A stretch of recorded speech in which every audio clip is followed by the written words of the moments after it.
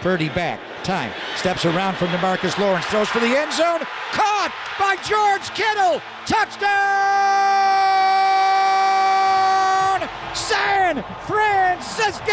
Boy, what a start, first drive for this offense. Here's an end around and a flea flicker, back to Brock Purdy, takes a shot, down the sideline to George Kittle, Kittle all the way to the end zone, touchdown, San Francisco!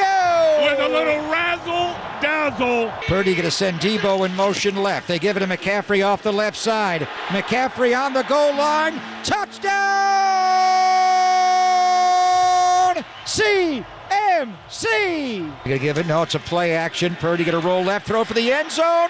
Caught by George Kittle. He has the hat trick tonight, a career high. 3 touchdown catches for George. Touchdown! San Francisco. Here's Purdy with a play action, going to roll right, throw, fullback, wide open, spider, 2 wide, banana, touchdown, Juice! Micah Parsons wants to peel that banana right now. He is mad. He is angry. Here's J.P. Mason sweeping left, cutback run, 10, 5, touchdown!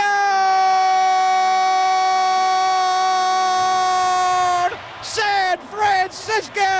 The closer, Jordan Mason. You're going to have to come up with some new touchdown celebration dances.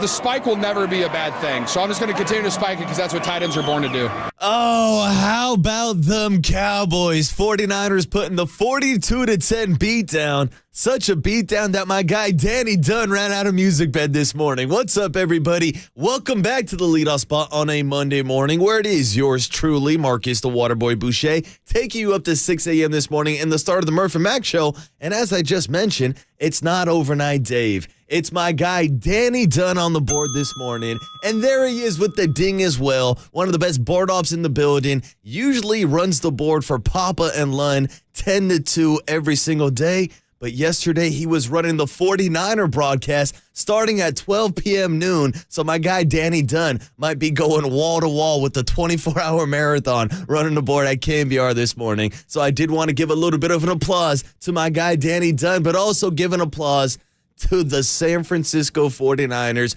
who put the beat down on Dallas last night, 42-0 down at Levi Stadium. And I was there. I was at the Vi, as my guy Paulie Mack likes to say, and I witnessed the whole entire thing. From the Dak Prescott 3 interceptions to George Kittle pulling off the hat trick, having 3 touchdowns himself, to the point in the fourth quarter where 49er fans started chanting, "We want Trey, we want Trey, we want Trey." And it got to the point where I think some Cowboys fans joined in on that chant as well, because Dak Prescott looked terrible. It's what we said after the 49ers beat the Cowboys in the playoffs last year. Kids, don't smoke Dak. Dak is whack. And yesterday, Dak was trash because he had all week long when he was crying at the podium saying how pissed off he was about last season's postseason elimination against the 49ers. Still probably pissed off about the year prior when they ran out of time at the end of the game. And I'm guessing this morning he's still a little pissed off after not having his best performance against the 49ers. Hell, it was worse than even last year when he threw 2 interceptions in the postseason.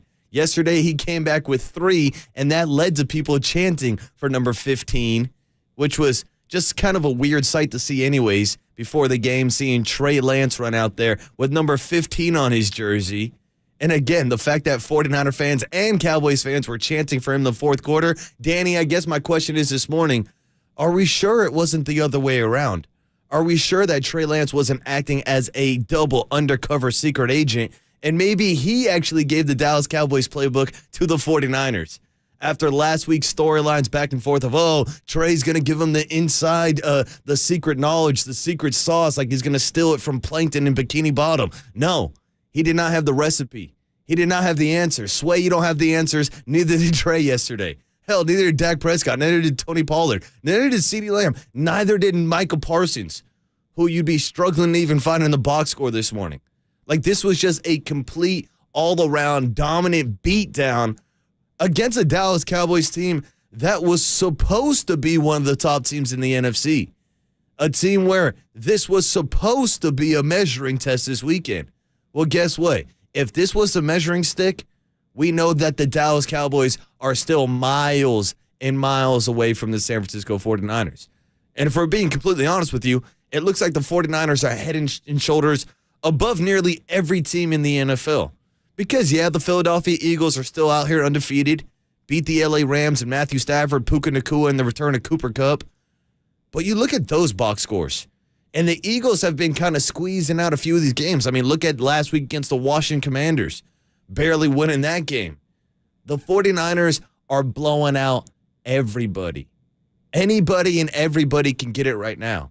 And that was one of the narratives leading into this week was, oh, the 49ers haven't played anybody yet. Look how easy their schedule is. First 4 games of the season, blah, blah, blah, blah, blah.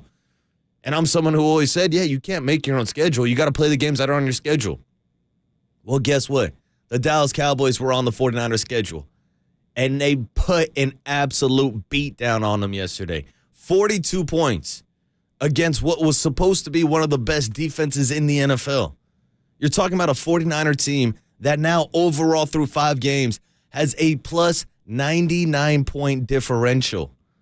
The Dallas Cowboys were one of the best point differential teams throughout the first quarter of the season. Remember when everybody was talking about the Cowboys being at the top of the power rankings? Yeah, that was real cute. Didn't last for too long, especially you got beat by the Arizona Cardinals. Now you had to face off against the Cardinals' big brother in the division, the 49ers, and they beat you down even worse than before. Worst loss, I think, of Dak Prescott's career. Mike McCarthy out here losing more games to the 49ers. I mean, this might be one of the biggest losses for the Cowboys in I don't know how long. Actually, they just popped it up on ESPN. 32-point loss is the team's largest since 2013. It's been a decade since they've lost this badly. That's the type of beatdown that the 49ers put on them yesterday at Levi Stadium. So maybe Jerry Jones is right all along, saying that the 49ers are the most likely team to win the Super Bowl because, man, oh, man, they look like it. We talked a lot this offseason about it being a 2-horse race in the NFC between the Eagles and the 49ers.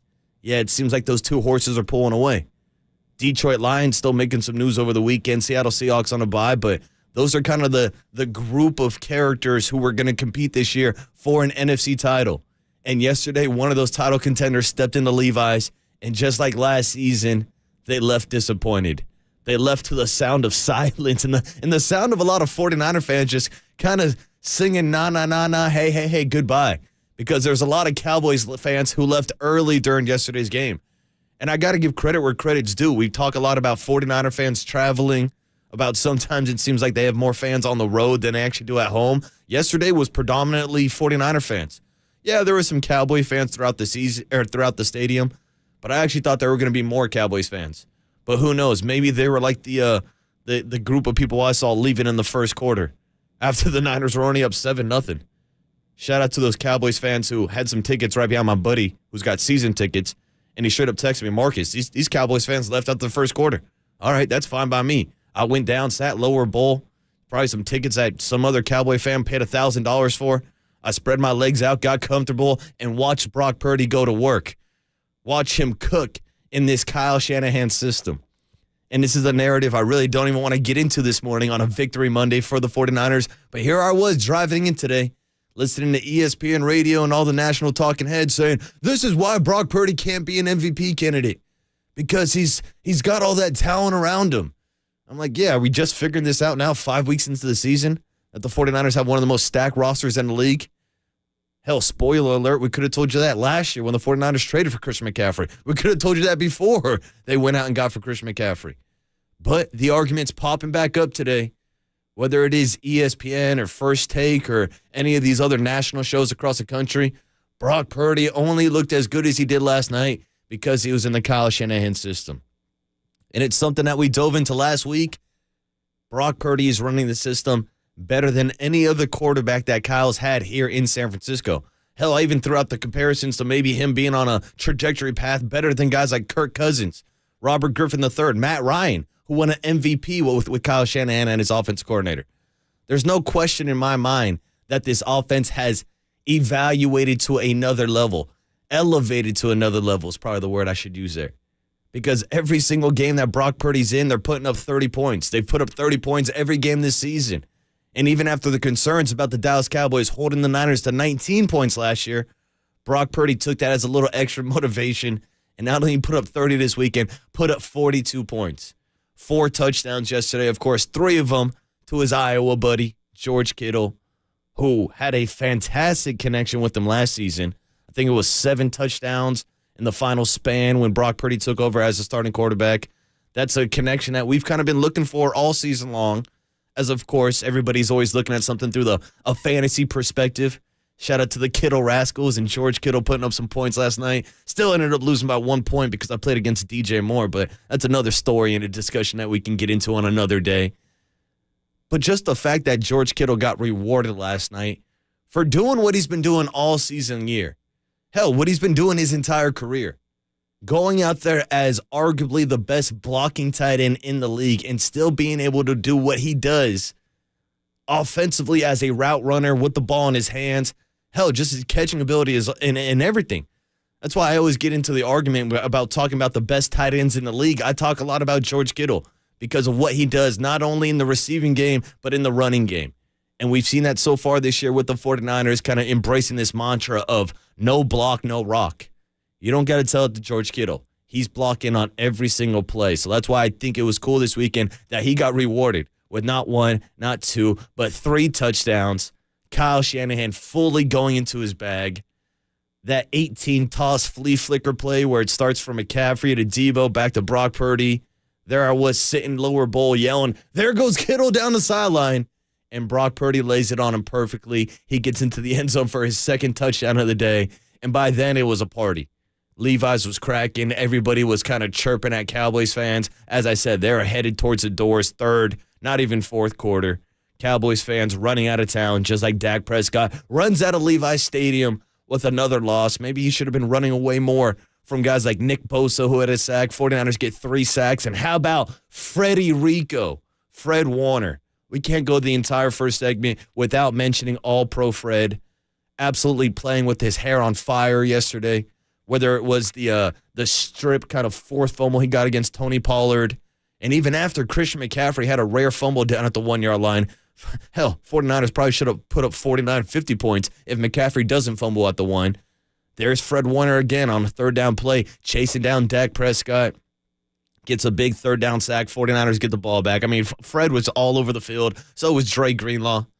Shout out to the 49er PR people that threw up the tweet from J.J. Watt mid-game saying, Fred Warner and Dre Greenlaw, the best linebacker duo in the league. I'm like, yeah, TJ, JJ, whatever JJ, whatever Watt you are. We've been talking about this topic for a while. But, hey, we'll talk about it today if you want to chime in on the Golden State Lumber and Building Material text line. Are Fred Warner and Dre Greenlaw the best linebacker core in the league? Hell, is George Kittle the best tight end in the league? And are the 49ers the best team in the league? Seems like that's really the only questions after 5 weeks of the season. They're 5-0, playing perfect football, and are absolutely dominating teams across the league. Dallas Cowboys are the latest team to be dominated. As we mentioned earlier, the Philadelphia Eagles still remain undefeated. They got the win against the Rams this weekend. Seattle Seahawks were on a bye, so they'll be back next week. And elsewhere in the NFC West, the Arizona Cardinals lost to the Cincinnati Bengals, where, Danny, I got to put my hand down this morning, give myself a little bit of a pat on the back, because Bobby Boucher was being questioned last Friday with some of my best bets.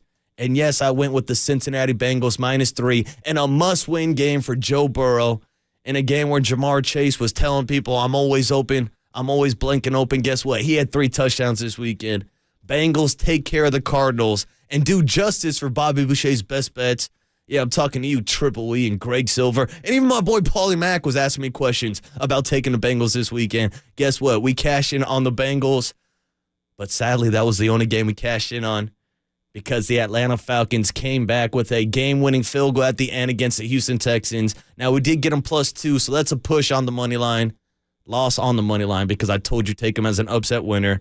And then we also lost on the Baltimore Ravens, who somehow ended up losing to Kenny Pickett and the Steelers, despite the fact that the Ravens had like 3 or 4 touchdowns they dropped. We're up 10-3 the entire game. Steelers get a blocked field goal. Hell, blocked my perfect parlay this weekend. I guess Texans blew it also. But we went 1-1-1 over the weekend. Not shabby, kind of treaded water a little bit. We're now 10-5-1 with our best bets. And hey, maybe those best bets will improve today with some Monday Night Football action between the Raiders and the Packers. We'll give you our breakdown for that game and also give you the injury update that Jimmy Garoppolo has cleared concussion protocol and is scheduled to play today against the Green Bay Packers. So we'll take a look at tonight's Monday night matchup to put a bow on Week 5 of the NFL season. But I want to continue to wrap up this 49er performance and get more inside details on George Kittle's hat trick, on Dak Prescott's 3 interceptions, and the misery and sadness of the Dallas Cowboys fans leaving Levi Stadium yesterday. I was there. If you're there, hit us up on the text line. 808 KNBR is a number. More 49er sound coming up for you on the other side. It's the Waterboy Marcus Boucher on a Monday morning on KNBR 104.5 FM and 680 AM, the sports leader. How about them Cowboys? Yeah!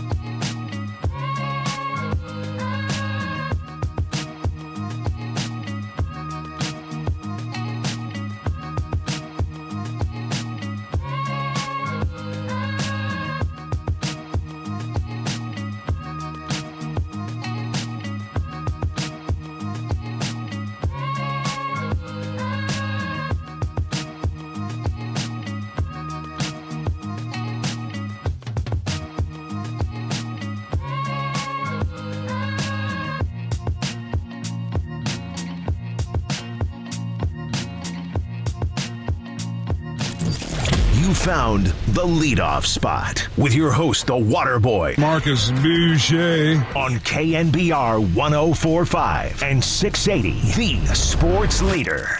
Here's a throw. Ball got tipped up in the air, intercepted by Fred Warner.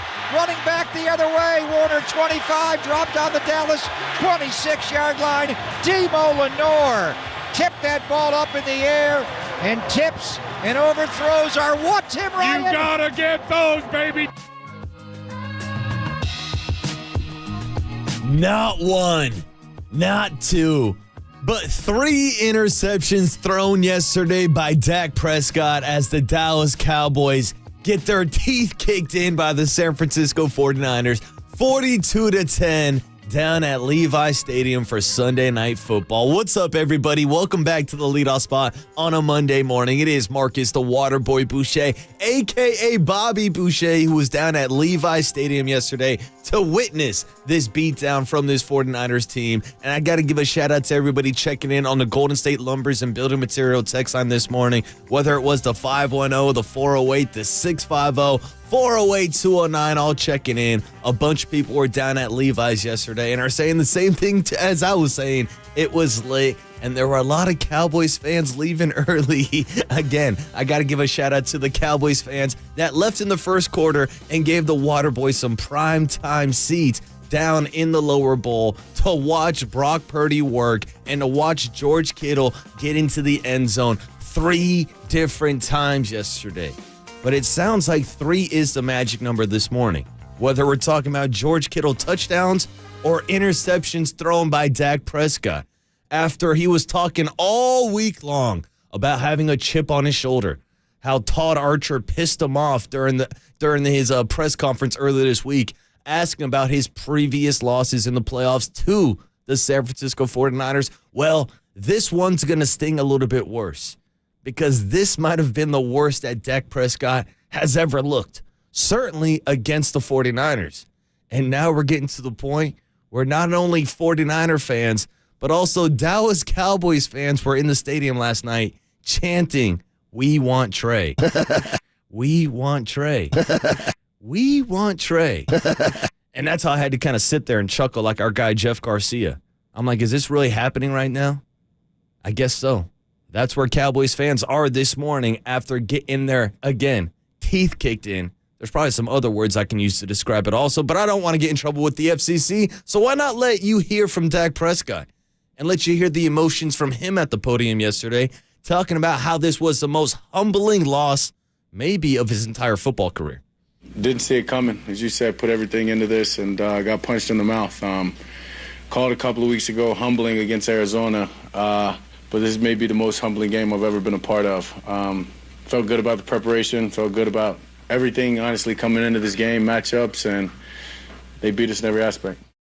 I mean, the 49ers hit him with a little Kendrick Lamar, sit down, be humble. And really, I don't know why the Dallas Cowboys wouldn't be humbled after their playoff loss last year, after the back-to-back playoff losses against the San Francisco 49ers. I guess that's why Jerry Jones was eating a little bit of the humble pie earlier this week, when he went on his weekly talk radio show out on 105.3 The Fan out in Dallas, talking about, oh, yeah, I think the 49ers are the most likely team to win the Super Bowl this year. Well, Jerry, you might be right. I just don't know if you'll be right about the whole, Niners got to beat the Cowboys twice to get there, because the way the Dallas defense is looking, it's not all that it was sold up to be. And this is after they only allowed 41 points in their first 4 games of the season. Last night, they allowed 42 in 1 game to the 49ers. Think about that for a second. In a year where everybody's talking about this historic Dallas defense, Micah Parsons is the front runner to win the MVP. Guess what? Micah Parsons did not make an impact on that game last night. Had 1 or 2 tackles. Cowboys really only had 1 sack, and it's when they bring Curse on a blitz. That front 7 really didn't provide too much pressure. So we got to give our tip of the hat this morning to guys like Trent Williams, Aaron Banks, who actually left yesterday's game with a bit of a bicep injury. That's going to be something to pay attention to moving forward. But also guys like Brundle up the middle, Spencer Burford, Colton McKivitz, who we all had circled on our matchup board this week going into this weekend's game. But honestly, we maybe should be giving more credit to the guy that caught 3 touchdown passes because of the blocking that he did on Micah Parsons also. And that's George Kittle, the man that I've argued 1,000 times is the best all-around tight end in the league, not just a fantasy football tight end, because of what he's able to do in between the trenches, because of his willingness to get dirty, and how much he actually loves blocking. Well, last night, he loved blocking Micah Parsons. I'm sure he loved getting into the end zone 3 times. But anytime you ask George Kittle, it just sounds like he has fun and loves playing the game, whether he's playing rock, paper, scissors with the sky cam, or even last night in the 4th quarter, when he noticed that he was on the Jumbotron and started hyping up the crowd a little bit. George Kittle just loves football. He loves to play it violently. That's why we have the sound drop on our board. Run it again! Run it again! If you ask George Kittle, he doesn't need the ball. Just let him block. The guy absolutely loves his job, and last night he was loving the win against the Dallas Cowboys. Check out this soundbite from George Kittle talking about the all-around team effort and how the 49ers were the more violent team last night. I think Dallas is a fantastic football team. They really are. They have athletes all over the football field. They can make plays. I mean, they're one of I think their first touchdown, that deep shot, was a hell of a catch by the wide receiver. Wonderful ball by Dak. It's just the thing about in our offense and defense especially is we're just a very violent football team, and the hits just kind of add up after a while, whether, whoever's, dealing on, whether it's Trent Williams on a block or Fred and Dre on a pass play, or our safeties coming down, like those things build up after a while, and that's how our training camp, that's how our kind of how our OTAs is, that's how our training camp is. Like, we're a violent physical football team, and that's just the standard of the 49ers. And, I still go back last year, my favorite statistic ever is every team that played us lost the next week. And, that's our goal is, you have to get up for us, and that's just kind of how we play regardless. And sometimes it works, sometimes it doesn't work, but we're going to be as violent as we can every single game. That's the standard of the San Francisco 49er. Violence. I absolutely love it. We talk a lot all the time about Nick Bosa, Talanoa Hufanga, Fred Warner, Rico going sideline to sideline. Look at this offensive philosophy, the no block, no rock mantra. Whether it's guys like Brandon Ayuk, Jawan Jennings blocking on the outside, Deebo Samuel, we know how physical he likes to play. Trent Williams, Kyle Shanahan will draw plays to put him in motion as a left tackle. Could you imagine being a defensive lineman and you see Trent Williams, the silverback gorilla, just running full sprint on you with some pull motion? That's frightening as hell. That is violent. That's even when I talk about guys like Christian McCaffrey. When I was down working the sideline last year in Vegas, when I was out in Vegas this year in Henderson for all the joint practices, it's the way that I describe Christian McCaffrey's running style. Silent violence. His feet are so quick, but he's also so ferocious with the cuts that he makes. Shout out to Paulie Mack saying that it sounds like a 90s punk band, Silent Violence. That's Christian McCaffrey in my opinion. And yesterday wasn't even the biggest day from CMC. 19 carries, 51 yards, only averaged 2.7 yards per carry. Did have that fumble down at the 1-yard line. But he did also get into the end zone for his now 14th straight game with the touchdown. CMC continues to score. Probably should have had more than one yesterday. But overall, it was a complete effort. Whether it's Jordan Mason coming in that fourth quarter, ripping off that big 26-yard touchdown run, he had 10 carries for 69 yards. Or if it's the ball placement from Brock Purdy, as he completed 17 of 24 passes yesterday, 252 yards and 4 touchdowns. George Kittle was your leading receiver. Brandon Ayuk right behind him, 4 catches, 58 yards. Deebo 3 for 55. McCaffrey a couple out of the back of the end zone. Out of the backfield. And Kyle Juszczyk out of the backfield got into the end zone also. 49ers really spreading the ball out and playing a complete game. And here was Kyle Shanahan at the podium saying that he really hasn't felt like the 49ers have played a complete game until yesterday's win over the Cowboys. Yeah, definitely. I think, our defense has been unbelievable here for a while, and they've been unbelievable so far this year, but our guys definitely haven't been satisfied. They feel like we can get a lot better. Feel like we're going to get better throughout the year, too, but today was pretty darn good. Felt the offense felt similar. We had a real good week last week, but we felt our whole team hadn't played a complete game yet, and it looked like that today. And that was kind of the questions that I was asking after the game. It's like, can this team get better? And the answer is probably yeah. We haven't had a game where you see the full effect of a Christian McCaffrey, Deebo Samuel, George Kittle, Brandon Ayuk. And who knows if we are going to get that kind of game because there's so many mouths to feed. But that's the thing. Even yesterday with the Dallas Cowboys and their plan to, quote-unquote, swarm Christian McCaffrey yesterday really didn't work. And at that point, pick your poison, because if you are going to focus so much on Christian McCaffrey, guess what? Then you're going to have George Kittle open for 3 touchdowns. Then you're going to have Brandon Ayuk out of the middle. Then you're going to have Deebo Samuel lining up as a backup running back, getting some carries also. Like, there's just so many mouths to feed and so many talented mouths. That's why I love the fact that a guy like George Kittle never sits there and bitches and complains about getting the football. No. If he gets it, he's fine. And if not, guess what? He'll be out there blocking for the rest of his teammates. Here was George Kittle on that same topic as Kyle Shanahan, talking about how this truly was an all-around performance from everybody on this 49er roster. I think that's one of our best team performances. on Sunday Night Football, it's my favorite night to play because everybody's watching. There's a ton of football just played, and everybody's sitting at home with their friends and family, either celebrating or, mourning, but they're still watching that game. And for us to go out like that, and you talk about our defense. Fred Warner played a hell of a game tonight. Interception, forced fumble, bunch of tackles. Our whole D-line was fantastic. And then you look at our special teams. Wisnowski just can't not punt it great. He's been fantastic. All those punts inside the 10, inside the 5. It's really difficult as an offense to do that, especially when you're coming out of the end zone. Our crowd's really loud. George Odom's fantastic. He had all those tackles on special teams. He really sets the tone, gets the crowd going. And then every time you put the ball in one of our skill positions' hands, they have an opportunity to score a touchdown. So we have a really good team. We're healthy, and we're clicking right now. I don't even know why I'm doing a show this morning, Danny. We could have just played that sound from George Kittle. He broke it down perfectly. From the offense to the defense to the special teams, even though I could have used a Jake Moody field goal. That would have given me a win in our KNBR Fantasy League. But hey, beggars can't be choosers. 49ers put up 42 points. What did Moody kick? 6 extra points yesterday for the 6 touchdowns that the 49ers scored? Truly, it's one of the best offenses in the league. We all know how good Kyle Shanahan's system has always been, and now Brock Purdy is performing better than anybody ever has in this system in San Francisco. Again, I can't believe we're still even doing this narrative of a system quarterback. I like how the conversation's changed from being a game manager to now being a system quarterback. Seems like system quarterback isn't as disrespectful as the whole game manager argument, but whatever. I told you guys this before. This is the system. Guess what? I can tell you about all the girls who are married, and I could be like, I can get that girl's phone number if she wasn't married. Guess what? She's married. Guess what? Brock Purdy is married to Kyle Shanahan. This is the system. He went on the dating shows. He tried out the hot shot Jimmy Garoppolo. He tried having a young fling with Trey Lance. Now he's found the perfect quarterback. Now he's got the Cinderella shoe that fits. It's Mr. Irrelevant. It's the man that's playing in the system at the highest level that this 49ers offense has competed in the Kyle Shanahan era. And here is the perfect fit himself, the Mr. quote-unquote system quarterback, Brock Purdy, talking about the confidence in this offense and how with all these weapons, teams have a really, really difficult decision on who they want to try to slow down. Man, I don't know if I've ever felt, like feeling this good just with the offense and everything as a whole. I can't really think of a time. There's some good games, he played back-to-back games in college.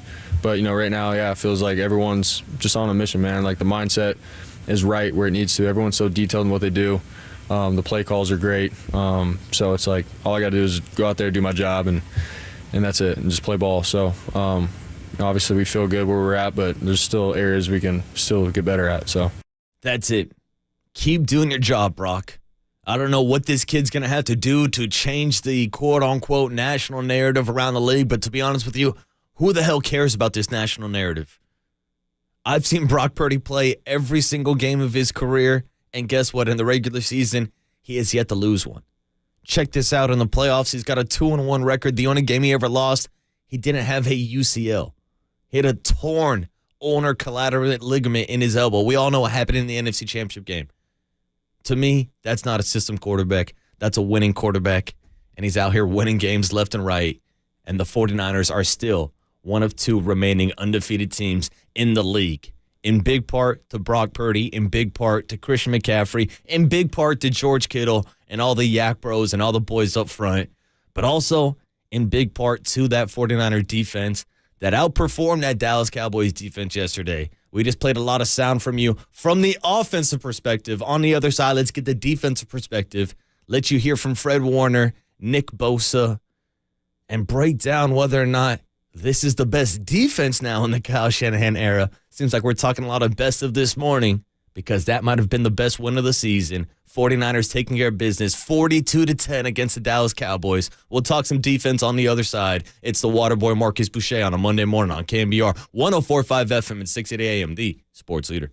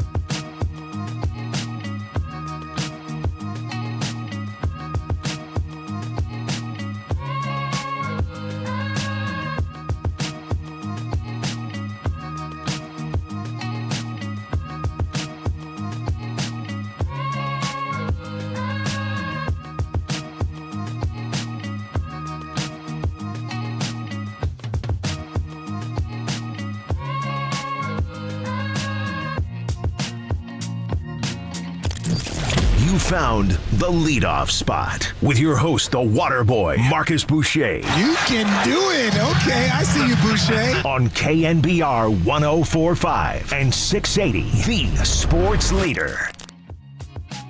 You gotta learn how to take a punch. We got punched in the face tonight, and that's just reality of it. I'm not shying from. We got beat up in all phases. I mean, and that's just the reality of it. So the psych, it can't really drop because I think I understand. Like I said, no champion hasn't been battle tested. Sometimes you get knocked down. Sometimes you lose a couple rounds. Sometimes you lose a fight. But it's about how you return after. How do you face adversity? How do you get better? How do you not let this control you? That's the thing. I get tomorrow. The voice of Micah Parsons after the Dallas Cowboys got punched in the mouth. Hell, more than punched just one time. I think the 49ers threw a couple combos.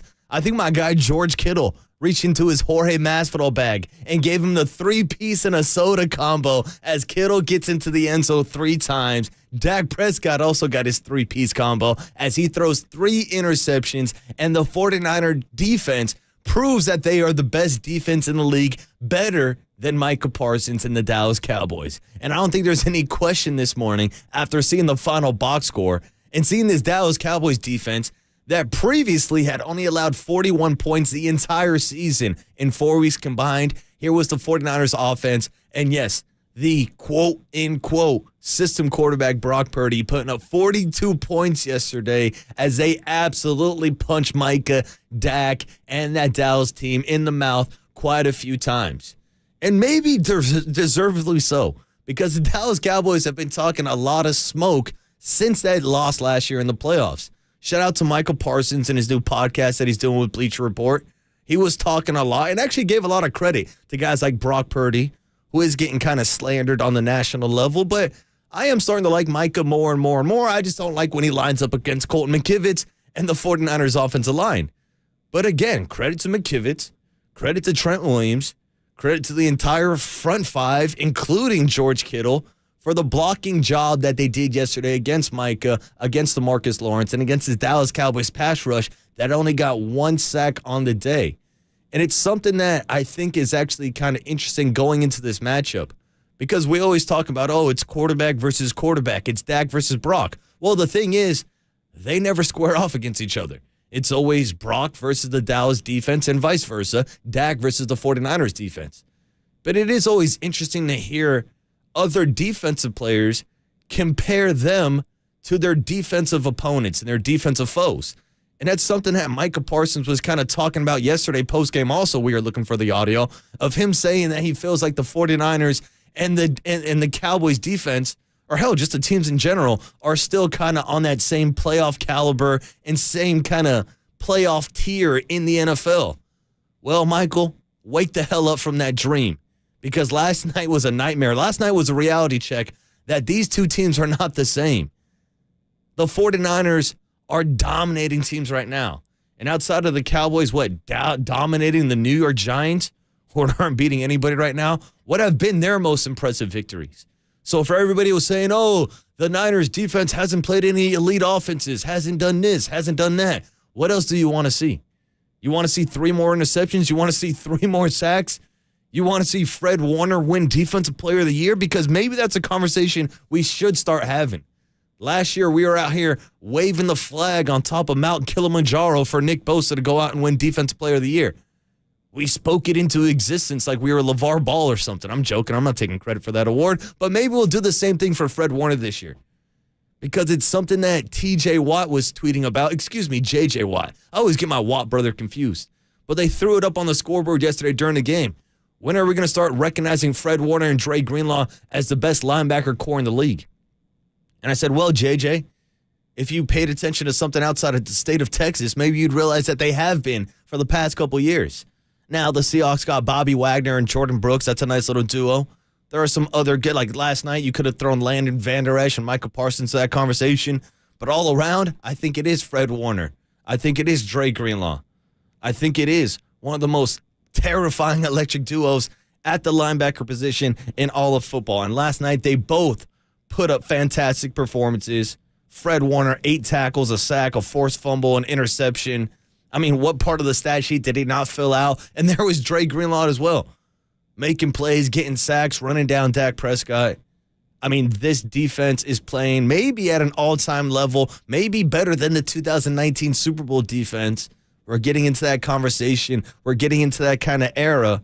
And why not just look at the performance last night as a great example? Here's the man we're talking about, Fred Warner, talking about the overall performance of this defense and how last night he wanted to prove a point to Micah Parsons, to the Dallas Cowboys, to the national media paying attention to Sunday Night Football, that the 49ers are the best defense in all of football.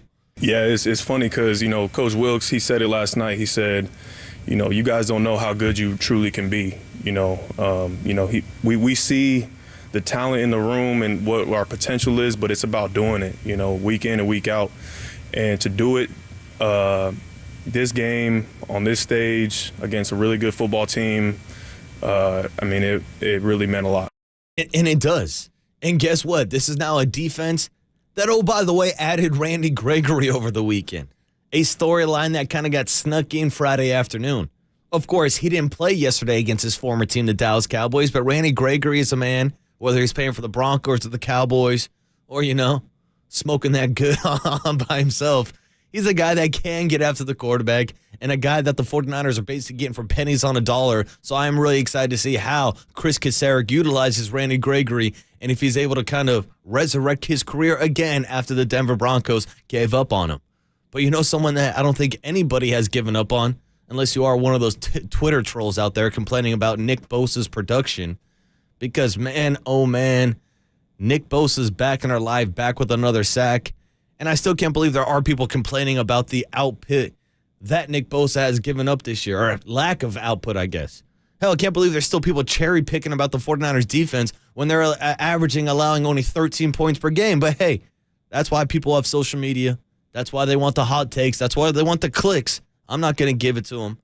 But I will give you the clicks and hot takes that maybe the 49ers have 2 or 3 of the best defensive players in the league, whether it is Nick Bosa, whether it is Fred Warner, whether you want to throw in Javon Hargrave, the Hargrave digger, or maybe even Talanoa Hufanga. I think he's going to be in that conversation soon. But right now it seems like Fred Warner is playing as the best linebacker in football. It's something that Greg Cosell has told us multiple times on the Murph and Max show.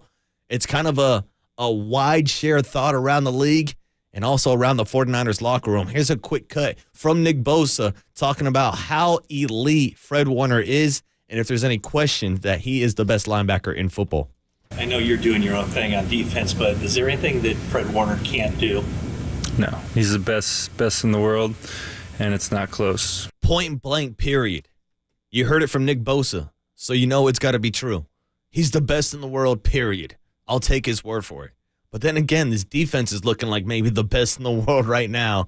Absolutely dominant efforts week in and week out. Here is Nick Bosa talking about the lack of weaknesses on this 49ers team and how yesterday was another complete dominant effort. I think just the way we've built this team, we've had aspects since we've been here where we haven't been as strong. And the way John and Kyle have built the team with offensively, they could attack in any way. You got Ayuk who could go deep. You got Debo. You got Christian. You got George.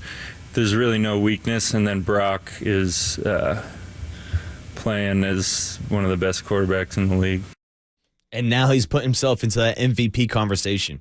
Something I think nobody was thinking about a year and a half, 2 years ago. Brock Purdy playing MVP-type ball. Nick Bosa not quite playing at that Defensive Player of the Year voting. I checked down at the text line this morning, the Golden State Lumber and Building Material text line, and there it is from the 408. Nick Bosa stinks. 1.5 sack. I got a feeling I know who that is. He's also a TJ Watt fan. Yeah. How'd your Steelers do this weekend? Oh, they beat the Ravens. Good for them. But also blew up one of my Bobby Boucher's best bets, Danny. 1-1-1 over the weekend. We had some winners, had some losers. But you know who was a winner last night? The San Francisco 49ers taking care of business again, beating the Dallas Cowboys. I don't know how many games in a row it is now. 3, 4, 5, I don't know. Bang, baby! I know they won 5 to start the season, and that's the last piece of sound that we will play for you this morning from Kyle Shanahan about this 5-0 start and if it really matters in the long run when you are focused on getting that next Lombardi trophy. I mean, it sounds awesome when you say all that stuff, but absolutely nothing. If we would have lost this game, we would have been 4-1, and now we're 5-0.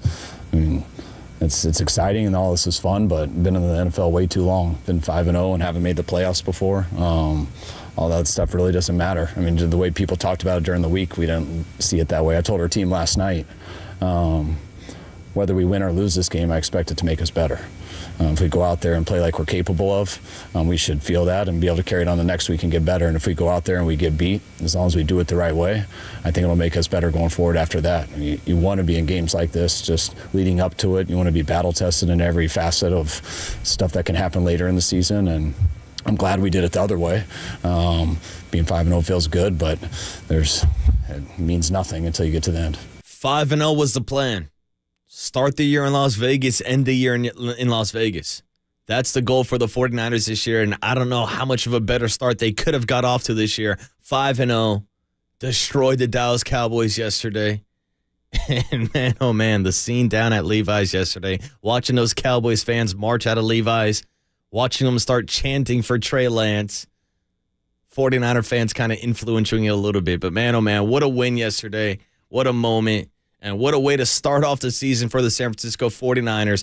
5-0 to start the year. Next week, week 6, out in Cleveland, taking on the Guardians. Not the Guardians, that's the baseball team. They're taking on the Cleveland Browns. Shout out to the baseball teams over this weekend. Danny, it's a 49er Victory Monday, so we didn't get a chance to say, hey, Kershaw, blank the Dodgers.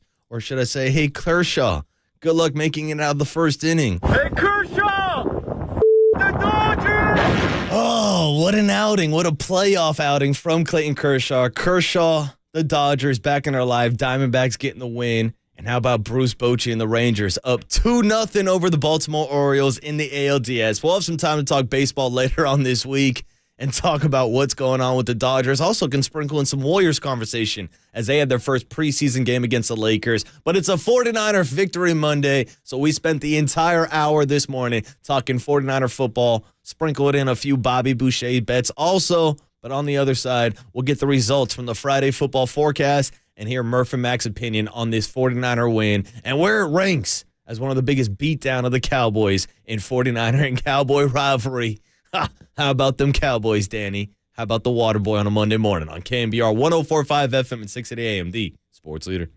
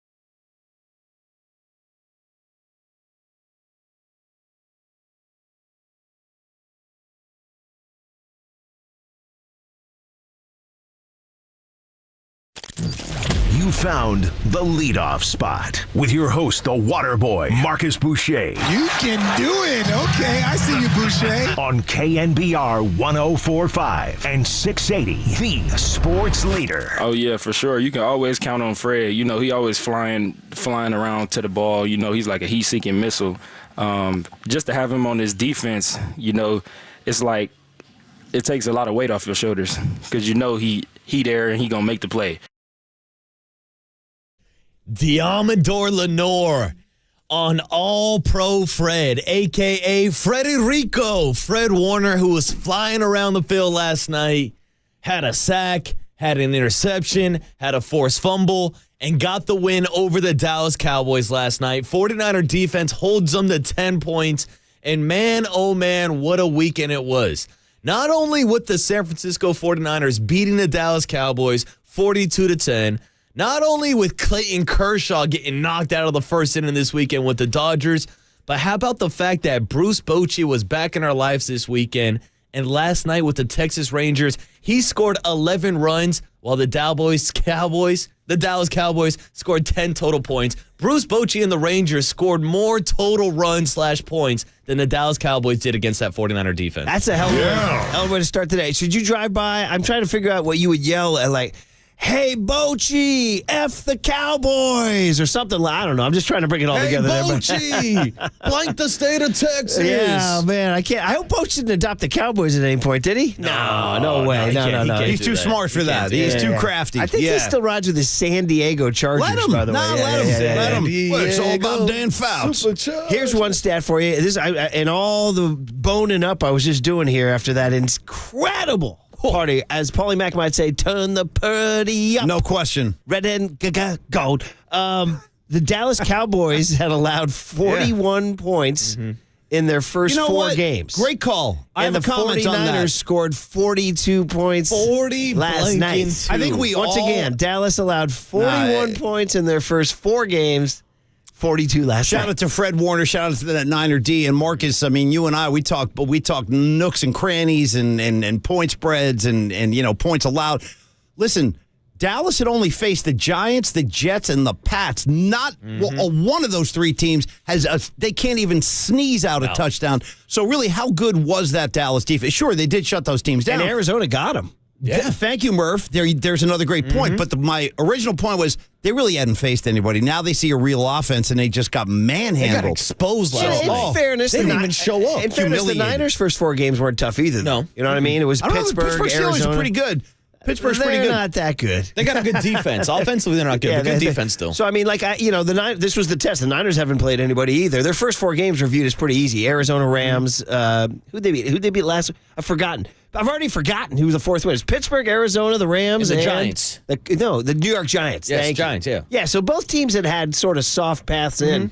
But man, oh man. But boys, I'll tell you this. If yesterday's game was a measuring stick game, the Dallas Cowboys are miles and miles away from this 49er roster. Well, you said that, and I mean, I don't know how my brain works, but he's talking measuring sticks. I'm thinking the Niners are looking like Tommy Lee. Well, you know what I mean? To just build on that, I was thinking the Niners were in the supermarket. The Cowboys came over and said, "Oh, that's nice," and then the Niners turned over and go, "Mine's bigger." Yes, that's correct. My cucumber. My measuring stick. My measuring stick. Yeah. There was Kyle Shanahan looked at Mike McCarthy and said, cucumber. He said, "Hey, check out my Brock." They said, well, mine's bigger. Big measuring stick Brock. That's what you're saying there. Yeah. By the way, I gotta say, how bonkers is it that Papa came on and said 42-10? I'm right all along, John. Unbelievable line from Marcus. I tell Marcus in the break room when I walked in this morning, I'm like, did Papa say 42-10? And Marcus hit me with, I'm from the future, Murph. Yes. I'm the all-seeing Papa. Back to the Future with Greg Papa. I don't know why you even bother watching these games. 42-10, John. Hey, shut up, Papa. Eerie, dude. Everybody got a piece. No, it was great. It was like a homecoming of Niner goodness last night with all the alum on hand and Dallas just walking away. Utterly humiliated. Biggest Niner win over the Cowboys ever. Just for your head. Well, they had the 45 to what was it? 45 to 14 does not count. That's 31. Wow. This was 32. Man. This is a profound biggest beating. Niner win over the Cowboys ever. I mean, talk about a statement. I mean, boys, it got embarrassing. It got to the point in the 4th quarter where not only Niner fans but also Dallas Cowboys fans were joining in chant in unison saying, "We want Trey. Poor Trey. We want Trey." I know that. Is that like now Trey. He's a punchline, dude? Man, it was weird seeing him in number 15 with that Dallas Cowboys helmet on. I gotta say, he was never like. It's not like the guy was an immortal. He wasn't wasn't like John Brody or Charlie Kruger. Murph is out here saying that Carrot Top's going to be coming out with his suitcase in Vegas. He's going to open it up, and there's going to be Trey Lance. He's going to get out. I gotta say, even though he was only here for a half a second, it was still weird seeing him in that Cowboy. And the heartfelt embrace with Brock before the game, like the coming together. You know what Brock said when he hugged him, too? He said, I'm about to go drop an ass whooping on all Sorry about right this. now. Yeah, Brock's like, I'm sorry. Brock actually said, yeah, Trey, thanks for actually giving us the Dallas Cowboys playbook. Yeah, right? Yeah. The reverse. What a Once narrative again, the that Brady was. Bunch rears its beautiful head. So. Trey Lance was a secret double agent. We'll talk all about it and today. there he is on the. I gotta tell you, I actually feel bad. You won't see him no more. Guy's a humanitarian of the year, and he's out there just getting his. I got Skip Bayless throwing his jersey in the trash. I want to remind you, though. I want to remind you when he was awarded NFL Man of the Year. Let's not forget. The Philly crowd booed him. Of course. They booed him. Of course they did. Plenty of boos last night at Levi Stadium. We'll talk all about the win all morning long. 49ers with the beatdown, 42-10 over the Dallas Cowboys. And you are listening to KNBR, AM and FM in San Francisco, the sports leader at Cumulus Media Station. And the Murph and Mac Show on a Victory Monday starts right now. Hey, Kershaw! The Dodgers!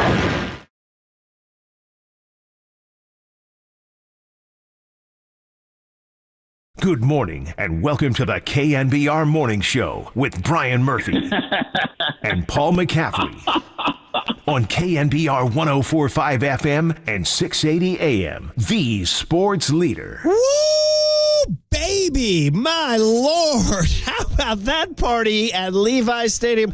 As the great Tim Ryan likes to say, we're going to have a party with Lombardi. Well, how about just a party on an October night down at Levi Stadium? Yeah, if you missed it, I'm sure you didn't. And we're about to put the winning stamp on it as Waterboy makes his commute from our studio to behind the glass. Hell of a commute, by the way. 49ers 42, Cowboys 10. I mean, break out all the lines. How about them Niners? How about Jerry Jones? How about Jed York? I saw a picture of Jed talking to Jerry on the field before the game. Oh, yeah? I wonder if Jerry was like, man, you're Jed. You're Jed York. Have you seen my Jed yacht? Blank in You know York. what I mean? So, dude, Dak throws 3 interceptions. Brock Purdy yet to throw a pick this season. Unbelievable, man. This guy. George Kittle, not 1, not 2, 3, no tight end has done that since Vernon Davis in 2009. That's right. Good stat. I know there were so many stats last night. I mean, what stat do you want? Well, how about Fred Warner, too, with the punch out, the interception, the sack. I actually didn't even see his total tackle numbers on the night, but I'm sure it was probably led the team. He was all over the field. The Niner and Greenlaw. Niner linebacker to have that trifecta of forced fumble, pick, and sack since Navarro Bowman 10 years ago, buddy. Beautiful comparison. So we're going decades deep here, man. I love it. Incredible. I mean, how was the Paul? I mean, what were you doing? Were you whooping? Were you hollering? Were you laughing your It was off? just, all of the above. Were you it was nibbling euphoric. gummies? Yeah. Were you smoking? Were you drinking? It was pretty actually, I did a lot of that on Saturday, so much so that I had to kind of calm things down yesterday. So it was pretty much just me in the ball game. I was recuperating. Had a big night with my buddy Brian Connors on Saturday. Nice. Yeah. So anyway, I felt great the entire night, and I think this really shows the NFL, not just the NFC, but the NFL, that the Niners might be right now at this moment the most formidable club out there, and that goes for the AFC too. I mean, you look at the Chiefs, for example, the darling of the NFL. They barely got by the Jets. And they're getting calls late, too, bro, by the way. Here's the deal. Call down the if they're stretch. not winning in the fourth quarter, wait for the flags. They're coming. They're coming. Yes. Now, they might get the official escort by the NFL into the Super Bowl. One of the Chiefs players took his helmet off in the end zone yesterday, which is an automatic 15. No, not with the Chiefs. No, that's we're going to look the other way on that. So, but anyway, my point is, they had their hands full with the Vikings. They barely beat the Jets. So how good really are they? And if it did come down to a Niners-Chiefs situation, I don't see their defense stopping this 49er offense. This offense, I mean, Murph, it's as good as an offense as I've seen. It's really 3 solid. reactions. 1, you're 100% right. 2, there is that team in green that, by the way, did you check out some of that Rams-Eagles on Sunday? I did. How about that Eagle fan? I mean, we called it, but still, it was hilarious. Dude, the Rams should be I don't know what to say about the Rams. I mean, should they just play 16 road games? Should they just play, rather than suffer the humiliation of having 8 home games? Totally humiliating. I mean, and there's something about that eagle green. Yeah, too, it pops. You know what I mean? It really pops. Yeah, it is. You're right. It's and it was coming through green. that, like the sunlight the of the sun shining. Yeah. Boom. There's some more Eagle fans. As so you anyway, can hear so them, the Eagles are out there. Yeah. And Schmitty sent me a text just simply saying 5-0. Yeah, well, good. I wrote back a text saying, see you December 3rd. You're damn right. All right. Oh, yeah. And then I'm not trying to be that guy at all. Believe me, I'm not. I'm just. Which guy? That guy. I don't want to be that guy. Which guy? There's a bunch of guys. Say my only concern right now is Don't peak too soon, Niners. Save some for the last half of the season. Because right now they're playing like championship football, but it's October 9. I'm like, I want to be playing championship football on February 9 too, you know? So again, I'm not trying to be that guy. Well, I'm just amazing? like scraping for like trying to keep my edge, Paulie, trying to keep my edge. I think they have a built-in edge based on how their season ended last year. I really do. And how the season ended previous to that. They've had heartbreaking consecutive years, so I don't think they're going to lose that edge. I think this is a very focused team. And how about this, too? One more thing, Murph. Yeah. Shanahan, kind of speaking to your point about peaking too early after the game, Shanahan goes, listen, this team can still get a lot better. Like, he was unhappy with their first half last night. Thought they should have 30 points on the board. He's probably right. Actually, he's probably we'll get into it during the show. But there was a point in that game when it was 14-7. I thought the Niners had dominated the game, entire and it was game. 14-7. Yeah, it was like, this is weird. Now, thankfully, justice prevailed, 42-10. Justice. But I mean, it was weird. I was like, the Niners. I agree with Kyle. I mean, you don't usually say that. Woulda, coulda, shoulda. You know, if the Queen had cojones, she'd be king. That whole deal. But I honestly thought they should have been up 21-0 or 28-0. You know, instead it was 14-7. The CMC fumble on the 1 yard line. Like, what was that? That was kooky. Very unusual. You don't see that very often. That said, and this gets back to, I'm talking about not peaking too soon and keeping your edge. Yeah. This gets back to what we've talked about now the last week or two, which is this team reminds us of the greatest 49er teams we've ever seen. It does. I know. And those teams kept their edge. That's right. So and that's why that's the standard. The 84 Niners, the 89 Niners, you know, and the 94 Niners. Yeah, man. You know and this team has those built-in wounds that, like, I don't think it's going to allow them to get complacent. Again, like, they know they're on a mission. They know what Philly's doing, and they know what home field is going to mean. That's why I just don't see this team letting up. The two teams I mentioned there, 84 Niners, wound, carrying the wound from 83, right? Very much. Brutal Great 83. call. Great call. 94 Niners, carrying the open heart wound surgery. Yeah, no, just So, you know, there's some history here. Yeah, no question. Carry a wound with you, buddy. Yeah. So we got to put the stamp on it, baby. Make it official. Marcus, let's go, baby. I got my man Steve Wilkes. I laughed when they showed him in the booth. I was thinking about when you said, is it okay if you call him Silk Wilkes? Yeah, because I'd like to call him Silk Wilkes. Yes. Thank you, man. We got Silk Wilkes calling Roger Goodell. Yeah. Goodell's going, wait a minute, I set this up to be Sunday night entertainment. It was supposed to be entertainment for me. Yeah. We said it was. You overpaid mannequin. Put it in the books. San Francisco 49ers 42, Dallas Cowboys 10.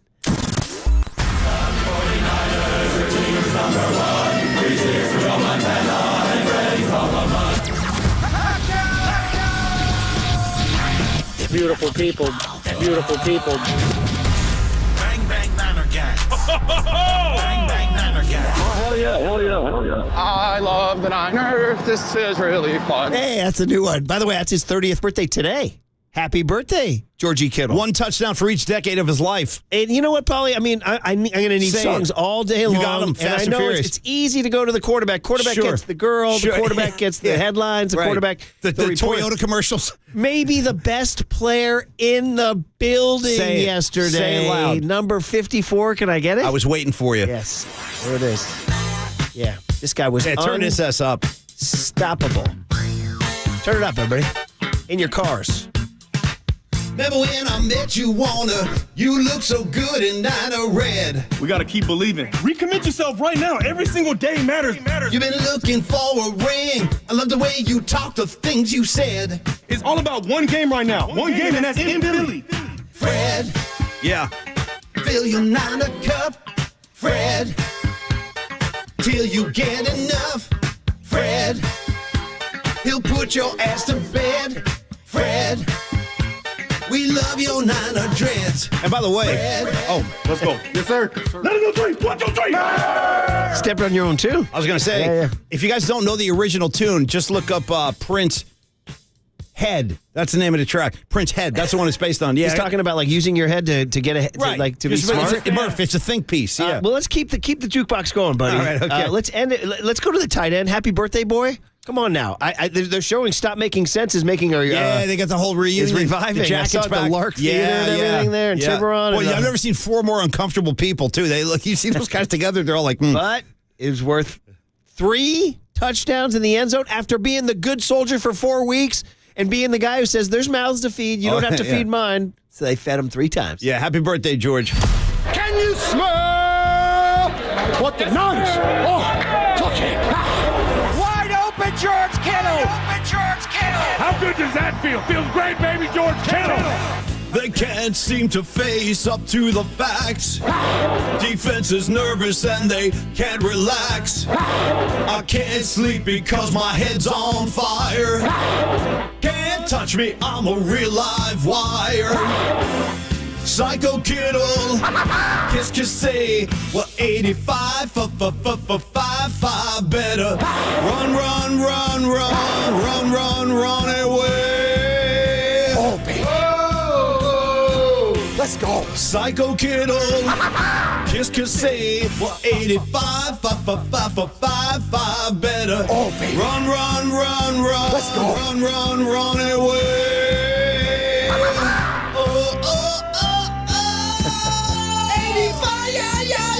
Hey, listen, you know what's incredible is that for a guy who's really skeptical of the Rhode Island School of Design You know what art I'm saying? boys that Take are it. Talking Heads. Rhode Island School of Design. You have gone, ironically, both tight ends that have dominated our tenure That as a is show a hell of a have thing. been Talking Head songs. Because people don't know, the last tight end to catch 3 touchdowns, Vernon Davis, was paid tribute by Paulie Mack as David Vince. Vernon to the house. Vernon down the house. Vernon to the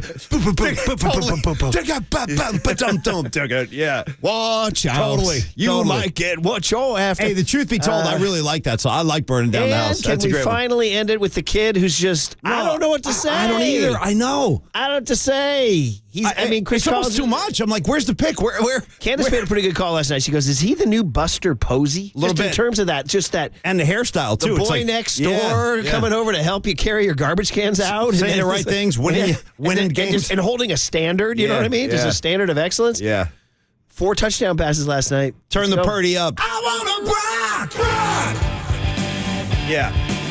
I wanna rock. I want to rock. Turn the party up. I waited for so long so I can see the red and gold. So let's go. Red and gold.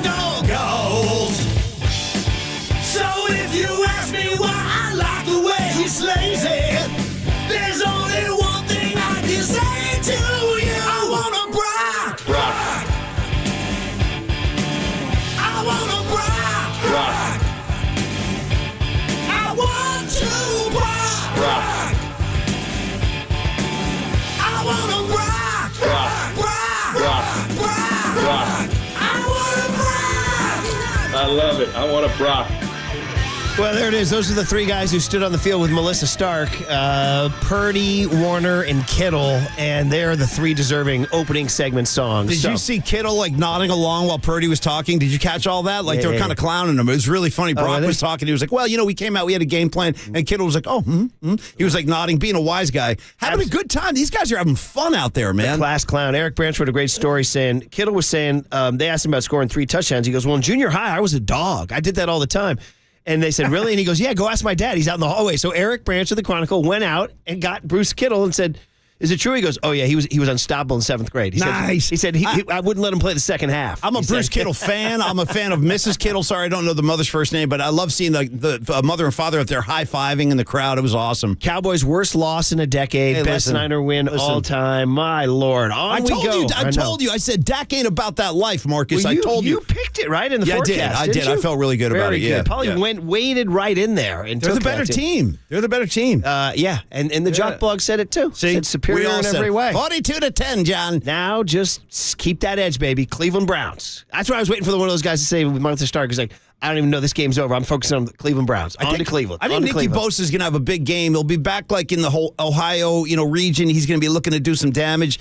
I have a good feeling about Nicky next week. First, we marinate in this one and get the guest list from Marcus on the other side. It's the Murph and Mac Show on Victory Monday. 49ers 42, Cowboys 10 on KNBR 104.5 and 680, the Sports Leader. Menlo Park, shout out to you for supporting KNBR. Menlo Park's Sports Leader.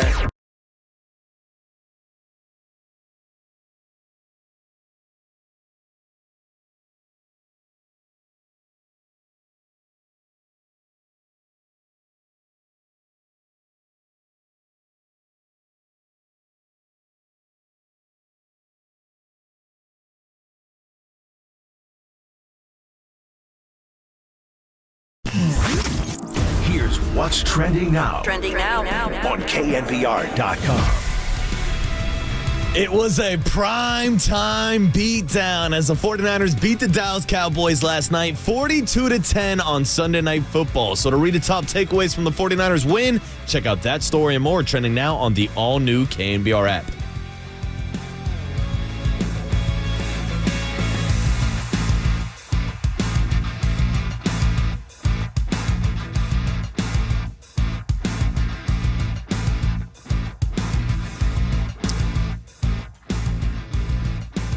All right, everybody, Paulie Mack saying, hope you had a great weekend. I know we all had fun last night, but let's talk about a little bit of loan pronto assistance in your life if you're looking for some extra cash. Listen, I think we all are, right? We all have debts to pay off. Bills are always stacking up. It's tough. I get it. It is. It's tough. But here comes Loan Pronto. They've got an amazing program that can get you cash out of your home in as fast as 5 days. And in the meantime, leave your 3% mortgage intact, which is also huge. Loan Pronto can pull $50, $100, all the way up to $200,000 out of your record high home value. That's money, obviously, you can use, as I was saying, to pay off credit cards, pay college tuitions, whatever you might have in front of you. They're insane rates of 25%. Yeah, that's pretty solid. You can also use the money for home improvements, solar panels, whatever you're looking for. The fact is, rates are too high to move into a new home for a lot of people right now, but you can still use your existing equity by converting it into cash thanks to Loan Pronto and their Express Equity line of credit. Give them a shout, have a conversation, see what they can do for you. It's 415-808-5721, loanpronto.com. Also, for more information, 415-808-5721, Equal Housing Lender, NMLS 1661781, subject to lender approval.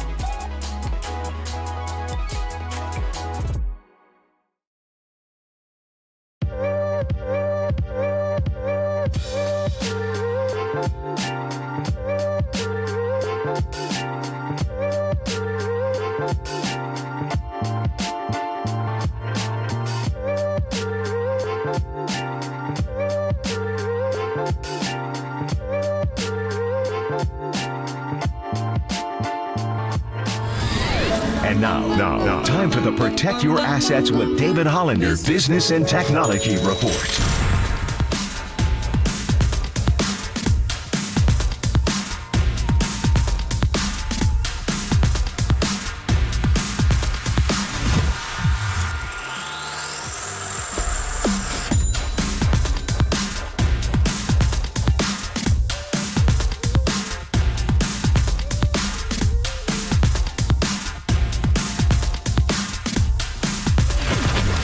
This has been the Protect Your Assets with David Hollander Business and Technology Report.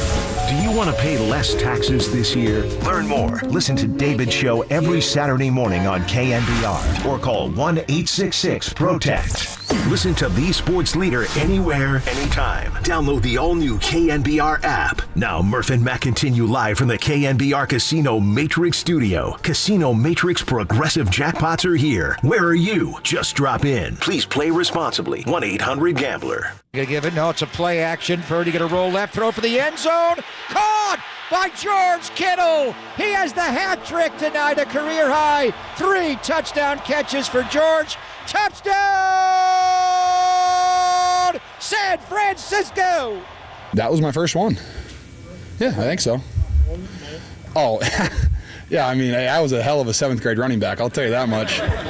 Yeah, running back and defensive end. I had a lot of sacks as well. But, yeah, no, it's been a minute. Yeah, there he is, the junior high star blowing up on Sunday Night Football. It's been a minute. You know what seems interesting is that the first 4 games of this season, they were not using him at all. He was not getting his touches. And to his credit, and I think we only mentioned it briefly at the end of last week. Like, one of the storylines is that Kittle's not getting his touches, and then we had to move on to something else. But his quotes at the end of last week were, "I'm good, man. We're winning. Our goal is to get to the Super Bowl. That's right. That's right. If I need to block to win, I'll block to win." And there's like and karma rewarded him. No question. Because that good soldier got 3 touchdowns. And you know what else is interesting, Paulie? Yeah. Think about the last. I looked this up last night. The last 4 games of Purdy's regular season last year, he threw 7 touchdowns to Kittle. They went off. They had a great connection. Yeah. They were going to be, the guys. And then the first 4 weeks of the season, they weren't. Yeah. And then last night. But this is what's going on with Shanahan's offense. It feels like there's a featured guy. CMC has been that guy. Brandon Ayuk has been that guy. Last night it was Kittle. Also still waiting to pop and have one of those nights is Deebo Samuel. And I'm sure that's coming for him. He'll have a big game. Maybe it'll be next week. He had a couple grabs last night. He had a nice game. But he hasn't had the glory where he's been in the end zone, and that's coming. So there's another one waiting. And I want to ask, that's true. I think he's had 1 game, hasn't he? I want to ask Tim Ryan today, was Kittle open because what appeared to be a concerted effort to take away Christian McCaffrey to the point where they really focused on that. Also, look at they're trying to decapitate him. Like there was some. It was very physical. One of the headshots was a 15-yarder that actually saved a Niner drive. Yeah. Actually, by the way, how about the first play of the game for the Cowboys? Face mask. No, it was a brutal face mask. So I was wondering, it's a violent game. Yeah. And it looked like they were, and McCaffrey only went 19 for 51. Those were hard-fought yards, too. A texter said that Mayoko asked McCaffrey after the game, did you feel like you were being targeted out there? And it kind of looked that way. Yeah, I think they swarmed his ass every time he touched the ball. So let's say good morning to the man who was in the building last night. Marcus, get in there. Showing that face, buddy. Marcus Boucher, a.k.a. El Chico de Agua. Look at him. What's up, boys? How you doing, man? How was that? And I was happy to hear you report not a blue invasion. No, I was actually surprised. I thought there were going to be more Cowboys fans because we heard all week long, we heard the Michael Parsons podcast where he was calling for a Cowboy takeover. Well, I was surprised. It wasn't like earlier this year, the New York Giants almost had as much fans as the Dallas Cowboys. Yeah. I thought for sure we were going to get way more like seas of blue and patches of blue. Yeah, there were Cowboys fans out there, but they really weren't that vocal. And here they were leaving at halftime. You said the first quarter there were some people leaving. My buddy's got season quarter. Who leaves in the first quarter? My buddy's got season tickets in the lower bowl, and he shot me a text first quarter say, hey, a couple of Cowboys fans behind me already left. And I was like, all right, I'll give it an extra quarter. Second quarter, they never showed their face I'm again. on my way. They're gone. I like when he said too, Murphy. He goes, so I went down to this guy's seat. I got my buddy sitting there, and he goes, I went to the empty seats. You go, I spread my legs out. That's it. I got comfortable. You talking legs on the front, empty seat in front of you kind of situation? I had 2 extra seats next to me. I was like, these are $1,000 tickets. I'm like living you good were right now. in the end zone that did not have the flea flicker razzle dazzle play. That went opposite you, right? That is correct. Yeah. That's what I was saying. Based on your Insta post. I'd tell you if it was north, east, south, or west end zone, but we've had this discussion before. We have a hard time with our We're not doing this again, boys. I think you were in the southwest Murph, end zone. It's tough. It's tough to tell. Murph, I live down the street. I couldn't tell you what's north and south. The report from 15-year-old Declan Murphy, who went with his buddy Henry to the game, was that, dude, they were in the sun. And he said pregame the sun was brutal. They had to actually hide out. It was a hot weekend, man. I mean, it was a warm really weekend. hot weekend. It was Saturday. It was like 92 degrees. Dude, I was at the Tamarind Catholic game in Kentfield. People were walking around like zombies. Yeah, no. People were like, hey, this is a good game. Like, I can't tell. I'm in a catatonic state right now. Shout out all you zombies. Yeah. Well, I'll tell you one thing that kind of caught me by surprise that I noticed that the 49ers stopped selling beer at halftime yesterday. What's that about? Oh, night game? Is that why? I guess because it was a night game. Me and Copes are doing some investigative journalism. Maybe there's a clock. They usually cut it off in the third quarter. That brawl last week in that Giants game, that New York Giants game. And I think they knew because there are so many Cowboys fans expected to come. I think they closed down alcohol sales early. I mean, I know, listen, I like a cold beer. I like a cold beer as much as the next one, but probably the right move. Yeah, but I don't get to enjoy. Well, you did in the first half. That's the problem. I feel you, Mark. You did in the first half. Come on, let me get my tasty beverage. Do you need that third quarter beer? Of course I do. Come on, listen to Mark. Come on, I'll give you one. I'm getting punished because these guys can't handle their liquor. Yeah, sad to say. It's like being in class when that one kid misbehaves and you all have to stay late. No, this is like in football practice when one kid drops off sides and you got to do up downs. Everybody's got to do burpees now. I'm doing up downs. Yeah. I held my Well, water. thanks a lot, dude. Now we all got to run. Paulie, shout out to Herb Brooks. Again. No, one guy letting down the troops, a concept perhaps too vividly illustrated by Stanley Kubrick in Full Metal Jacket. Oh, no, dude. Oh, yeah, that's some dark imagery. Private Pile let down the group, and man, did they have to pay. Yeah, he really did. Kubrick decided to take that to the next level. They're running with the rifles over their heads. I mean, it was tough. And then they sent a message to him at night. Yeah, they did. Yeah, they gave him the soap treatment. That was tough, yeah. Oh, don't forget how they stifled his mouth, too. Poor Pile. I mean, you could see it coming. Oh, man. Yeah. By the way, Debo did 6 catches for 129 against the New York Giants and a touchdown. Yeah, he had that was a nice game. He had that one game, yeah. But anyway, Waterboy, Eric Armstead said after the game, guys, it's kind of true. He goes, it got kind of boring after a while. I saw that in the same interview. Yeah, he was all calm. Honestly, how much attention did you pay to the fourth quarter? I was still watching. I was watching, but I was just sort of vacantly watching. At that point, you just enjoy. You enjoy, like, for example, I'll answer that question. I enjoyed watching some of the other guys come in. Like, I liked watching Jordan Mason go to work. That guy's got a lot of power, man. He is a forceful runner with a Murph, you're a fan of the big lower half. Check out Jordan Mason. I mean, he's got thighs for freaking years. Are you talking David VR territory? Is that what you're talking? I think even a little more than VR. Yeah. By the way, Mason outgained McCaffrey on the ground last night. That's hilarious. That's a great stat. Yeah. So, I mean, yes, I was kind of vacantly watching. I was also just all over social media. I did. I hit Twitter last night, Waterboy. I hit the jackpot on Twitter. I sent out a tweet that was a hit. And I knew that because all of a sudden I see the numbers on the retweets and the views started going.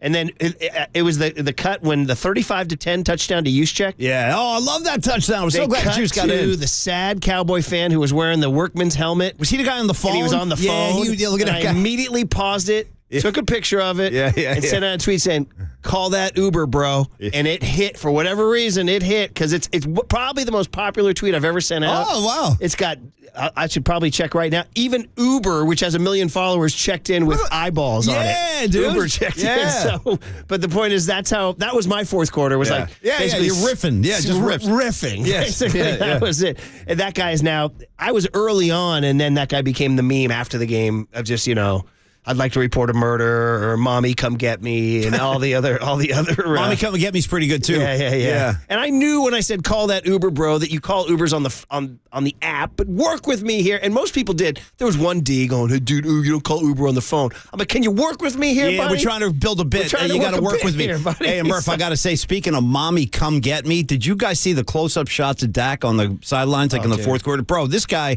I mean, they stole a soul last night. I don't know where he goes from here. Dak Prescott's got some real hard thinking to do. How old is Skip Bayless? Is he almost 70? I don't know. I think he's almost 7. Based on my age, and I think he's about 10, 15 years older than me. I think he did a skit last night, and I presume it's his wife filming him. He did a skit like it's like performance art. Somebody in his house, I'm presuming his wife, is filming him, and he storms into his kitchen from a hallway. So he makes an entrance. So he comes in, turns. So you're looking at a kitchen without Bayless. Then all of a sudden he enters from the hallway holding a Dak Prescott jersey, and he's furious. And then he holds it up so you can see the Prescott, shakes his head furiously, balls it up, and throws it into the trash. I'm like, dude, wait a minute. I mean, I get it. It's a bit or whatever. I'm telling you, though. I mean, it's kind of on the money. It's a little harsh. But the bottom line is, Marcus, I told you, Dak Prescott, he ain't about the big stage, man. He does not perform well when there's a big game, a big moment. You know who might have liked that game was Trey Lance. You know what I mean? I In don't- terms of like the Cowboys, we can't go with this guy. Oh, I know. I mean, really, We're going to go can with you? this young kid. Dak Prescott ain't the I'm saying answer. by next year, it might be Trey. Maybe you should take a look at Trey because I know Jerry Jones is like enamored with Dak. Oh, we love Dak. He's so great. Yes, he's a man of the year. He's a good human being. There's the But all that Uber. Nice. Oh, you laughed. It's fun. It's making me laugh. But Marcus, I'm telling you, he ain't the guy. Dak ain't the guy. Well, back to your previous point of just about like the environment during that fourth quarter, it kind of turned into a comedy club, at least the section that I was sitting in, because Just everybody was roasting Dak Prescott. Yeah. There was a whole like sing-along, like chant going on as Cowboys fans were mass exiting the building. The no. You give them the high school no. The goodbye. Still works, man. So they were Yeah. singing a song. And Shout out, was it Free or Cream? I or- remember the Titans. They sing that. No, Remember the Who's Titans. the band? It's great question. Is it Free? No. Is it Free? Or it's a one-word band. It's like Steamboat or something. Steam. I think it's Steam. Might be Steam. Yeah, Steam. So my entire section was out here singing Steam last night. Steam, dude. Saying We're goodbye shouting to all out the Cowboys Steam. fans. And as I mentioned to you guys earlier during the face-off, Steam. Give it up for Steam. boys, it got to a Still point singing 'em. where 49er fans started chanting, "We want Trey," and then Cowboys fans kind of laid down their sword and said, "Hell, we want Trey too. Dude. We don't want Dak Prescott. Poor We guy. want Trey in the game." I actually felt bad for Dak. I sent that out on Twitter, and people were like, "Dude, do not feel bad for Dak." I do. He's a humanitarian. He's a good guy. He's a good guy. Maybe too good of a guy. Yeah, Maybe too good of a guy. See, that can be a thing. You got to be a killer. See, George Kittle called Purdy a robot last night. He goes, "He's a robot," and he goes, "I mean that in a good way." You know, I don't know what Brock Purdy is, but he Big plays brain Brock. Says Greg Papa. Yes. free football, doesn't mind the big game. And that was a big night for Brock because he said before the game, he goes, the hardest game I've played so far in the NFL was that playoff game against the Cowboys. He actually said that. So to see him come out there, face that team that really frustrated him and just dominate, I mean, his confidence is probably at an all-time high right now, Brock Purdy. Yeah, man. So, hey, here's the deal. We got to get the guest list going on a Monday morning, October 9, 2023, at Cleveland Sunday. Yeah. You ready? I'm ready.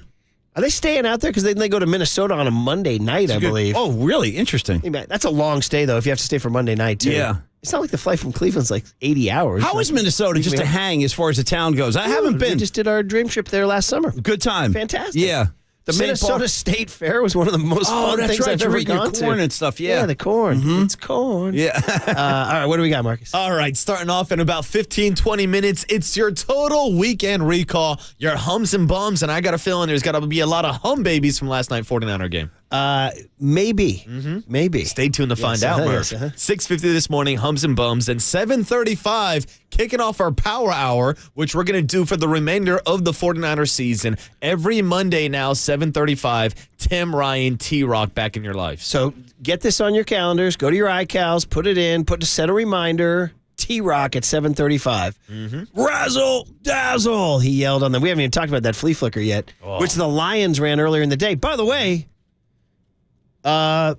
Lions, Niners, NFC Championship. Hey, crazier things have happened. I'm going ahead and I'm making that bold call right Crazier now. things have happened. The only problem with the Lions, they have zero playoff experience. Like, Doesn't they matter. have no idea what That's it's why like. they'll lose to the Niners in the NFC Championship. Ooh. Oh, so Philly ain't even making Lions it there. will upset the Eagles. Damn. Yes. Yeah, I feel like Chris Tucker and Friday. Damn. Damn. Yeah, totally. Damn. Anyway, I reserve the right to change my pick. No, you don't. That's some We got bold it on talk, record though. now, That's some Murph. bold S right there. There was a lot of bold talk going last week. Marcus, I got to compliment you, or is it Bobby Boucher, your alternate ego? Give us both credit. Who said, both of you guys, all of y'all, were telling me that Joe Burrow was going to find his footing. Boy, oh boy. I don't know what, you had the crystal ball. Hey, Bobby Boucher's best bets went with the Bengals. Yeah, this nice week. one. That's a nice one. Cash out against the Cardinals. Did I hear that was only Bobby? That was the only best. Hey, we went Bobby Boucher. one No, you and take one it and this run. week, You all right? take Join it. the party, buddy. Yeah, Once hey, again, treading water. I can't help it.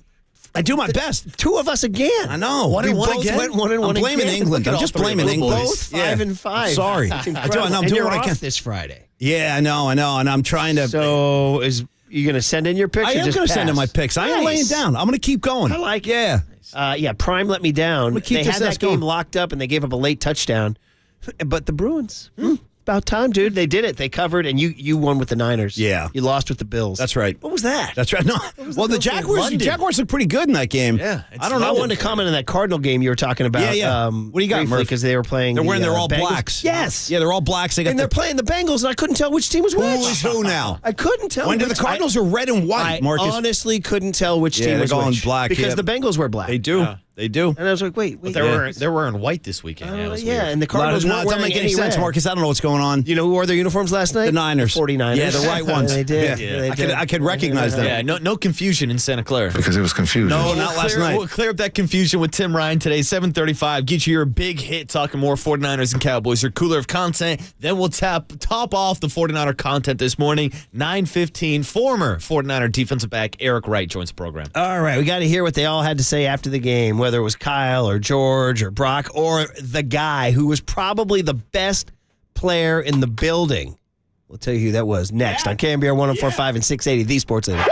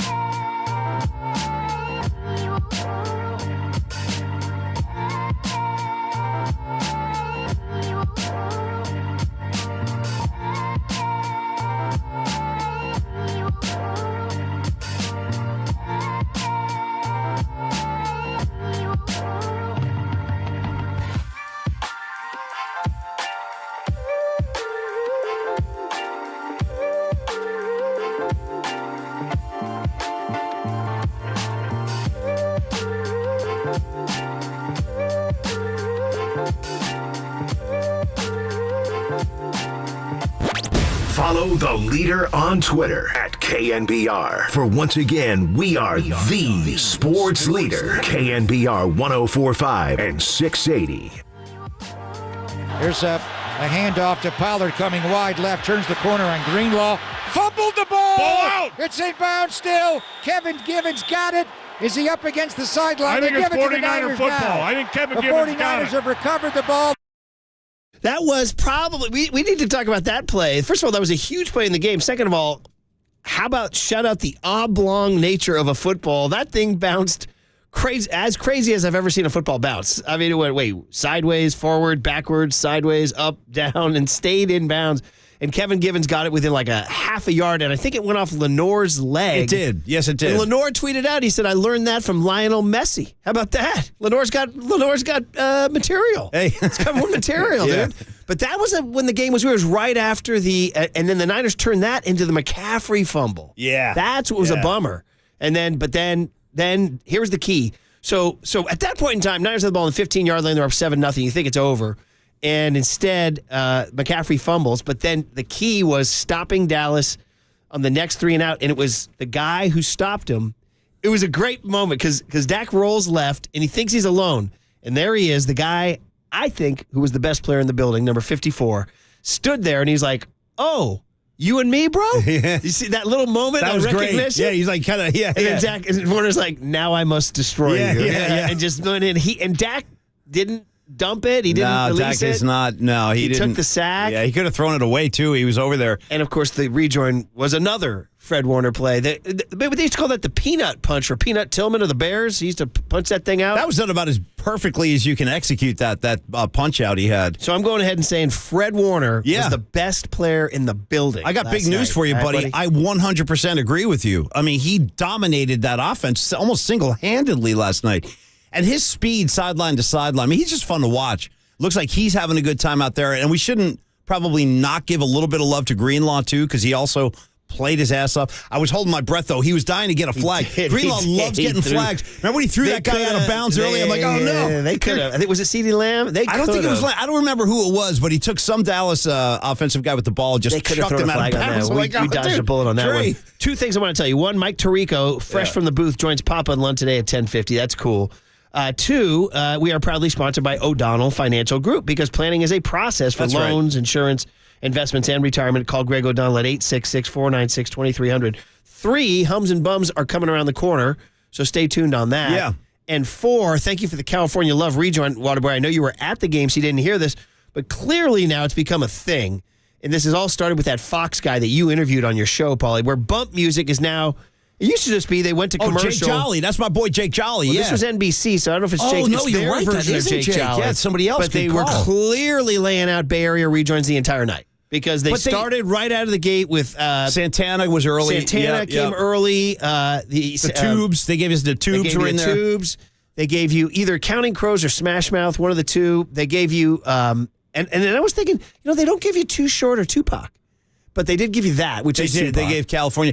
They also gave you it was almost like a not generic version of Truckin', but it was when they were doing the Brock Purdy driving down Lombard. I think that might have been Dwight Yoakam's version because Dwight Yoakam covers Truckin', and I think that's what they were playing. Yeah, shout out Dwight Yoakam. I've seen him, by the way. I've seen him. I have. He was wearing a cowboy hat. I like that very much. I saw him in 91. Yeah, but so anyway, I wanted to shout out the Bay rejoins they were doing, and they showed a Santa Clara beauty shot last night. They did. Oh, the Mission Church and all that. Yeah, they showed Waterboy's apartment. They finally did it. Yeah. Oh. That's what they showed off, the Mission Church? They were like, this is the one on the campus of Santa Clara University. Oh, hell yeah. Shout out my 5th grade Mission Church project where I built Mission Church. I was going to say, they did a tight shot of the parking space. They were like, and this is where Marcus's car was hit in the middle of the night. Yeah. I'm kidding, Marcus. Anyway, the best player in the building, so says Nick, not 97, 54. This is 97 on 54. Love it. I know you're doing your own thing on defense, but is there anything that Fred Warner can't do? No, he's the best in the world, and it's not close. Nicky Bosa, puts an end to that. Okay. Demo Lenore. Yeah. He was asked about number 54. Oh, yeah, for sure. You can always count on Fred. He always flying around to the ball. He's like a heat-seeking missile. Just to have him on his defense, it's like it takes a lot of weight off your shoulders because he there and he going to make the play. Yeah, and then, of course, here's Warner himself after the game about the standard he wanted to meet last night. Okay. I guess the political answer would be we don't hear that stuff, but being the competitor I am, of course, I wanted us to be the top defense tonight, and I think we did that.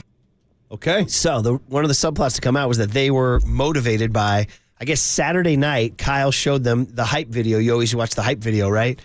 And the hype video was DeMarcus Lawrence saying after they shut down the Patriots, we're the best defense in the league, and it's not even close. So Kyle set that out there. And shutting down the Patriots is just like a weekly activity now, though. It's really nothing that noteworthy more because that's my point. They really hadn't played anybody. Your boy Belichick. Hard times. Oh. Also, I'm going over my notes from last night. Dallas, multiple penalties to keep Niner drives alive. A lot of flags. There was a third down incompletion that the Niners stayed alive because of the offside.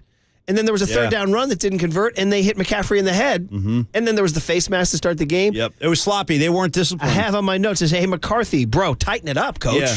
Bring the varsity next time. What is this great? How was that flight home with Jerry Jones and that crew? Oh, man, I don't know where Jerry goes from here because he is so committed to Dak Prescott. He's kind of almost painted himself into a corner. He just continues to endorse him, and you continue to see Dak not perform in these big games. And we had thought that the Cowboys would give the Eagles a game. I don't know about that now. I don't know. Unless, it's the NFL, everything changes week to week.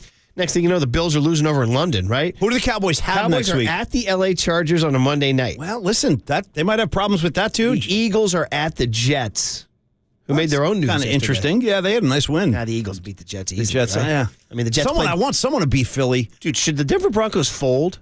Yes. Should they fold? Yes. And have we ever Should we relegate them and bring up like Alabama or something like that? You know what's so funny? We were talking last week about all those people speculating that Brock Purdy is the result of he's a system quarterback. Bro, maybe the greatest example of a system quarterback of all time is Russ Wilson with Pete Carroll. Because have you ever seen a more dramatic fall from grace? I mean, he can't do anything in Denver. I mean, and he was the man. Dude, I was terrified of him in Seattle. Now you see him, you almost feel bad for him. Kids say somebody's washed. Dude, this guy's like That's washed, what I'm saying. dried, and hung out to dry. I mean, put the clothespins in him, bro. Yeah, we went from letting Russ cook. Oh my God, to Russ just being cooked. Yeah, it's just really it's as simple as that. Just like off the table. Off the table. I can't really remember something like that. I've never seen anything like that. All right, want to remind you again that we are proudly sponsored by O'Donnell Financial Group because planning is a process for loans, insurance, investments, and retirement. Call Greg O'Donnell at 866-496-2300. Now, the Monday tradition, hum babies. It's time. Bum babies. This is why we're here. Santa Clara may be mentioned on KNBR 104.5 and 680 of Sports Center. He's the best in the world,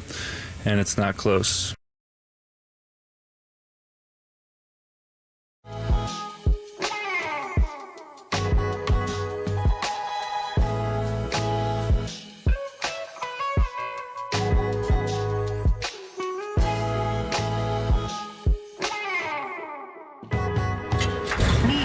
From the Chilton Auto Body Traffic Desk.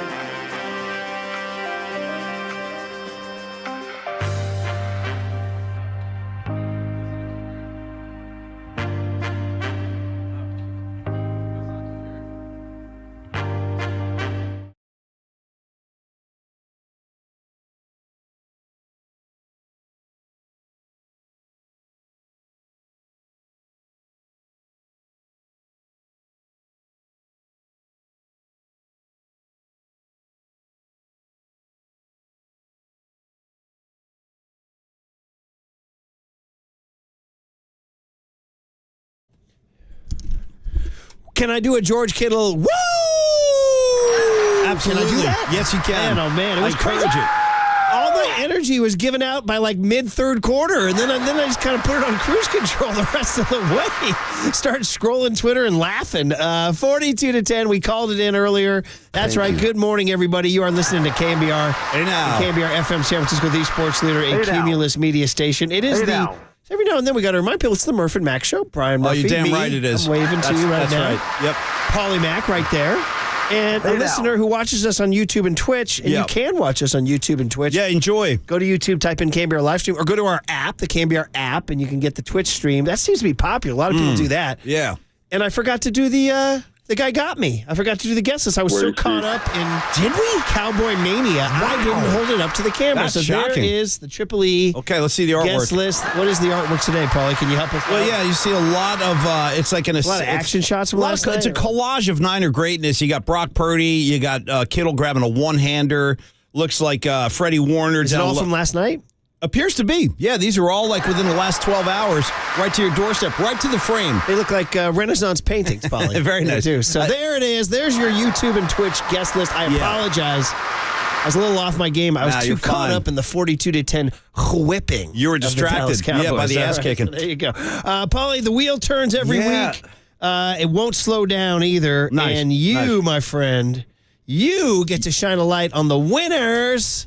The Hum Babies, Paulie. Well, listen, I'm happy to do that. Who are the best three? I'm happy to tell you because I know a lot of you guys listening in this morning. We're all feeling great about what we saw last night and really what this team has done to this point in the season. They are looking like world beaters at this point. So how do you narrow it down? Well, let's start on the offensive side of the ball. Why don't we just start over there with George Kittle, the birthday boy. Happy birthday, George.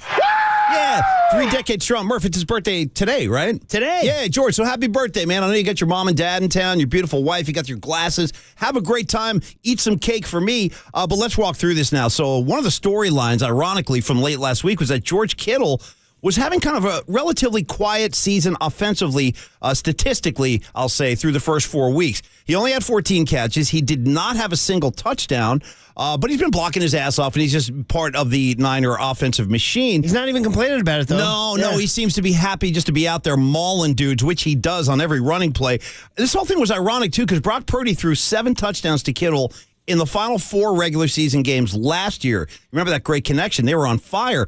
But Kittle has been a good soldier, like we said. Late last week, in fact, he said there were plenty of mouths to feed. It's all good. Now, that's George Kittle. He's always saying the right things, and he's all heart, and he's all effort when he's out there on the field. And karma rewards that, man. Karma rewarded George Kittle with 3 touchdowns on primetime Sunday night. The hat trick, if you will, Murph. Shout out the Iowa State connection between Iowa State and Iowa. You got Purdy to Kittle. The Cowboys forgot about Kittle. We certainly didn't. One more note on Kittle's performance last night with the 3 touchdowns. Murph, first time we've seen that from a tight end in San Francisco since Vernon Davis. He was an honorary captain last night. I believe he was there. Yeah, he was Vernon in the Davis building. and BY, dude. Shout out to BY. Carry him off the field again if you want to. Paulie. You saw him out there like he was sounding the foghorn. Full disclosure, we had tried to book him last week. I love it. You know me with BY. I sent him a text, and he had forgotten. Just hadn't gotten back. Look at this, Paulie. I get this text yesterday at 2:26. B. Murph. Yeah, see? My apologies look for not responding to your text sooner. It's a Hall of Famer talking. It's a big day today. I always love coming on your show. I will be at the game today. Look forward to talking to you or seeing you soon. BY. Just let me know what kind of... I said, I went back, BY, you're a gentleman. Perfect response. And I only have one question regarding the BY hit whenever it comes. Would it be okay if I carried him off the segment when he's done? Marcus, let's get him up on our shoulders. Frank Gore was walking around. Yeah, Frank was in the house. No, it was a big night. And anyway, Kittle was the first tight end since Vernon Davis had 3 touchdowns. That was back in 2009. What we saw last night with George Kittle, it was special. Purdy back. Time. Steps around from DeMarcus Lawrence. Throws for the end zone. Caught by George Kittle. Touchdown! San Francisco! Boy, what a start. First drive for this offense. Here's an end around and a flea flicker. Back to Brock Purdy. Takes a shot down the sideline to George Kittle. Kittle all the way to the end zone. Touchdown! San Francisco! With a little razzle-dazzle. Play action. Purdy going to roll left. Throw for the end zone. Caught by George Kittle. He has the hat trick tonight, a career high 3 touchdown catches for George. Touchdown, San Francisco. Kittle does Dallas tonight, his 3rd touchdown of the game. Kittle does Dallas with a naughty nod. Being able to see Vernon pregame, I think he told me to score 3 to tie his record, so I was like, oh, fine, Vern, I'll do it. I'll tell Parrock. That was my first one. Yeah, I think so. Oh, yeah, I mean, I was a hell of a 7th grade running back, I'll tell you that much. Yeah, running back and defensive end. I had a lot of sacks as well. But, yeah, no, it's been a minute. We're going to have to come up with some new touchdown celebration dances. The spike will never be a bad thing, so I'm just going to continue to spike it because that's what tight ends are born to do. Hey, Marcus, just something I just caught. You might want to isolate the laugh Kittle got when he said he was a great running back in 7th grade. That was one of those beautiful kind of everyone's in a good mood media laughs like this one. Yeah, it's like definitely heard that. Yeah. Anyway, also, did you hear the inimitable strains of Neil Schon playing in the back of the Melissa Stark George Kittle hit? By the way, quietly, one of my favorite guitar players of all time. I'm a Neil Schon head. That's not keyboard, is it? The opening notes of Lights. No, it's a guitar lick. Yeah, that's a bluesy Neil Schon classic. So Santa, they play Lights at Niner games at the end. I'm good with that. Oh, that's good. Give it to me, Marcus. Sorry. Yeah, thank you. I know it's a little muffled, but it's a good. Yeah. Well, he's definitely worthy, baby. Yeah. And to your point about he goes all 4 games without getting anything, and he's like, I'm a good soldier. I'm here to win, and karma rewards him. Can you reward me with a little David Byrne? Yes. Can you smell what the Niners are cooking? Wide open, George Kittle. How good does that feel? Feels great, baby, George Kittle. They can't seem to face up to the facts. Defense is nervous and they can't relax. I can't sleep because my head's on fire. Can't touch me, I'm a real live wire. Psycho Kittle, kiss say, well 85, 5 better. Run away. Oh, baby. Let's go. Psycho Kittle, kiss say, well 85, 5 better. Oh, baby. Run. Let's go. Run away.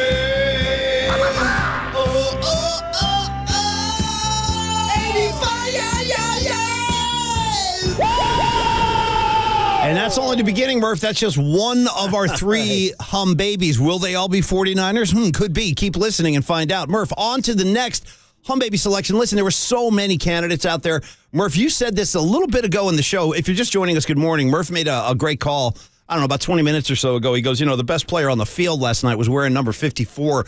I agree 100%. Fred Warner was shot out of a cannon last night, kind of put the whole league on notice. He goes, this is how the linebacker position is going to be played at the highest level in 2023. But it wasn't just Freddie Warner, too. His linebacker mate, if I could, whatever we're going to want to call his partner back there. I'm talking Dre Greenlaw, bro. This guy's a killer. He can't help himself. He's throwing guys out of bounds. He's breaking up passes. He's making plays. Listen, it's 54 and 57 in tandem. Murph, can I do like a 2-for-1? Please. Okay, thank you. Yeah, it's they like deserve it. You go to the supermarket, they're like, grab a pair. You know what? Grab another one. It's a 2-for-1 Tuesday or whatever they call it. My grandpa used to always say, take 2, they're small. Lamont and Tonelli down the hall, they say it's a 2 for Tuesday. Here's 2 from AC/DC. That kind of thing. We're going to give you 2 of our linebackers. It's Greenlaw and Fred Warner. Let's start with LeBron James. How'd he get into my hum baby list? There he is. LeBron James, dude, suddenly becoming like the poster boy for 49er fandom. He's out here sending out tweets. He's doing his whole thing anyway, calling himself a Niner fan, also calling Freddie G. Warner. He likes to call him Freddie G. Do you know Warner. what that's all about? I don't. That's some private, like, LeBron James joke. Freddie G. Warner? Yeah. Is it gosh darn or god darn? Let me tell you something about Freddie G. Warner that LeBron James might not know. What a great night he had. He pulled the trifecta for a defensive player. It doesn't get much better than a forced fumble, a sack, and an interception, in addition to the flying around the field making tackles, which is what he did last night. But that was high 8 tackles. Thank you, Murph. First time we've seen a linebacker with a fumble, a pick, and a sack since Navarro Bowman. Navarro Bowman did that back in 2013. So, Murph, it's been a decade, but he saw it last night. And then there's Dre Greenlaw. He's a bad man as well. The 49ers, mobile and ferocious linebackers, dominated this game. We all saw it. If you want some stats, Murph just gave it to you. The Warner with the game-high 8 tackles, the sack. pass defended, tackle for a loss, beautiful interception. Here comes Dre Greenlaw going, bro, don't forget about me, Paulie Mack. Throw me on the list because I had 5 tackles, 2 tackles for a loss. I gave you a sack. I gave you a pass defended. These guys controlled the middle. They controlled the line. They controlled the backfield. They were all over the all over the field, rather. Ooh, baby. When you talk about Freddie G. Warner. Pollard coming wide left, turns the corner on Greenlaw. Fumbled the ball. Ball out. It's in bounds still. Kevin Givens got it. Is he up against the sideline? I think it's 49er football. Now. I think Kevin the Givens got it. 49ers have recovered the ball. The only question is, was he out of bounds? Was he out of bounds? After review, the ruling on the field stands. The fumble is recovered by San Francisco. Back, plenty of time. Pumps, now rolls left. Now he's going to get sacked by Fred Warner. Back, twist the front. Hargrave went for the ball, couldn't get it. Dak will run out to his right, and he'll get run down from behind and dropped by Dre Greenlaw. You are not getting away from 57. Here's a throw. Ball got tipped up in the air, intercepted by Fred Warner. Running back the other way. Warner 25, dropped on the Dallas 26-yard line. Demo Lenore tipped that ball up in the air and tips and overthrows our what, Tim Ryan? You gotta get those, baby. I don't know. It was just such a great night for the whole defense, the whole team. Such a team win. Probably the interception, though. I've been wanting that pick for a long time. Fred Warner and Dre Greenlaw, the best duo linebacker in the league, and it really shows week in and week out. The work that they put in through the week, just being able to see how to actually be a pro, it's a blessing. He's the best in the world, and it's not close. I guess the political answer would be we don't hear that stuff, but being the competitor I am, of course, I wanted us to be the top defense tonight, and I think we did that. Well, there's a collection of voices from that winning locker room. You heard from Warner, of course, Lenore, Bosa, and then you heard Fred again at the end. And Murph, it's funny. I was over here looking at the text line while we were playing those highlights. Great package, by the way, too. Nice work, Triple E. I look over here. Here's 415 coming in. Ready for this, Murph? The guy goes, hey, Paulie Mack, when are we going to get a song for Fred Warner? It's long overdue. Isn't that ironic, Marcus? I mean, you run these tracks out there. You hope people are catching them. But it just goes to show my main man on the 415, he must have missed a previous spin. How about this?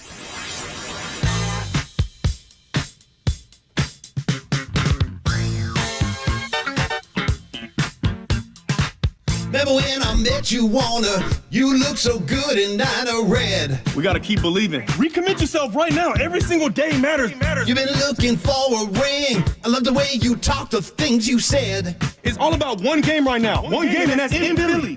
Fred, fill your Niner cup. Niner cup. Fred, till you get enough. Fred, he'll put your ass to bed.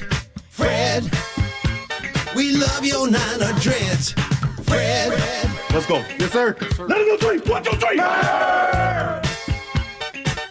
There it is, Murph. Right. There's the track. We had it all along. So 415, I hope you're digging that. Your wish is my command. Freddie G. Warner. Everybody's saying G stands for gangster, and I should know that. Is that right? Oh, it's a gangster thing. Okay. Is that Freddie right? Warner, man. You got that, Marcus? I just assumed it stood for gangster. Well, the next time I see him, I'll be like, yo, what's up, Fred Warner? Yo, what's up, OG, triple OG, OG, triple. The older generation has said, is it a reference to Fred G. Sanford? Even better. That's it. Even better. Elizabeth, I'm coming to join you. Murph, I got time for one more hum baby. And you're missing one, buddy. With your blessing, I'd like to stay down at Santa Clara. I don't want to leave this 3 for 3. I want to give you the George Kittle had 3. No love for Bruce Bochy? No, I got a lot of love for Bochy. Don't give a damn. No love for the Phillies knocking the Braves off. Bochy, don't give a damn. Carlos Correa going off. Ooh, was that my loud voice? My twins are out there doing it. They're doing it with the Grateful Dead. And Bochy's out here going, listen, I know the Orioles are a cute little story. Today, Bochy's got to step aside for the Niners. No, that's right. And that's why I want to give you the trifecta. Like George Kittle had the hat trick with touchdowns. Here's a 49er hum baby hat trick. Of course, I'm rounding it off with Brock Purdy. I don't really know what else to say about this guy. I really don't. He said before the game that the toughest matchup he's had so far as a starting quarterback in the NFL was last year's playoff game against Dallas. So that's a pretty big admission. What does he do? He goes out there and just dissects them methodically for 4 quarters. Let's get into it. Brock Purdy, you're a hum baby. What am I going to say? Sunday night, primetime. Listen, the smoke that Dak can't handle. I told you Dak ain't about that life. Dak ain't about the big stage. Brock is all about that smoke. He wants it. Performed his ass off last night in front of the whole country. Listen, the team with his lowest quarterback rating against him. We talked about that from the playoff game last year. That was a slugfest. But there he was last night, Murph, with the hair combed, the Boy Scout face. He was calm. He was cool. He was slicing. He was dicing. He was Brock Purdy. Here are the numbers: 17 of 24, 252 yards, 4 touchdowns. 0 picks, man. It's all about the 0 picks. He don't give the ball away. Oh, you like passer rating? You guys are into that? How about this? 144.4. I don't know what else I can do for you at this point. I didn't know it went that high. System quarterback, my A. Murph, given his clean-cut, aw-shucks dominance, is this guy like the Buster Posey of this that look, new doesn't school? he? Yeah, he's all about Physically, the Buster look. like there's a resemblance, kind of like that Boy Scout coming in to kick your egg kind of thing? Murph said it in the script. Hashtag aw shucks. Hashtag aw shucks. He's Brock Purdy. He's out here Purdy dominating. back, looking right, throwing over the middle. Caught by Brandon Ayuk. He got tripped up. He may have gone for a much longer run. It was Stephon Gilmore. Got him around the ankles after he caught that in cut. But it's a big chunk out across the 40. He got a 3rd and 14 backed up. Purdy throws over the middle, caught by Deebo Samuel. First down 30, 25-20. They're inside the red zone anyway. The very next play, they go Deebo dig over the middle on 3rd and 14 for a huge gain of 43 yards. Here's Purdy with a play action, going to roll right, throw, fullback, wide open, spider 2 wide banana, touchdown, Juice! Micah Parsons wants to peel that banana right now. He is mad. He is angry that they let Juice out like that on the play that you just called. Obviously, watching the film from last year, it's like, man, I want to be better. That's really every game. But, going back to last year, it's like, all right, I'm going to play a lot of the same guys on defense, a lot of really the same scheme. And so how, for myself, sort of it's another challenge for me, with this scheme, I want to be better than I was last time. Knew that the game would come to me over time. You just got to get into a rhythm, hit the open guys, do my part as a quarterback. Don't try to force stuff and be a superhero. Learned from the game last year, moved on, and just played this week. He was really good. Everybody was pretty good. Thought he missed one throw throughout the day, from what it seemed like. Just a little behind BA in the first quarter on one, and everything else seemed pretty flawless. He did a great job versus real good pass rush, some tight coverages. Guys gave him some time, and also the guys made a lot of plays too. I mean, Shanahan was about as satisfied as I've seen him, and he's never going to give you like a total endorsement, but he was pretty happy after that game. And I will say this: watch Brock Purdy just at quarterbacking in the NFL, like the first touchdown he throws to Kittle where he's rolling to his right. That's a beautifully thrown ball. That was a straight up. Beautifully thrown. Straight up. Say it. I know. Low key. I know. Joe. Yes. Frickin' Montana Joe, knockoff move. Joe threw on the run to his right all the time. You weren't a sparkle in Ken and Denise's eye. No, but Murph is right. That is what Joe. Right. Pocket collapsing, step up, dart right, throw a seed, boom, touchdown. And then the second one, that was Joe. Keep an eye on in the red. I saw the red and the gold pants. I was like, oh my God, I've seen that before. I know, beautifully thrown ball to Kittle. And then Kittle's second touchdown where Brock hit him on the sideline. Brock got crushed when he let go of that ball. Like, he knew the pressure was coming. The flea flicker? No. The one that he got Kittle just kind of going down the sideline. That was the flea flicker. Yeah. Oh, you're right. That's right. He took the hit. He did. He took a big hit. That's my point. He was he stayed composed. A clean hit, dude, from Osa. And by the way, after we did an all 49er hum baby hat trick today, I gave you the Fred song. I gave you the Kittle song. You didn't think I was going out with a little Brock tribute, did you? Because I am. I want a Brock. I want a Brock. I want to Brock. Turn the party up. I'm waiting for so long so I can see the red and gold. So let's go. Red and gold. So if you ask me why I like the way he slays it, there's only one thing I can say to you. I want a Brock. I want a Brock. I want to Brock. I want a Brock.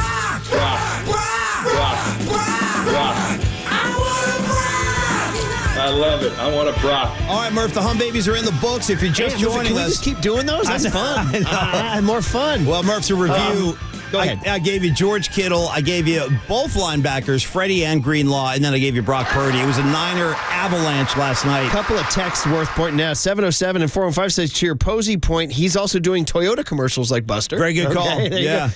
And then 408 says, You watch people do their entrance you watch players do their entrance on Sundays. Yeah. Some players walk in like they're headed to a disco. Brock walks in like he's going to high school class.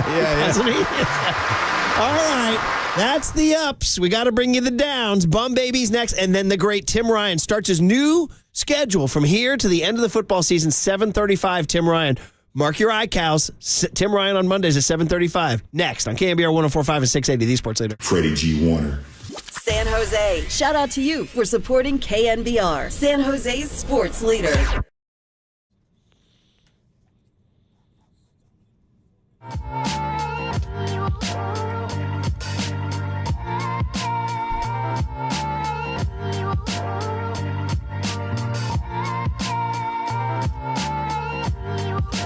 Let's talk about the beautiful North Bay, world-class beauty with a world-class secret we want you to know called Marin Health. It's not just the closest medical care, but the best. Helping my family within the last week, as a matter of fact, with a cardiology team that delivers treatment twice as fast as the national average, a world-class maternity care center with doctors and midwives available 24/7, an accomplished orthopedic team to get you back on the trail, and a partnership with UCSF that expands our world-class capabilities. It's all right here to get you closer to being your best. Marin Health, world-class care closer than you think. From the Chilton Auto Body Traffic Desk.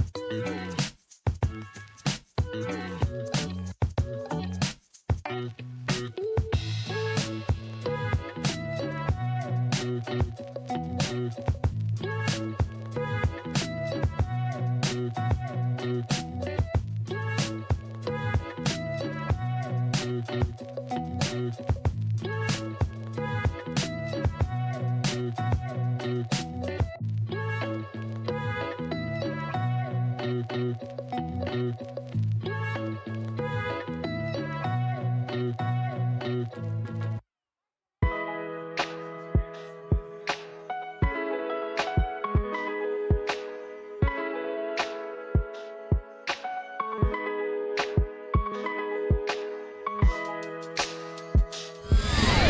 now, time for the Protect Your Assets with David Hollander Business and Technology Report.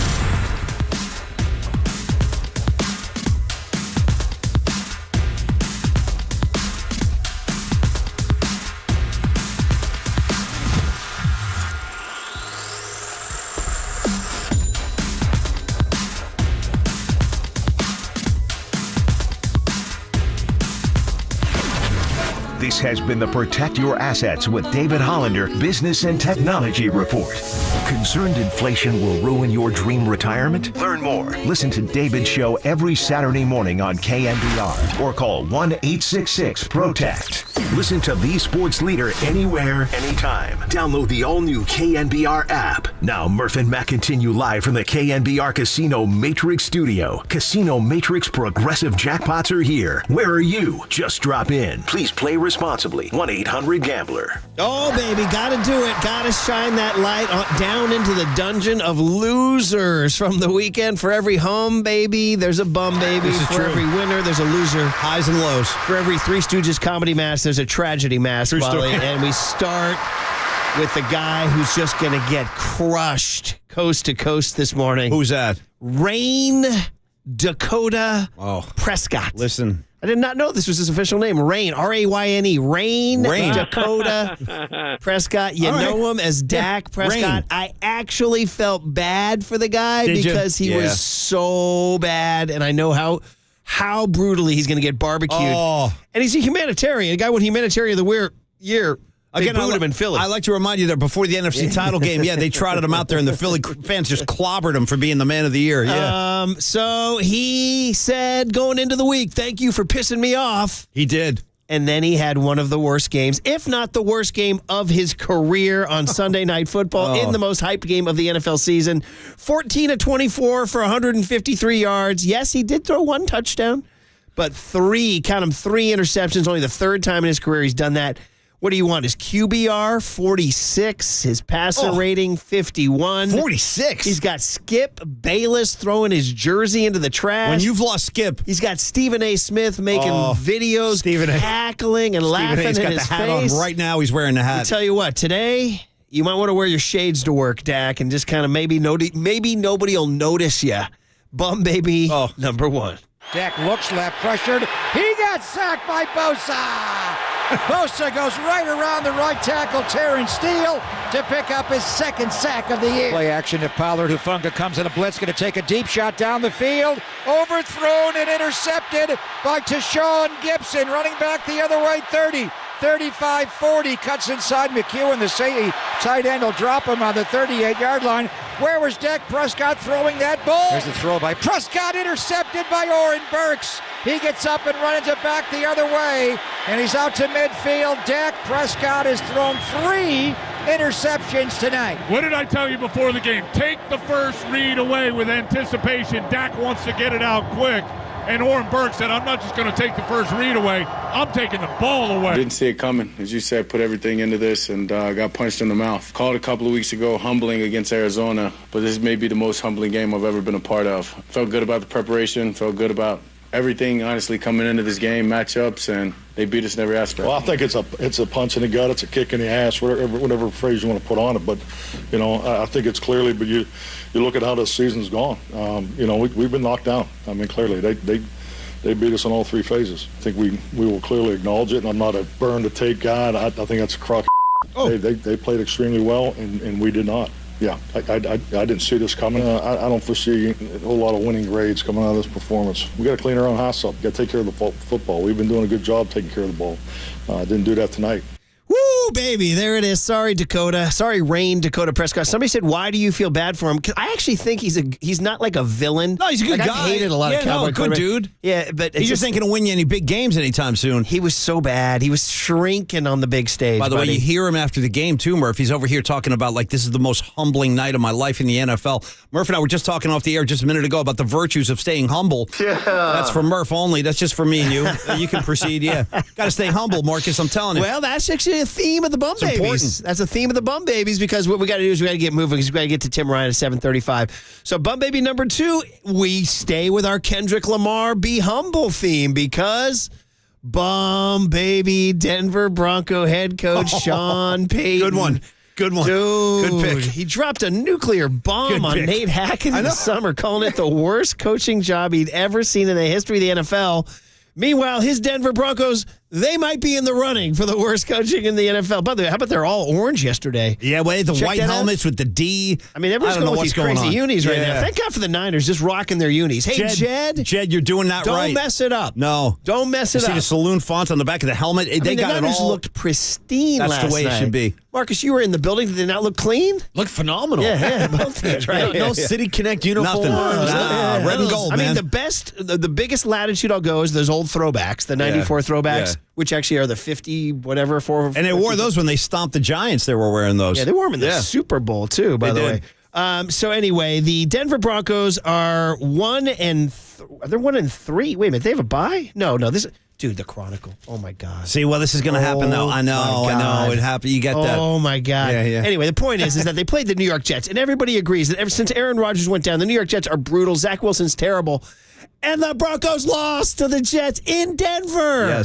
Yes. In Denver. And the humiliating play was Russell Wilson getting strip sack, fumble. Oh, my God, that play. Scoop and score for the Jets D, which, by the way, has given me a flicker of hope in my game that I was certain to lose against Derek Papa until that late Jets defensive touchdown. By the way, we need to spend some time on Waterboys fantasy another time, but we'll get into it. One of the most tragic weekends of all time. I know. The Broncos are, of course, 1-4, guys. They are 1-4, and they are absolutely brutal. And not only that, but they lost to a Jets team that they had destroyed. Nate Hackett, for everything he had said. So you talk about eating it. You talk about eating a plate of it.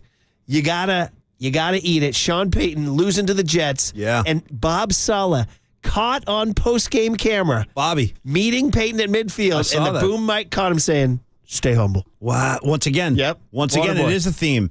In the deep Saleh voice. Yeah. Stay humble. Yeah, totally. How about that? Here it is. Bum Baby number 2. Wilson back to throw from the end zone. Looks downfield, pocket collapsing, and he's in the end zone. It looks like he's sacked. He throws a loose ball to the near side. It rolls free.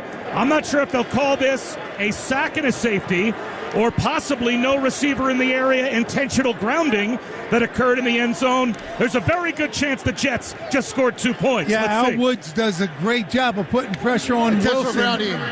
Offense number 3. That foul occurred in the end zone. As a result, it's a safety. Jet sweep motion for Gibson. Handoff, Breece Hall, right up the middle. Bust free to the 35-40. He's loose at the 50. Right sideline 40.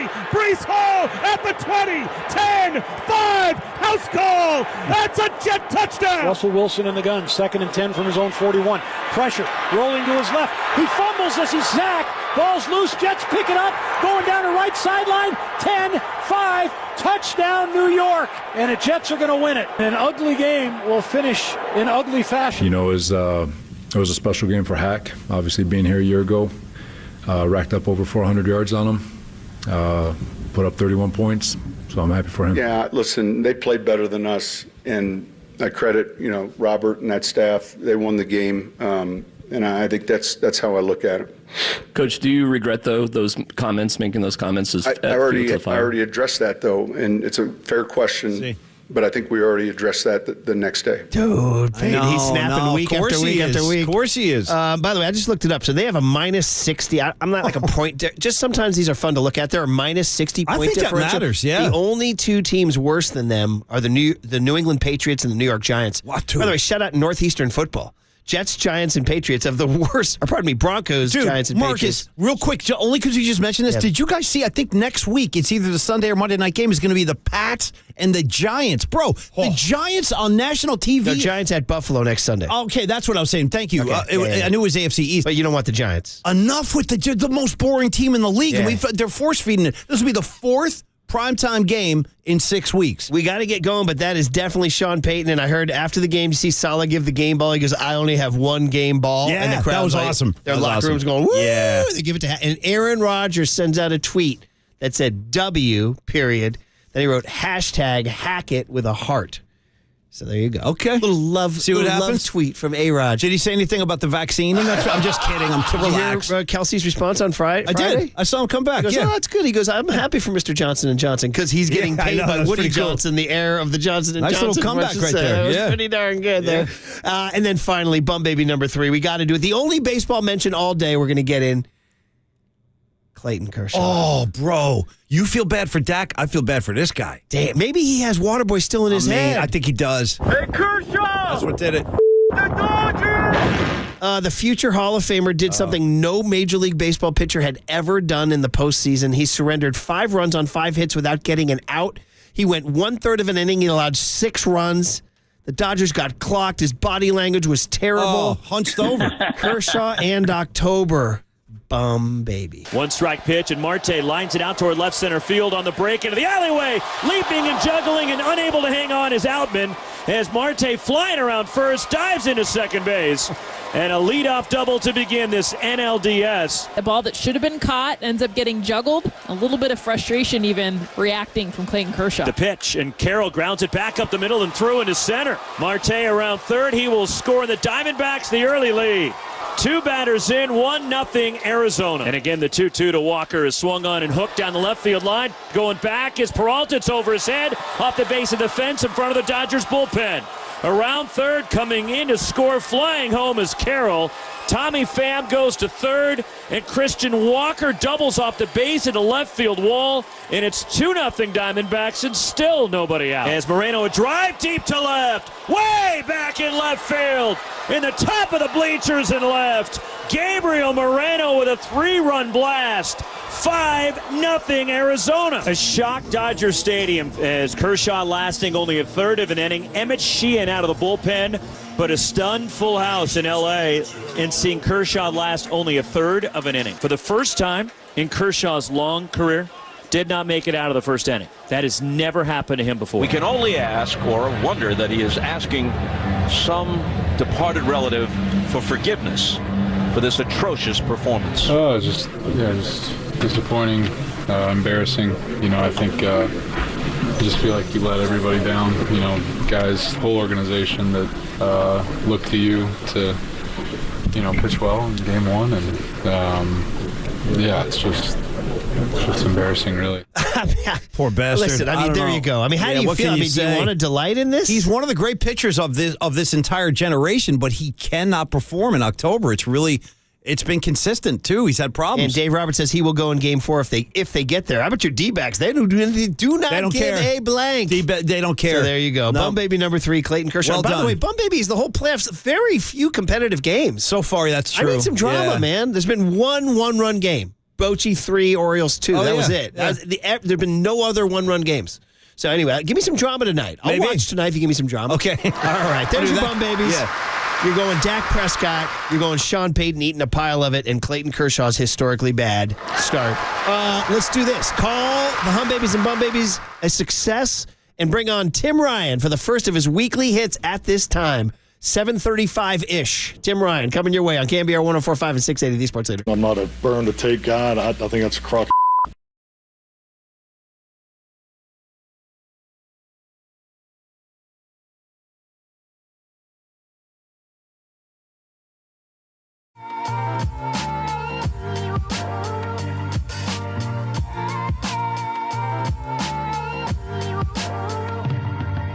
I've been telling Marcus for days, I'm like, because Marcus likes action, right? So I go, Marcus, you got to get over to prizepicks.com. That's where everybody goes now. 7 million strong waiting for Marcus over at prizepicks.com. If you want to test your skills, maybe getting in on the action tonight for the Monday night game, the most exciting way to do it and play daily fantasy sports is over at PrizePicks. You basically select 2 or more players, as many as you want, really, and then you just predict their stats in a variety of categories, and it's as easy as that. And if you know football, you have some skills, you can turn $10 into $250 pretty easily with just a few taps.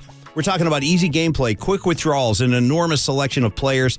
All these stat options are available and waiting for you over at PrizePicks, the #1 daily fantasy sports app. When you're ready to test your skills, get over to PrizePicks, they're waiting for you. They will match your first deposit up to $100. So you throw $100 down, they're going to do the same thing. Now you're rolling with 2 bills in your pocket. So visit PrizePicks.com/leader. Like KNBR is a sports leader. That is your code word to get you the deposit match of $100. Again, PrizePicks.com/leader. It's daily fantasy sports made easy. I'm just about that action, boss.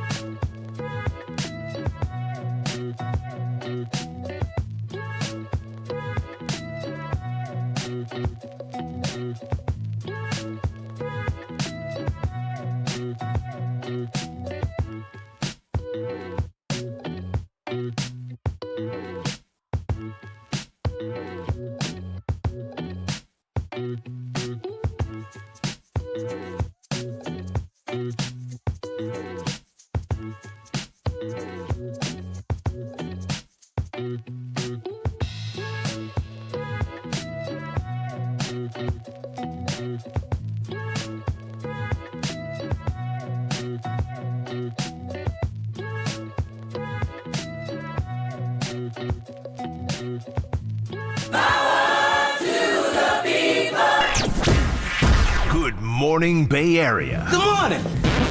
Good morning. Brace yourselves for KNBR's Power Surge. The sports leader welcomes you to Murph and Max. Power Hour. Time for muscles. Yeah, it's just your standard, chest and tries, back and buys. Metal. Ronnie James Dio. I'll go Dio. The last in line. You need some syrup for that pancake. Now here's 49ers color commentator Tim Ryan with Murph and Mac. Sponsored by Dignity Health, the official healthcare partner of the San Francisco 49ers. On KNBR 104.5 and 680, the sports leader. I'm going to love having Timmy here on these Monday slots going forward, man. I don't know what to say. Niners 42, Cowboys 10. That's what to say. Timmy, there's a million ways to go, whether it's Kittle catching 3 or Brock Purdy, Fred Warner, or 54 being the best player in the building. You can take it from here, brother. Good morning. How are you? Yeah. Hold on. Wow, wow, West. Yeah. Rough. Man, look, not the first group of Cowboys to journey out west and have a rough trip. Yeah. And look, I got a lot of respect for that organization and that team. And watching the tape with them coming in, they had literally dismantled 3 of their first 4 opponents on the defensive side of the ball. So really, really impressive. I mean, we're going to talk about the defense, who just absolutely shut the door on them, and for a variety of reasons, they were able to do that. But at the end of the day, the Brockzilla was blowing fire last night once again, man, at quarterback. And reading that coverage and delivering the mail, and, of course, the play calling that beats the coverages that Kyle and the offense anticipated. It's like poetry in motion. And I got to tell you, being up there all week, every day in preparation for these games, it's like that Eagles song, man. It's just a peaceful, easy feeling. I love this.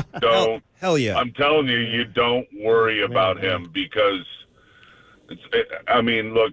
eventually there will come a day and there will come a game where he struggles. They all do. The greatest of the great do. We haven't seen it yet, and so I tell my daughter, I think he might be AI, Kennedy. He might be a hybrid. He doesn't even sweat. Yeah. He just drops dimes, and some of those throws, and then the run game, and of course it's all powered by the offensive line, which were on their game again last night. So I thought it was going to be a tighter game. Tremendous respect for those Cowboys in the game and their style of play that they bring to the table.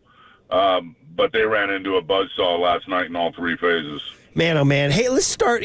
Purdy gets so much love, and he deserves it, and so does Kittle. But let's start on your side of the ball, man. Yeah, man. Yeah.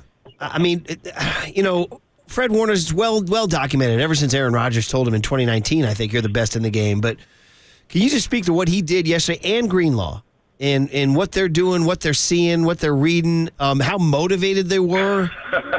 They read it, they see it, they kill it. It's the way they play is how linebackers should play. Yeah. And, so many people look at the game now, and it's changed a lot. We understand that and the rules and the way you're supposed to play it. And you'll hear people say, and heck, I've said it a few times, it's basketball on grass now. But it's really not. The action is still tremendously hot. It's highly hazardous, and you better play with some fire and some intensity. And in this game, especially, and we see it every week from Fred, who is truly an all-pro. Yep. And not just what he does on game day, but all week long, the leadership. Guy hasn't missed a practice, you guys. Hasn't missed a game. His growth and development has been insurmountable since he got here from BYU, and the preparation and the anticipation. Give the coaches a lot of credit for coming up with game plans on what to expect, right? Tendencies, scouting reports. Well, a lot of guys can read a scouting report and they don't know what the hell they're looking at the end of the day when the action gets hot.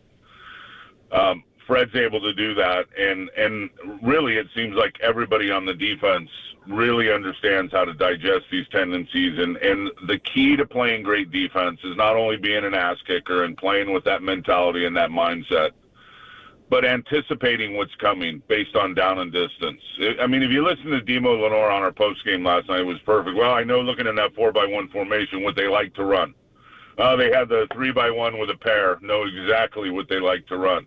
He's speaking jargon that a lot of people don't understand, but at the end of the day, it's about reading what's out there, linking that up with the down and distance, and going, man, what do they like to run out of this, and what do I expect? And then that allows those guys to play fast. It's when you look at the linebackers and the safeties and the corners, everybody at the second and third level for the 49ers on defense, it's about tracking and tackling. You'll hear them all say it. Let them throw it to the kill zone. We're on track. Boom, go kill it. Hold them short of the line to gain. But in order to be on the right track, you got to be in the right lane. If you know what I mean, you got to be in the fast lane, get in the fast lane versus that formation. And with the slow lane, middle lane, hell, sometimes you got to ride the shoulder to be on the right track. And those guys are able to do that based on, pro football's from the neck up, 80% of it. And the way those guys play. And I thought I was watching Tommy Hearns throw a right cross last night on that second punch out. Yeah. With Fred Warner. And then of course the sack that he had, which was a huge play, and what people don't see about Fred. You can see it all in front of you with Dre Greenlaw. He's just going to smoke you. That's it. Yeah. He's going to be in position, and you're not getting away. I like those things like maybe I could outrun him to the corner. No, not happening. And when he gets there, he's got nasty intentions within the rules to hit you. But the beauty of Fred Warner is so many plays, you guys, that he's making out there that the eye doesn't even pick up. And I don't even pick it up a lot of times. But when I go back and I watch the tape, like I will today, I'll be like, yep, took that route away. Oh, yep, took that route away. Yeah, there was a quarterback's first read. Fred took that away. And when you can do that and have that type of impact on the game without even having to be the guy that makes the play, you're just playing at a whole nother level. So yeah, it is. And you know what? I'd be remiss if I didn't mention OB Oren Burks and how he's playing this year and his first opportunity to play and had the pick last night. But he's another guy that's just, he's on the right track and he is smoking it when it comes his way. You know, Tim, another, just great aspect of this defense is their ability to shut down any opposing team's attempt to run the football. I mean, you look last night. Right. The Dallas Cowboys had 57 total rushing yards on the night. 57. They really didn't even try after a certain point. And then you realize, you start reading the stat line. And how about this, Tim? The Niners, their defense has not allowed a team to rush for over 100 yards in 32 a team or an individual? An individual. An individual rusher. Yeah, an individual. An individual rusher. That's a hell of a stat, though. 32 games without a guy going for 100. That's really impressive. Well, that's big time. That's shutdown run defense. And not all the games have been 42. And there have been a lot of close games over the last couple of years where teams are still multifaceted and versatile and running the rock in the second half. Again, I think it's a couple things. It's number one, being ass kickers up front, and number two, believing and trusting in the defense and playing gap control. It's not hard. And that's what I love about a four-man front. So many teams around the league now are running the odd front, like almost everybody. You see every week we're lining up versus a 3-4 defense, 3 down linemen, 4 linebackers with the 2 edge guys on the line of scrimmage. So a 5-man front or a 6-man front. There's a lot of gray area in that because you got guys up front that are playing head up and playing 2, and they're not always, but they're playing 2 gaps. Then the linebackers got to play off of them, and then the safeties got to play off the linebackers. Well, in a defense like this, it is all about gap control and your responsibility. If you're slanting one way, your gap just went from the B gap to the A gap. You stay in the A gap no matter where it goes, and it's going to slide along the line of scrimmage based on the blocking schemes. And there's really a lot of clarity to it. So, and it's that way for everybody in 8 gaps along the front, include the safety, and everyone. This is your gap. So you really don't even need to see the pictures. And for us, it used to be the grease board over on the sideline. What are they doing? No, right away what happened. Backside cutback. What happened to the one technique? What happened to the guy that was in the A gap backside? Coach, I got blocked. I got scooped up to the linebackers. Okay, we got to get that fixed. Next time it comes, you get that fixed and you shut it down. So there's a simplicity to it and a clarity to it that allows these guys to play fast. And then again, the physicality of how everybody plays, and then the linebackers and the way they play and the mentality of the safeties. It's stopping the run. A big part of it's about mindset, and a big part of it's about trusting what you're playing. And they are absolutely Mac Daddy locked in. Okay, so much to get into. I could pick any part in the game. The one I want to focus on is 21-10. So the Cowboys come out and score, kick a field goal to start the third quarter. By the way, Javon Hargrave with a great stop on third down. Because the Cowboys kind of had a little mo over there. So you cracked him up with that one. That made you laugh? Yeah. The Hargrave digger. Say it, man. Timmy, when you go back and watch the film, this 21-10 drive that Purdy engineered, the passes, the first pass was to Ayuk. It was a 20-yarder over the middle. Yes. Yeah, big in cut on Stephon Gilmore. By the way, Defensive Player of the Year in the NFL in 2009. This is also the drive, Tim, where the 3rd and 4 over-the-shoulder dime to Ayuk gets called back. It gets called back. It did. So it's 3rd and 14, and he does it again, time to Debo. No problem. This drive was, I don't know. I mean, we can talk O-line. They protected. Well, and it ended with the tight end being naughty. Yeah. I love naughty Kittle. That drive. The naughty nod route. Go back and watch the little head nod to the outside, you guys, right at the top of his route on his shake. Ridiculous. No, that drive was a really kind of a micro. Here's what I love about the drive. A couple things. Obviously, the quarterback. reading the coverage and dropping dimes all over the place. The first, the one he threw to BA that called back, that wasn't dropping a dime. That was dropping a silver dollar right in the bucket. Yes. Because it was just what a great throw. And unfortunately, Burford decided he wanted to clothesline Odighizuwa and throw him to his back. Big Burf can get nasty sometimes, man, getting after it. And that happens, obviously, and unfortunate that it did. But a bad play like that, and then, it's 3rd and 4, and you make that type of an explosive play, boom, momentum, getting down into scoring position again, gets taken away with the holding call, and then a 3rd and 14. The way that Brock Purdy read that coverage and the way that Kyle and the offensive staff predicted what they were going to see, I don't know if exactly what they predicted they were going to see based on, the down and distance, but you're in 3rd and long. A lot of teams like to play cover 2, right? 2 deep safeties, keep it in front. Well, this was the old Tampa Bay 2 bucks, so it ends up really being a 3 deep because the middle linebackers running down the middle of the field, Leighton Vander Esch with the seam player, and it was like poetry in motion, synchronicity. Purdy drops back, gets time from the offensive line. If you're going to play cover 2, you better get home as a pass rusher because those zone windows are going to open up. Nobody got home. Jawan Jenkins down the middle takes, Vander Esch had to open up and run with him, and as soon as he vacated the middle, Debo on an in cut. And a dime again. So 3rd and 14 turns into a wow play, and then they eventually get it down close to the goal line, and then the naughty nod route from Kittle for the touchdown. Naughty George. Was just stupid. The ghost was haunting those Cowboys last night. I think they must now understand what Sam Darnold went through in the pool house. Wait, the pool house. You know that story when Sam was staying at George's and the ghost. That's right, the haunted story. Great call, Tim. Come on, man. Great call. You got me there for a second. We're talking poltergeist. Actually, pool house. I was thinking Fast Times at Ridgemont High. You got me rattled there. No, for we're a gonna second. haunt No, man, we're talking about the Wild Wild West of Moscato's in the pool house. Yes. Let's go. The ghosts. So they were haunted by Kittle. Oh my God, that's hilarious. 3 touchdowns, and he was such a good soldier the first 4 weeks. You know what I mean? That's what he is. No, he's a teammate. He's old school. He could play in any era. School. He's an absolute throwback. I love the guy and have become close with him. I love his parents.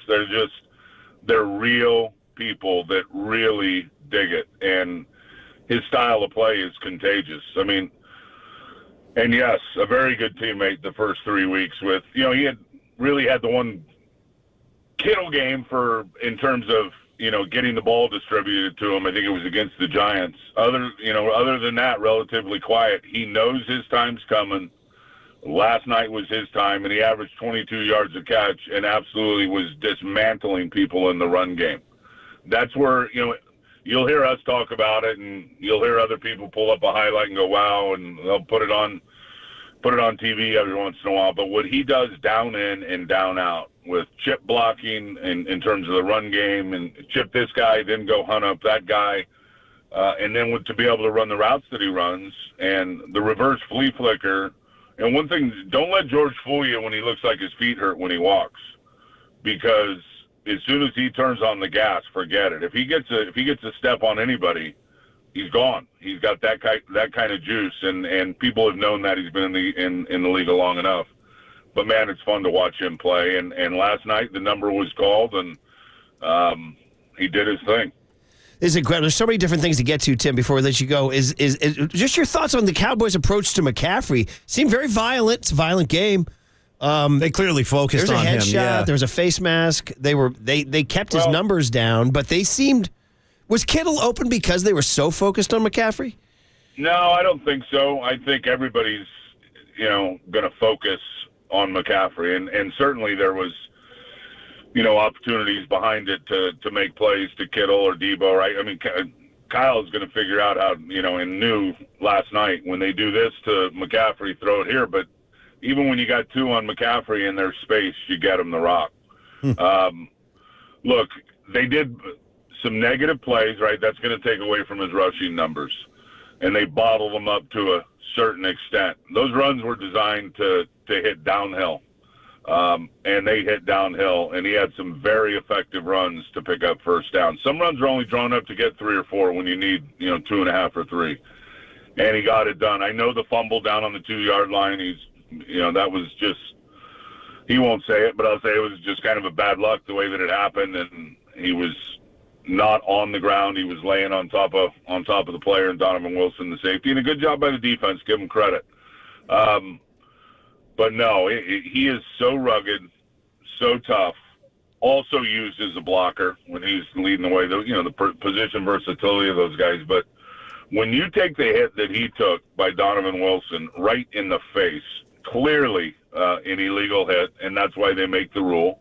And I get it. Those things are going to happen when you're playing physical. And again, a lot of respect for the Cowboys in that physical style.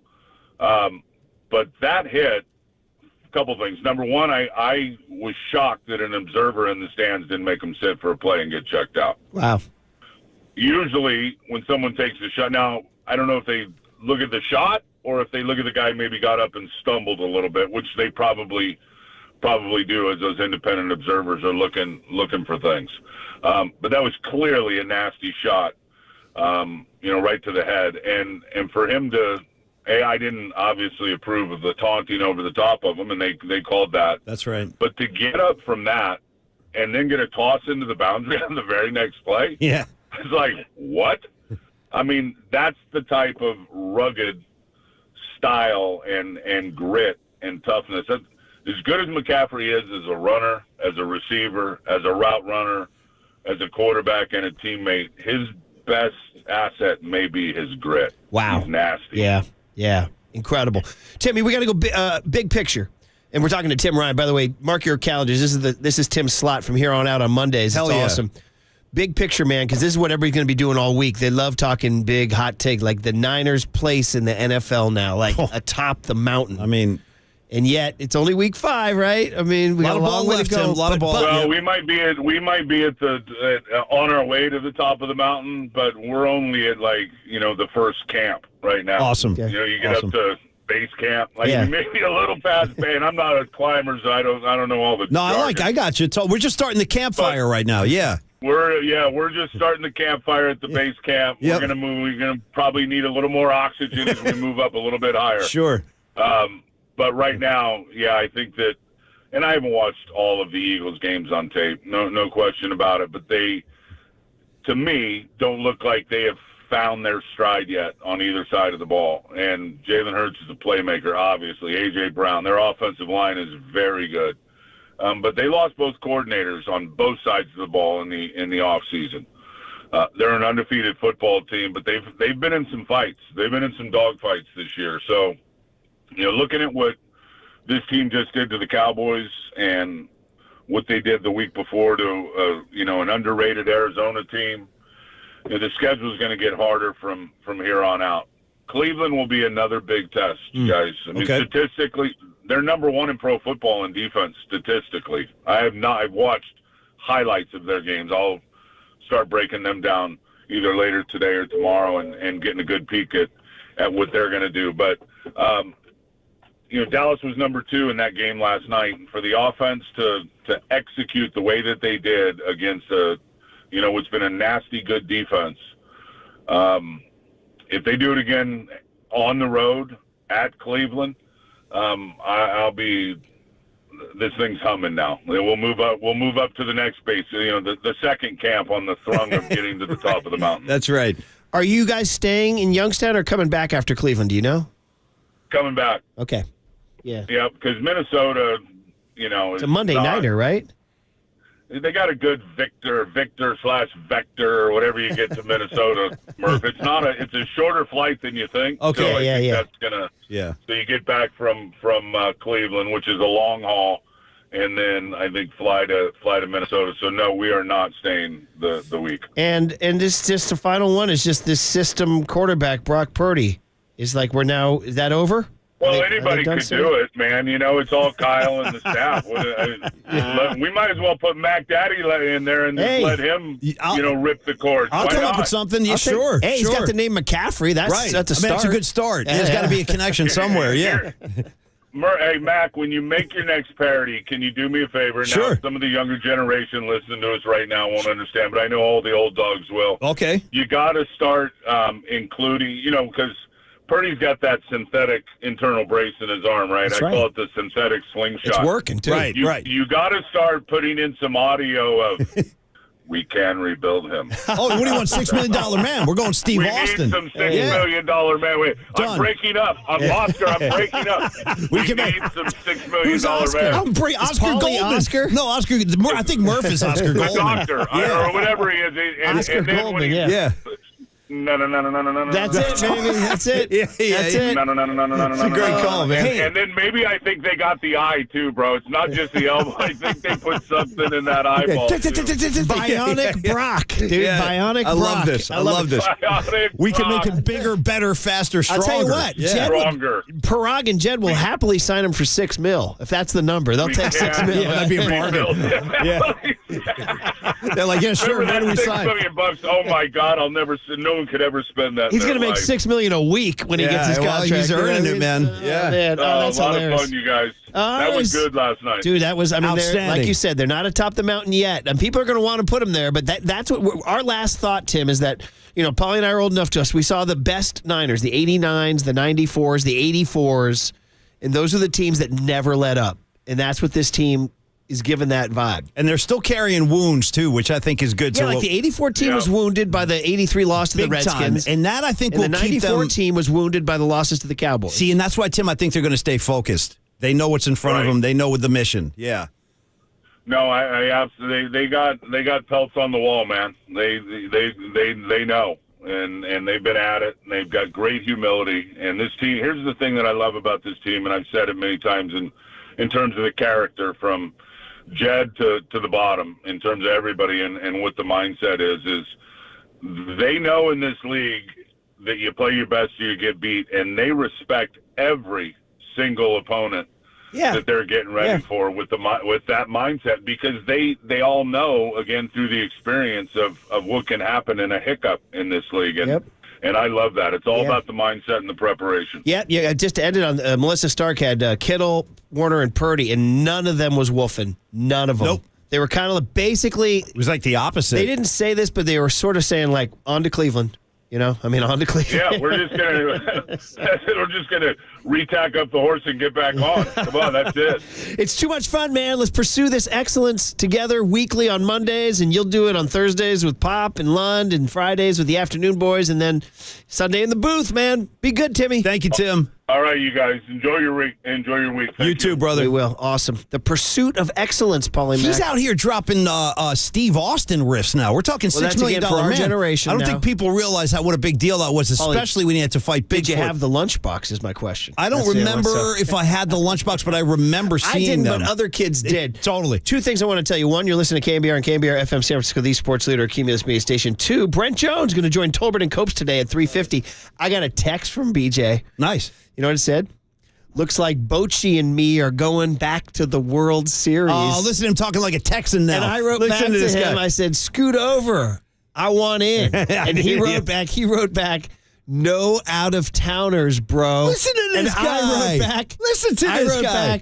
Sucks for you then. And he wrote back with the laughing, crying emoji there. So, Brent Jones has got his big cowboy hat on now. I love that he's riding with Bochy, though. Yeah. Anyway, Brent comes on this afternoon. All right, the big hit. We're going to recap it. What did they say after the absolute obliteration? The biggest Niner win over the Dallas Cowboys, even bigger than 45-14 in 1981. 42-10 last night on KNBR 104.5 and 680, the sports leader. The Brockzilla was blowing fire last night. San Francisco, shout out to you for supporting KNBR, San Francisco's sports leader. Here's what's trending now. Trending now. On KNBR.com. Jorge Kittle got the hat trick last night as he scored not one, not two, but 3 touchdowns against the Dallas Cowboys. So to read all about George Kittle's big night, check out that story and more, trending now on the all-new KNBR app.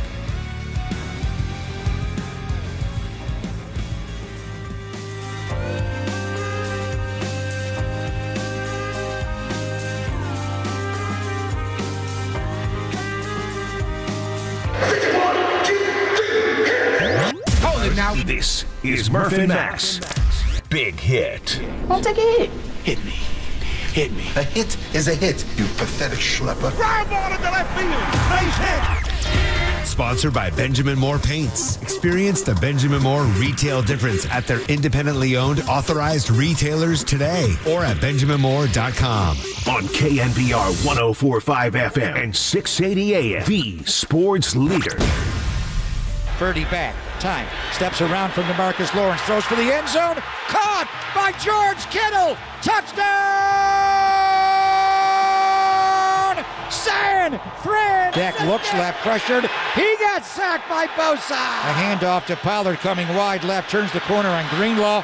Fumbled the ball. Ball out. It's inbound still. Kevin Givens got it. Now he's going to get sacked by Fred Warner and Javon Kinlaw. Here's an end around and a flea flicker. Back to Brock Purdy. Takes a shot down the sideline to George Kittle. Kittle all the way to the end zone. Touchdown! San Francisco! With a little razzle dazzle. Purdy going to roll left, throw for the end zone.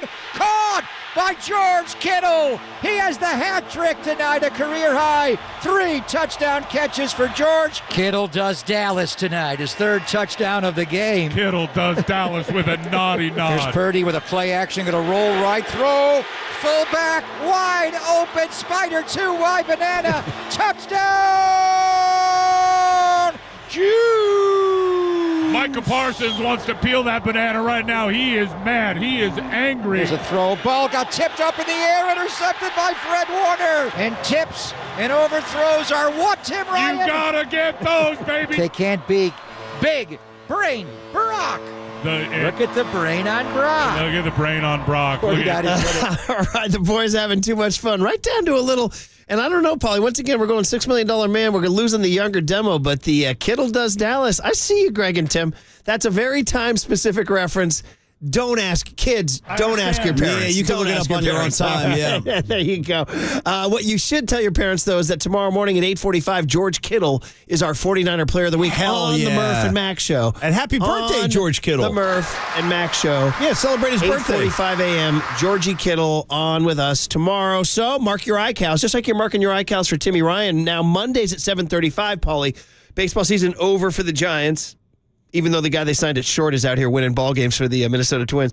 But anyway, so Tim Ryan will be 7:35 on Mondays from here on out. I love it. Put it in your calendar. Okay. And then tomorrow's Player of the Week is already booked. It's George Kittle. Now, would you offer George like a belated happy birthday 100%, greeting? Yeah, me too. Me too. I don't know what he did on his birthday. Yeah, I do too. Is he going to do, like, what will he do that's really, really fun? Is he a cupcake guy? Is he a birthday cake? Is he going cake? like the zoo? Is he going boating with Klay Thompson? Ooh, that'd be a nice way to spend a day. See him and Klay out on the bay? Yeah, you know why not? I was out with George Kittle. Yeah, he's feeding Rocco, you know what I mean? He's getting him some Purina, whatever they eat. Boys, a day after the game, Kittle might just be kicking it up at home watching Monday Night Raw tonight. He might be just clearing out his schedule Monday for some Night wrestling. Football. Monday Night Raw. Or his buddy. He was pretty tight now with James Garoppolo. Maybe he wants to watch his boy tonight. Who's out of the concussion protocol, right? He's back. He's back. All I need is Jordan Love to keep it calm, and I'll pull out a very unlikely win over Derek Papa. I was dead in the water, face down and dead in the water. And then Marcus keeps shaking his head. I'm afraid to ask. CeeDee Lamb didn't do anything. Waterboy had one of the most tragic fantasy days I've ever seen. Maybe the most tragic. But I've been hearing that like every week about Marcus. Well, I mean, this kid knows what he's doing. Let's spend 60 seconds on it here. A quick minute. Because on Friday, we talked about if you played against DJ Moore this week, you were pretty much losing your matchups. You said it to every fantasy person in the country. How can you lose a game on Friday morning going against DJ Moore? That's it. Yeah. Well, here's the thing, Paulie Mac. I did not have DJ Moore. I had Jamar Chase, who had 3 touchdowns, and I also had George Kittle, who, of course, is the reason why my team's called the Kittle Rascals. So far, so good. So Marcus's answer to this DJ Moore death blow is to put on a historic reply with Jamar Chase having a historic day and George Kittle having.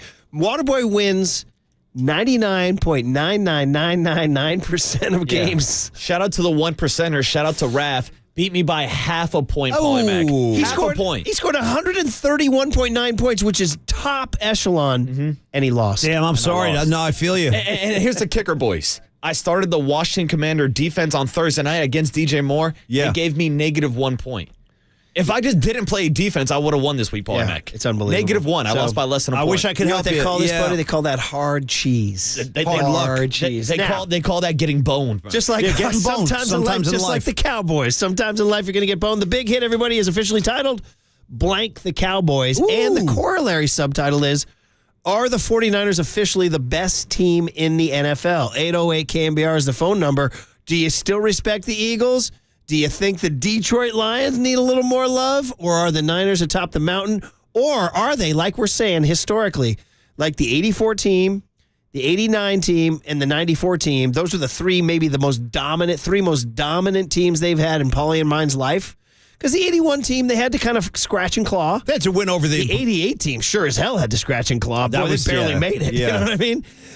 But the 84, 89, and 94 teams. Those were dominant teams throughout the entire season, and although you're right. The 94 team they lost to the Eagles game, 40-8. That's what turned everything around. So really 84 and 89 were the only two sort of just flawless. You know what's crazy? Pursuits of excellence. 9 times out of 10, I would take a comment like that, and I would be like, dude, you can't compare any of these teams to what those teams did back in the 80s. But this group right now, what I saw last night, I think that's a valid comparison. I really do. Like, that's what I started thinking last night. Even if the Niners have to play the AFC's best, the NFC's best right now, that maybe that's Philly with the Niners. I don't know how those defenses are going to stop this Niner offense. They are just going to work, Murph, and they can beat you. Again, we talked about it. Last night was Kittle's night. 2 weeks ago was McCaffrey. Ayuk had a big game. Debo against the New York Giants. Yeah, I'm telling you, man, this offense is so legit. We had McCaffrey as MVP. This week, it's Purdy as MVP. Although I heard on the way in on the leadoff spot, national people dismissing Purdy because he has too much talent around him. You know what? That's fine. Whatever they want to say, it doesn't even matter. They can say whatever they want. Again this morning, it's like I thought we were done with the system quarterback narrative, but no. Again this morning, I'm driving in at 4:30 in the morning, 3:30 in the morning, and all I hear is, he's got too much talent around him. Yeah, he's had it the entire season. You put that down there with the freezing cold takes. You know me, Murph. I'll jump over to a CSN Bay Area post-game show with Matt Mayoko and Brooksy and all those guys, and I did that last night. And Mayoko went off on a tangent about Brock Purdy, a positive one. Right after the game, he was very excited. He goes, listen, anybody at this point who says that about Brock Purdy, he's a system quarterback, he's just a result of the talent around him. He said they really don't know about quarterbacking in the NFL. What Brock Purdy is doing right now, he's playing at a very, very high level. You mentioned that ball, that touch pass, Murph, to Ayuk. Well, I mean, do yourself a favor. Go look at the drive, the 21-10 drive. I was on Twitter this morning, and one of the people I follow highlighted that drive, and I watched it again during the break. Go watch it. Just go enjoy it. Go enjoy it. And by the way, while we're staying on the system, I heard you guys last Thursday when I was driving around a lot, taking care of the family. System. I heard you guys talking about, is Brock Purdy a system quarterback? And I kept saying to my radio, is somebody going to finally play the late 80s, early 90s R&B hit by a band called The System, Don't Disturb This Groove? And that's the take for Brock Purdy. Is he a system quarterback? Well, don't disturb this groove. I'm fine with that. Right? I'm all in. We do need to put the stamp on it. Steve Silk Wilkes is assigned to call in the overpaid mannequin that is Roger Goodell. Goodell said, damn, I had arranged for a nice little contest on Sunday night to get my advertisers some eyeballs. And Silk Wilkes said, yeah, well, guess what? You overpaid mannequin. Yeah, right. That's right. You got an ass whooping is what you got. Put it in the book. San Francisco 49ers 42, Dallas Cowboys 10.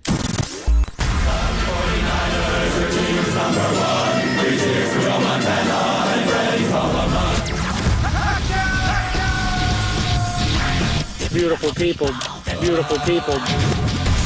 Bang, bang, Niner gang. Bang, bang, Niner gang. Oh, hell yeah, hell yeah, hell yeah. I love the Niners. This is really fun. There's birthday boy George Kittle. 30 today, by the way. Yeah, George happy birthday, George. So we'd like to give you guys a little sound from after the game. Kyle Shanahan leads us off by saying, well, was this a complete game? Right down to, by the way, dude, my guy Mitch Wishnowski's punting the ball with authority. Hang time leads the NFL. His balls stay up. I'm going to shout out Mitch Wishnowski. He has a huge leg. Well, you know what they say? His balls stay up longer than anybody else's. It's a fact.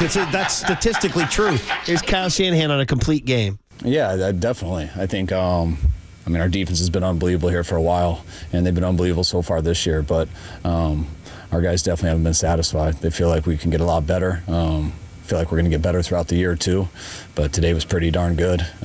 Felt the offense felt similar. We had a real good week last week, but we felt our whole team hadn't played a complete game yet, and it looked like that today. There it is, man. Complete. And speaking of complete, Brock Purdy again, 17 of 24, 252, no picks. 0. No picks. That goes for the entire season. He hasn't thrown an interception all year. And we lost our big hit bed. I feel like what happened to the bed? I feel naked without it. The river ran dry. Don't send me out there naked, Marcus. Nobody wants that. The river ran dry, baby. It's all good, man. Nick Bosa was kind of feeling himself.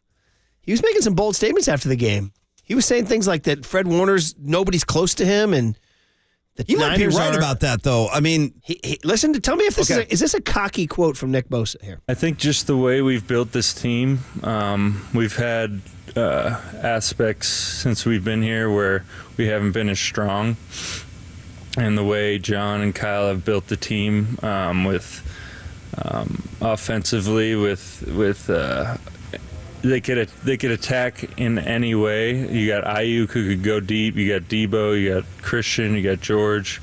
There's really no weakness. And then Brock is playing as one of the best quarterbacks in the league. Okay, so he says there's really no weakness. Now, is that bulletin board material for the Eagles and all that? Oh, really? We'll show you a weakness, Hey, I'll tell you what. I'm at my little text war with my buddy Schmitty back in Philly. How's he doing? He's a great diplomat, Schmitty. When the Eagles handled the Rams in front of a sea of green at SoFi. Actually, you know what? We talked about feeling bad for our Clayton Kershaw. I actually feel bad for the Rams, like the dudes on the field wearing the unis, because their home games are really road games. Like, they don't even have... the Eagles fans were going to absolutely dominate. It's like a weekly thing, though. They have nothing down there. They can't, like, you talk about protecting home field. They don't even... a funny little domestic story, if those can relate, who have to share the home with their spouse or significant other. Sure. Because you got to compromise, right? Oh, so capital C. I got a 15-year-old son obsessed with the red zone. Obsessed. Like, all he does is just, give me the red zone. What the channel, yeah. Well, I got married to a lovely lady. Red Zone's good. Red Zone has the effect on her like Mary Hart's voice had on Kramer. Nice, where she convulses and her stuff. take was, this is not what football sounds like. She goes, it's jumping around way too much, and it's not the rhythm of football the way I like it in the house on a Sunday. There are rhythms. She put her foot down. Yeah. And then he left for the game, and in an attempt to make domestic harmony, I switched over to the Rams-Eagles game just to leave it on. That's a smart move. And about a half hour later, I said, have you noticed? And she said, I have noticed. Yeah, now things are back to normal. This is what a football game should sound like. Not all frantic and manic cutting from here to here. And by the way, anytime you talk about rhythm, or if you know me, I like to shout out the rhythm method, just to throw that on the table. The Woodman had a joke about he met an old colleague from NYU. He said she was practicing, she said she and her husband, very liberal. They were practicing the rhythm method of birth control. Right. Apparently, they were unable to keep a beat. Oh, she's densely populated. Wow, that's what he said. Okay. I see you. Somewhere Cope's just like shuddered. I know, exactly, right? So, Shanahan on Brock Purdy. Okay. He actually dropped the F-bomb here. Listen up. Listen, yeah. I mean, he was really good. Everybody was pretty good. But thought he missed one throw throughout the day, from what it seemed like. Just a little behind BA in the first quarter on one, and everything else seemed pretty flawless. He did a great job. There's a real good pass rush, some tight coverages. Guys gave him some time, and also the guys made a lot of plays too. He said flawless. Murph, that's a big... Pretty flawless is what he said, but I heard Ed Werner after the game goes, Kyle Shanahan called Brock Purdy flawless after the game. I said, well, pretty flawless. I would like to also shout out a really pretty throw. You mentioned that Brandon Ayuk on the touch pass. I would like to shout out the first touchdown pass to George Kittle where he's rolling to his right, threw it on the run, just threw a dime, right on the money, right on target to George. Wait, touchdown. the first one? The one where he was rolling to his right. That was the first. I freaking got my Montana, very much fuzzies, dude. Yes. I was like, I had to say, oh my God, I've seen that before. Joe rolling to his right throwing, that was his specialty. Fantastic, dude, fantastic. And by the way, somebody said, where's the Purdy for 40 bumper sticker after all that, huh? Here's Brock Purdy himself on playing an elite defense and going from last January, where he kind of didn't, look as great. No. To this October. I mean, yeah, obviously watching the film from last year, it's like, man, I want to be better. That's really every game. But, going back to last year, it's like, all right, I'm going to play a lot of the same guys on defense, a lot of really the same scheme. And so how, for myself, sort of it's another challenge for me, with this scheme, I want to be better than I was last time. But was that my only motivation and my only, goal this week? No, man, I was just doing what I was asked. Knew that the game would come to me over time. you just got to get into a rhythm, hit the open guys, do my part as a quarterback. Don't try to force stuff and be a superhero. And that's that. So learned from the game last year, moved on, and just played this week. This guy, don't be a superhero. Don't force it. Learn from my mistakes. He stays within himself. He's he's very mature, like for his age and for a guy with the amount of experience he has, which isn't really a lot. He's extremely mature. We talked about his composure, how well he is just in the moment on the field. Like we saw it when we interviewed him down there. No question. He, a listener said that. So that Rita Oak, that Portuguese woman who drew Jimmy G. Yeah. She loves the Niners because she flew out to San Francisco and she fell in love with the Niners and everything. She's back home in Portugal. She's still drawing the Niners. Apparently she drew a picture of Brock Purdy where half of his face is human and the other half is a robot. And Kyle Brandt wore it on Good Morning Football this morning. And George Kittle called him a robot. Well, this is going back to Tim Ryan talking $6 million man, bionic men. We're going to cut open Purdy and there's going to be wires in there. That little flap. Remember Steve Austin had like a little flap where they could do like wire adjustments. Yeah. By the way, 925 says, guys, are the 1972 Miami Dolphins on notice? Well, wait a minute now. It's only week 5. I know Platzi sent the same email. That's a long way off. Platzi's a reasonable man. If that 84 team couldn't do it. Yeah, no, seriously. On to Cleveland. I'm going to take care of the Cleveland Browns. That's right, Murph. Good answer. More Purdy on George Kittle catching 3 after not catching any the first 4 weeks and not bitching about it. Okay. Yeah, like we said before, this team doesn't have, any ego. Everyone wants to win. I feel like everyone knows that they're good, and so it's going to be just a matter of time with their game. This game, George had, the touchdowns, he had opportunities, but still Debo, BA, Christian, everyone's able to contribute, JJ. And so, their time comes. And so they know that. But at the end of the day, we put winning first. That's what we want to do. And, there's no, selfish times where, guys are coming up to me saying, hey, man, I'm open. You got to throw it to me or anything like that. So I'm very lucky and fortunate for that and just keep it rolling. So you got to know, I study at the foot of John R. Wooden. I read The Wizard all the time when I'm trying to coach my teams. Shout out to Pyramid.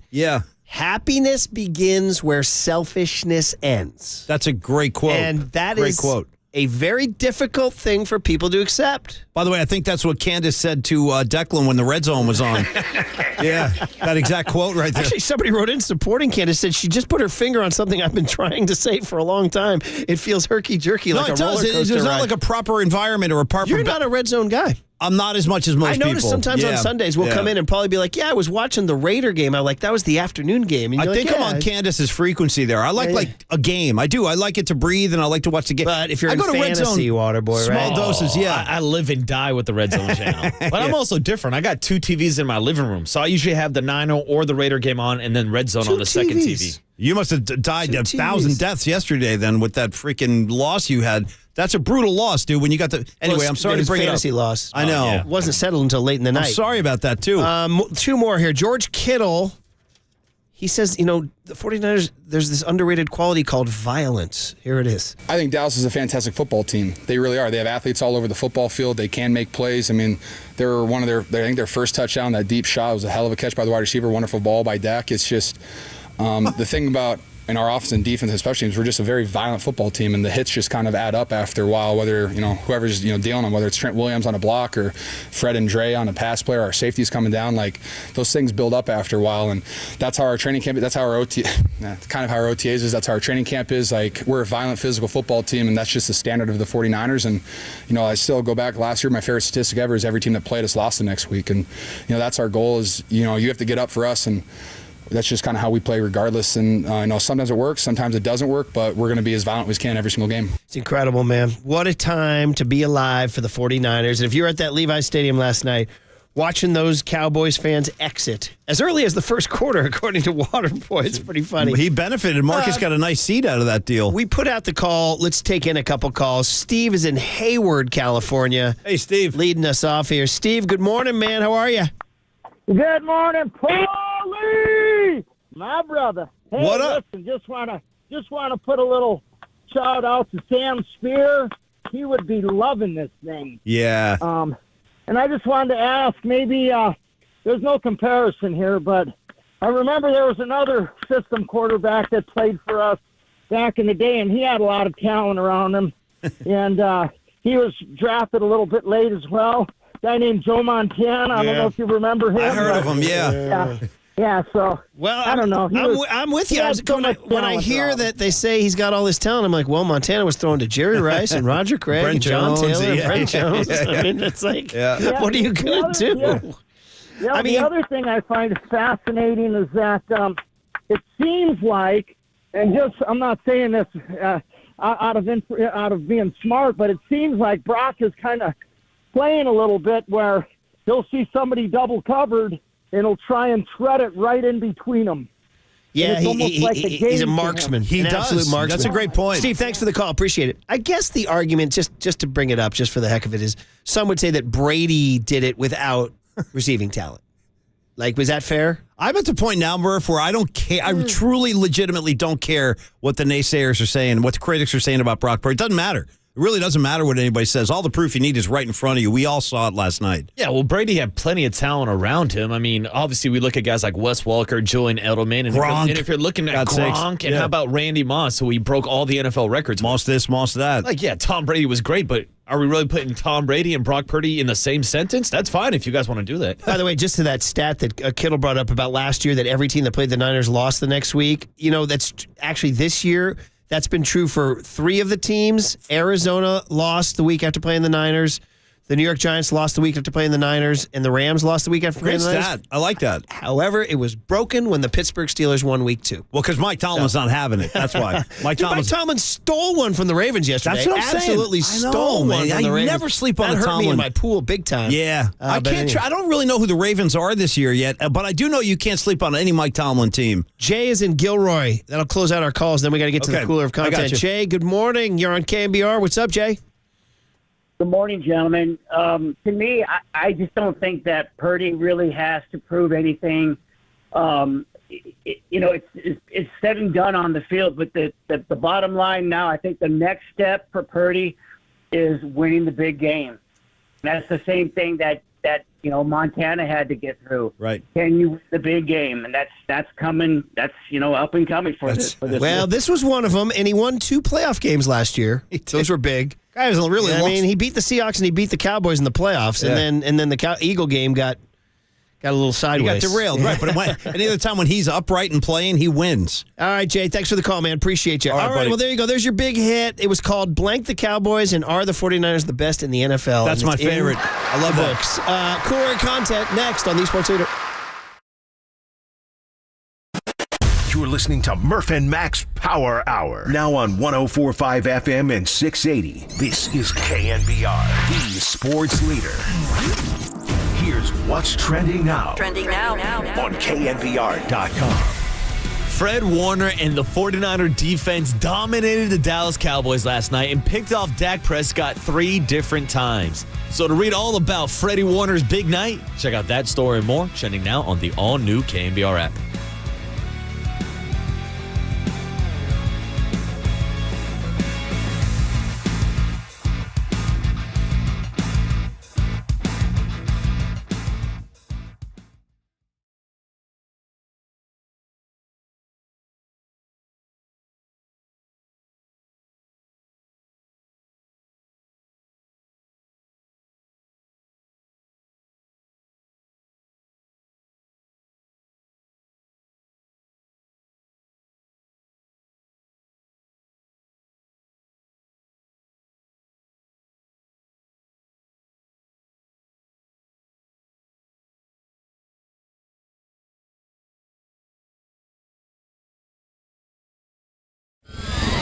And now, time for the Protect Your Assets with David Hollander Business and Technology Report.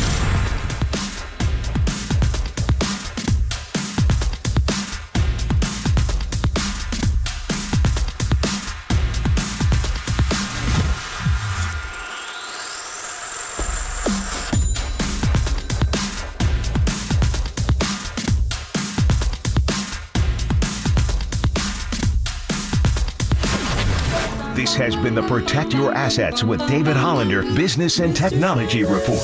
Do you want to pay less taxes this year? Learn more. Listen to David's show every Saturday morning on KNBR or call 1-866-PROTECT. Crank up Murph and Max Power Hour. All right, everyone, chill.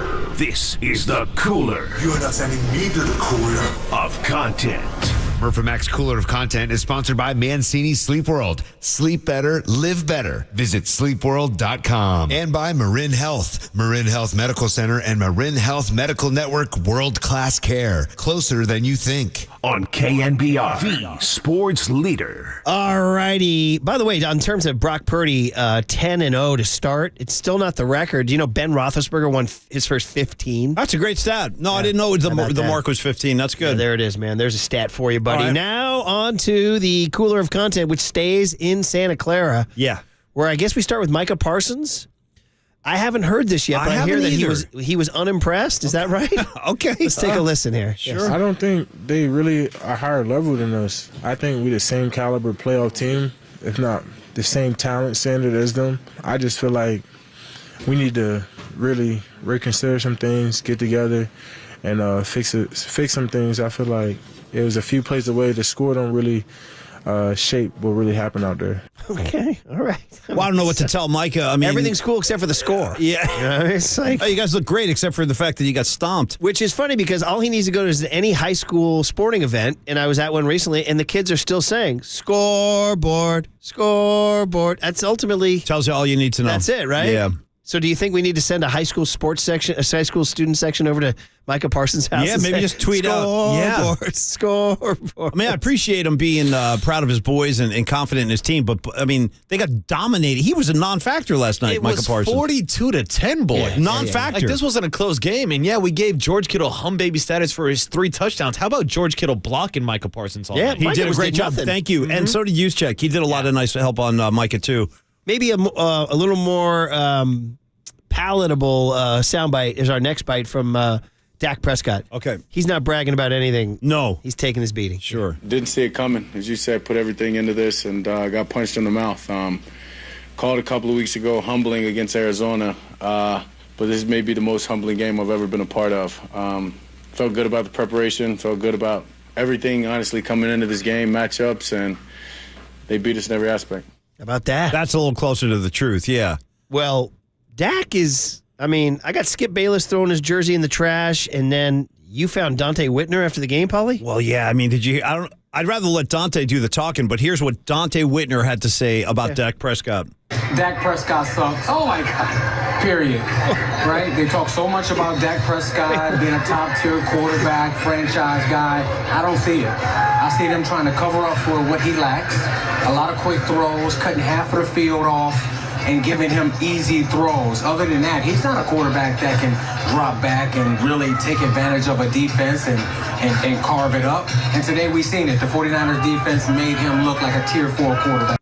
All night with Tier 4. Tier 4. Tier 4. So you go off the top rope, Waterboy, in your chosen sport of pro wrestling, right? And then when you're down, is there like an extra hit? Like, is there an elbow to the head or something? Is it like... Yeah, Marcus. Because, I mean, that last, at the very end there, Tier 4. Tier 4. Dak Prescott sucks. Oh, my God. Yeah, so, I mean, that's incredible. Yeah. So, I mean, Murph. Is that going to get viral, you think? We're talking about Dante like coming off the top ropes and then like putting him in like the walls of Jericho or something. Like he hit him off with the submission specialist. You know what the best part too is Dante's dropping takes like that and he's bumping tunes at the same time. Like he's got his own tunes going in the background. Can I hear this whole thing again? Let's walk through it. Yeah. Dak Prescott sucks. Oh, my God. Period. Right? They talk so much about Dak Prescott being a top-tier quarterback, franchise guy. I don't see it. I see them trying to cover up for what he lacks. A lot of quick throws, cutting half of the field off, and giving him easy throws. Other than that, he's not a quarterback that can drop back and really take advantage of a defense and carve it up. And today we've seen it. The 49ers defense made him look like a Tier 4 quarterback. I mean, I got to be honest. He's closer to the truth than the other take. I mean, Dak did look terrible. He did. Period. And he hasn't. In the Jock blog, I wrote that the Niners will win this game because they're superior in every way. I said right now they have the superior organization. They've stacked all their talent. Jed York let John and Kyle do their thing. I said they have the superior head coach. Yeah. Kyle will draw it up better than McCarthy. And then I said, I'll say it. They have a superior quarterback. And I said, I don't care about Dak Prescott's accolades. I know. I said, as I was just saying to the Pro Football Reference page that showed he led the NFL interceptions last year and his January 2023 box score at Levi's. I mean, it's just not there. No, it's not there. And it's just not there. It's a little confounding to see Jerry Jones continue to just give him 100% support as he does. He has never wavered from that. But I think at a certain point, if this continues, I mean, they're going to have to look at making a change. I mean, they do have Trey Lance now. Some young blood there. The one guy who might have enjoyed that game the most was Trey Lance. Yeah. But you're right. Dak is not about the big stage. He never really has been. Dude, by the way, this one is not in the cooler of content. It's only a written word. Did you read this quote from Trent Williams after the game and Eric Branch? This is an incredible quote. Kyle and them are like scientists, left tackle Trent Williams said. Scheming people up in S. Dude, Paulie, look at that. Just read that. Scheming people up in S. We gotta find that audio. They're like scientists, man. Scheming people up in S. That's right. Test tubes in S. I need a bed sheet banner that says scheming people up and then spell it out. SH, you know what I mean? Yeah. That's a great bed sheet banner to be hanging at Levi's. Scheming people up in S. What else we got here? What else? LeBron James. He's our favorite now. He's involved. He's like a 49er fan, number one. The Niners did their whole LeBron James TikTok for him, and he saw it. LeBron James. Then he made his picks. Yeah. There he is. I know we got a lot of Cowboy fans in America. I'm not one of them. I'm going with the Niners. LeBron James. Shout out to the Niners. Good luck to y'all today. But I got them going to 5-0 after this. By the way, wasn't he actually a Cowboy fan at some point, Marcus? He was a Cowboy what's he talking about? Like, he used to brag about, I could play tight end for the Dallas Cowboys. He's dropping one of those whole, the concept of wouldn't me. We got to get one last one in here, and that's our buddy, the great Jim Nantz. So, did you notice what didn't happen yesterday? I did. I don't want to say anything, but I did. It was so nice to be T-Swift free for a day where you just talk football. I did notice the absence. Unfortunately, her man hurt his ankle. Yeah. See that? He crumpled. It looked bad. I was for a watching second that live on when the that turf. happened. See, me too, yeah. It looked bad, and then he came back and caught a touchdown. He did, yeah. But no Taylor Swift. Well, listen. And everybody's kind of happy. We got trouble in paradise. I was very happy. And who was the man bringing you the news? Our buddy, Gentleman Jim. Welcome back to U.S. Bank Stadium here in Minneapolis. In case you're wondering, 7 words I thought would never leave my lips in my career. What are they? Taylor Swift is not at the game. That's a first for you. I've never said that before. There's some broken-hearted people I just saw on the stands. She was questionable all week, but it looks like it's officially inactive for today. I see what you did there. Or when you got Gentleman Jim commenting, I mean. Officially inactive. Yeah, but I think we all enjoyed the break, right? We got back to football for a Sunday. Well, she's releasing her movie this week. Movie? You know, the concert that she did this summer is now a feature film. Right. 808 KNBR, Stop Making Sense versus whatever this one's called, Eras or whatever it is. I don't know, man. Anyway, that's it. We got other stuff to get into, including, it was kind of tough audio, but to your maybe surprise, we have audio of Chris Paul getting introduced. Big cheer at Chase Center. I expected kind of the opposite. Shows me what I know, but I thought Warrior fans would hold a little bit more of a grudge. And Lacob got in the booth and said, "We're building something special here." That's right. I won't have it. He did. Yeah. And he actually looked, did you see him? Jumpin' Joe? I actually did not. Chris Paul. Oh, I saw Chris Paul, yeah.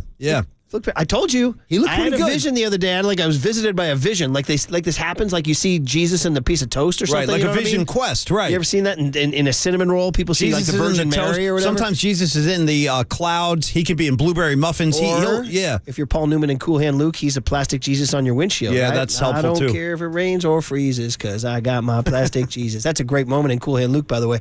And that my vision was it's a Tuesday night in Orlando in January. And the Warriors into the second quarter, and they come down on a half-court possession, and Chris Paul works a very effective possession and dishes for a layup. Well, and I was like, yeah, I can see this. This is going to work. Chris Paul He's got to stay healthy. Yeah. He's got to stay Which healthy. he has a really hard time doing. He was also in the starting lineup. So that ends that whole debate. There he was, getting introduced. And by the way, 925 puts a bow on it saying, what happened to the inside info Trey Lance was going to provide? Ooh, that's a great point. There you go. Not so much. All right, guys, there's your cooler content. All right, buddy. There's your big hit. There's your power hour. We got the great wild man that is Eric Wright, 4-time Super Bowl champ at 9:15. We can take your calls at 8:52. Is this official? Are the Niners the best team in the NFL? And are the 72 Dolphins on notice, or is that just crazy talk? On KNBR 104.5 and 680, the Sports Leader. I think we're the same caliber playoff team. Really?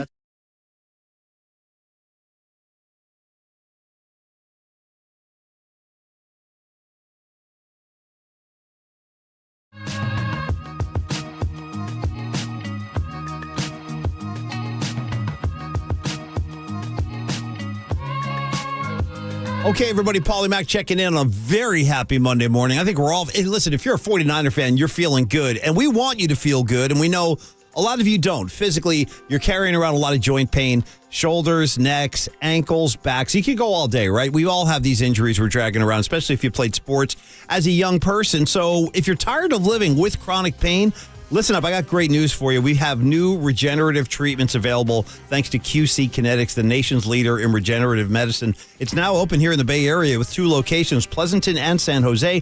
Here's the great part about this. You're going to get lasting relief. You're going to get your pain-free existence, which we all deserve, and you're going to do it without surgery. You're going to do it without prescription drugs, and you're going to do it without multiple doctor visits and then downtime from your job. Regenerative medicine offers highly concentrated healing agents drawn from your own body. These powerful treatments can restore and repair damaged tissue in your aching joints so you can start moving around again without the pain that's a part of so many people's day-to-day lives. Emmitt Smith, Hall of Fame running back, he goes to QC Kinetics. I think that says a lot about carrying pain and how to treat it. So if you have pain in your knees, shoulders, your hip, or any other part of your body, schedule a free consultation today with the very good people and medical professionals at QC Kinetics. Really nice people over there in Pleasanton, and I'm sure the same can be said about San Jose. So call 877-70-REGEN, 877-70-REGEN, 8770-REGEN.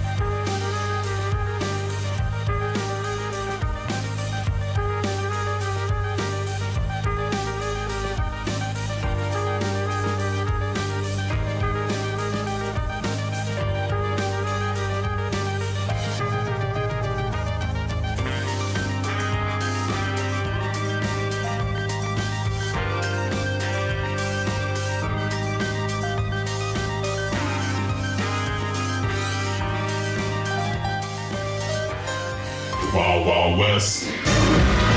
Wild Wild West. Wild Wild West. Wild Wild West. Wild Wild West. Wild Wild West. Listen to these sports leader anywhere, anytime. Download the all-new KNBR app. Now Murph and Mac continue live from the KNBR Casino Matrix Studio. Casino Matrix Progressive Jackpots are here. Where are you? Just drop in. Please play responsibly. 1-800-GAMBLER. He does this just about every game. Sam comes in for the last kneel out. So you're saying the Joneses, Jerry and Steven, were able to beat the Joneses, Daniel and Mac? Yes. But they can't beat Big Brain Brock. Look at the brain on Brock. Look at the brain on Brock. Look at look at the blocks by the offensive line in this game and in every the physical attacking run style. They beat him in every facet. Great game by the 49ers. Unbelievable. Final score, 49ers 42, the Dallas Cowboys 10. And 49ers are 5-0 along with the Philadelphia Eagles, the 2 left unbeatens in the NFL, and Dallas falls to 3-2. There it is, man. The 49ers set to Cool Mo D and Tim Ryan. Wild Wild West. Shout out Cool Mo D. Seahawks only one back in the loss column. They had the day off yesterday. They are at Cincinnati. Did you watch your NFC LA Sunday. Rams at all? Did you see any of that game with the Phillies? Yeah, we talked about the. I just saw that. There's a certain shade of that Eagles green. It's like a brilliant green, and then you got that LA sunshine. Yeah. So I was catching. A couple times they showed thing. the crowd. It was like, wow, look at that Eagle green down there. I mean, the Rams legitimately have zero home field advantage. There is no advantage. I watched, it was either a sack or a pick. It was the clinching final defensive play. Yeah. And it was just these thunderous roars coming down. And they were showing Stafford walking off the field. And he was kind of adjusting his shoulder pads. He's fixing himself up a little. I was like, guy's walking off his home field, just absolute thunderdome of roars against him right now. I know. Dude, it's a tough That's deal. a fan base that's 3,000 miles away, by the way. Hey, so my guy Schmitty, cocky Eagles fan, just they were all like that, and though. he The sent me a text at the end of that game, just said 5-0. So I just said, okay, I so sent him a you text ain't at the the end only of the one. night. Yeah. I sent him a text at the end of the third quarter. And I said, So you watching this, S? all I said was, Yeah. see you December 3rd. Yeah, pretty much. He had no response now. No response. That's an interesting comment right there. Wondering. That there was no response. I'm wondering. Maybe that's like a begrudging respect. He was watching the game. He's going, Dude, you think an Eagle fan is going to ever give, quote, begrudging respect to anybody? The Eagle fan may be the most delusional. They're lunatic. It's why Rags did his rant. Well, you're going to get another one of those, by the way. Part 2 of Rags, he's giving us the top 3 reasons the Eagles sucks. 2023 version, that's coming. That's coming the week of the Eagles game. Stay tuned. Did he tell you he's ready? I told him he's on notice. I said, start writing material because you're coming. Yeah. Should we talk about those sausages again on those pizzas? Ooh, those sausages. Look at those I know, like I'm sausages. whispering, Marcus. You know I'm serious. By the way, you should tell everybody at this time tomorrow, our 49er player of the week, George Kittle. Happy birthday, George Kittle. 3 touchdown boy, George Kittle. He's going to have 3 candles on his cake for each touchdown. And by the way, speaking of great 49ers named Jones, you heard Greg Papa talking about Jerry Jones, etc. Yeah. How about Brent Jones joining Tolbert and Copes today at 3:50? All right, Paul, I do want to do a little Dave Grohl mailbag because you guys have been sending them in. You guys are awesome, and we have a short segment before we get some phone calls on the other side about this Niner game. So let me bring you in.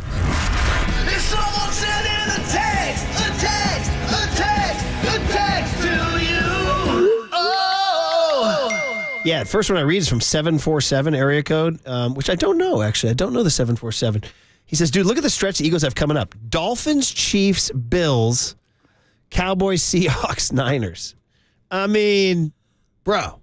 I mean, because this is all about getting the home field, right? It's all about getting the home field. It really is. And no green allowed at that NFC Championship. Well, you're going to have there'll be no green allowed, buddy? Do you know why? Why? Because it'll be Honolulu blue. Look at this guy. What are you talking, Lions ball over here? I'm saying. I like the Lions, too. I'm just saying, I don't know if they're NFC title bound, but they are impressive, Marcus. They turn that thing around. Now, I will say, from being boots on the ground and at Levi's yesterday, there's a lot of Cowboys fans, a bunch of Niner fans. I saw a couple Eagle fans walking around just talking S. With, like, Eagle gear on? Eagle gear on. He's At like, the Niner Cowboy he's game. like, both your teams suck. I'm just here to remind you. Are you kidding me? That's why Paulie said begrudging respect. I was like, bro. No, I guess never not. in the history of Philadelphia has there been begrudging respect. We're the Eagles. Yeah. By the way, to your buddy who says, oh, yeah, the Eagles are 5-0. It hasn't been a pretty 5-0. But no, that's a good point, Marcus. Said, if the Niners were in that same spot, I'd be like, it's all that matters. That's it. You're 5-0. You're 5-0. I'll throw a couple numbers at you boys. 49ers have the #1 point differential in the NFL. 99 points this year. I love it. Nearly double. I mean, that looks good in the shower and all that. But you look at the Philadelphia Eagles are plus 37. That's it. A lot of close games for the Eagles this year. Yeah. Okay. Well, it's worth taking note. I'm with you, buddy. Noted. 707 says what we're looking for is called Kelly Green Eagles. Is that what like the A's wear? Paulie, somebody checked in from the. You really were fired up on giving away tickets to that Power Trip, AC/DC. No, well, it was the festival. 408 checked in, said it was beyond words. Okay, yeah, it was beyond Guns N' words. Roses, AC/DC. It was right down there at the Coachella location this weekend. It was going Friday, Saturday, Sunday, and we gave some tickets away, so I'm glad these guys went down there, had a great time. 949 says, easy on the 17-0 talk. It means nothing. Only the Lombardi matters. Even the 94 Niners got destroyed 40-8, and all that matters is that they won. It's all part of the journey. The bowl. 707 says, Murph and Brock Purdy, 2 of the best 3/4 zip pullover guys around. Very good. That made me laugh. Actually, today, I actually went without it today. I went jacket today just for. I think you got to throw Lee Hammer reason. in the conversation, too, for 3/4 zip prowess. Like, he's one of the greats. It's all very true. One of the greats. All very true. 530 says, did anyone catch A-Rod on the FS1 postgame yesterday taking a shot at the Giants, going analytics and Gabe and kicking Bochy to the curb? No. Well, A-Rod, I mean, I didn't see it. This is Farhan's worst nightmare. They're nationally taking shots. It was bad enough coming from the Murph and Mac show. But I mean, that now Bochy's just rolling. You know he's rooting so hard for Bochy to fall. Well, not me. I'm the opposite. I'm the opposite of that. Boch don't give a damn. 623 says, Mike McCarthy's playing Candyland on the board game with the dice. Kyle's wearing the VR goggles next gen 2024. Bro, Candyland. Okay. McCarthy has the board. It's that board game where you just fold it out. It's just like the fold down the middle. You know what I mean? Yeah. Yeah, and I don't even know if there's dice. I think you like spin for colors. Yeah, there it Dude, is. is that what it is? Color. I got blue 3. Look at this. I think you're right. 650 says, a little bit late, but I totally agree with Candace. 2 boys at home obsessed with Red Zone. Too busy for me. I don't have the brain to follow too much, but maybe I'm too old. Check with Candace. Is it a generational difference? If it's too loud, you're too old. If it's too short attention span. 408 says maybe Trey Lance didn't fully comprehend the offense, so he gave bad information. You got accusations. That's pretty good. 707 Cowboy player saying, dude, I thought you were going to help us. Tell us what their plays were. Trey Lance, quote, I've never seen those plays, LOL. There we go. 209 says, talking about Great Jones. Don't forget Preston Jones, Purdy's high school coach. 415 says, shout out Flaming Lips covering Plastic Jesus, Paulie. Wow. 707 says, the Cowboys completely reflect their owner, overrated mediocrity. Yeah. Overrated mediocrity. 925 says, hey, Murph, did you make it back home from Galt in time last night for the game? Thank you for asking, 925. We did because we got bounced in the semifinal. If we had made the final, it would have been a little tougher, but we got bounced in the semi. Hey, it happens. Shout out the Pleasant Hill Hawks who beat us. Their coach, a listener, Coach John. Coach John came running over. I'm like, what's this guy got a beef with me? He came running over to me. He's like, Murph. Stupid. My bad. That was a misfire. Sorry. He puts his little fist through the cyclone fence. He goes, huge listener, man. Huge listener. On behalf of Coach John, good for you. Go Pleasant Hill Hawks. And on behalf of all interested parties, and I know I certainly am one of them, did you get to that pizza place? Dude, we left at 5:05 in the morning. They were calling Murph in for some pie and Galt. I know good pizza. It's a good slice of pizza. But you didn't get down there. Well, I need to tell you, so we had to leave on Sunday morning because we didn't go Saturday because we're ready to swim meet. So, dude, the game was at 8 a.m., warm-ups at 7. You got to be in Galt at 7. You're in Mill Valley. Yeah. Bro, you're out the door at 5:05. Yeah. Now Dad needs gas because my fuel light comes on in Fairfield. It's pitch black still, by the way. Shout out Fairfield. I was just Sun doesn't rise till 7. Yeah. So it's pitch black. I get off. I find an Arco. Ready for this, dude? Pull into that Arco at 5:55 in the pitch black. What do you got? Oh, there's a scene going on. You got a Nightcrawler going on? Yeah. There's a group of people. Their Saturday night ain't over. I got a car blasting explicitly profane hip-hop. Bro, this is like a I got Vegas. like 3 guys doing wheelies. This is like Vegas. Okay, dude. I got 3 guys doing wheelies. You got the kids in the Ready car. For this? No, that's Rory's eyes are popping out of his I'm head. like, we're going someplace else Ready for this? gas. Let's in the go. middle of it all, it was a young woman with a stroller, dude. Yeah. Bro, I know. That's a Quite the scene. great It's quite the detail. scene. That's huge. Quite the Murph, my scene. final question, were they listening to Limp Bizkit? Because I'm going to predict that they probably were. 530 says, boys, great Niner win, but it's week 5. Please remember the great Winston Wolfe. No, I do, and I can bring them in if you guys think I need that kind of reminding. Well, let's not start each other's quite yet. There we go. And 707 says, Murph, I'm tired of the excuse for Joe Montana having Jerry Rice. He won 2 before Jerry Rice got there. Sure, no, well, we're not, no one's, it's all good, but okay. 707 says, hashtag that's my Fairfield. All right. Yeah. There you go. And 831 says, well, Tom Brady had high-grade defenses. Don't forget that. He certainly did. All right. And a high-grade kicker, too. 408 says, nobody is coming into Levi's and winning a game from the Niners in Santa Clara this year. I hope you're right. Okay. There you go. Those are great texts from all y'all. Thanks, buddy. What we'll do next is open the phones. 808 KNBR is the number. Are you already thinking 72 Dolphins, 84 Niners, 89 Niners? I mean, are they clearly atop the mountain, or is there anything out there that gives you pause? 808 KNBR is the phone number, and Eric Wright at 9:15 on KNBR 104.5 and 680 The Sports Leader. I'm going with the Niners. LeBron James.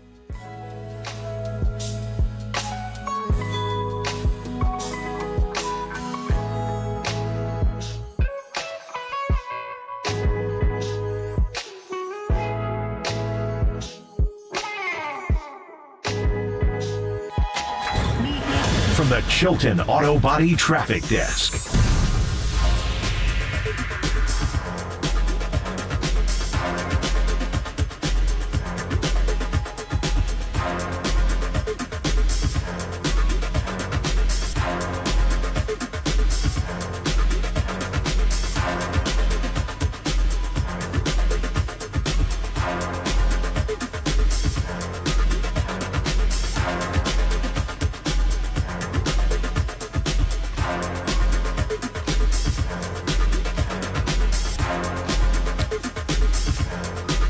All righty. Hey, we're feeling good on a Monday morning. The Niners look great. Hopefully you guys look great out there in your cars as well. I know Steve Moskowitz looked great. He always looks great.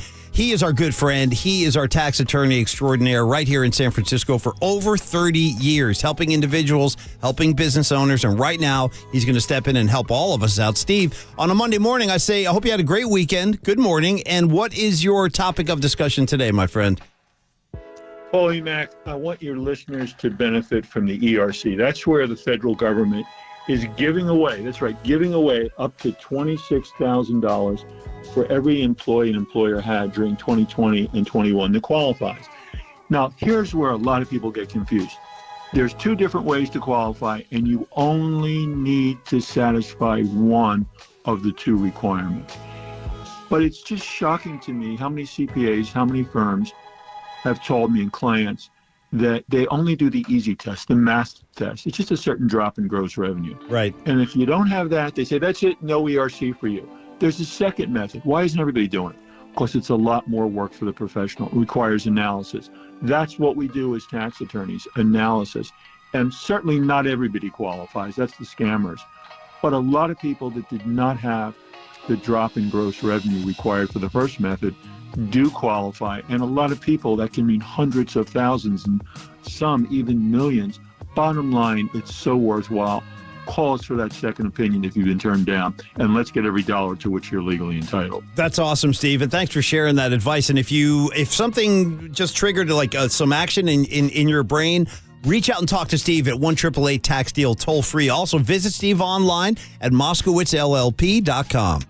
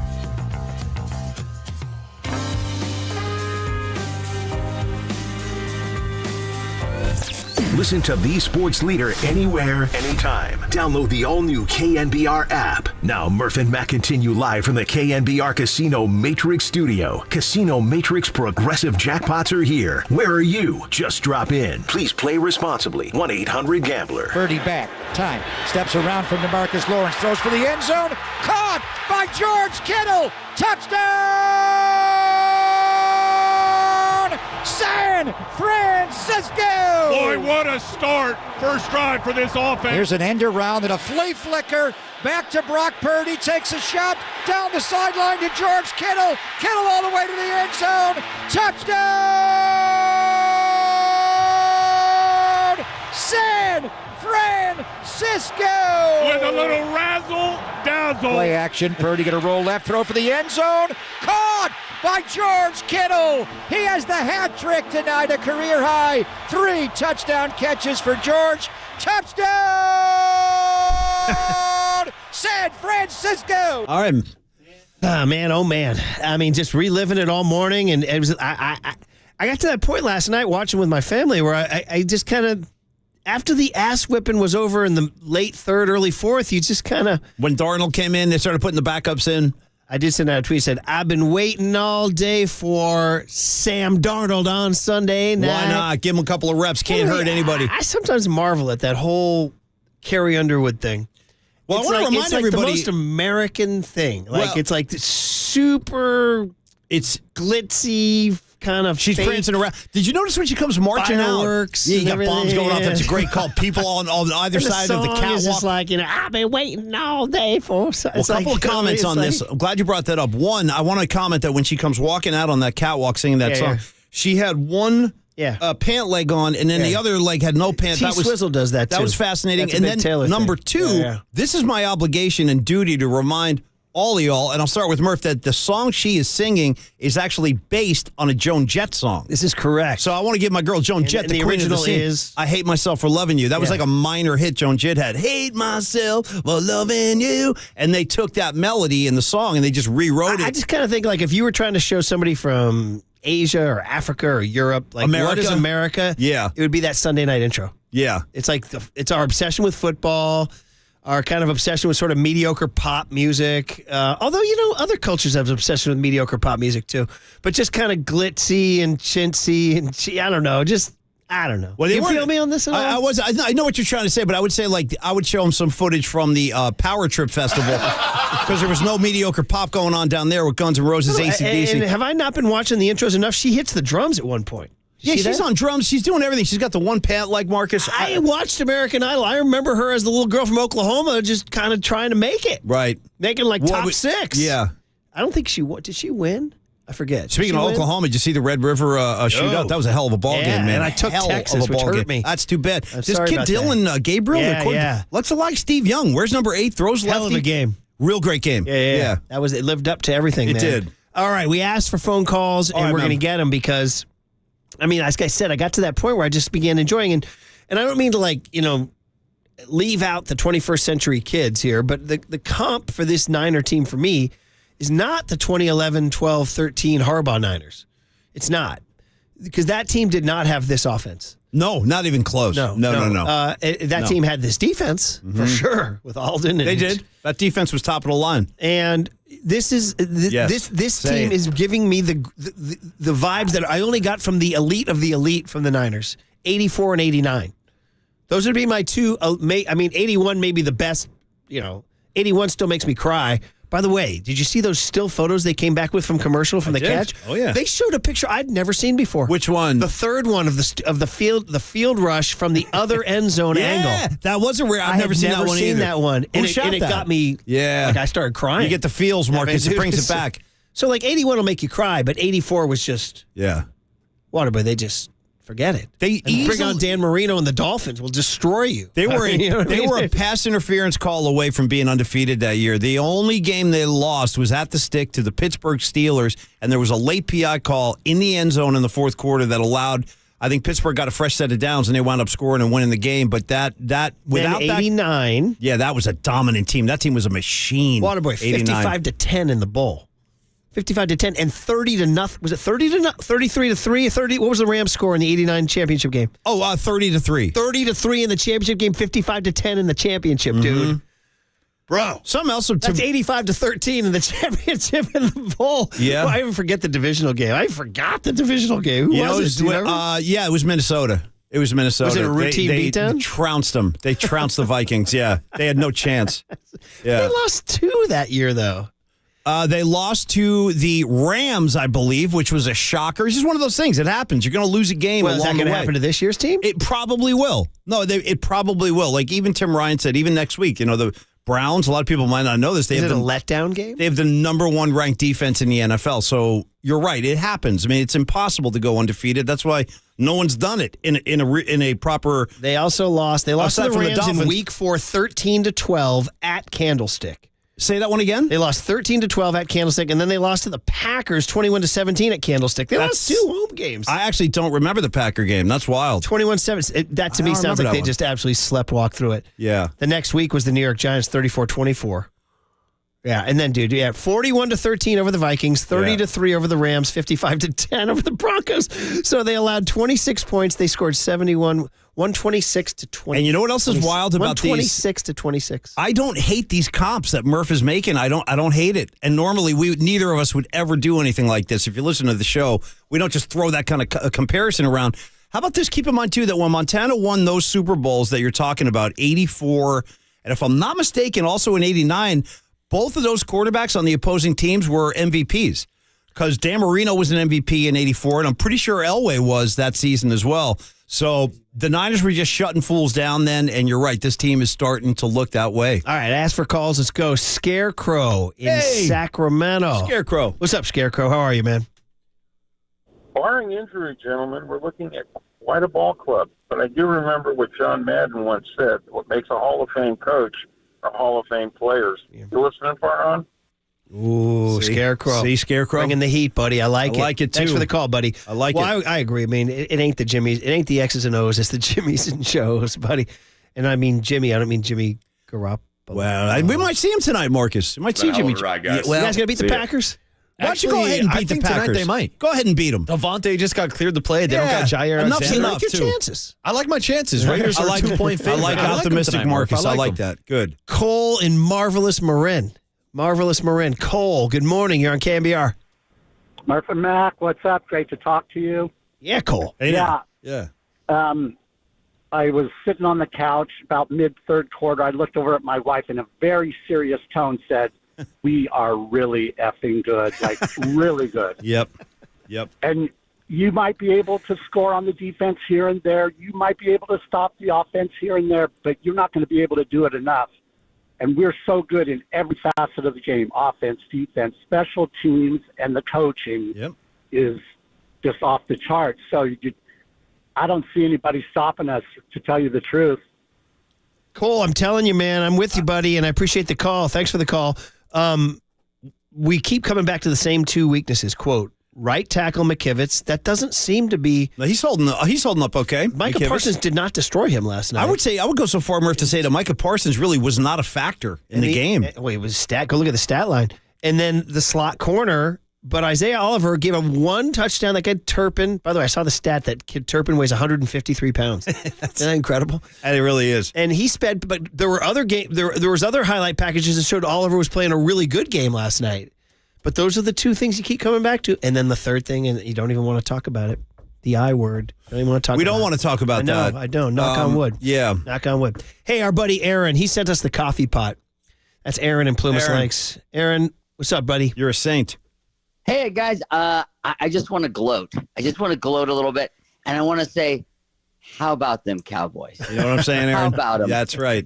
How about them? I'll tell you this. So when it was 42-10 and, the clock is winding down, there's only 5 minutes left in the game, my wife asked me, can we go to bed? Why are you still watching this? And I said, no, I just got to soak it in. It's like a dessert. I know I'm having too much of it. I don't need this. Right. But I want it, and it's just sweet. Aaron, it's really funny you say that because I was just talking earlier in this segment. I was talking about that feeling in the fourth quarter, and the feeling was like after a great meal. Your satisfaction. And yet the game was still going on. Follow-up question, at any point, did either of you two gentlemen unbutton your pants and let the gut breathe a little bit? Yeah. So you're getting live laughs, Paul, from Aaron. That. There you go, buddy. Yeah. All right, Aaron, don't be a stranger. Take care, buddy. Thanks, bro. Jack from Chico. He's up in Chico, Aaron Rodgers territory. Jack, good morning. You're on KNBR. Hey, so if Warner is the number 1 linebacker in the world, what about Greenlaw? Is he number 2? Well, he's close, man. He's real close. We made them both hum babies, 54 and 57. He's underrated in a way. He kind of is. You're right. Kind of lives in Warner's shadow. And I'll tell you this, though, Jack. I don't want, in a key game, I don't need the 15-yarder from Greenlaw. Well, did you hear Chris Collinsworth, though, say he said, he'll push the edge. And then Collinsworth said, you kind of like having a guy like that on your team. He said that. Well, it sets a tone. He flung that one Cowboy out of bounds early in the first quarter. I'm like, oh, man, here it comes. But he didn't get a flag on that, but easily could have. Gave him the suplex. Yeah. All right, Jack, thanks for the call. What'd you think of Collinsworth last night? Again, it's not me. With Collinsworth, I'm okay with this guy, but apparently a lot of Niner fans don't like him. You didn't watch what about? He didn't do anything. I'm fine. Once again, Tirico mentioned the beef he has from losing 2 bowls to the Niners. Well, it's hard to not mention that. He was talking about Tirico was doing one of those things, come back from break, going, you walk through the hallways of these buildings and you see the trophies and the annals. He goes, I'm sorry for my partner to my left here, but that's how it is, or something like that. What can he do? Ryan in Fairfield's our last call. Then we're getting to Eric Wright. Ryan in Fairfield. Ryan, good morning. Good morning, guys. Hey, what'd you guys think of that? The first play of the game, face mask on Christian McCaffrey. Talk about a way for Dallas to kind of mess it up. 100%, Ryan. I was like right out of the gate. I'm like, they're choking already. They're not ready for prime time. A little too amped up, maybe. And then they had several other penalties. The Niners failed on a third down, and they were offsides. I have a feeling too. CMC might be feeling that face mask today. That was a really violent face mask. Also, Ryan, I think there was a concerted effort to go at. They were trying to take CMC out. They were. Yeah. No, they were. It was like they were targeting him to get him out of the game. Yeah, I think that there was that head-to-head hit later on in the game. Yeah. There was no bueno. Yeah. And but thanks for the call, Ryan. And hey, we heard from the great band Stroke 9, Paulie. Shout you remember Stroke 9? I do. Remember Little Black Backpack? What a handle. Just call me Stroke 9. I think they're a Marin County band, but they wrote in, they said, hey, great show today. Huge moment with C-Mac taking that hit that would have decapitated 99% of the humans. Niners gave him the rock on the next 2 plays. Yep, that's right. And remember, Tim Ryan mentioned that, saying he was surprised. Yeah, Kyle was like, do it again. Yeah. He said, he said, how come they didn't at least do the finger wag in front of his eyes? You know what I mean? Yeah. So hopefully he's okay. All right, Eric Wright. He's a fun dude. 4-time Super Bowl champ. Next on KNBR 104.5 and 680, the Sports Leader. The Brockzilla was blowing fire last night. Livermore, shout out to you for supporting KNBR, Livermore's sports leader.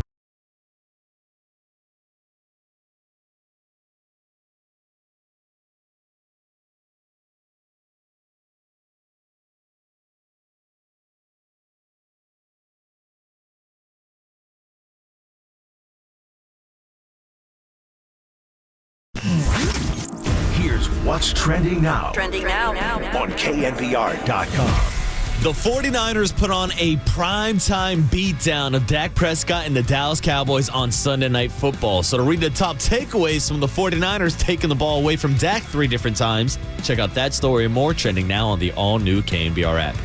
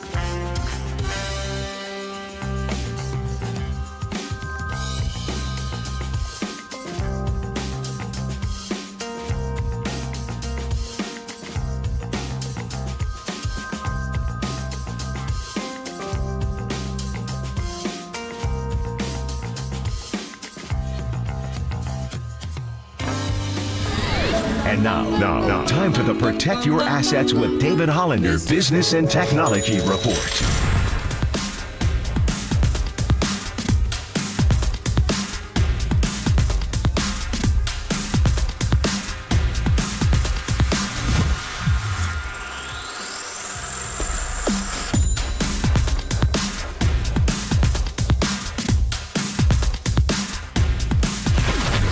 This has been the Protect Your Assets with David Hollander Business and Technology Report. Concerned inflation will ruin your dream retirement? Learn more. Listen to David's show every Saturday morning on KNBR or call 1-866-PROTECT. KNBR heads, fill your feed by following the sports leader on Facebook. This is KNBR 104.5 FM and 680 AM.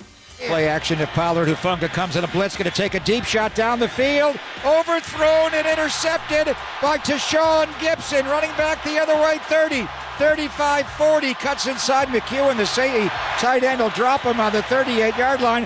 Where was Dak Prescott throwing that ball? There's the throw by Prescott, intercepted by Oren Burks. He gets up and runs it back the other way, and he's out to midfield. Dak Prescott has thrown 3 interceptions tonight. What did I tell you before the game? Take the first read away with anticipation. Dak wants to get it out quick. And Oren Burke said, I'm not just going to take the first read away. I'm taking the ball away. 3 interceptions of Dak Prescott. Whoo, boy. The ramifications in this one are mighty. Brock Purdy and the Niners soaring to the top of everybody's list. Dak Prescott and the Cowboys sliding down everybody's list. Let's talk about a guy, Paulie. We were just talking about the 84 Niners, We weren't were, man. A man who was part of that team, won 4 Super Bowls with the Niners, 89. We talked about 84 and 89. I couldn't help myself. I'm sorry. I'm starting to see flashes out here. Number 21, Eric Wright. Always great to have E. Wright on. E. Wright, good morning. Welcome back to Murph and Mac. And, dude, we're saying that right now the vibe we're getting is some of the highest water marks we've ever seen. 84, 89. Is this crazy? What's going on, E. Wright? Yeah. Hey, it's super crazy, fanatical, or whatever words you want to use to express it. Great game. That was the first playoff game. Now they gotta go and maintain to get them to be the best team in the league so they can get to Philly and bust that ass with Philly. Couldn't have said it any better. No, couldn't have said it any better. Hey, well, you're right. That's what I want to ask you about is the standard. Like you guys somehow, some way kept your standard high every week.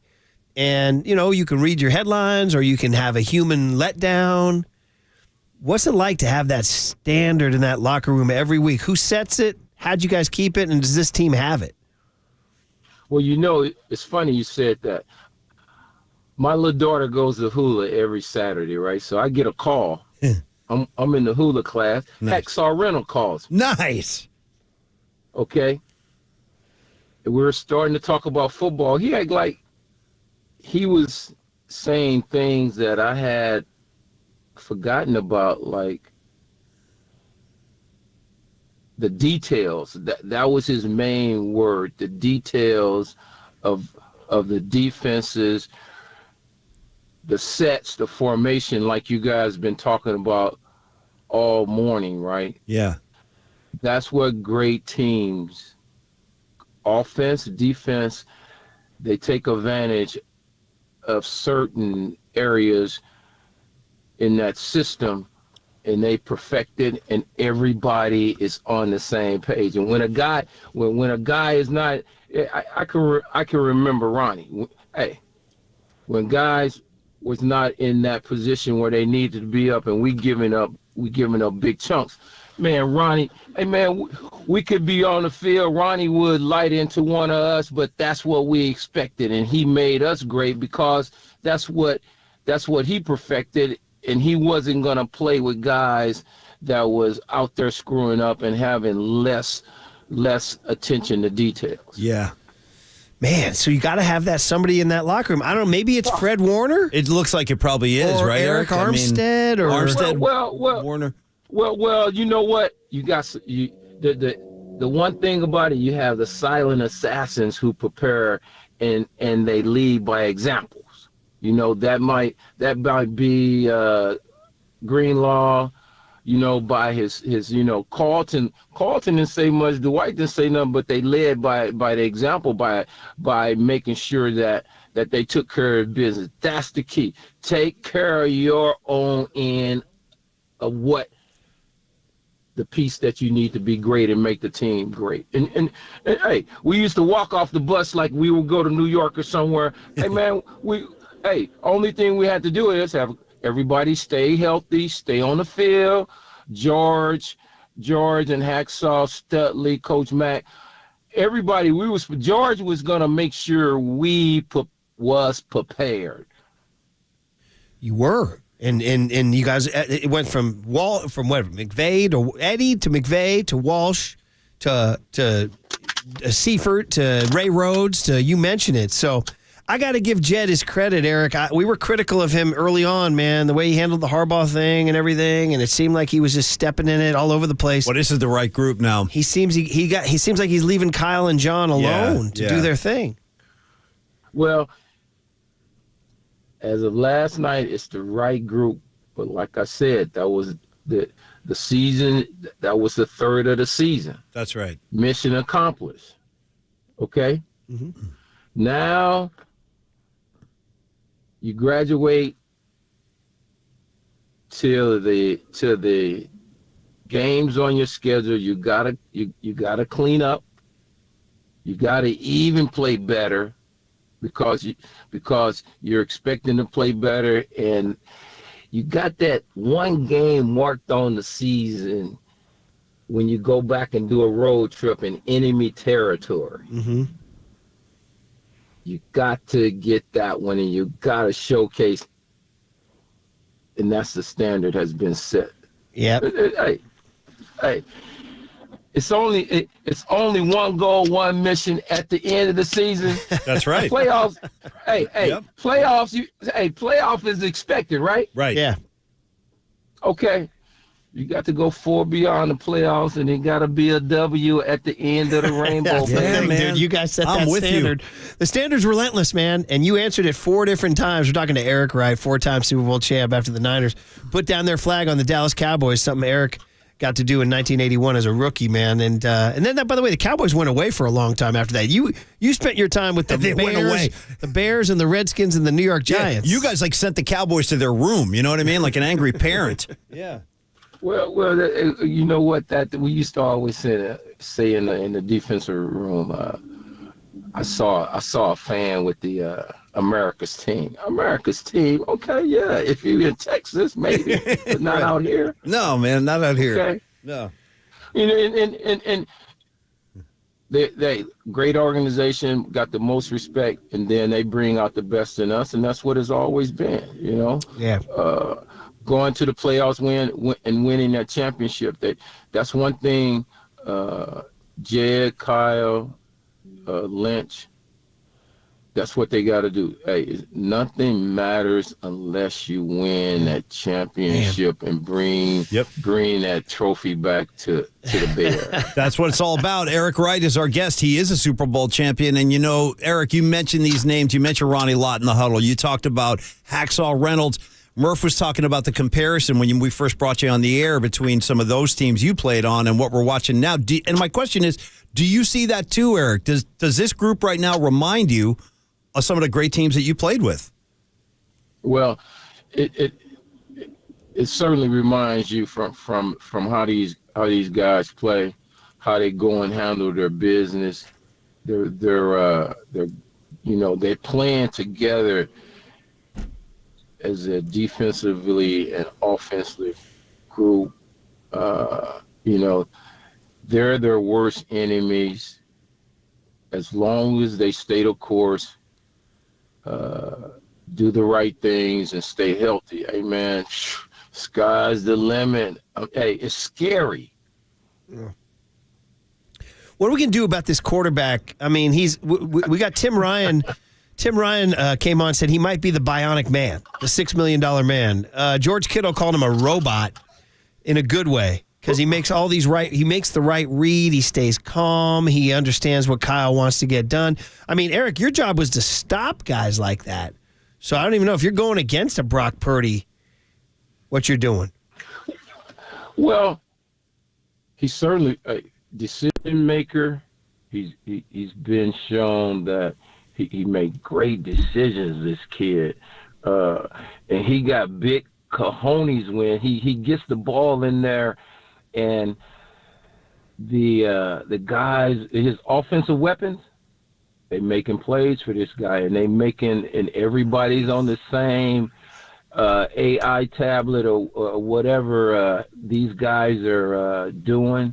Everybody's on the same page, and they really showcasing his talents, and he's picking you apart. He's making great decisions, this kid, but the sky's the limit for this kid. Everybody's saying, hey, he's gonna have a bad game sooner or later. Everybody's expecting that, but hey, great players.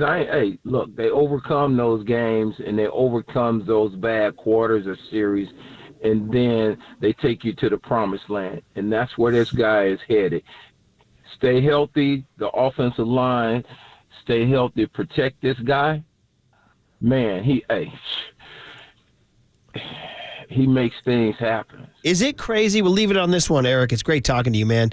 Is it crazy to make just to even mention Joe and Brock Purdy in the same sentence? Not because he's not going to be the greatest quarterback of all time and win 4 Super Bowls and all that. I'm just saying the style of play. Oh, he's just like all them Broadway Joes right now. He just, he's going down Fifth Avenue right now here in the Bay Area. We just got to complete. Hey, I love this kid. He got big go hands. He was raised right by his family. I spent training camp with his mom and dad. They're two of the most wonderful people, and he's one of the most respectful young kids that I've ever seen. You know, hey, man, if he stays upright and they protect him all year, this kid's he's gonna make the world happen here in the Bay Area like he's been doing. Beautiful. I love this. Beautiful. Great checking in, man. Great Loved to hear it. you. You're right. We had to talk to you after beating the Cowboys. Yeah. Call me when we kick. Hey, I'm so tormented about that Philly game last year. I want to blow that. I want to blow that stadium up with the whole team in it. Okay. Hey, we'll call I'm on it. I'm on it. Let me make some phone calls. I'm on it. Yeah. Have a good week, guys. Thanks, Eric. Right, be good, man. Eric. Nice. Talk You about realize that's the kind of dog that was in that D-back locker room with Ronnie Lott and Carl he was Wilson no and Dwight joke. Hicks. No, he's part of the best secondary. I mean, that Eric Wright was a phenomenal cover man. Phenomenal. I don't That know why he secondary. doesn't get more love for Hall of Fame.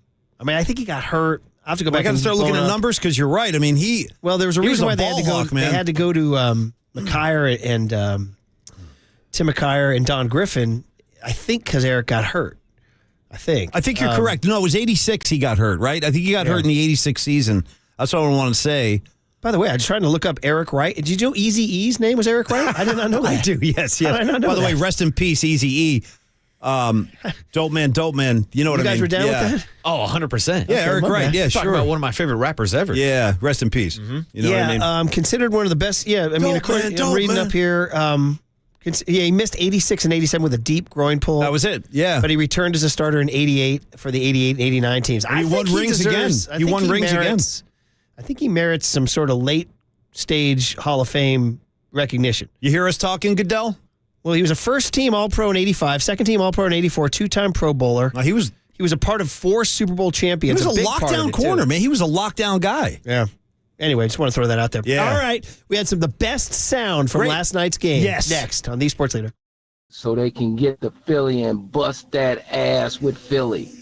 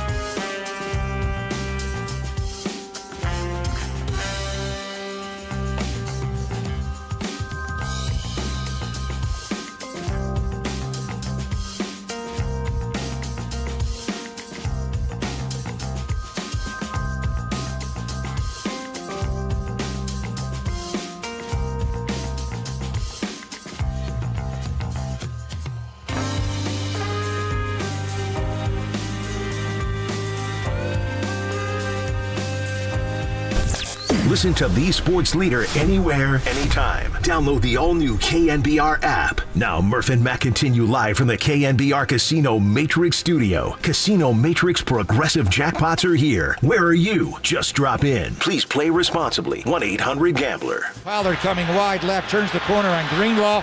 Fumbled the ball! Ball out! It's inbound still. Kevin Givens got it.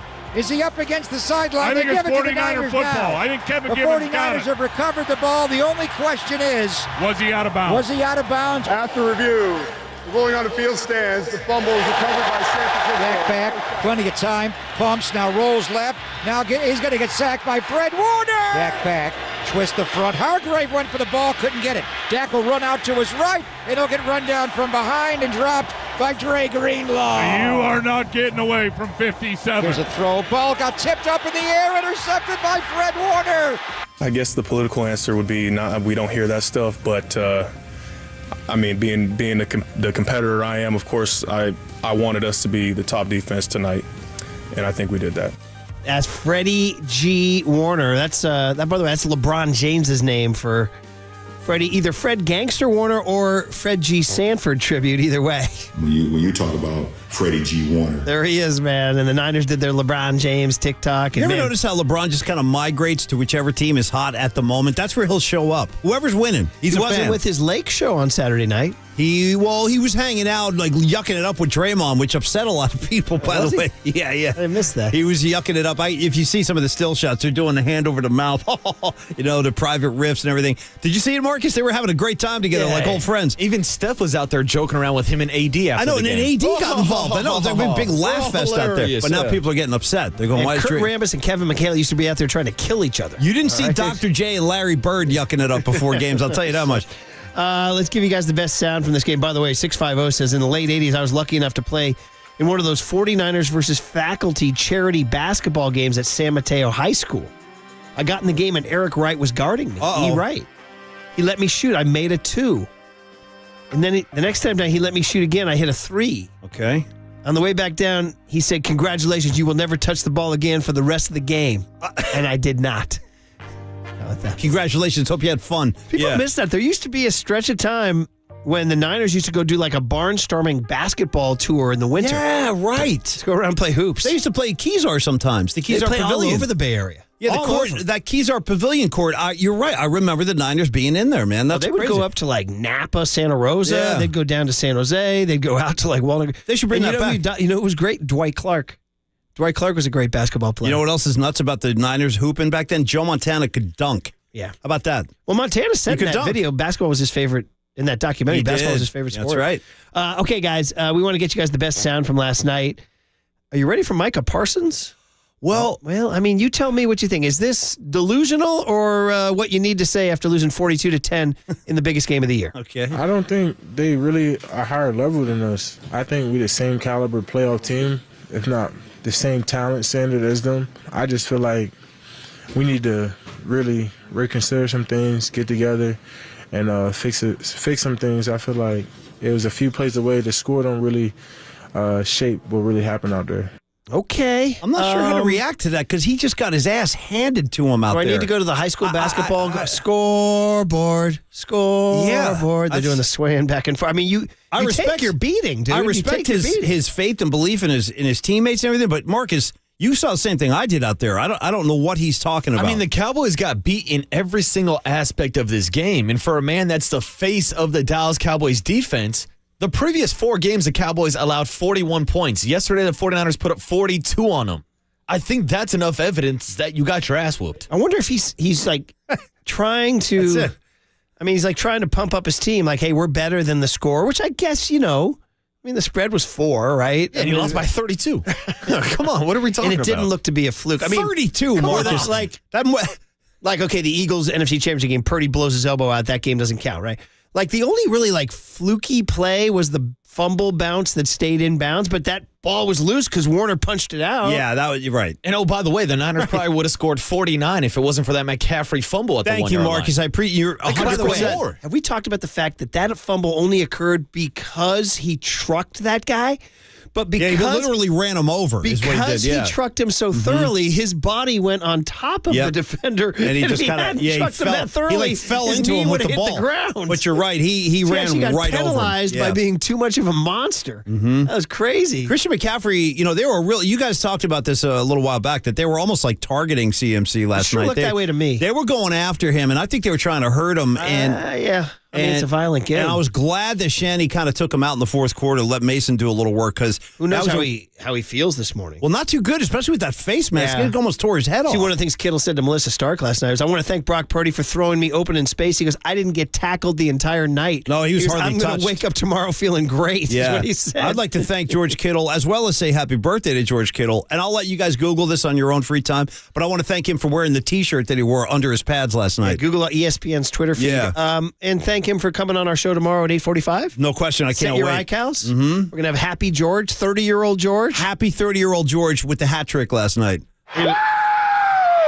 Do you want to jump down to Z51? The difference between Parsons saying, yeah, really, no, it's we're right there with him, and then Dak Prescott taking his beating here. Didn't see it coming. As you said, put everything into this and got punched in the mouth. Called a couple of weeks ago, humbling against Arizona, but this may be the most humbling game I've ever been a part of. Felt good about the preparation, felt good about everything, honestly, coming into this game, matchups, and they beat us in every aspect. Yeah, there he is. So Dak called it the most humbling. Now, this guy, by the way, the firestorm this guy's going to face in this media landscape, where there's content every day on a national media, they're going to barbecue this guy. Well, where's he going to go from here? Like, I truly don't. This is like, you have got to reassess everything now, because I'd start legitimately asking myself, do we give ourselves the best chance to win with Dak, or is it just that Niner defense made him look that bad? Cooper Rush, week 6? You might have to start thinking about it. I mean, listen, he's a good quarterback, but boy, that big stage, that bright lights. No, it ain't for him. That ain't for him. Well, did you hear who came after him? By the way, Creative Tony bringing a school. Well, no, it's his playground. There's Megan. Hi, Megan. No, Megan is welcome. Creative Tony, not so much. Megan, great to see you. Look at that. We have a school. We have a bunch of school kids walking through here on a field trip. What's the occasion that Tony's here? Is it like a? It's Columbus. Oh, it's a field trip. I see. Okay. Or as Tony Soprano and AJ had a discussion about whether it should be called. I just want to say Columbus Day or not. Well, that's a whole other topic. He was a great Italian explorer. Megan is always welcome. Creative Tony, not as much maybe. Megan, nice to see you. Yeah. By the way, boys, before Tony walked into the building, he had to text me to ask for the parking lot garage code. Oh my God. The dude works here and doesn't know the garage code. It's the San Carlos Missions baseball team. They look pretty tough. Look at that. Oh, we got it's a whole. Dom just popped his 23 McCaffrey jersey. Hey, it's a good thing the upper management isn't in town today, or else this might look bad. See that big kid? Put that kid on the mound. Yeah. Put that kid on the mound. No kid wants to face that kid in 9U. No kid wants to face him in 9U. Trust me. He's not 9U. That kid, is he? That kid 9U? We can't confirm anything at this point. I give him the pill and say, just go stand on the mound. Check his DOB, Marcus. Just go stand on the mound and let the kids back away from the plate. You know what I mean? Yeah, and maybe we're coming inside a couple times too. That's it, yeah. We might have to move you off that plate. Yeah, shout out to the movie Benchwarmers, where they got the kid that says "I am 12" written in crayon. Oh, dude, what about the sweetheart Olivia though? Olivia's she's a doll. No, Olivia rules. Okay, back to we were talking about Dak Parsons taking the beating, and I said he's going to get barbecued all week long, dude. He got barbecued last night by Dante Whitner. Looked like he was, Dak Prescott sucks. Oh my God. Period. Right? They talk so much about Dak Prescott being a top-tier quarterback, franchise guy. I don't see it. I see them trying to cover up for what he lacks. A lot of quick throws, cutting half of the field off, and giving him easy throws. Other than that, he's not a quarterback that can drop back and really take advantage of a defense and carve it up. And today we've seen it. The 49ers defense made him look like a tier 4 quarterback. That's my podcast guest last week, Dante Whitner, the hitman. An atom bomb on him. He says what's on his mind, man. He will speak his mind. Dak Prescott sucks. Period. Is what he said. Yeah, period. Wait, what was that?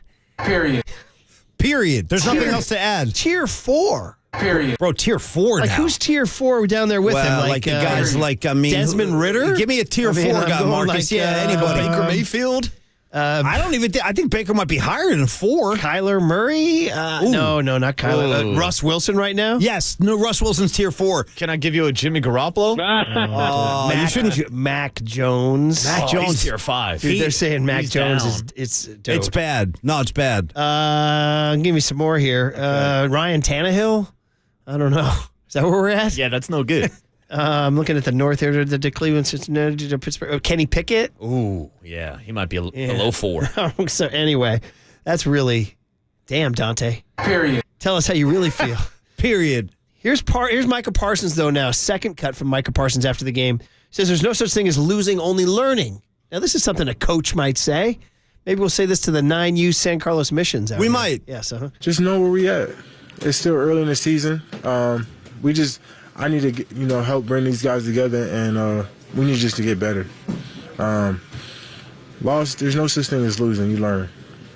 So tonight, we just learned a lesson. Tonight, we got served. We were the team on the other end of the stick. We the turnover team. We the team that puts up points, and tonight it wasn't us. So, sometimes you got to look at these losses as a blessing and just say thank you.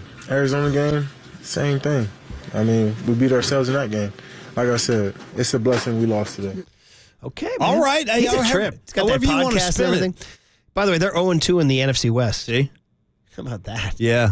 The Cardinals, they're bringing up the rear in the NFC West. And just to be fair, and I'm guilty of this too, because I talked about the Dallas defense last week being really, really good, and they had allowed the fewest points in the NFL. But then you look at the teams they played, the Giants, the Jets. You just mentioned Mac Jones and the Pats. They got shut out. So my point is, none of those teams are potent offensively. I wouldn't even call the Cardinals potent offensively.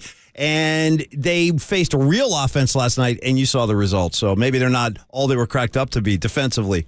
Man. I'm just throwing it out there. I mean, they even got Juszczyk a touchdown last night. By the way, did you guys see Stephen A today? We just have the monitor on without the sound. He was walking around with a cowboy hat, cigar, Michael Irvin jersey.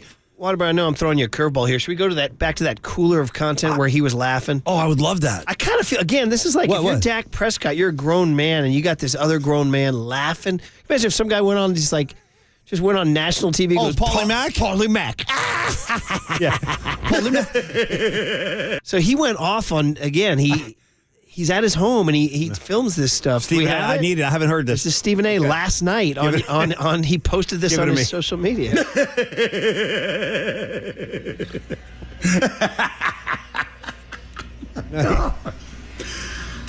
I was making this video after it was proven that I was right when I said Dak Prescott was going to throw 2 interceptions.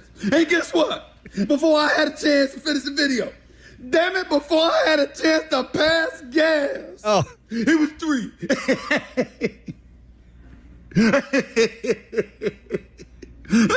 Oh my God.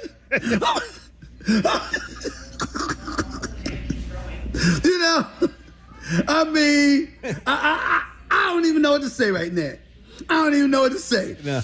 So I mean, he's taken just Dak Prescott's career and just thrown it on the grill. Turning it into a little bit of a punchline there. Yeah, that's what I'm saying, man. You're Dak. You're like, I'm humanitarian of the year, man. Yeah, I mean, we got a part 2 from this. There we go. More Stephen A. Okay. Yeah. I told y'all, I warned you.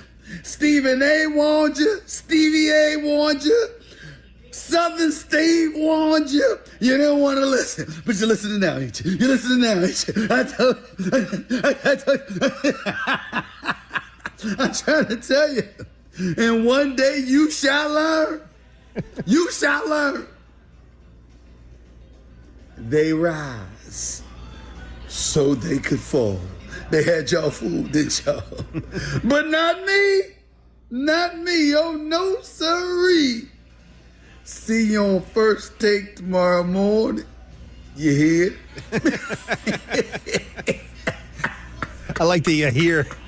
I'll be back now. Does you hear? His cowboy hatred, does it? It's not just Dak related, right? He runs deep. It's a whole thing. Is it because he's a New Yorker and he's like a New York Giants guy? I think so. The Giants hate the Cowboys. Or he worked in Philadelphia. He's an Eagles guy. He's the Cowboys he's too. He's actually a Steeler guy, believe it or not, I believe. Is that right? Mm-hmm. So it comes from the 70s then? I would assume so. That's interesting information. I didn't know that, Marcus. 707 says Rod Brooks has a cut from last night. Good too. Do you know? Rod Brooks is great. He hates the Cowboys with a passion too. I didn't hear. I don't know what the cut is from Rod, but I'll take it because I back Brooksy, whatever he does. 415 says, guys, before you get out of here, can you pay tribute to the birthday boy and his 3 touchdowns by playing Paulie Mack's song? Can you smell what the nuns are cooking? Wide open George Kittle. How good does that feel? Feels great, baby George Kittle. They can't seem to face up to the facts. Defense is nervous and they can't relax. I can't sleep because my head's on fire. Can't touch me, I'm a real live wire. Psycho Kittle, qu'est-ce que c'est? Well, 85, 5 better. Run away. Oh, baby. Let's go. Psycho Kittle, qu'est-ce que c'est? Well, 85, 5 better. Oh, baby. Run. Let's go. Run away. Oh. 85, yeah. Incredible, man. There he is. Only 3 catches. All touchdowns. Not bad. And he did his rock, paper, scissors in the end zone again, too. I like that. And also pulled up a jersey to reveal a shirt that Lamont Antonelli used to hand out. I know exactly. It's a 2-word shirt, Murph. The second word is Dallas. Just a 2-word review on this one. The first one rhymes with, hockey puck. Yeah, there you go. Mm-hmm. All right, guys. That about it for the sound there. You want one more? Any more? I mean, I'll take as much as you can give me. In honor of the linebacker? Yeah. Oh, done. Yeah, you want it? No, you got it. This guy was all over the field. The trifecta, the interception, the forced fumble, and the sack. And, by the way, and also leading the team in tackles, this guy right here.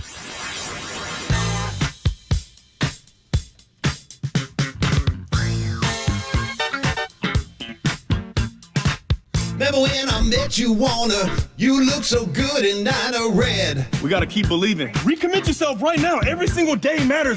You've been looking for a ring. I love the way you talk, the things you said. It's all about one game right now. One game, and that's in Philly.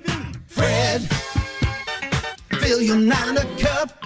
Fred, till you get enough. Fred, he'll put your ass to bed. Fred, we love your Niner dreads. Fred. Let's go. Yes, sir. Let it go 3. 1, 2, 3. Well, there it is, man. Pretty much. Okay. We all thought the Niners would win the game. I don't know if we saw 42-10. You know who did? Greg Papa. Was that not his call? Did he say called 42-10? it, man. Spot on. I texted him, and he said 45-14. Wasn't that the score of the 81 game? You're 1,000,000% correct, yes.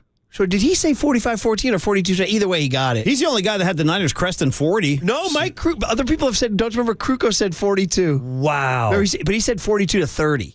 Still not bad. Not bad, Mike. And I remember I said to him, what about that Dallas defense? He goes, well, I don't know. Yeah, he's like, what do you want from me? All right. I'll talk baseball. George Kittle tomorrow at 8:45, our player of the week. Hand it over to the boys. Well, the dude who called it and our guy Johnny Lund. Papa and Lund next. Oh, Mike Tirico will join them today at 10:50. That'll be fun. We'll hand it over next on The Sports Leader. It's a blessing we lost today.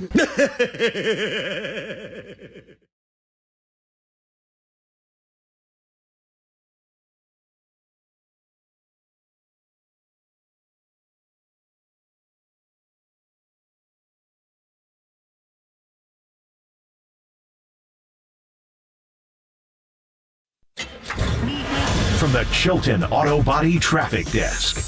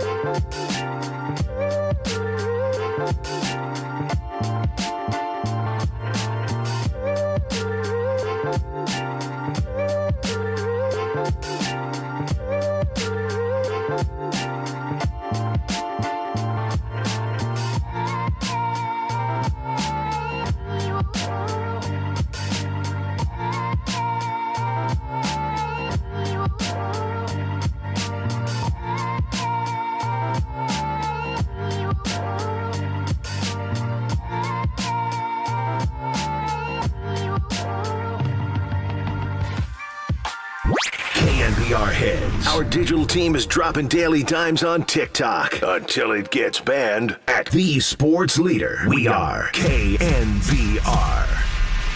I'm going to go 45-14 49ers. Oh, yeah. Back to 81. Back to 81. Like the 81 game. And they'll make I love that. They'll make halftime highlights. I love where your head's at. That's awesome. Okay. I had it wrong. I thought he said 42-10. My bad. 45-14. So he didn't get it right. He didn't get it right. Because I picked the score. Good morning, Murray. Hey, you nailed it, buddy. You were the only one to call a blowout. It was partly a joke. I picked the score. We were talking about their 81 championship win over Dallas in 94. And in both years, they had, big wins at Candlestick in the regular season against them. In 94, it was 21-14. They picked off Aikman 3 times, Merton Hanks chicken dance twice, and Dion. In that game, really a lot of people point to that game as the beginning of the dynasty because wasn't it the year before? Yes. That Dallas just annihilated them? 1980, Paul Hofer suffered a severe injury in that game. They put 59 up, I think. 59. Yeah, whichever. It was really considered like a low point, too. Like, it was like, where can they come from there? By the way, here's my hot take for today. You're talking about, they played them in the regular season before they played them. Will Dallas even be in the postseason? Yeah, there's my hot take. Well, the difference now is the way the playoffs are. Yeah, so if they don't win their division, and the NFC East has not had a repeat champion going back to Philadelphia in 03-04 with Andy Reid. It's been that long? It's been that long. So, it's amazing. I mean, they'll have a repeat this year. Philadelphia's 5-0. Yeah, put a stamp on the Eagles right now, right? So I don't know. It's a long way to go. We're only in October. It's not even, Yeah, but Paulie and I are already calling the Niners the 84-89 Niners. We've taken that step today, Greg. Slow your rolls. Yeah, you realize it's you're October, right. I know. Right? Viva Las Vegas. I mean, Johnny, sorry, it's out there. I'm sorry. In 2019, I started. You know what you're saying? I started the Miami thing with Will Smith, and now it's Viva Las Vegas. Well, Let's go. I'm not going to stop you, man. I think I was after 3 games in 19. Stopping you. Are there any other Vegas songs other than Elvis? Viva Las Vegas. Leaving Las Vegas. That's a good one. That's a good one. That's a little somber, though, isn't it? Yeah, it is somber. We don't want that. I can write one. I'll call it Midnight in Vegas. I don't know. Don't the Killers have something about Vegas? Do the Killers have a song about Vegas? I'm not sure. Shut up, anyway, Flowers. It's time for us to go. Yeah. Hand it over to these guys. When it's time for a change, think Speedy Oil Change and Auto Service, your trusted oil change, tune-up, and brake experts. You are listening to KNBR and KNBR FM San Francisco, the sports leader, a Cumulus media station. Dak Prescott sucks. Oh, my God. Period. The Brockzilla was blowing fire last night. It's a blessing we lost today. That's the end of the game.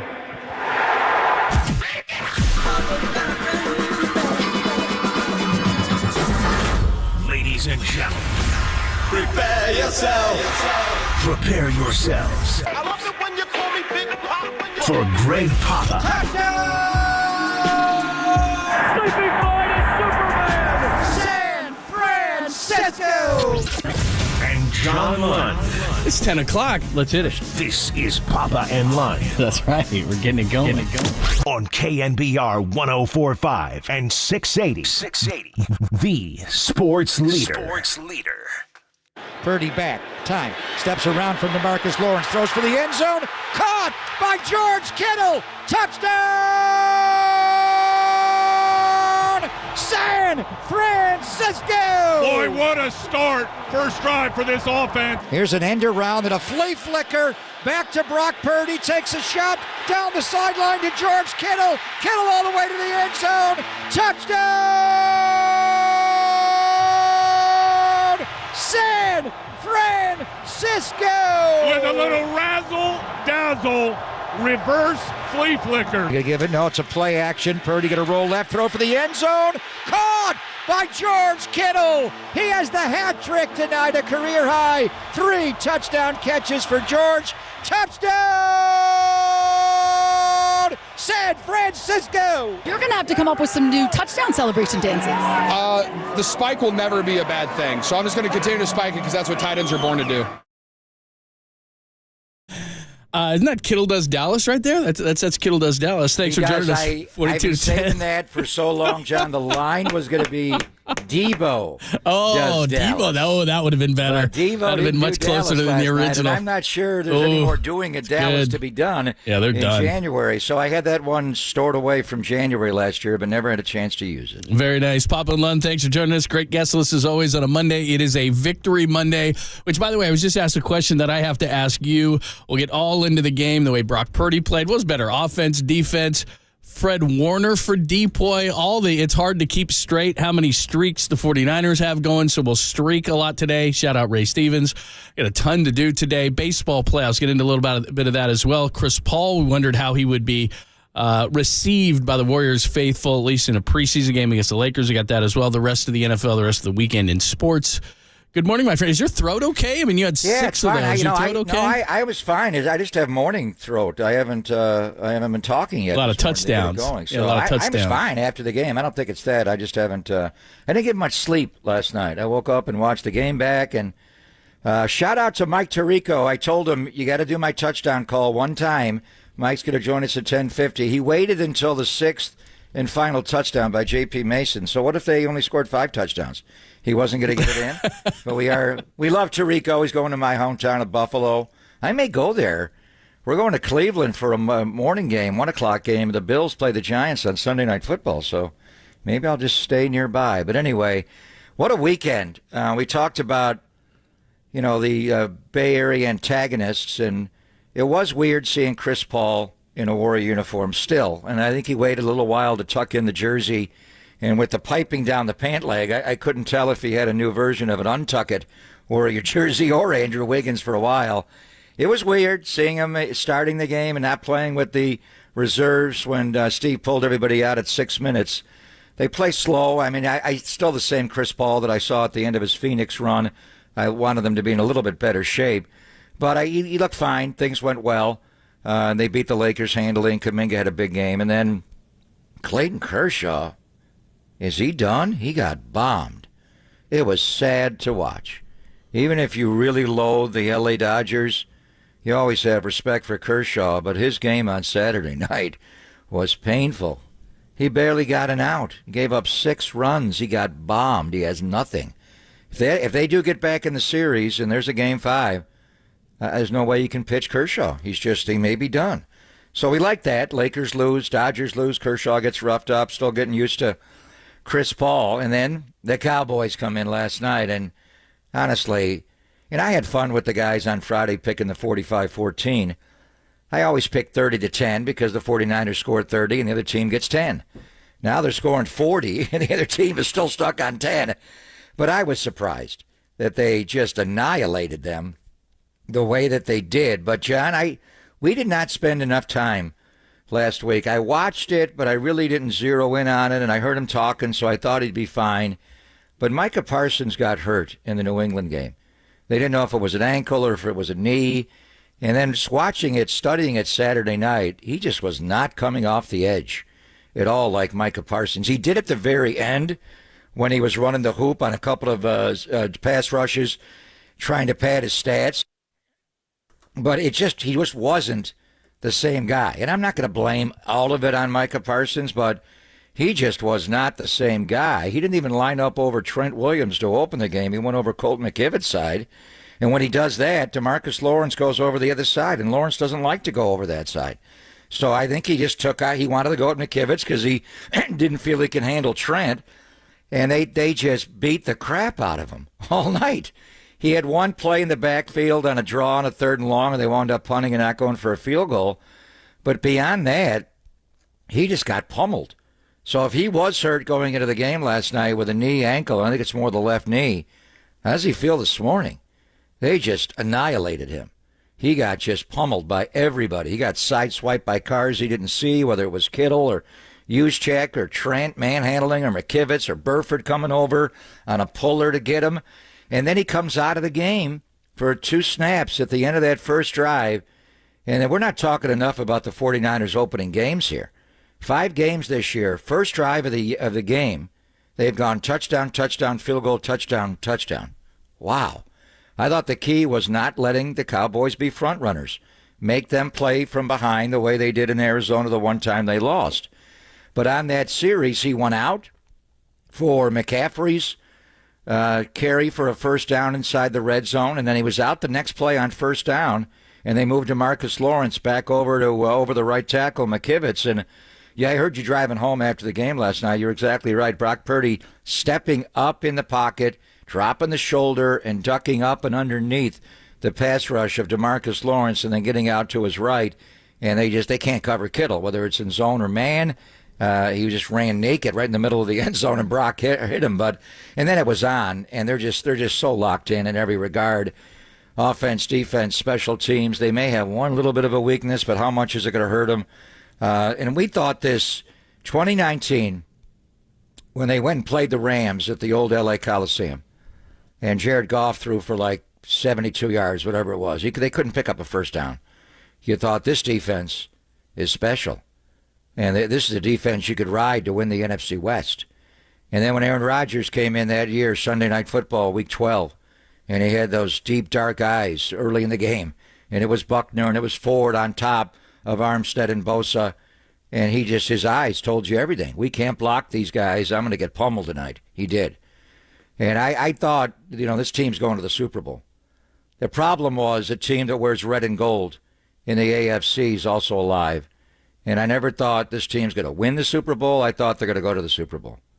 Now, and I'm not sure I felt that the last 2 years because they started 3-4 and 3-5 and they got rolling, but they had to scratch and claw to get there 2 years ago when they were 3-5. And then last year they just got hot, and then Jimmy got hurt and Brock got hurt.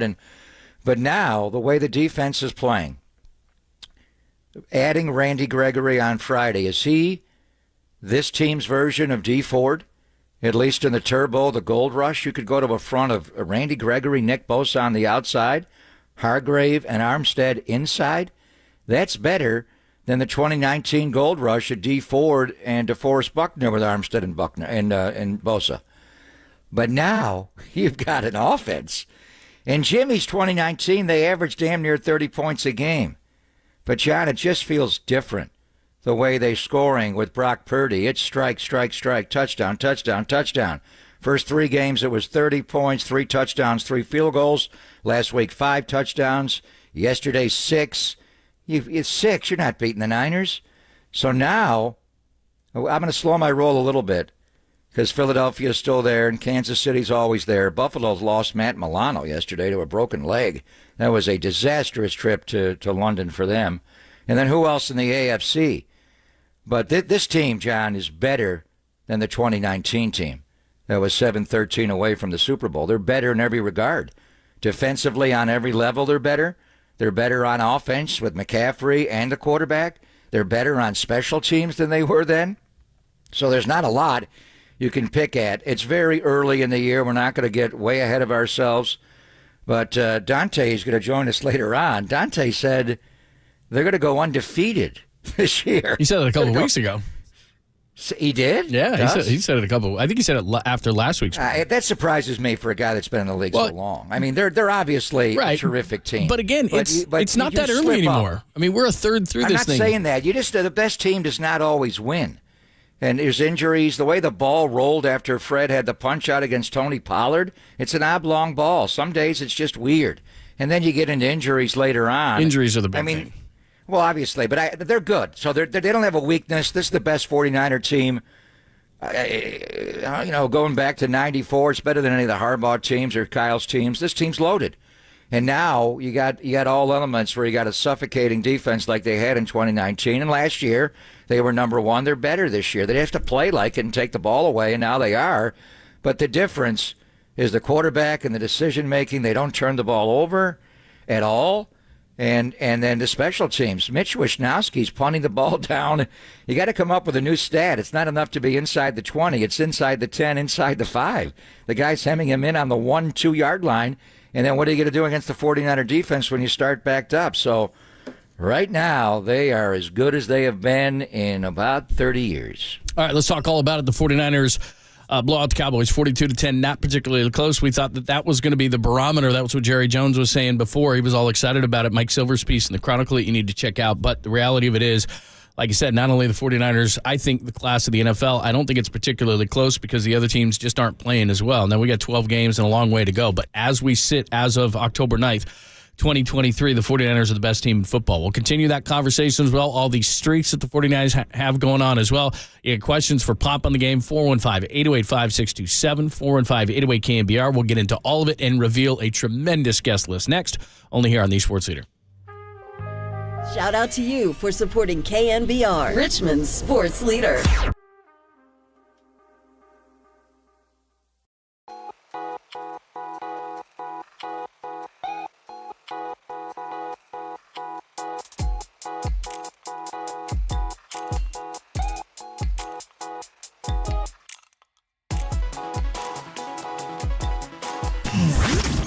Here's what's trending now. Trending now.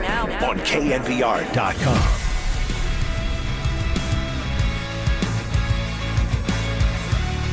Jim Ryan, bro, he joined Murph and Mac this morning to give his perspective on the 49ers' dominant 42-10 win over the Cowboys. You can hear that podcast and more returning right now on the all-new KNBR app.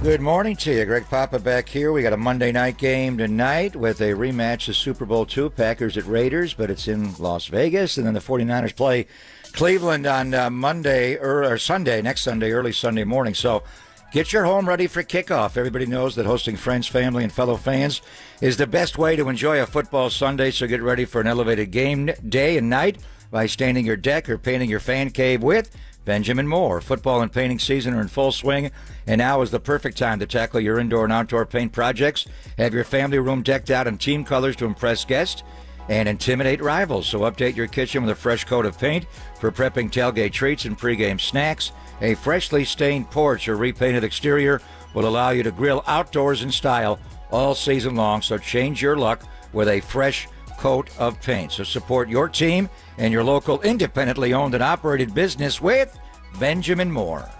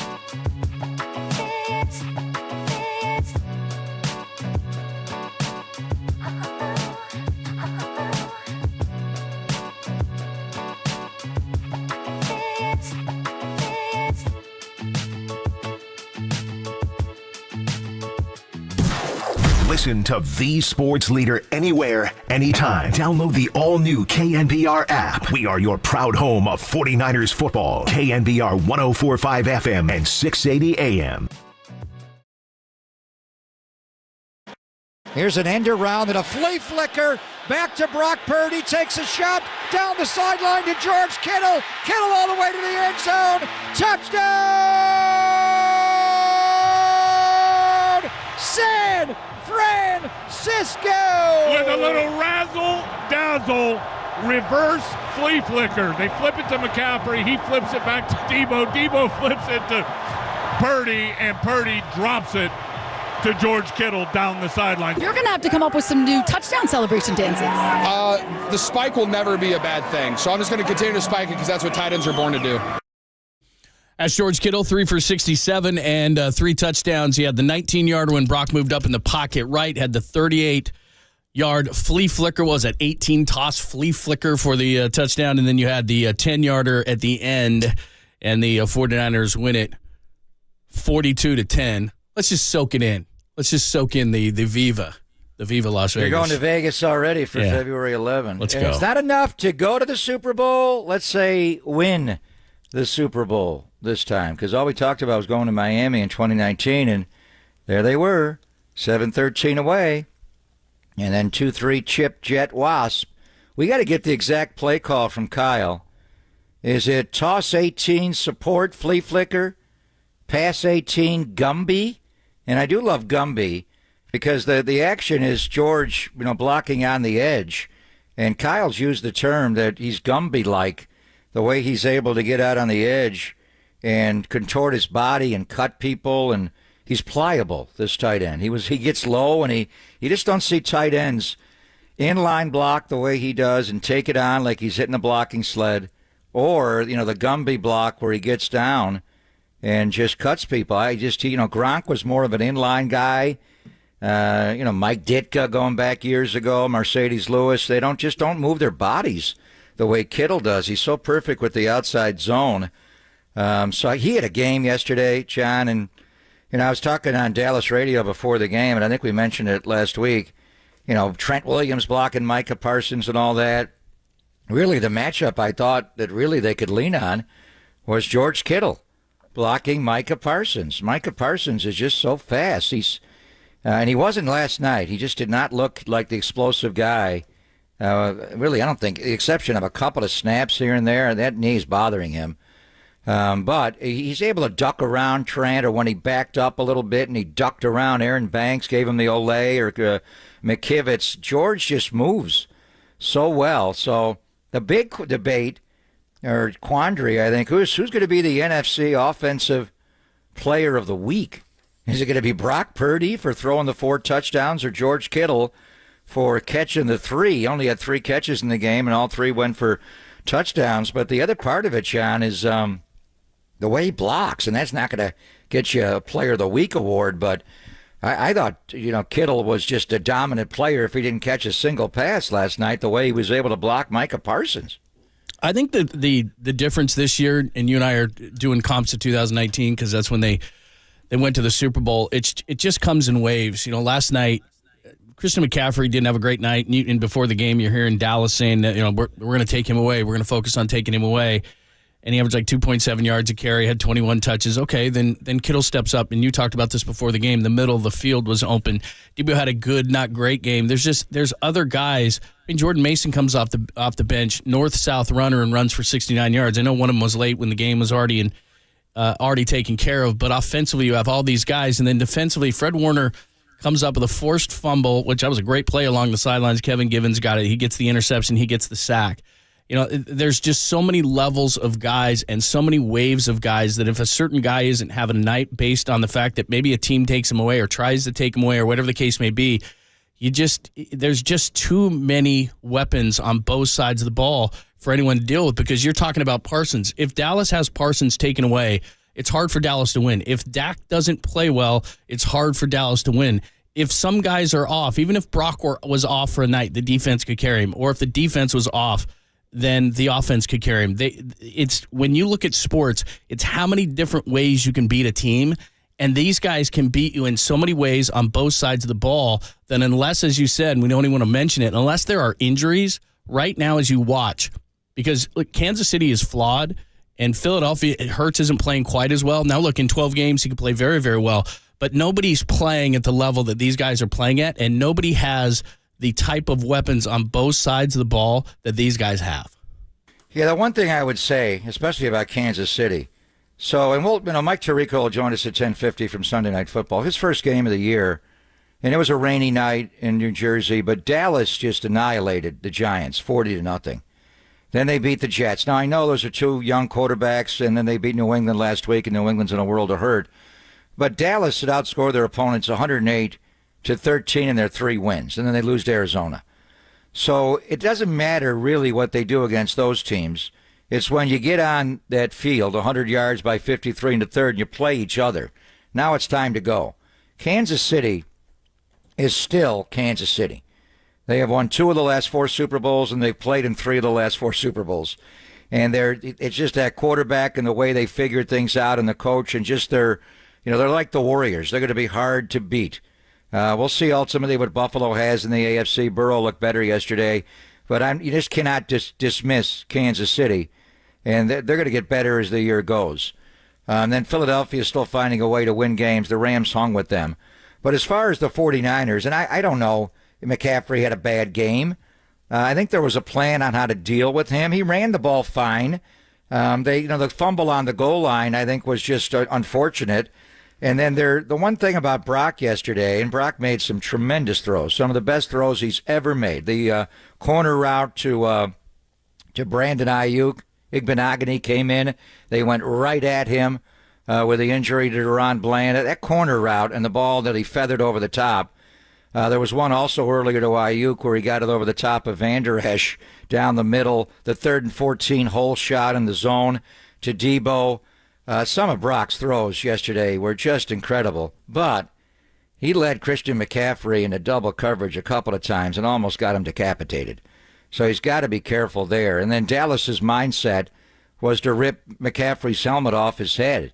Marie Antoinette defense. They were going to kill him. So the teams are going to try to knock him out of the game. They're going to try to hurt him. I don't know if it's Marshall Faulk got beat up in a Super Bowl when Belichick won in New England, and that's a strategy. McCaffrey's hard to get to. I think Brock's ball placement on a couple of those, McCaffrey's eyes looked like they were rolling back in his head. He still had some great blocks. But right after that, they went more to whatever they call it, Deadpool personnel or Tyson personnel when Debo goes in the backfield, and they ran Debo and just gave McCaffrey a little bit of a respite. But the offense is just a different level. It's just a different level right now, John. That's the difference. And again, Jimmy's team in 19 averaged almost 30 points a game. I think it was 29.8, and Baltimore led the league in scoring that year with Lamar, 2 run-based offenses. But you didn't have the complete balance in the run and pass. This team is just so locked in defensively. And Fred Warner's game yesterday, I haven't seen a guy play like him since Luke Kuechly, really. And I think he was the last defensive player of the year at stacked linebacker in the NFL, where you're looking like, how many 54s are there? Are there 54s on the team? He's everywhere. He's blitzing, he's dropping, he's picking up CeeDee Lamb down the field. He's running with Brandon Cooks. And we got to get to Dak at some point, John. Maybe the next segment before we bring in Tirico. Because Dak Prescott, is he playing with a blindfold on? I mean, he just cannot see the field. And the bottom line is Brock Purdy sees everything. He processes everything. He gets the ball out on time, decisive and precise. Dak Prescott's none of that. Just missing throws he's got to be able to make. And then some of the balls he threw, what are you, blind?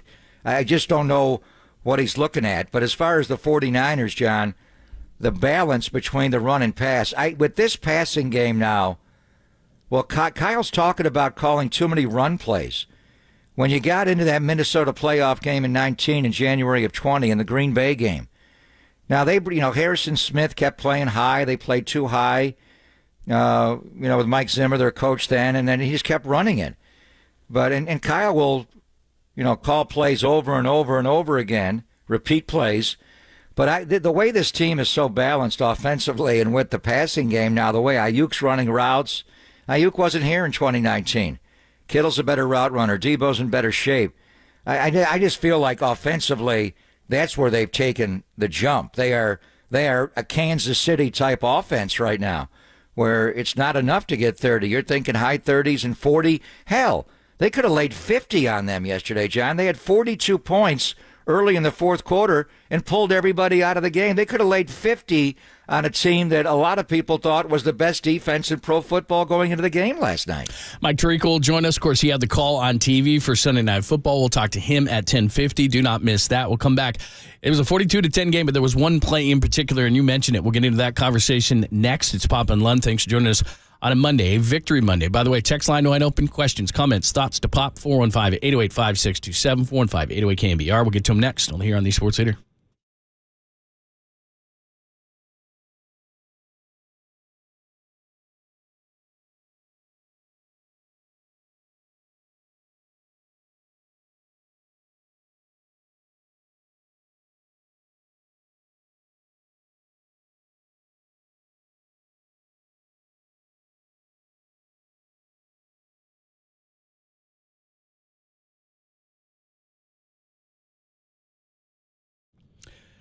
Always great on a Monday to talk to our good friend Steve Moskowitz and Moskowitz LLP, and he can help you with all your tax issues. And Steve, we're talking about ERC today. Tell the people about that. ERC, that's where the federal government is rewarding employers that employed people in 2020 and 21 by giving away, that's right, giving away, it's not a loan, of up to $26,000 for every employee that you have. There's two different ways to qualify. You only need one of the two. But so many firms are stopping at the easy one. The easy one is a certain drop in gross revenue. It's just math, nothing to think about, nothing to do. But it boggles me how many firms are stopping there, how many CPAs are stopping there. And if you didn't have that drop in gross revenue, saying that's it, no ERC for you. Of course, not everybody qualifies. That's the scammers.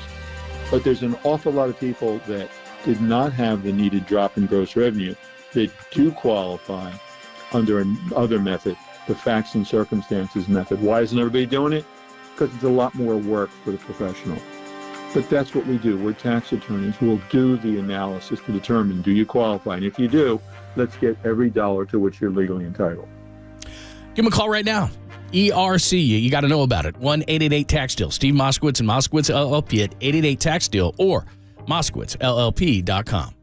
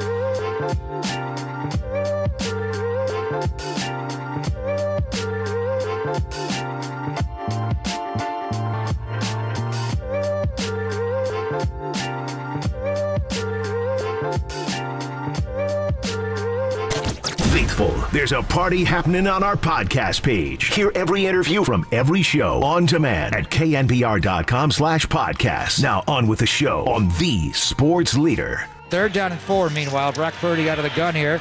Inside pass rush, throws out left. It is caught by Ayuk down the sideline. 20, 10, banged out of bounds. What a ball there by Brock Purdy. Flag Just dropped down. it right over the outside shoulder. Where's the flag? It's back in the backfield. Probably Is it going to be coming back? holding. Holding in 74 offense. 10-yard penalty from the previous spot. Right guard Spencer Burford. Boy, that took away one of the more beautiful throws by Brock Purdy. You got a 3rd and 14 backed up. Purdy throws over the middle, caught by Deebo Samuel. First down 30, 25-20. They're inside the red zone anyway. The very next play, they go Deebo dig over the middle on 3rd and 14 for a huge gain of 43 yards. All right, there's two things we need to discuss. First of all, in a 42-10 game, you would think the whole thing was a blowout, but at that point, Dallas had just come down. They got the second half kickoff. They made it 21-10 and was kind of a game. And then you heard your first call there where you're very upset about the flag. How about the throw by Big Brain Brock? It was awesome. Benogany came in. They went right at him with a corner route. And then it gets called back. And so you're thinking to yourself, man, that's a bummer and everything else. Then he comes right back. He hits Deebo down the middle, goes 42 yards all the way down to the Dallas 18. 3 plays later, they hit Kittle for his final touchdown and the 10-yarder. And it's 28-10, and it's starting to look like a blowout. And then on the very next possession, to your point of Dak, he just decides to hell with it. I'm just going to punt it. And he basically throws it down the field for Gibson to pick off. That started the parade of interceptions. Oren Burks, Fred Warner, the whole thing. I don't know what he was doing, but I think it's the illustration of the two quarterbacks, and it's also the illustration of, I think if Jimmy's in the game at that point, it's like they're not going to hit 2 in a row like that. Brock hits 2 great throws in a row. One gets called back. Instead of a 21-10 game and you're potentially punting back to Dallas, you score the touchdown, make it 28-10, and then Dak Prescott gets desperate, throws that interception, the Niners score again, and the route is on. So if there's a series of plays that are the plays of a 42-10 game, those are it. Those are 2 of the best throws Brock Purdy's made last night, and just beautiful throws. And anybody, you remember the question to Kyle last week, and it does come up periodically, Gerald McCoy, is Brock Purdy elite? Jesus. He's a system quarterback. Were those system throws, the corner route to Ayuk, what a beautiful route. Igbenogany just came into the game, the guy they traded for Miami with, because Deron Bland got hurt. This is targeting a specific player in man coverage, and he dropped that ball just so beautifully. You couldn't put it any better. To Brandon Ayuk. He made a throw also to Ayuk on a dig route, in-breaking route, dig route over Leighton Vander Esch, where Vander Esch almost scraped the ball, the Duke, with his fingernails. I mean, Brock, I thought he led McCaffrey into double coverage for a couple of earhole shots too much, but that throw, the other one, and then to come right back. So the back-to-back plays you're talking about, completely different throws. The other was beating man coverage, feathering a ball to the outside on a 7 route, a corner route. The next one, Dan Quinn plays 61% cover 1, man coverage, right? This is 3rd and 13. Now we're going to drop back into a zone. And what does Brock do? He pierces the zone right through the middle with a Deebo dig, some sort of an in-cutting route, and the ball is just right. It's a hole shot, right? Not cover 2 hole, but right in the middle of that, middle of the field. And he just hit him right where Deebo could catch it and still run after the play.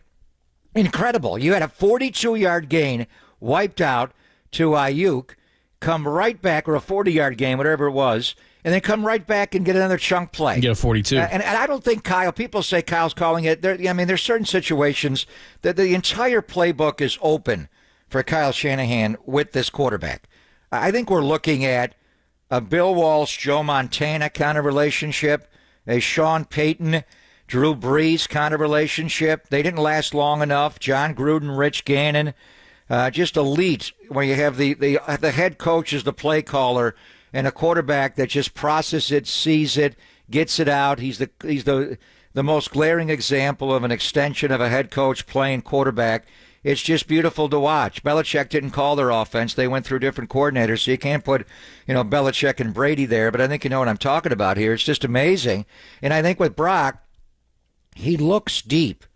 Jimmy, Jimmy could throw it deep. I saw him working out in practice. I know the percentages weren't good on the deep ball, but I think Jimmy just wouldn't go deep. He just would take the shorter route. And maybe Jimmy's thought there on a 3rd and 13 from your own 40. Well, I mean, you're not going to get back into field goal range, so you got to drive that ball down the field. But hell, Brock got you inside the red zone. Brock just throws the ball deep. Trey Lance, for all of his shortcomings, looked to throw the ball deep. He was more accurate deep to short and intermediate. And Trey would get some pass interference calls down the field. That one game he started against Houston, he got some chunks. But it's just Brock.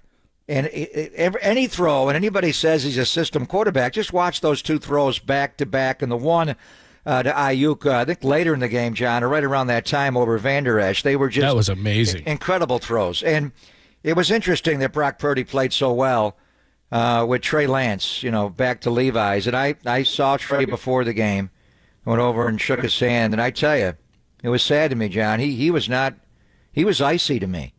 It was awkward. We did not have a great exchange. Al Guido, the 49er president, went out and he hugged it up with Al. And I don't know if he listens to our show or they get clips sent to him. But, if I could say one thing to Trey, I told the truth. And I never used language to disparage him as a player. I think that injury against the Raiders his rookie year set him back as a gripper and thrower of the football. And he just never got back. He worked hard this offseason to try to get it lined up. And I watched him work out before the game with Scott Tolzien, and there's no doubt his footwork is better. He is getting his feet. He looks like a second baseman, pivoting to throw to first. Am I going to short for the double play? You got to get lined up there. Watch Roberto Alomar play, or one of the great second basemen. Trey's doing that. His shoulders, his feet are lined up, and he's throwing the ball better, and he looks like he's more confident. And I would say the same thing for Dak. Watching him go into the game last night, Mike McCarthy's big West Coast offense, and whatever they call it, Texas Coast offense, get your feet lined up and get your shoulders square to the target, left foot lined up, opened up a bit. You could see it all. And then the game starts. And Dak Prescott, wow. I mean, what? I'm not going to make grave generalizations or hyperbole statements, but he gave up. He gave up. Not only that, he does not see that. He goes dark. He does not see the field. He made some throws last night that were alarming. The one to Sean Gibson intercepted.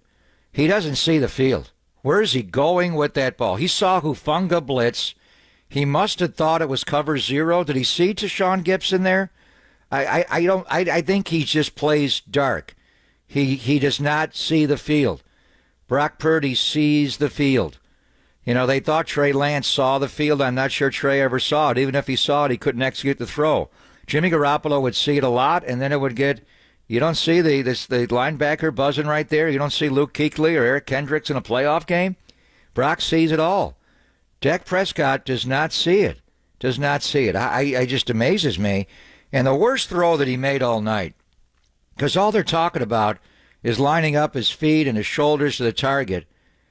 He gets pressure from Eric Armstead. Armstead chases him out to his left. He rolls left. Brandon Cooks is 7 yards behind Fred Warner. And Fred can drop back and cover some of these guys. To run that far, they caught the Niners. That should have been a touchdown. That was a good call, by Mike McCarthy and Brian Schottenheimer. They had him caught. Cooks is not running like he did when he was younger, but he's still that way behind Fred Warner. Dak rushed the throw. He did not get his shoulders squared back towards the field. He kept him towards the sideline, and then when he followed through, he threw the ball into the sideline.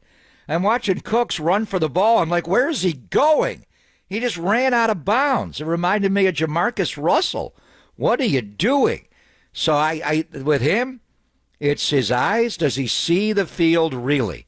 Now, they're talking about Brock being a system quarterback. It's the opposite. They're trying to vanilla it up for Dak. Get it out, play fast. Here we go. Get up on the line, footwork, get it out.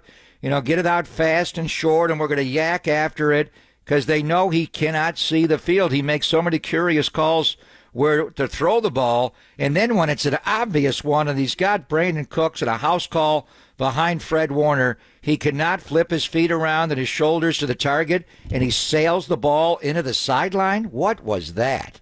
We'll talk more about Brock Purdy in this game, 42-10.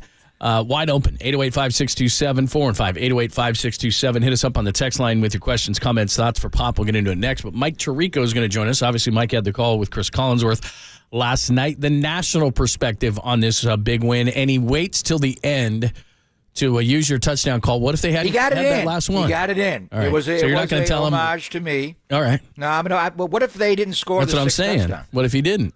Then what would he have done? I guess he wouldn't have done it. Yeah. And I wonder when he thought of it, when J.C. Mason broke free and he went, I told Papa. He probably looked over and was like, oh, yeah, damn. Why didn't he do it on the Kittle? Yeah. You know what he thought? Do it The on the Niners first are one. so good offensively, they're going to score He 6 knew? tonight. He knew they were going to do that? I don't know. He All did right, it, though. The great Mike Tirico is going to join us coming up next from NBC, get his perspective on the 42-10 win. We'll do it next only here on the Sports Leader.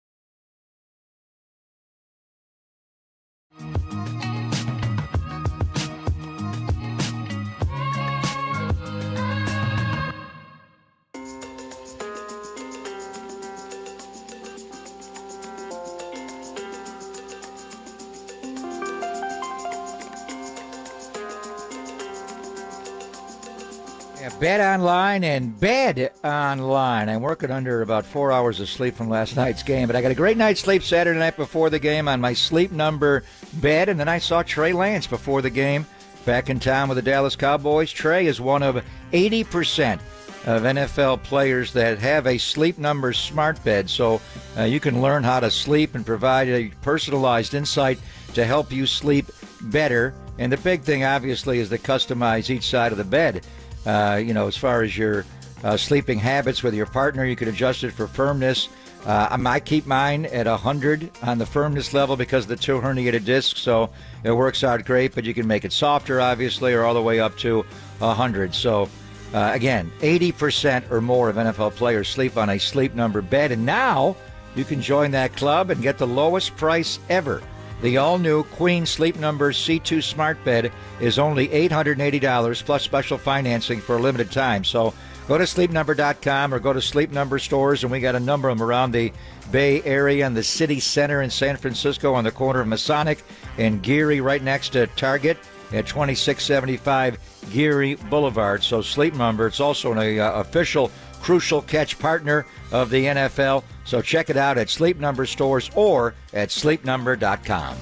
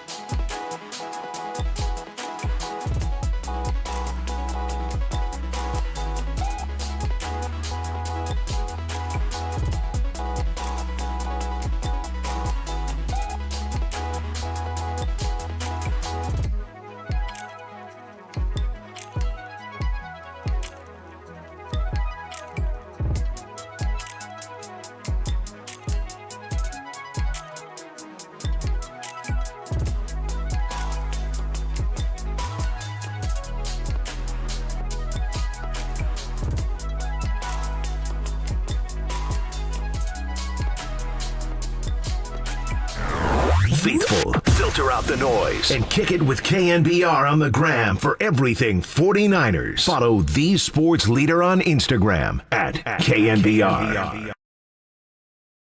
Tapping into what was Kobe Bryant's special quality of pushing himself to the end zone. Jordan Mason, touchdown, San Francisco.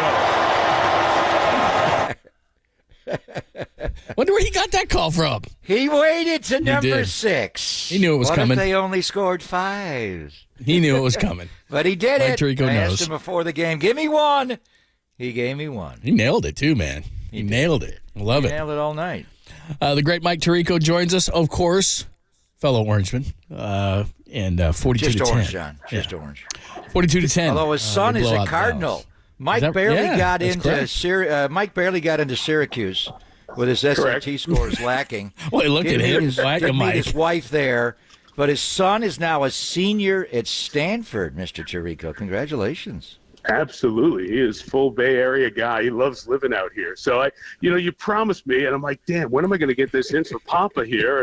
And then you get the turnover, and we were talking about Fred Warner and Kobe. I'm like, oh, man, it's my last shot here. So you got to do it. It's a hard one, too, because it's a national audience. They don't want to really hear the full Papa-esque.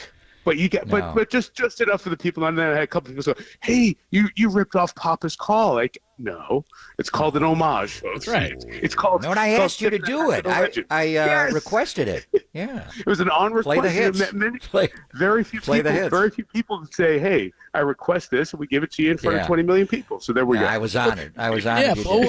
Plus, Mike, the Dallas fans were gone anyway, so he didn't offend anybody. Kind of like Dak Prescott in their offense. So. That one was gutting for them. That hurt. That hurt because of the last 2 playoff games, obviously. But I think they thought they were really good. And there's nothing worse. Let's say you're a golfer, or you play tennis, or you play pickleball, whatever you do, and you think you're really good, and then you go up against somebody really good, and they kick your butt. That hurts. And for Dallas, I mean, this is a kick in the teeth, punch in the guts, tough one to come back from. And they go out to the Chargers. They come back out here and play the Chargers next Monday night, and that's Kellen Moore, Dallas's old offensive coordinator, going against them. I think this might be a tough week for them to bounce back. I really do. And then they got their bye week. Then they got the Rams at home. Then they go to Philadelphia November the 5th. So you saw them opening night, and they look so fast. And I know the Giants weren't good. It was a rainy, dreary night. But they pummeled them in every regard. It was 40-0. And then they beat the Jets the next week, and they pummeled them. The Trayvon Diggs injury, Michael, how much is this impacting? We'll get to their offense, but their defense right now is ranked 30th against the pass. How much do they miss the ball hawker Diggs with the torn ACL? Yeah, I think they miss him a lot, because it allows you to do things. But Duran Bland had 3 picks and 2 pick sixes against New England. But when you step back, and I said this right after we did the lineups, and said, hey, here's Dallas. They've only given up 41 points or whatever stat I gave to give this summary of their defense after the introductions in the lineups.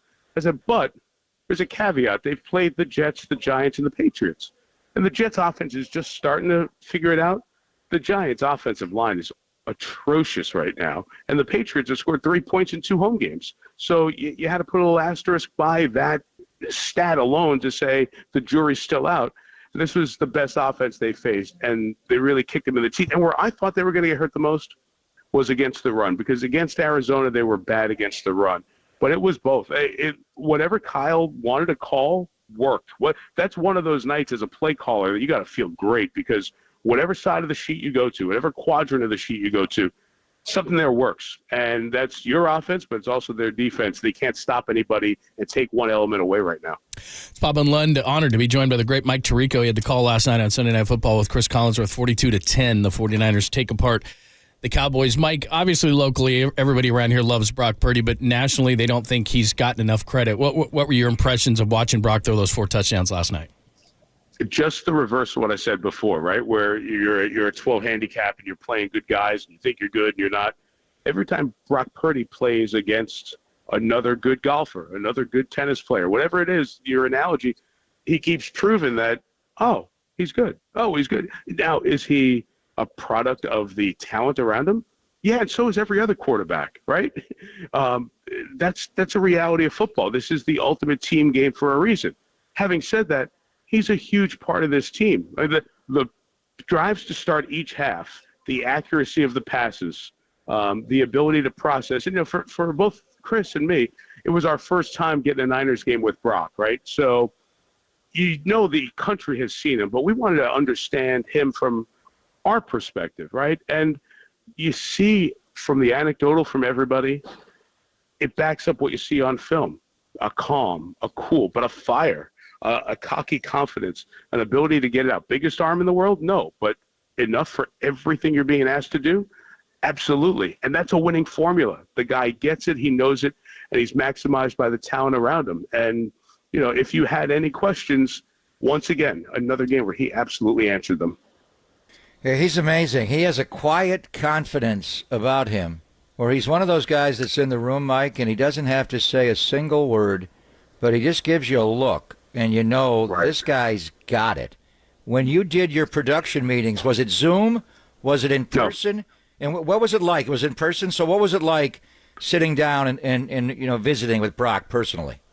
Pop, it was exactly that. There's not this confidence, but there's this kind of listen to your question, process your question, and answer it, just the way he processes the defenses, right? And an engaging likability around him. It was kind of funny because it was just kind of off-putting for us for a second. He walked in, he's like, hey, I've been watching you guys my whole life. It's nice to meet you, right? And it's just like, what a nice guy.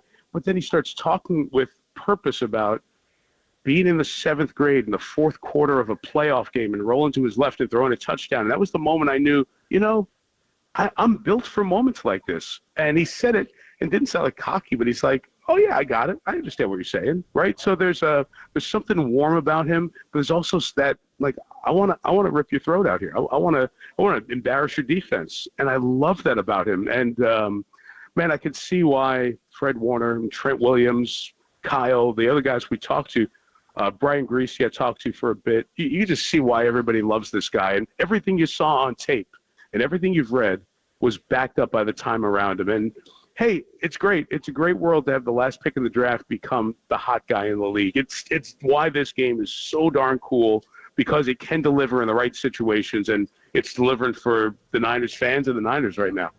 Mike Tirico's joining us from NBC, of course, talking about the 49ers win over the Cowboys last night. What also blows my mind, Mike, is that as we watch these young quarterbacks, and it's just what young quarterbacks do, they throw interceptions, they make mistakes, they make misreads, and it doesn't matter how high they get picked. And, you look at Trey Lance and that whole draft class, and Mac Jones is struggling. Trevor Lawrence out of there is doing fine, and Zach Wilson's trying. But, this kid walks in as the last pick of the draft, and it's like he's been playing for 10 years. That just doesn't happen. So I go back to Bill Parcells. Bill was great when he was working at ESPN. I got a chance to really spend some time talking to him. And he talked about, and this is online somewhere, he did it once on the air, like his 10 qualities of drafting a quarterback. And now when you have this like freak quarterback who comes out, they don't necessarily need to fit all of these little codicils that Parcells put out there as how you build a successful quarterback.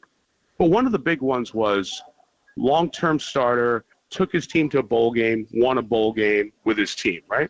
And you start looking at Brock Purdy, those 46 starts, whatever the number is at Iowa State, when you add his college and pro starts, I said the number last night, he's got like 30-something more than Trey Lance. So what does that mean?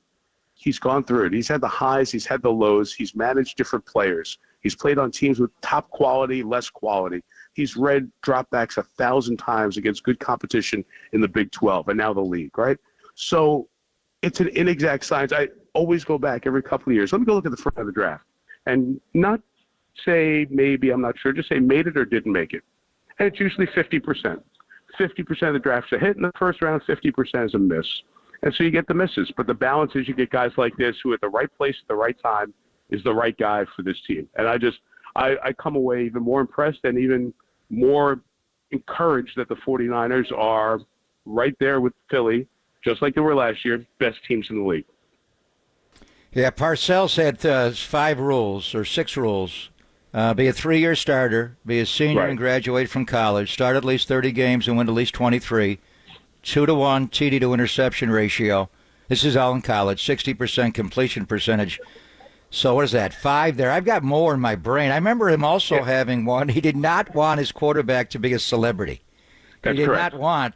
I mean, look at Mahomes. I think he'd take Mahomes, but he was more comfortable with Sims and Hostetler. That's one thing about Brock, Mike. And people are, he's staying in a house with 2 other teammates. He still drives the same Toyota Sequoia, whatever it was. You guys showed that going down Lombard Street, which was cool. I mean, to me, and you only visited him in a little while, but I've been around him, for a year now. I don't think this guy's ever going to change. He's not going to become a celebrity quarterback. If you're a quarterback on a great team, you're going to have some accolades come your way, notoriety, but nothing's changing Brock Purdy, Mike. But Greg, here's the thing. I'll tell you about Patrick Mahomes. He's not that different. Like the guy we met with when he first got the job is the same guy now, even though you can't watch a quarter of NFL football without seeing him in an advertisement, right? And so while the celebrity may come your way, does it change you? And I think we see that with a lot of players in this generation, that they've lived their life on Instagram and on social media and being the number 1 pick and going to the Nike camps and all this stuff. And so they enjoy that. Some of the guys like to just be, hey, I'm a team guy. And let's think about the upbringing, because the biggest influence is usually what happens under your roof. Dad was an 8-year minor league baseball player. So he knows how quick and how fleeting success is athletically. But he also knows how to be part of a team. And I think those qualities are part of the DNA in his upbringing and part of what the DNA of the place is with the Niners, with that team. Kittle wasn't complaining that he didn't get any touchdowns in the first 4 games. Bang, he's got 3, right? Some nights McCaffrey. Now it's Ayuk. In one game, it's going to be Debo going off. And they're all at the point where they're willing to share, because I think they see that the whole Mike Krzyzewski thing, if you take the 5 fingers separately, they're strong. But if you ball them up into a fist, now you can do something with them. And that team has that kind of glue right now that you can't manufacture. It's got to be real, and it's real, at least from what I saw so far. Mike Tirico, Pop and Lund, we're talking about last night's victory for the 49ers, 42-10 at Levi's Stadium. On the other side of the ball, that's kind of been, this is what's scary for the rest of the league, I think. The calling card has always been defense, but they're scoring 30, and then they score 40 last week. Before this, they scored the first 3 were 30, then 35, and then last night 42. And then you look at the other side of the ball, and you got the reigning defensive player of the year in Nick Bosa, but the best player on the field last night was Fred Warner. He was amazing. As he is many nights. We started to tell the story during the game. We do Pittsburgh week 3, and they're playing the Raiders. And we sit down in the room on Saturday afternoon with Mike Tomlin, and we're talking about the first game against the 49ers, and we're talking about Kenny Pickett. That was the question that I think Chris asked. And in our meeting, Mike Tomlin said, middle answer, like, hey, wait a minute, guys. I just got to tell you, Fred Warner's terrific. And he was like, I've never been in the stadium, meaning he never saw him in person or played against him. He goes, man, I knew that guy was good on film preparing, but to be in the stadium with him, you feel him. And I think that permeates the whole defense. You feel that defense. So what was last night? Hey, Greg, you got a great view of it, sitting next to Rock and watching the game. From above, what did that feel like? It felt like Dallas at no point could be the team delivering their intention, delivering their message. It felt like they were catching all night on both sides of the ball. And that's just the force and the will that the Niners play with on both sides. Fred typifies that on defense for me, along with Nick. And there are so many good players around. And adding Randy Gregory gives you one more pass rusher to add to the mix as you go through the season. With a big lead, give me a pass rusher, you're going to close out most games. So I love the way they're composed right now. Without a doubt. And then all the skill guys they have on offense, McCaffrey and Juszczyk and Kittle and Ayuk and Debo and Jawan Jennings. It goes on and on. So Brock just has to process and get the ball out. So a couple of things you guys noted last night I thought was really interesting. And we know Brian Griese, obviously. But when you could connect to the dots, when Brian first became the quarterback coach, that was Brock's draft class, and they asked him to look at the draft eligibles. And we know about about him liking him, and Steve Slowick kind of found Brock Purdy. But I never thought of Brian Griese being a college analyst on ESPN. He actually did a Brock Purdy game at Iowa State, Mike? Yeah. He said, it wasn't like he walked away going, oh, my God, that guy's going to be a future NFL quarterback. But when I was talking to Brian, he said he started doing the assessment. He'd done Monday Night Football for a couple of years there. But he said, I had one of his games at Iowa State. He was doing games with Steve Levy, with Dave Pasch. And, that's when Iowa State was getting good. And you get the Iowa State game, or you get a Big 12 game that he played in. And so it's just one of those guys that, it's on your radar. And to hear Brian kind of go through the process of evaluating, I thought was fascinating, because he's a quarterback who played But he was never a guy who evaluated quarterbacks from a coaching perspective and a scouting perspective. And it just kind of jumped off. And Kyle told us, I don't even know if I got this in the broadcast, and you guys probably have heard this, they ended up with like a 4th-round grade on Purdy, but they couldn't take a quarterback in the 4th round with their other needs. It's just a reminder of we spend hours, weeks, Mel Kiper, everybody's draft list. Who do you have as your top 5 quarterbacks? Where the draft is won is rounds 4 through 7. And just look at the Niners. Look at Greenlaw. Look at Warner. Look around this team. You win a draft with those later round picks. And last night and this roster, to me, is a shining example of absolutely that fact. Mike, I'm not trying to skip past next week's game, the Giants at the Bills for you, but the one after that. Wait a minute. I may show up. I know you will. I know you might. I'm going to be in Cleveland. And Mike's going bowling on Friday night. And look, everybody tune in. I'm not saying that. Let's get big numbers for Mike Tirico. Right. They're amazing. However, the next week. It's a big game. What are you talking about? When you get Dolphins and Eagles, man, I know this one was big, but that is going to be some fireworks in that game. No, that's a big It really will be. Doesn't have the legacy of, right? But the speed of the Dolphins. If you pop the Dolphins on, I was watching in the morning the 10 o'clock game to get ready for the Giants next week. It's one of those perfect, as you're doing your final notes, you can watch the game and get a little jump on your scouting. And we've seen the Giants already earlier this year against Dallas. The speed of Miami is breathtaking. And Achane, their running back, did not play earlier in the year, and he's come in and he's just as much a factor as Mostert. I've never seen a team with this much team speed. The question is the team speed of a Miami against the physicality of a Dallas, right? Of a Philadelphia, excuse me. That'll be really fascinating to see, because if you're physical, you can slow a team down. You got to catch them first. So can they do that? And what is the Philadelphia defense do to that? Plus, what does the Miami defense do to Hurts and the running game of Philly? Because I still believe their running game is what makes them go. So it's a fascinating matchup. If you had to separate guys right now, and this is a point on Dallas, you separate the elite teams in the NFC. I think it's San Francisco and Philly. Obviously, Dallas had been in that conversation. We'll see if they stay in it. Detroit and Seattle belong there. We've seen them against each other. Dallas has to play all those teams, Philly twice, and they have to go to Buffalo, to Miami, and to the Chargers next Monday night. I think Dallas may have the hardest road of teams that we've seen that we believe are good going forward. How about over to the AFC? And I think you were hanging with the Swifties last Sunday night, Mike. And you got it right in the top of the broadcast. I'm proud of you, my friend. Kansas City, I mean, Kelsey looked hurt, but he came back and caught a game winner yesterday. They are 4-1. We know what happened the first game against Detroit. But a lot of times those ring nights, and you were there, and then, obviously what happened to the Rams last year, Buffalo just destroyed them. They never bounced back, but Stafford was hurt. Are we overlooking Kansas City? I mean, these are a team that has been at the Super Bowl 3 of the last 4 years and won 2 of them. It seems like people are kind of looking at their flaws more than just how good they can be. I think it's just the time under the microscope, right? The more we see them, they're like, okay, well, where's it going to fall apart? But they're a 13-win team. They'll be 13-4, 14-3, something like that, assuming Patrick stays healthy. I think you see with Kelsey out of the lineup and him back in the lineup, the difference. Mahomes has someplace to go on those third down plays. Their defense is very young. I think more than 60% of their defense on the roster are first or second year guys, but they're very good. Spags defenses usually get better as the season goes on. I think they've started from a good working point.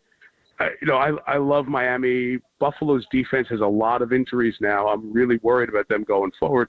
But Kansas City is still the class of the AFC to me as we've gone through the first part of the season. And, they've done, as you said, 3 of the last 4. So maybe it's not shiny and sparkly or as dominant as the Niners, but I'm going to have to see somebody be really good, really, really good, to trust them over Kansas City in a game to get to the Super Bowl. Great stuff. Expert call as always, Mike. We appreciate it. Thank you so much for the time. We'll talk to you later. Great being out here. Great connecting with you guys. Stay well. Godfather, Papa, all the best, man. Thanking night, we're having dinner together. Are we going to break bread in Seattle? Let's do it. Little stuffing with the 12s. We'll be there, pal. You got it. Good stuff. John, good, Michael. Thanks, Mike. Thank you, brother. That is a great Mike Tirico. To give you we mentioned the Miami-Philly game in 2 weeks that he's got, to just give you a sense of what Mike McDaniel is doing with that offense. So yards per play, the 49ers are second in the league at 6.3. That's a big number. 6.3 yards per play. The 49ers are second in the league. Miami's at 8.3. To put that 2 yards in perspective, 2 yards better than the 49ers at 2. From the 49ers at 2 to the Giants at 32 is about 2 yards. So 2 yards more per play is a boatload. I mean, they're just that speed on that team, man. That is going to be a great game. They're the fastest team ever. There's no doubt. They're the fastest. I don't even know their fastest player. You would think it'd be the streak, but Waddle and Achane. I mean, they're Raheem, the Mosterati. That's the fastest team ever. It's crazy. Buffalo held them down and beat them soundly. Yeah, they did. So can Miami go into the link and beat Philadelphia? Will be the question. That's the game we're rooting for them to do it on. They got to play defense. I don't know if they can well enough. I thought they could, but then your Bills, who by the way, we haven't talked about the rest of the NFL. They went in on a Friday. Jacksonville had already been there 2 weeks. That was a clear I saw that when advantage. the schedule came out. I saw that when the schedule. I mean, the NFL's got to look at that. First time ever they scheduled, and it's not that Buffalo came in late. Buffalo did a red-eye Thursday night and then went right to the practice field on Friday, and our guy Will Gavin was there. But no one has ever stayed there for 2 consecutive games in London.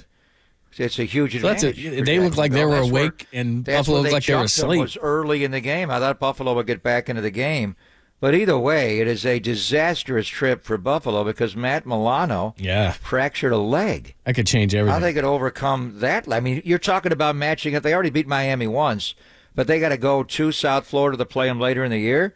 I mean, how do you cover the middle of the field and all that speed without Matt Milano? He's the fastest linebacker in football. So that is a major loss. So already a disastrous trip for the Buffalo Bills. Great talk. I stay over after Cleveland. What do you got? To Buffalo's that's a short trip. Yeah, you got to do like the Niners normally do. Sunday night football. Yeah, he's got to stay against the Giants. I could stay after the Cleveland game, drive to Buffalo for Sunday night football. Then I'd do the radio show with you from Buffalo. Having a Jenny Cream Ale. Oh, that would be amazing. Do it from some bar. So I know you're not a big Buffalo wing guy, but there's got to be a place. I did it from Buffalo for like 3 solid weeks, so we have a great setup there. That's right. You had a radio station, right? I moved back there for a long time. So that doesn't make sense. Come all the way back, go all the way there. Bills rematch of Super Bowl 25. But this time, perfect. Tyler Bass is not wide right. They picked up the uprights and they moved him right. Exactly. By the way, Jake Moody's still not missed it. He has not. Bottom of the hour. Our good friend David Lombardi is going to join us. He's got all the numbers from the game last night, 42-10. The 49ers get the win. Maybe, just maybe, we've been bitching and moaning for so long that Brock's not getting national acclaim. Well, maybe he is. We'll explain why next. Only here on the Sports Eater.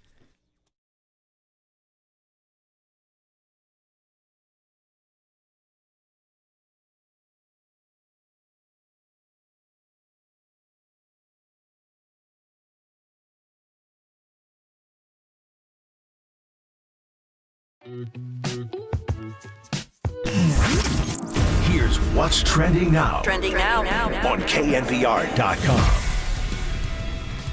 Prime time, George Kittle, the People's tight end, scored not once, not twice, but 3 times last night. You can read the full recap trending right now on the all-new KNBR app.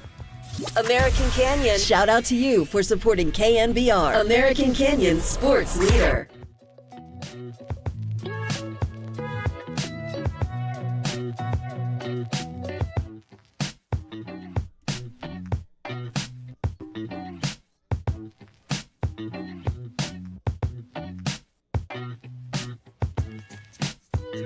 Hey, your old friend John Lund here for my friends at the Dolan Law Firm. Did you know that many of the ads that you've seen or heard, they're not even based here in the Bay Area?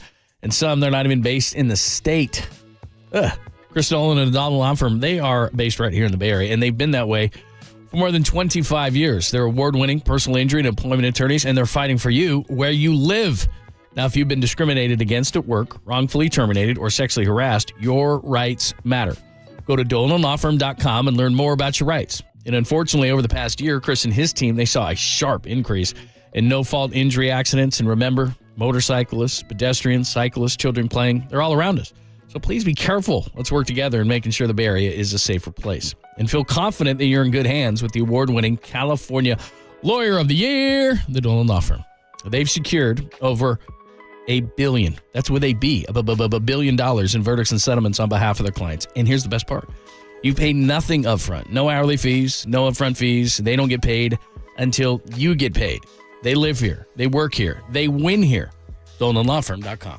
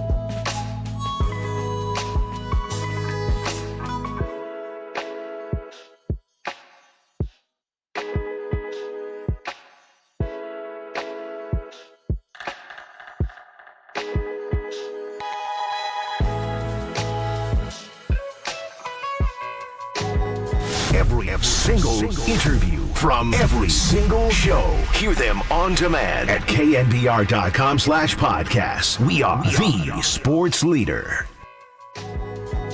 49ers have all the tight ends. Kittle and Warner are tight left. Dwelly is right. Juszczyk ahead of McCaffrey. Here's Purdy with a play action. Going to roll right. Throw. Fullback. Wide open. Spider 2. Wide banana. Touchdown. Juice. Micah Parsons wants to peel that banana right now. He is mad. He is angry that they let Juice out like that on the play that you just called. And it was a beautiful play design, and they set it up perfectly. Tim with the peeling of the banana. Very nice. Spider 2 wide banana. John Gruden, a fullback. Andrew Luck, who's the primary on Spider 2 wide banana? Fullback, man. Fullback in the That's full. right.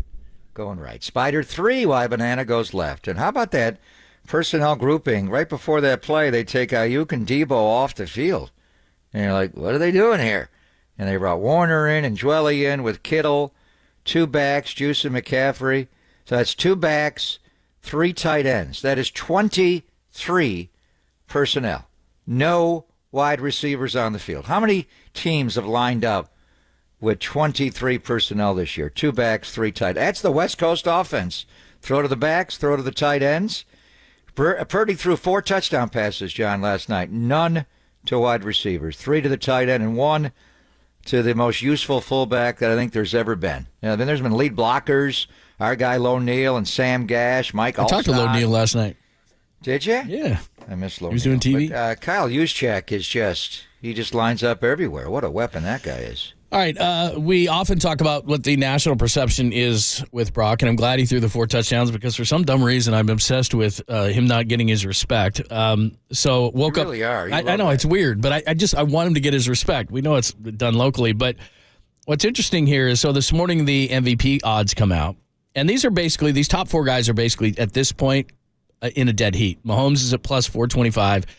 Tua is at plus 525, and Purdy and Josh Allen are plus 550. So they're in the conversation. So Purdy's tied for third with Josh Allen in the MVP odds. And then this morning, and again, Rich Eisen is a national show, so I don't know where these votes are coming from, but this is kind of interesting.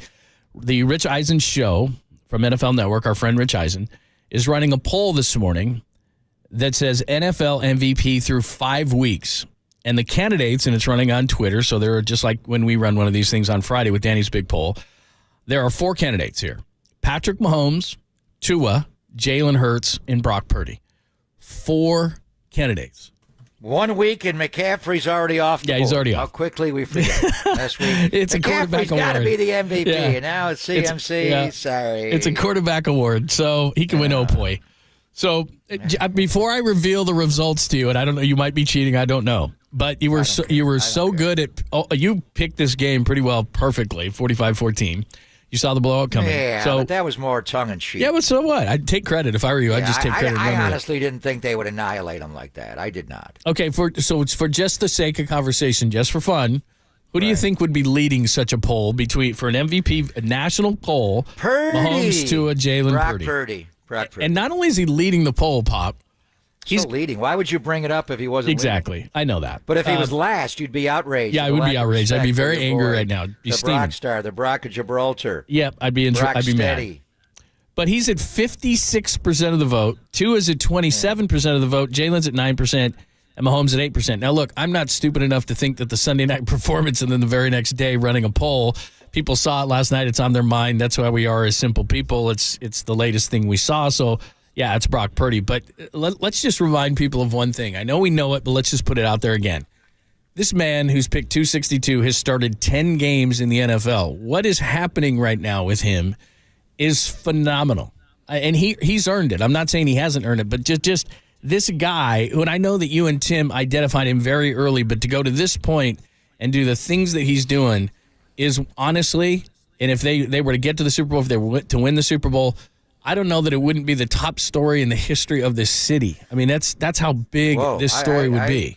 To pick 262, win a Super Bowl, win an MVP, to do these kind of things that he's doing or being talked about doing, the streak with no interceptions, the fact that he's never lost a regular season game, that he's never lost a game that he started and finished. I mean, all these accolades that this guy, he's completing over 70% of his passes. He's 20 touchdowns, 2 interceptions in his 10 games. He's got an interception-less streak. I mean, like, what he's doing right now is phenomenal.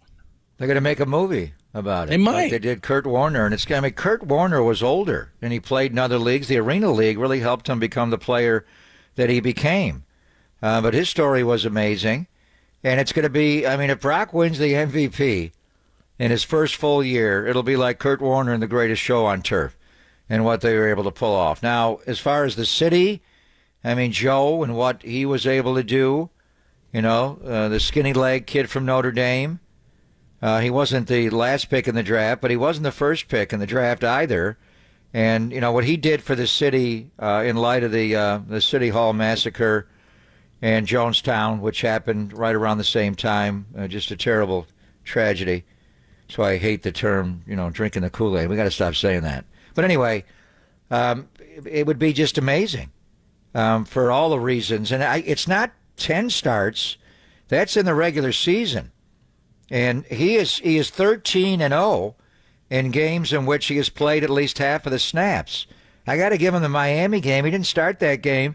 49ers were down 7-3 when Jimmy got knocked out of that game. Brock came in and won that game. And then the 2 in the playoffs over Seattle, he had the second greatest statistical game in playoff history in the franchises. It's to Joe Montana. Look at his numbers against Seattle. And stop saying he did not play well against Dallas last year. Yes, he did. That was a grind-em-out game. They could not run the ball. against Dallas. He had to get gritty in that game. He did not turn the ball over. He won that game, and he executed a great drive and got the throw over the middle to Kittle, so I'm not buying any of that. He is 13-0 in games in which he has played at least half of the snaps. In the Philadelphia game, he got hurt. 7th play in, you don't know.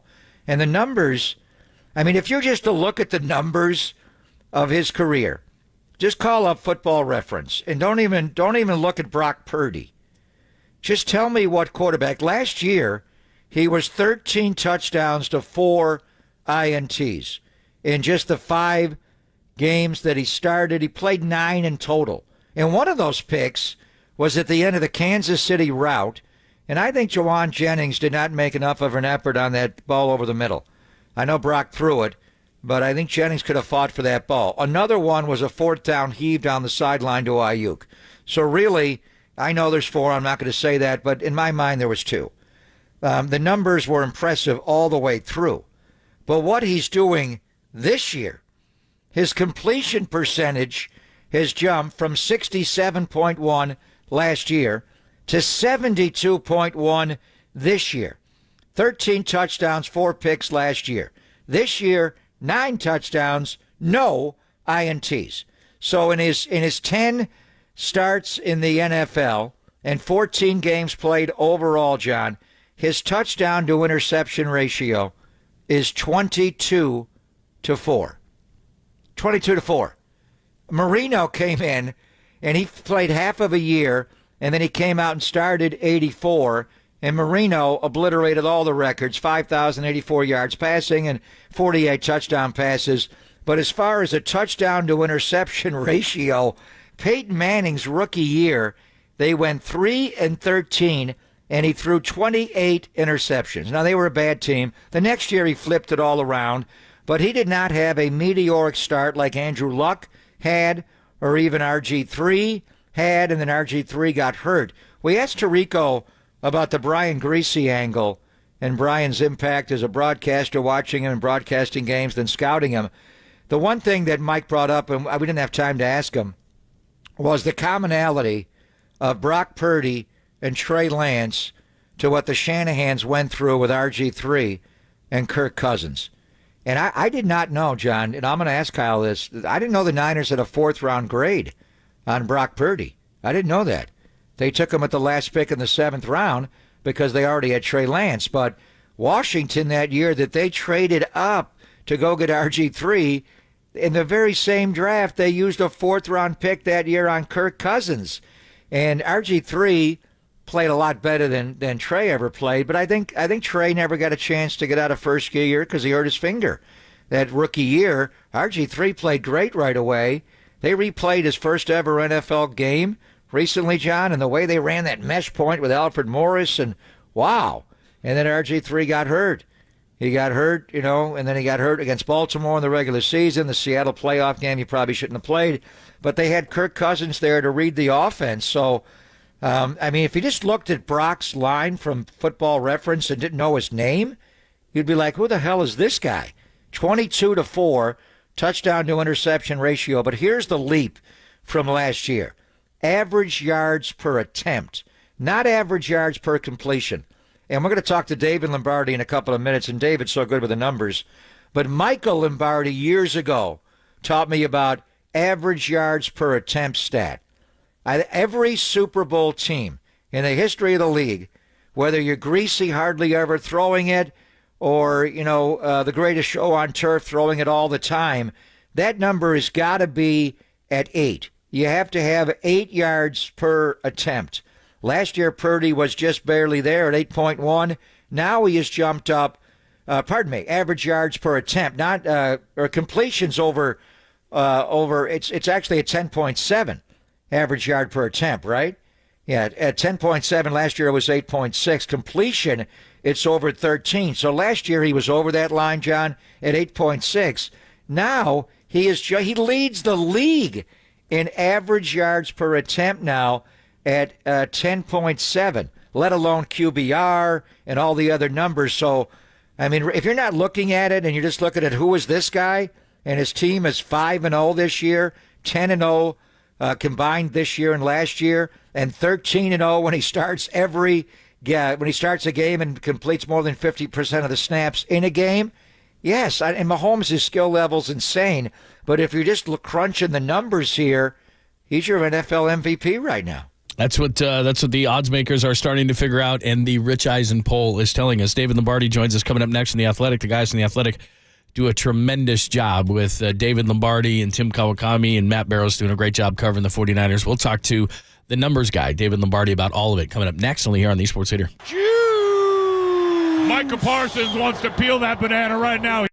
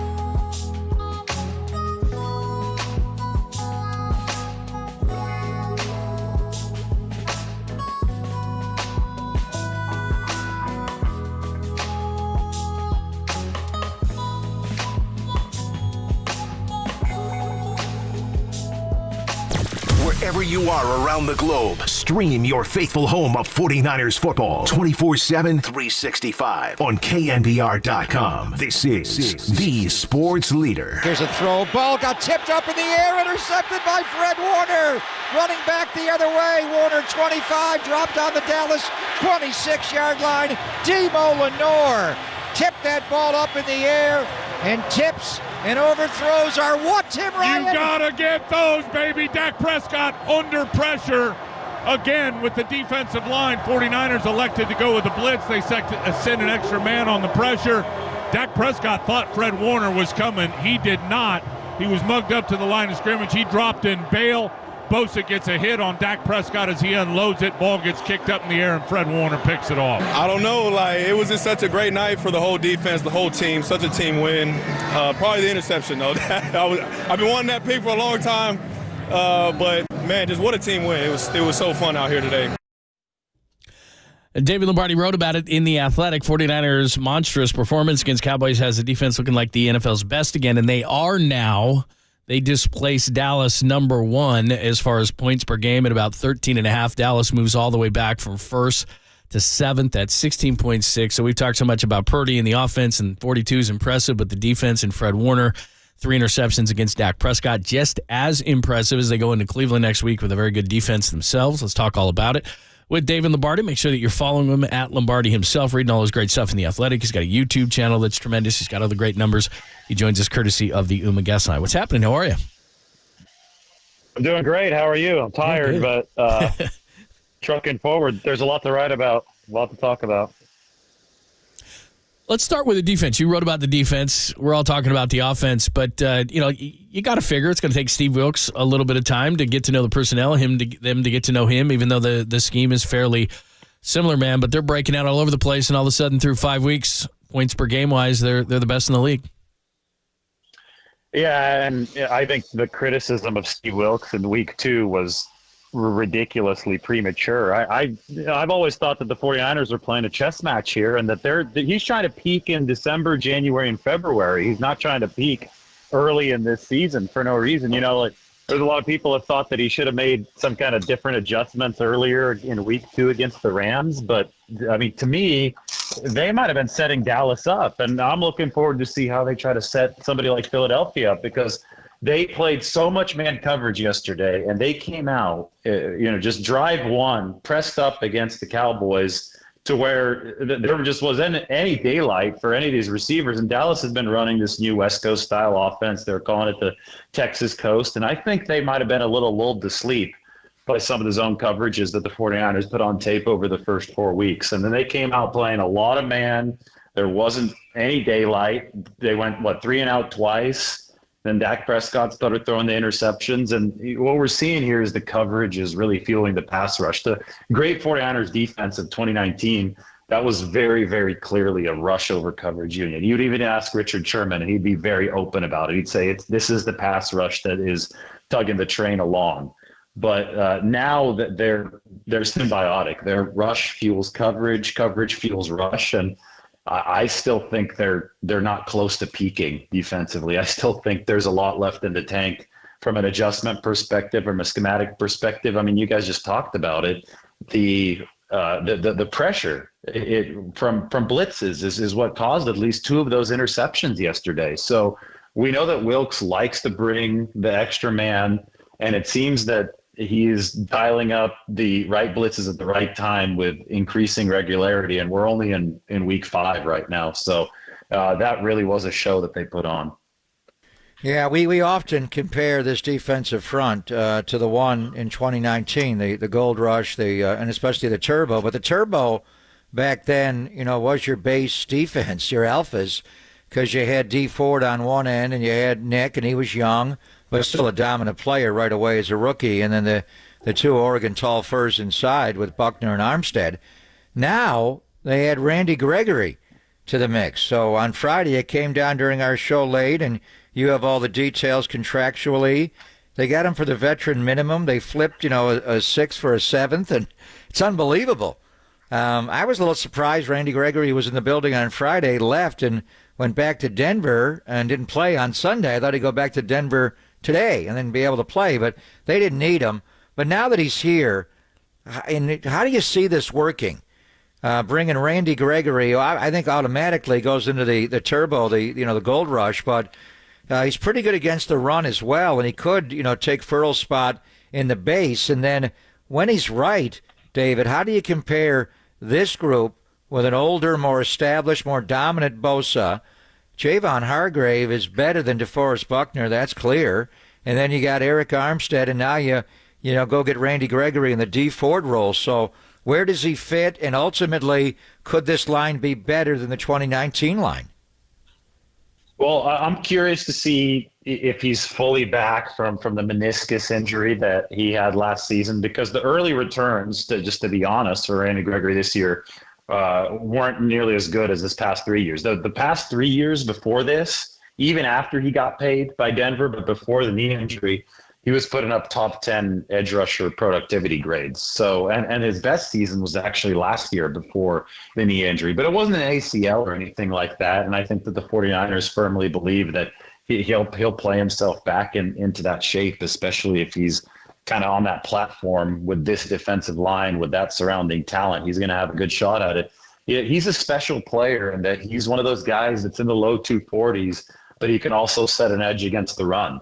And I think he could set an edge against the run better than somebody like D Ford. So I would say very rarely do you find an NFL player with the get off that D Ford did. I don't expect that from Randy Gregory, but I do think that he is a rusher that could bring speed and can also bring the necessary violence to play the run. So this defensive line, if it peaks and everybody stays healthy and Gregory finds his stride with this team, I think this defensive line might be more adaptable than the 2019 defensive line, just for that reason, just because of how violently Randy Gregory plays. And then you mentioned it, Javon Hargrave is a better pass rusher than DeForest Buckner. DeForest Buckner was a good to great pass rusher.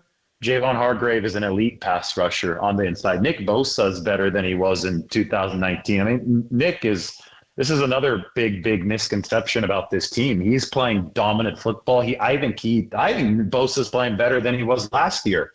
But there was a couple plays yesterday where he got the double team from two offensive linemen and a chip from a tight end. So he's effectively facing triple teams. But that's what's so exciting for the 49ers, is that if Bosa's facing double and triple teams, the platform from which to perform for these other D linemen like Hargrave, like Randy Gregory on the opposite end. I guess that's a more realistic comparison. That platform is immensely promising. So, it is an embarrassment of riches. Plus, we can get into the fact that the back seven is better than it was in 2019. And that affects the pass rush a lot, because we talk about the coverage fueling the rush. And if you talk to any of the 49ers yesterday, including Bosa, they'll say that they had opportunities yesterday because of how good the 49ers were on the back seven.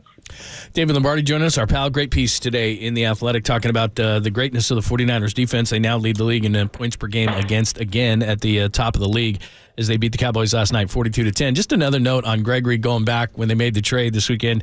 I had a few minutes because I have no life and watched him in the way Denver was using him.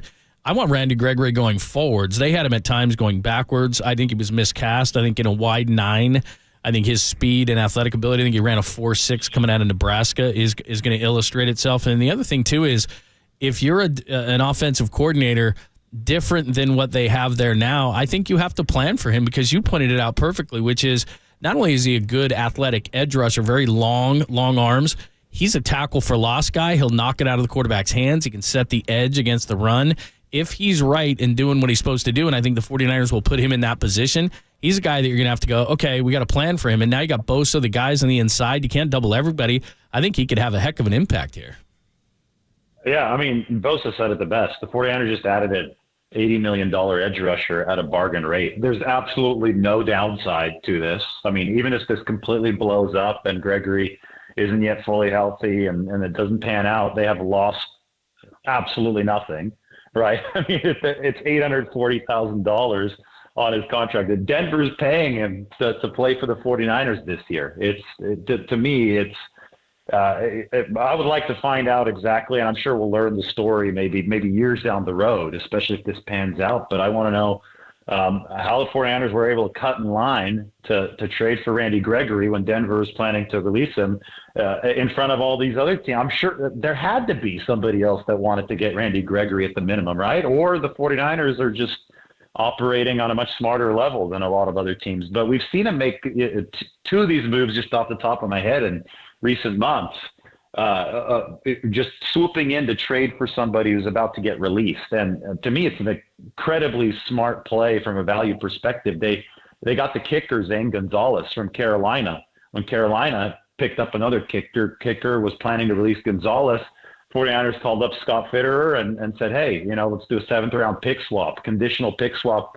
Send us Zane, and we'll inherit his contract. And that was a no-lose proposition because there was nothing guaranteed on his contract. And if he hadn't gotten hurt, they might have been able to trade him. It was just a very smart no-lose value play.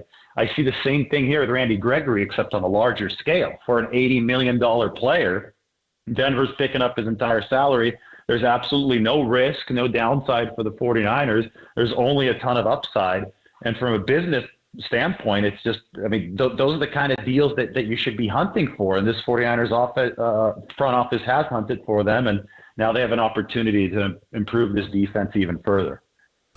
The front office obviously are really intelligent, searching out these great deals. But John Lynch is just the way he handles himself. With Scott Fitterer, he had a relationship going back to the Christian McCaffrey trade about a year ago to get Zane Gonzalez. And I don't know who he's got in Denver anymore, but Adam Peters was there for a while. Elway's no longer there in the building. And with George Payton, I just think, likability is important in a GM. A lot of GMs get a rep and no one will take their phone calls. With John, he's just so amenable. I think it helps to, reach out and get these kind of deals. Speaking of which, the Brock Purdy story, David, is just, Collinsworth kept saying last, they're going to make a movie about this, the way he's playing, the economic impact of having a guy making not even $1 million. And you're watching Dak play last night. In March of 21, Jerry gave Dak a new deal, and he fought him. They wanted that 4th year on the deal, and there was a battle into the offseason, but he got the deal. It's a 4-year, $160 million contract. And when you watch him play last night, there's so many areas where Brock is better. But, Dak looked like he was playing with a blindfold on. I don't know what he was seeing or not seeing. He was seeing ghost and executing. Or how did he miss Brandon Cooks when Cooks got behind Fred Warner last night? It's beyond me. Never got his feet turned and his shoulders squared. And then you see Daniel Jones, the contract that he got.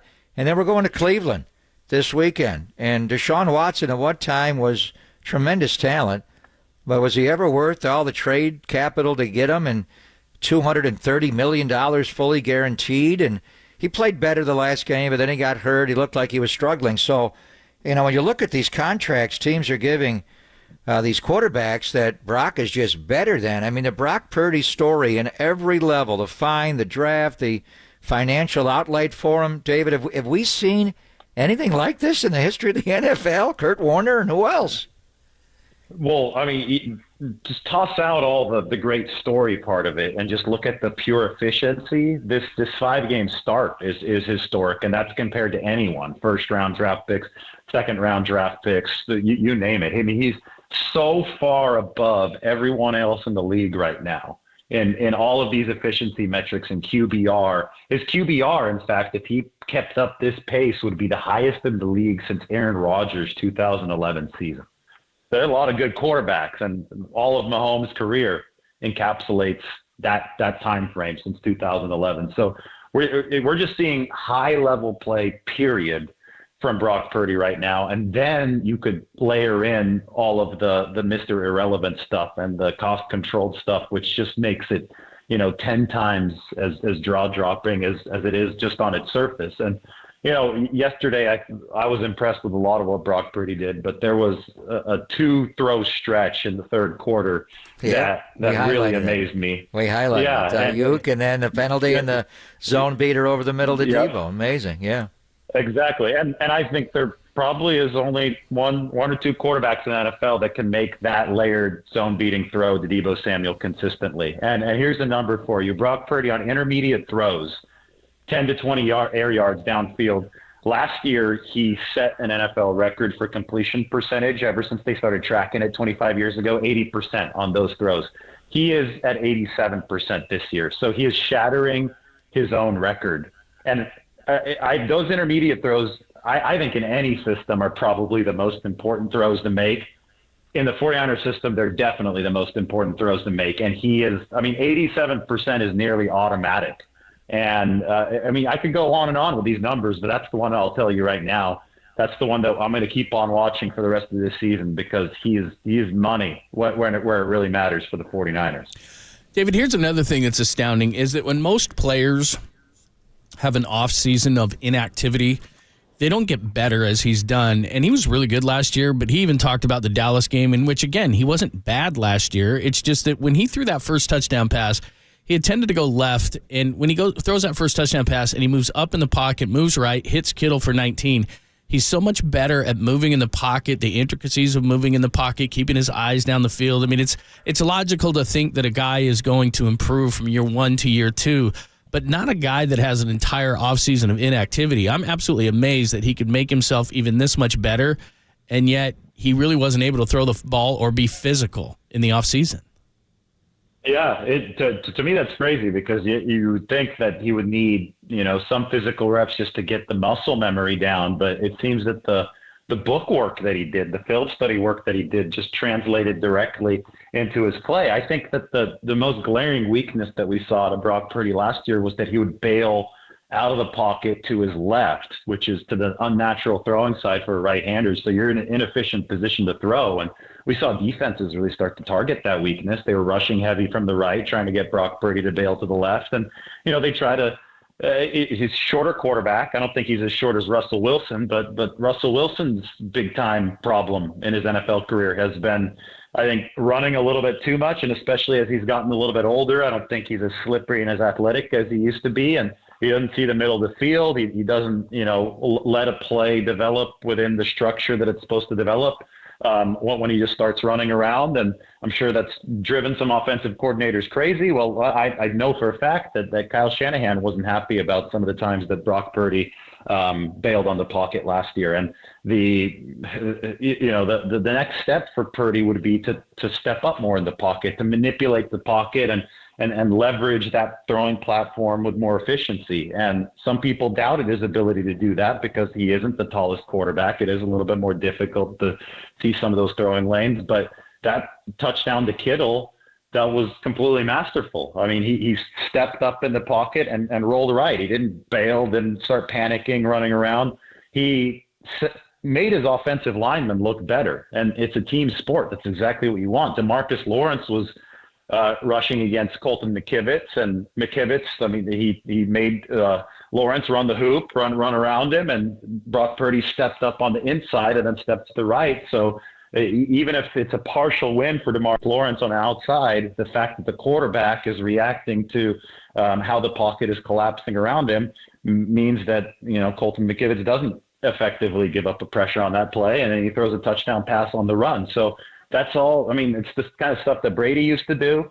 Brady doesn't have the greatest 40-yard speed, but he's got great pocket quickness, and now he's putting it to use with just that great feel, right? He has that feel while he's in the pocket, and he's stepping up now instead of bailing, and I'm sure that's putting Kyle Shanahan over the moon. Yeah, he stepped up, and then he ducked his shoulder to get up underneath to Marcus Lawrence, and I think one of the key elements of that play, Micah Parsons was not on the field on that play, and he was not on the field the play previous when McCaffrey ran for the first down, and the 49ers were able to, drop a little deeper, not have to quick throw it, which leads to, and I don't know what you thought, but Micah to me was not right going into the game yesterday off the knee injury the previous week against New England. I could see it watching that game back on Saturday night. He tried, but he just did not have the Micah burst and wasn't the same guy. But to me, it was the 49ers' plan against him to just pummel him.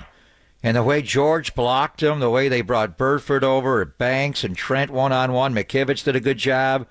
But they sideswiped him. They came from all angles and just beat the living crap out of him.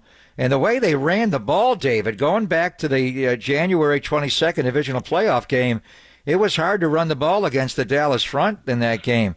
I mean, we're talking about Brock in the passing game and all that, and Brock's involved in the run game with the Oscar calls and all that.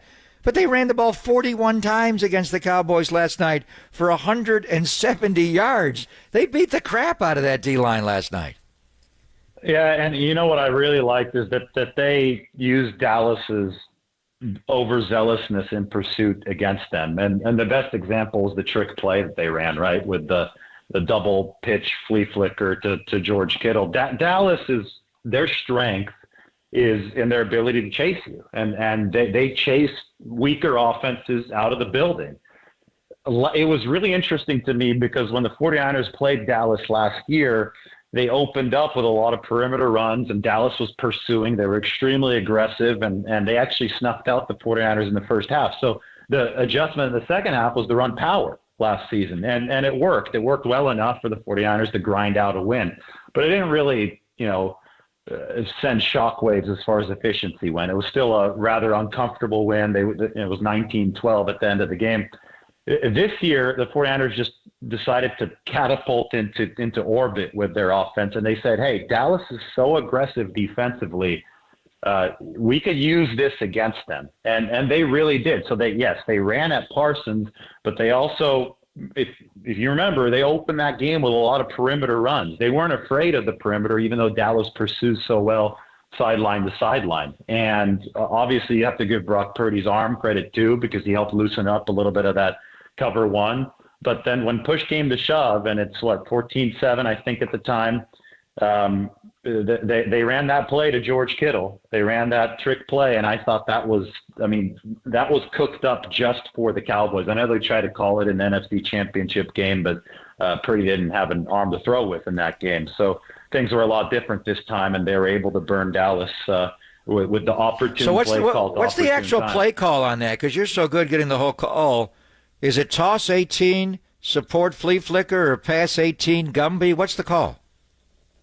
Yeah, I heard two different things from Kyle Shanahan. He said pass 18 flea flicker. We've got it right here. Here's what Kyle called it last night. Here we go. Kyle doesn't like telling the world the whole call. This is what he said last night. Hang on. Oh, hang on a second. We got it. They told me we have it. Hang on. Sorry. It's coming. He just called it flea flicker, didn't he? He called it toss 18. Yeah, 18 toss. Yeah, you got more 18 toss flea flicker. Matt Barrows actually wrote a piece on it yesterday called it pass 18 Gumby. Right. I'm guessing Matt got that information. Toss 18. Toss 18 flea flicker. Called it. Yeah. He's got it. Kyle doesn't like. Where did you get 19 structure fool from? Because Kyle doesn't like giving the whole play call. Who told you that? No, I didn't get Kyle? it from Kyle. I didn't get it from Coach Kyle. I got it from the locker room though. So. Yeah. I mean, it's just one of those where you walk around, you talk after the game. I feel plays that just pop off the screen. There was 19 Zorro the 49ers ran a couple years ago. I'm trying to think. There's a few that I just go into the locker room and I found out the name of the play because the play was so impressively executed, and it's an exhibition of what the 49ers do so well. And so the one you're talking about, 19 structure fool, was against Pittsburgh. That was the Christian McCaffrey going left. Touchdown run. But what really impressed me on that play was the blocking. I mean, Ayuk had to block two players, including an edge rusher, within the matter of 10 yards and 4 seconds. I mean, the amount that the 49ers put on their skill position players, both from a blocking and from a ball carrying execution standpoint, is really, really jaw-dropping, right? And the fact they've got 5, 6, 7 of these eligible players who are capable of delivering what Kyle Shanahan needs, that's why this offense is so special. And we talked about it before the game yesterday.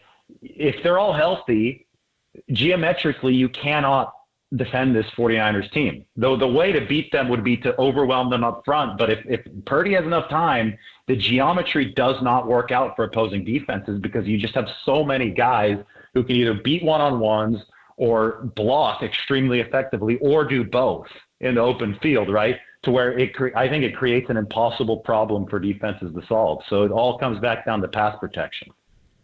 David Lombardi at Lombardi himself. Read a great piece on Steve Wilkes' defense, and all the guys at The Athletic do a tremendous job. Thank you, David. Always appreciate it, man. All right, sounds good. Take care. Thank you, brother. All right, your favorite time of Monday. It is the audio recap with Tim Ryan and Greg Papa. All the calls from the 42-10 win. You relive them next with us, only here on the Sports Leader.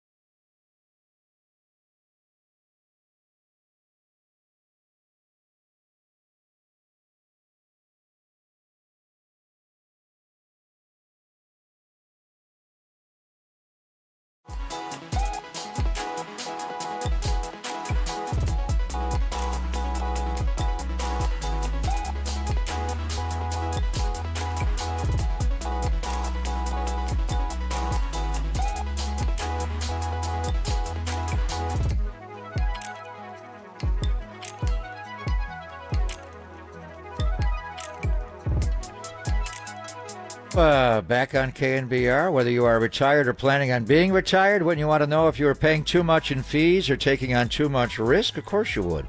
Or even going to be able to live the lifestyle that you've always envisioned in retirement. So more than 3 decades, my friend Greg O'Donnell has been helping people like you plan, protect, and pass on their wealth to their loved ones. If you are interested in learning how O'Donnell Financial Group can help you and your family, then give him a call. Greg and his team are a breeze to talk to. Huge Bay Area sports fans. What about that Niner win over the Cowboys? Who are the Giants going to hire as their new manager? Greg and his team can do it all, and there's no cost or obligation.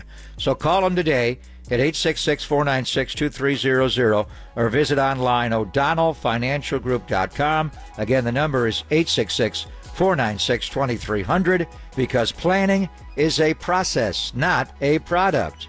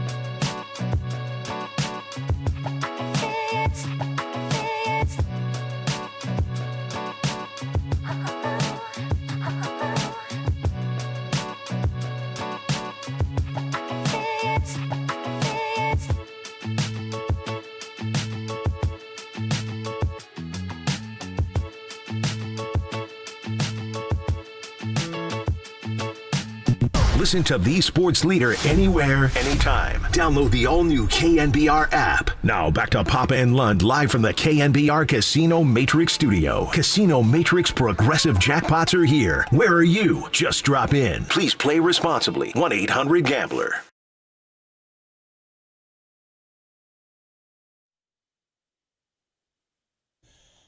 What's happening? Thanks for joining us, Papa and Lund, on a Monday, Victory Monday. We appreciate you hanging out with us. Bottom of the hour, Dante Whitner for his take on Dak Prescott made some national headlines. We'll play it for you, and we will discuss the 42-10 win over the Cowboys. We'll do that at 12:30. Do not miss it. Plus the foreplay, a 49ers edition of the sound you need to hear. We'll do that at 1 o'clock.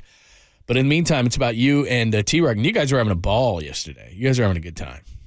And your voice sounds amazing. We had a great time the entire game. Yeah. But especially at halftime when the Sugar Hill Gang took the stage. Yeah, is that in the recap? G. Is that in the recap? I am Master G, Wonder Mike. We have lost the great Big Bank Hank. Yes. Are we going? Oh, do we have it? We got it? Oh, very nice. I heard you guys making fun of me on the postgame show. I would never do that. You know that. Hopes was coming at you. Didn't like my Charles Dickens reference to Oliver Twist. No, I like it. Oliver.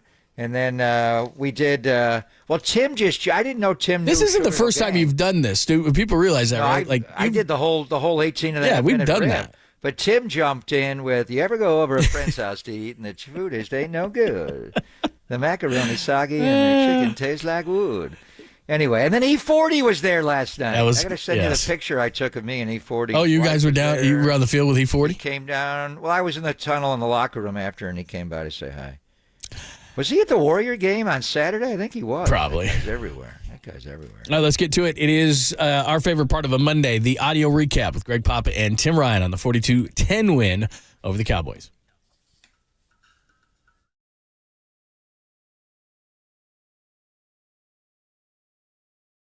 There's Purdy in the gun. 3 receivers left. Kittle, Jennings, Debo from in to out. Ayuk is right. Purdy back. Time. Steps around from DeMarcus Lawrence. Throws for the end zone.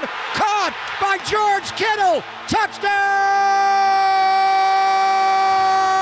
San Francisco! Boy, what a start. First drive for this offense. I figured Brock Purdy was going to have to use his legs a little bit in this game. He feels the pressure out to the right. He steps up, steps out to the right, and finds Kittle running a corner route, and there's just nobody around him, and drops it right on the 5 of the 85 for an easy touchdown. What a play by Purdy. No, that's honestly the best stat line, because when you don't get tackled, it's awesome. I'm going to wake up tomorrow feeling great. So just shout out to Purdy for just getting me the ball in space to let me run with it. That was the most fun I could have possibly had. Into the shotgun he goes. CeeDee Lamb is right, watched by Charvarius Ward, and 3 receivers go left, including the tight end Ferguson is the outside man. Dak looks left, pressured. He got sacked by Bosa. Bosa goes right around the right tackle, Terrence Steele, to pick up his 2nd sack of the year. I thought that was our best complete game with all 3 phases. I thought our defense was amazing today. Going against some real good players and a good offense there, and I knew that was going to be a challenge, and those guys were unbelievable. I thought it was their best game yet. Here's a handoff to Pollard coming wide left, turns the corner on Greenlaw. Fumbled the ball! Ball out! It's inbound still. Kevin Givens got it. Is he up against the sideline? I think it's 49er football. Now. I think Kevin the Givens 49ers got it. have recovered the ball. I mean, being the competitor I am, of course, I wanted us to be the top defense tonight, and I think we did that. Dak back, plenty of time, pumps, now rolls left. Now he's going to get sacked by Fred Warner and Javon Kinlaw. He's getting the ball out of his hands quick against everybody but the Niners. He held the ball way too long. Didn't see it coming. As you said, put everything into this and got punched in the mouth. Called a couple of weeks ago humbling against Arizona, but this may be the most humbling game I've ever been a part of. Felt good about the preparation, felt good about everything, honestly, coming into this game, matchups, and they beat us in every aspect. Here's an end around and a flea flicker. Back to Brock Purdy, takes a shot down the sideline to George Kittle. Kittle all the way to the end zone. Touchdown! San Francisco! With a little razzle-dazzle reverse flea flicker. They flip it to McCaffrey. He flips it back to Debo. Debo flips it to Purdy, and Purdy drops it to George Kittle down the sideline. Gonna give it? No, it's a play action. Purdy gonna roll left, throw for the end zone. Caught by George Kittle. He has the hat trick tonight, a career high. 3 touchdown catches for George. Touchdown, San Francisco. You're going to have to come up with some new touchdown celebration dances. The spike will never be a bad thing, so I'm just going to continue to spike it because that's what tight ends are born to do. 1st and 10, Dallas on their 37. Dak under center. Play action to Pollard. Hufanga comes in a blitz. Going to take a deep shot down the field. Overthrown and intercepted by Tashawn Gibson. Running back the other way, 30. 35-40, cuts inside McEwen. The tight end will drop him on the 38-yard line. Where was Dak Prescott throwing that ball? Dak Prescott sucks. Oh, my God. 49ers have all the tight ends. Kittle and Warner are tight left. Dwelly is right. Juszczyk ahead of McCaffrey. Here's Purdy with a play action. Going to roll right. Throw. Fullback. Wide open. Spider 2 wide banana. Touchdown. Micah Parsons wants to peel that banana right now. He is mad. He is angry that they let Juice out like that. Yeah, I think it did help for sure. Just watching the film and just our scheme going into this game, the mindset going into this game, I just felt like it was just better overall for myself. The last game, just the pass rush, where we were at in the season, and it was great defense. They were solid in what they did. I don't know if that maybe got me off edge a little bit or what, but this game, just the mindset going into it, knowing what I'm looking at. I know I've played this defense before. It helped for sure. But, the play calls were great. Guys made plays all around me. Defense did great, so it wasn't just me. Here's a throw. Ball got tipped up in the air. Intercepted by Fred Warner. Running back the other way. Warner 25. Dropped on the Dallas 26-yard line. Demo Lenore tipped that ball up in the air. And tips and overthrows are what, Tim Ryan? You gotta get those, baby. Dak Prescott under pressure again with the defensive line. 49ers elected to go with the blitz. They sent an extra man on the pressure. Dak Prescott thought Fred Warner was coming. He did not. He was mugged up to the line of scrimmage. He dropped in bail. Bosa gets a hit on Dak Prescott as he unloads it. Ball gets kicked up in the air, and Fred Warner picks it off. I don't know. It was just such a great night for the whole defense, the whole team. Such a team win. Probably the interception, though. I've been wanting that pick for a long time. But, man, just what a team win. It was so fun out here today. Here's J.P. Mason sweeping left. Cutback run. 10, 5, touchdown! San Francisco! The closer, Jordan Mason, perimeter run. The 49ers have just been making a living tonight with house calls up the gut. This time they do the old pin and pull. They block down. Kittle gets an unbelievable block. Yeah, I don't know. Obviously, that we're dangerous. But it's not even about the other teams to us. It's all about us. Every single game, it's all about us. We understand the opportunity that we have, and it's about just taking it 1 week at a time. Regardless of who we're playing, we got to uphold the standard and play to the best of our ability every single game. And if we do that, then we'll like the result. There you go, 42-10, your call with Tim. And, of course, you got Fred Warner there at the end, little George Kittle in there, had the 3 touchdowns. Fred did about everything defensively. I don't know if a linebacker can win Defensive Player of the Year in today's day and age where it's all about sacks, but he might be able to the way that he played. And, oh, by the way, now number 1 in defensive points per game at 13.6 and number 2 in offensive points per game at 33.4. So not bad for the 49ers. They could finish 1 in both. Crazy. Yeah. And it's not all rappers' delight with the great Sugar Hill Gang in honor of Kevin Gibbons, John. Jump on it! And they got that fumble. So, it's 42-10 last night. And J.P. Mason's touchdown came with 14 minutes to go in the game.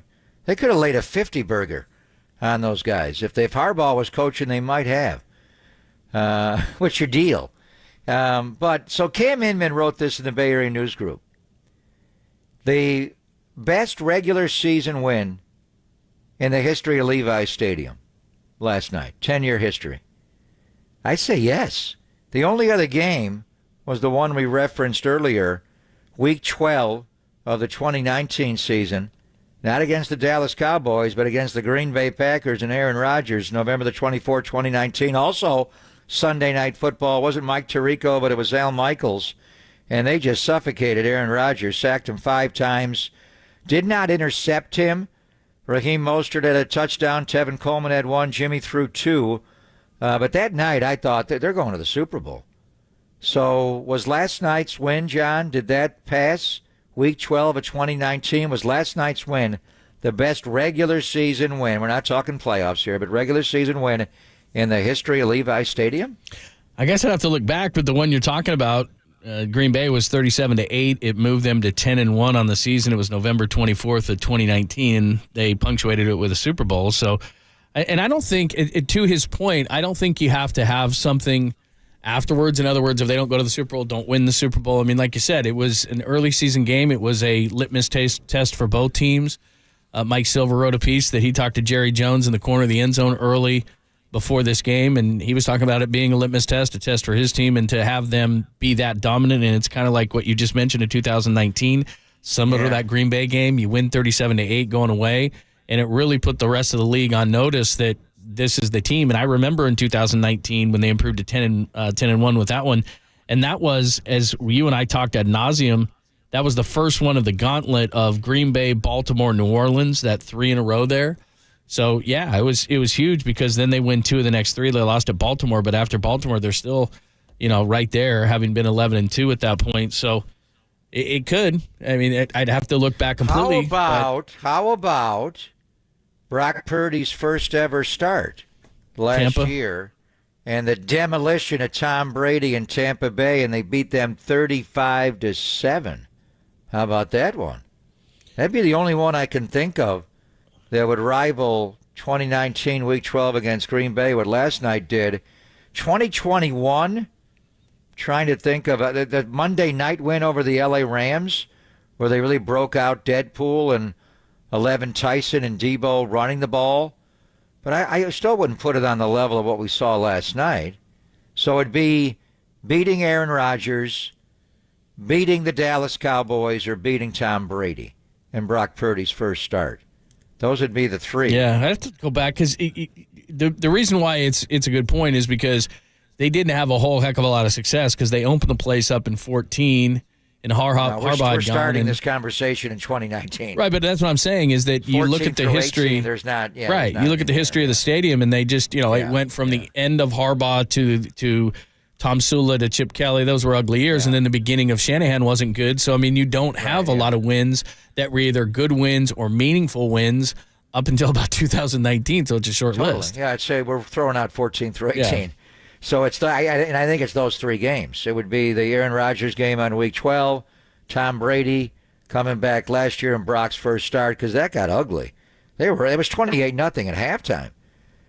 When they intercepted Brady going into the end zone, and then Brock in his first start hit Brandon Ayuk on that double move, the curl and go, right before halftime, and then last night. So it's Aaron Rodgers, it's Tom Brady, and that's the biggest win the Niners have ever had as far as a point total, John, over the Dallas Cowboys ever, superseding the 81 year when they went to the championship game and beat them on the catch. They beat them 45-14 in October of that year. Candlestick, that's 31 points. They won by 32 points last night. But you can't count 2020. There were no fans in the place. None of those games were fun. I don't care what game it was. 6-10 and Bosa got hurt. I'm throwing that one out.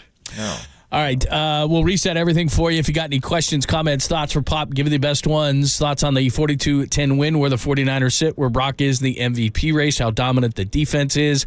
They are back. They are number 1 in points per game, number 2 in points per game offensively. Hit us up, 415-808-5627. We'll talk about it next. And then Dante will explain his thoughts on Dak Prescott, which have gone viral nationally. We'll do that at 12:30 with Dante, only here on the Sports Leader. Milpitas, shout out to you for supporting KNBR. Milpitas' Sports Leader.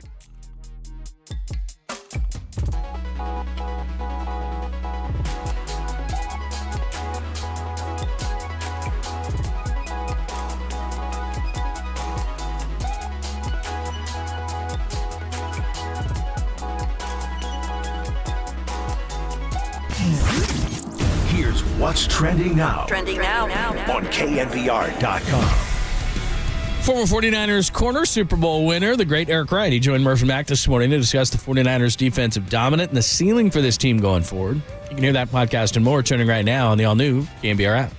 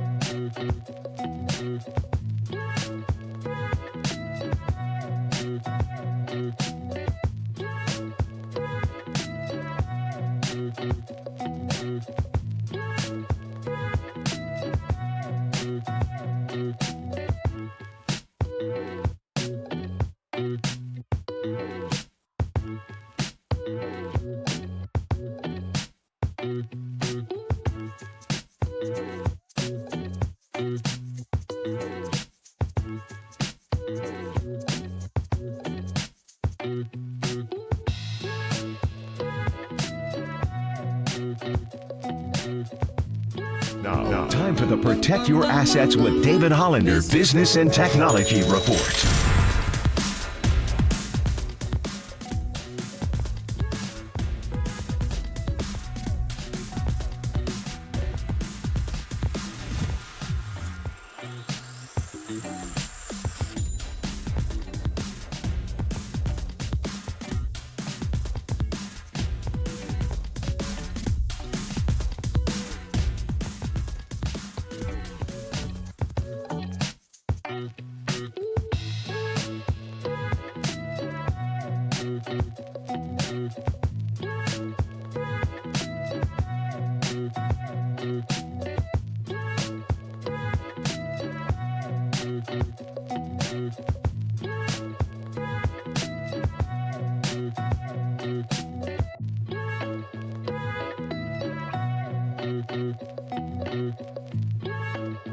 Listen to the sports leader anywhere, anytime. Download the all-new KNBR app. Now back to Papa and Lund live from the KNBR Casino Matrix Studio. Casino Matrix Progressive Jackpots are here. Where are you? Just drop in. Please play responsibly. 1-800-GAMBLER.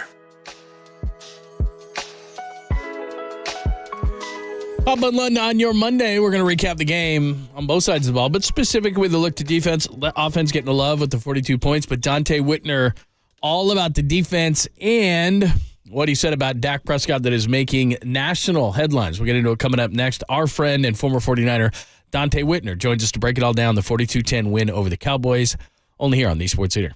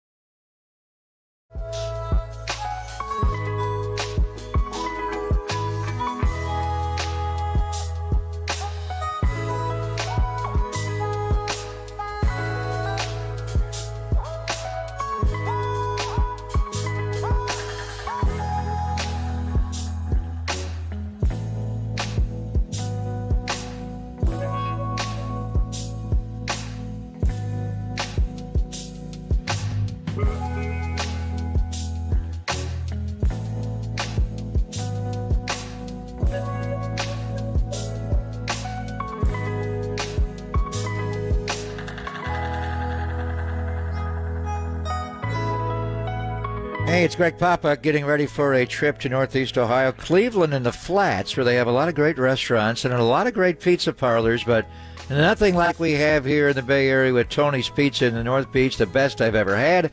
And no, you can take my word for it, but Tony's has been ranked #1 in the world, and it's clearly the best in the Bay Area. It's my go-to spot for Neapolitan, New York-style, Detroit Sicilian, and Grandma-style pizzas. They also make fresh pastas, and their spicy bucatini is to die for. You got Tony's, but you also have Capo's as well, where they make delicious tavern-style, cracker-thin, and deep-dish pizzas. And one of his specialties is his Chicago Italian beef sandwiches. They are gigantic. They are mouth-watering. They are a little spicy, but they are yummy.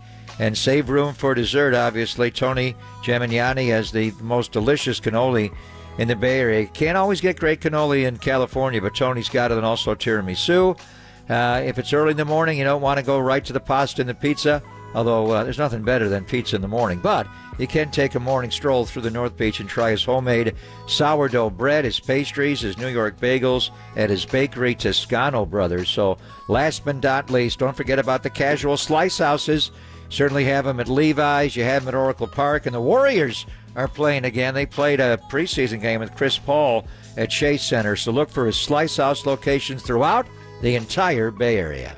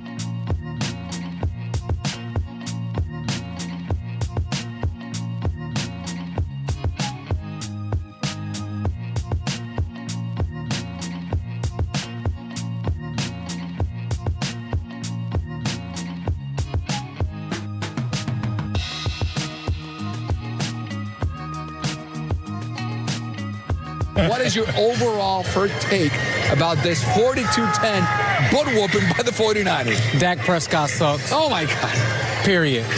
Right? They talk so much about Dak Prescott being a top-tier quarterback, franchise guy. I don't see it. I see them trying to cover up for what he lacks. A lot of quick throws, cutting half of the field off, and giving him easy throws. Other than that, he's not a quarterback that can drop back and really take advantage of a defense and carve it up. And today we've seen it. The 49ers defense made him look like a Tier 4 quarterback. Dante is always shy with his opinions. He's going to join us momentarily, and that was he on NBC Sports Bay Area, and, of course, our good friend Carlos Ramirez there as well, and Rod Brooks.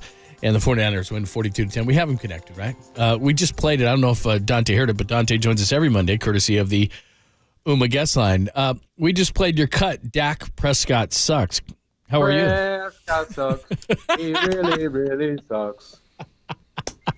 Would you like to expand on the nature of his suckage, Dante? They're trying to cover it up over there, Pop. A lot of quick games, a lot of runs. Even on 3rd and 4 at a critical point in the game when they were down 2 touchdowns, it was 3rd and 4, they ran the ball. What does that tell you about your quarterback? That tells you that Mike McCarthy doesn't believe in him. He's been really the downfall of this team. They've had a phenomenal defense. The special teams have performed.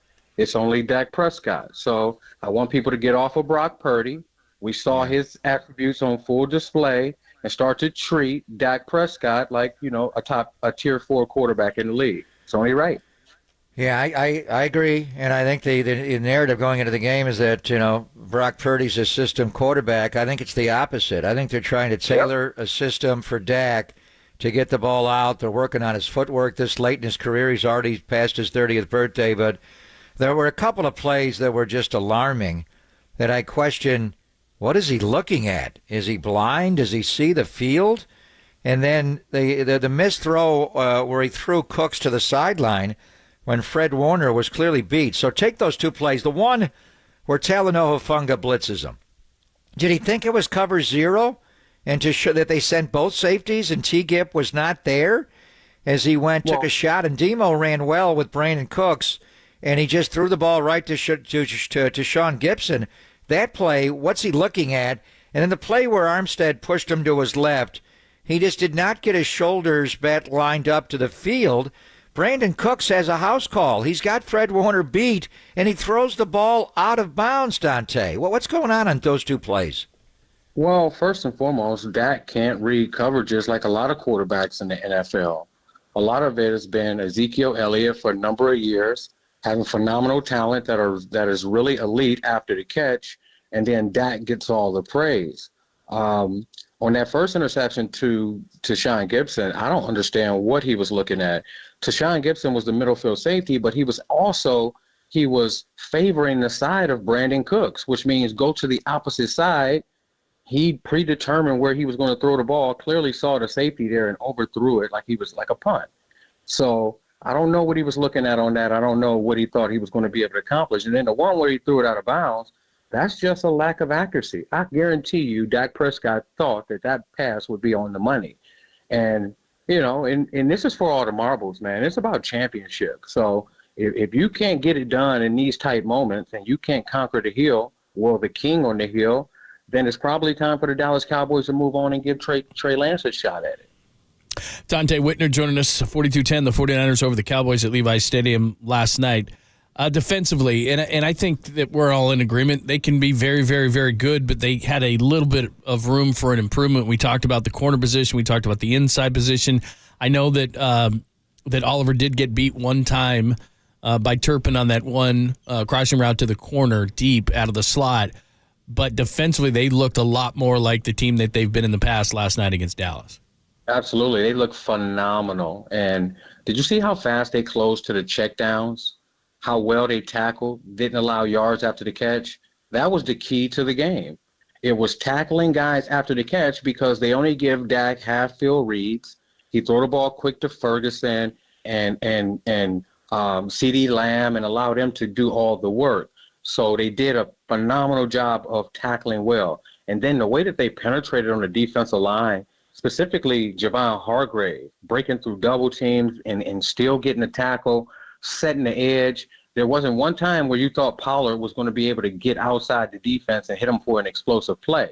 And then even with the one that Fred Warner got the sack on, is just being in tune with what's going on the field, being able to take the coaching throughout the week and implement it. And to explain it is they were playing a man coverage where Fred is the free player. If Fred is 1 yard deeper than where he was, he's going to get picked from the receiver on the right side, and then the guy who Dak really wanted to throw the ball to is going to be running wide open. Fred was so aware he was only 2.5, 3 yards from the line of scrimmage. He got up underneath the guy that was trying to pick him. He took away the initial throw to allow the corner to close back to his receiver. Then he became the defensive end. He contained the ball. He didn't jump. He got the sack. And that was a lineage of plays from Fred Warner that actually changed the game. The next series the 49ers got out there is when he had the forced fumble. And that's not just him running over there and trying to be physical. That's him slowing the game down, understanding which arm the ball carrier is carrying the ball in, and intentionally punching the ball out. When you play that way and you're so detailed and in tune, I don't see a reason why this defense can be, one of the all-time greats. Fred had a monster game last night, and now there's a lot of push for him to be the Defensive Player of the Year. And then Dre Greenlaw, just violent tackles. Great. Anything that's a check down over the middle, he's going to annihilate you. Those two stacked linebackers together, and Oren Burks drop it in the curl route, came up with a big INT. But I want to talk about Warner and Greenlaw and take it back to your group. Patrick Willis is going to go into the Hall of Fame one day, and it may be next time he's eligible this offseason. And then Navarro Bowman, their ability to man match, to cover backs, and big tight ends like Jimmy Graham, and then, the cross-buck blitz from the 3-4, and then tackle everything. But the group we're seeing now, man, they are good. And behind that front, can we start to talk about Warner and Greenlaw, Dante, in the same category as your group of Patrick Willis and Navarro Bowman? Yes, I think we can. And they instill fear in offenses and individual offensive weapons and players. And I saw it in Pollard yesterday. There was a play early in the game where Dre Greenlaw basically suplexed Pollard out of bounds, and I thought they were going to call it. And you could have seen how shook up he was.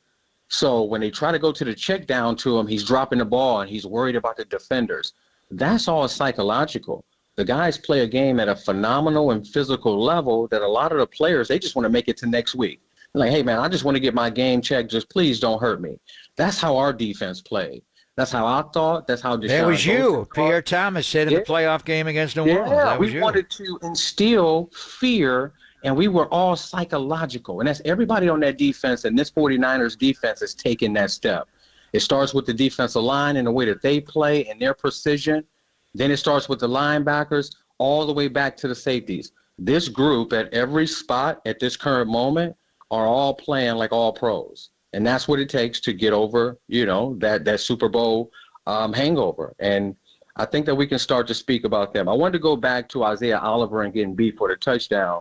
I put that on the coach, and the coach would tell you that in the meeting room that he would take that one. It was a man blitz where you have one less guy. Like Fred was the whole player on that sack. There's no whole player now. So Isaiah Oliver has to play inside leverage to take away the initial slant and the easiest route. So he was inside leverage off of a motion, which means he can't get up and press. That's their fastest player. So when you can't get a press and you have to play it from off, all he has to do is use his speed to beat you to the pylon. Only thing I would say for Isaiah Oliver there is to shuffle laterally and get his right hand on him to get him closer to the sideline. But other than that, they're expecting the 49ers defensive line and added linebackers on the blitz to get home before Dak can really find that route. So Steve Wilkes should take that one. I think everybody in the secondary, even Diamador Lenore, Tarvarius Ward, they played the fades well. I think everybody had an above 80-plus rating in that game, and that's why they look so good. Dante Whitner joining us, breaking down the 42-10 win over the Cowboys. You're relentless when you look at film. I don't know if you've had a chance to look at Randy Gregory much, but what do you think he brings to the table? He's supposedly going to start being in the building today and could potentially play against Cleveland, give him another edge rusher. Wiggle. That's what the 49ers are looking for on their defensive line. Wiggle on the outside. They're starting to pick it up now with Bosa getting back into game speed and game shape. And then you see a lot of the interior games with Javon Hargrave and Eric Armstead is moving quarterbacks off the spot. Now you can place Gregory in certain situations because his main attribute is wiggle and being able to get to the quarterback. You give him about 15, 20 pass rush reps a game, is going to add to his value and this 49ers defense. So I like the move that they made. Rich just got richer. All right, so you were on fire last night. Love the outfit with a sweater. So you came on 49ers postgame live with Carlos and Rod and dropped the Dak sucks. But I saw you earlier on Xfinity Sports Sunday with Dave Feldman, and you went, the 49ers are going to go undefeated this year. This is 17 games now. It's not 16 in New England or 14 the 72 Dolphins. And then they got to win, 3 in the playoffs to win the Super Bowl. Are you saying the 49ers right now, Dante Whitner, are not going to lose a single game all year? Nope, I don't believe they'll lose a single game all year. When I look at the opposition and I look at the field, there's nobody that's even playing up to the level and the standard that the 49ers are playing right now.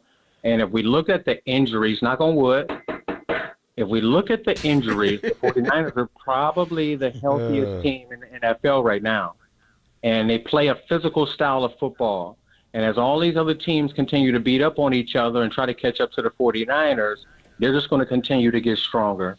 And I think that it all started this week. When they rolled over the Dallas Cowboys in the manner that they did, and they were so locked in, so physical. Brock Purdy had a career game. George Kittle awakened. I think that this is just that momentum that's going to start that snowball effect that get the 49ers off into a 10, 11, 12-game winning streak.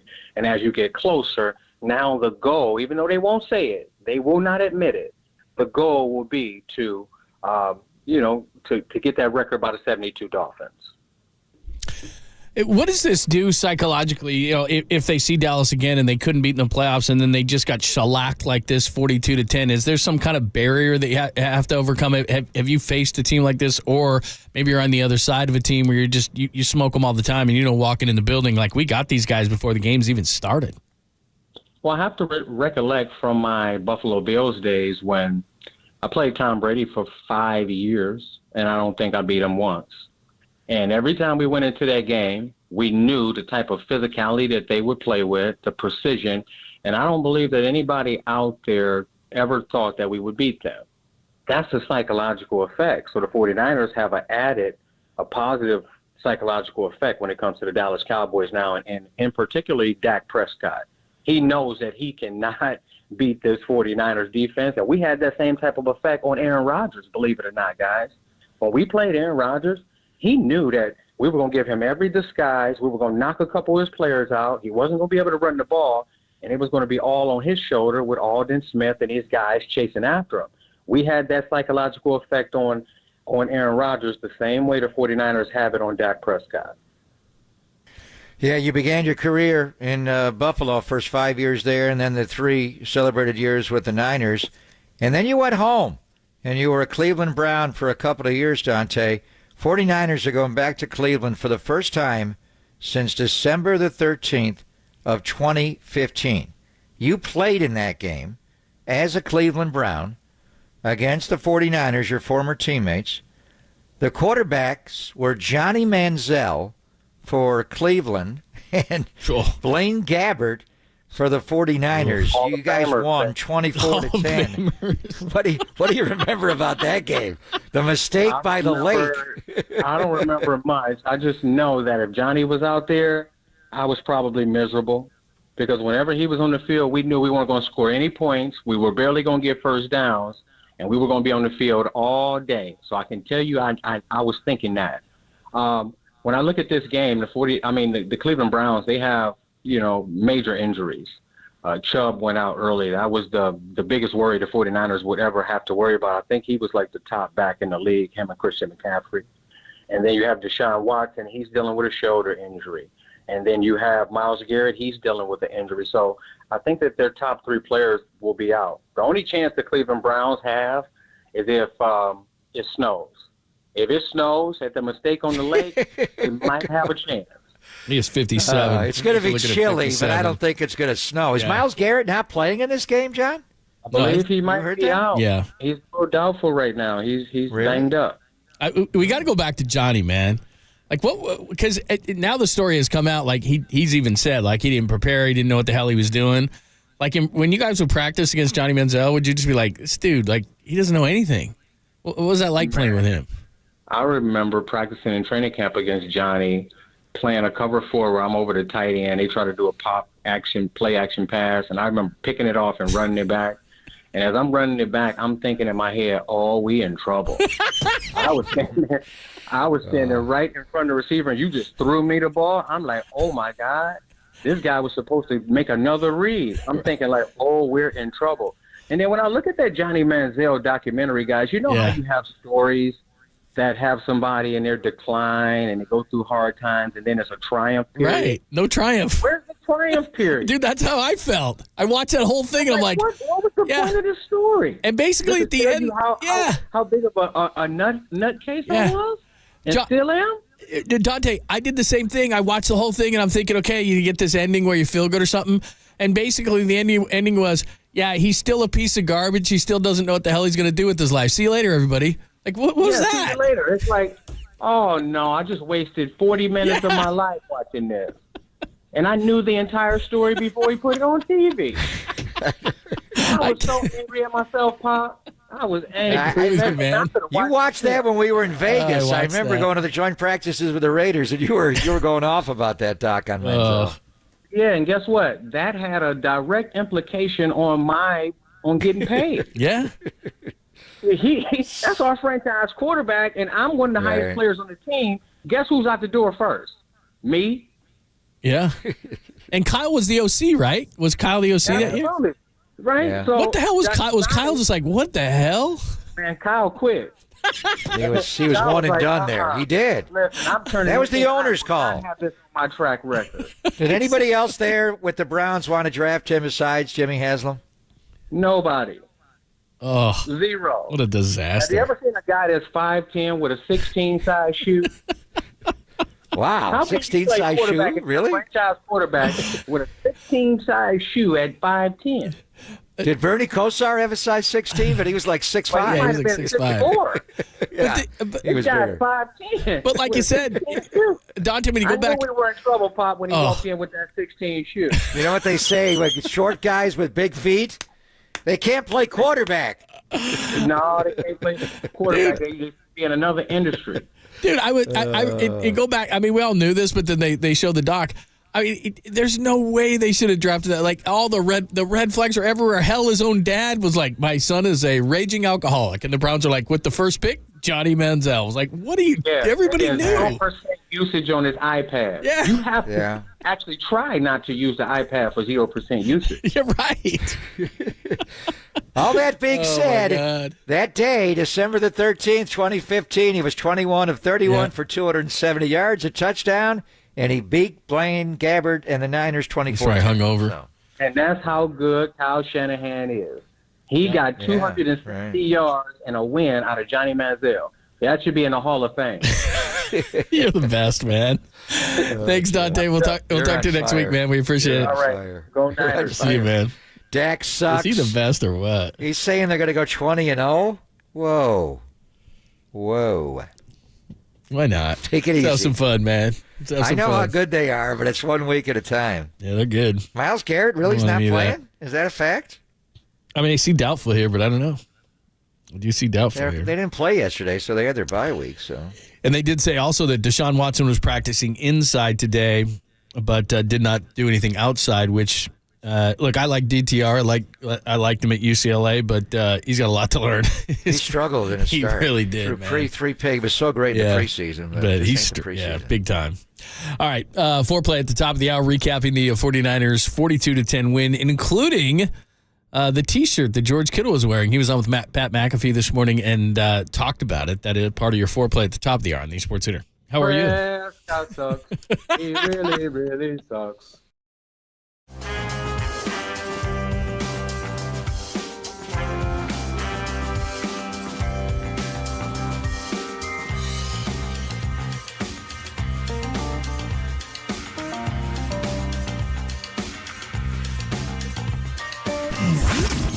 Here's what's trending now. Trending now. On KNBR.com. Prime time, George Kittle, the People's tight end, scored not once, not twice, but 3 times last night. You can read the full recap trending right now on the all-new KNBR app.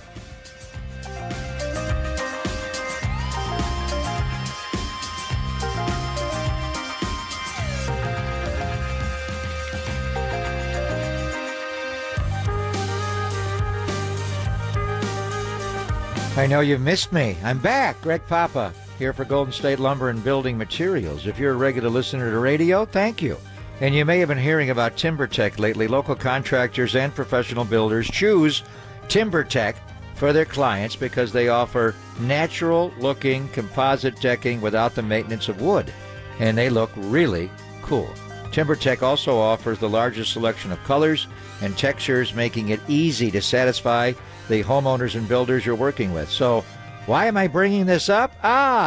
Because your local source for TimberTech is Golden State. Locations and the largest inventory throughout the entire Bay Area. You'll also find good selection of truss joist, producers of the best framing components in the industry.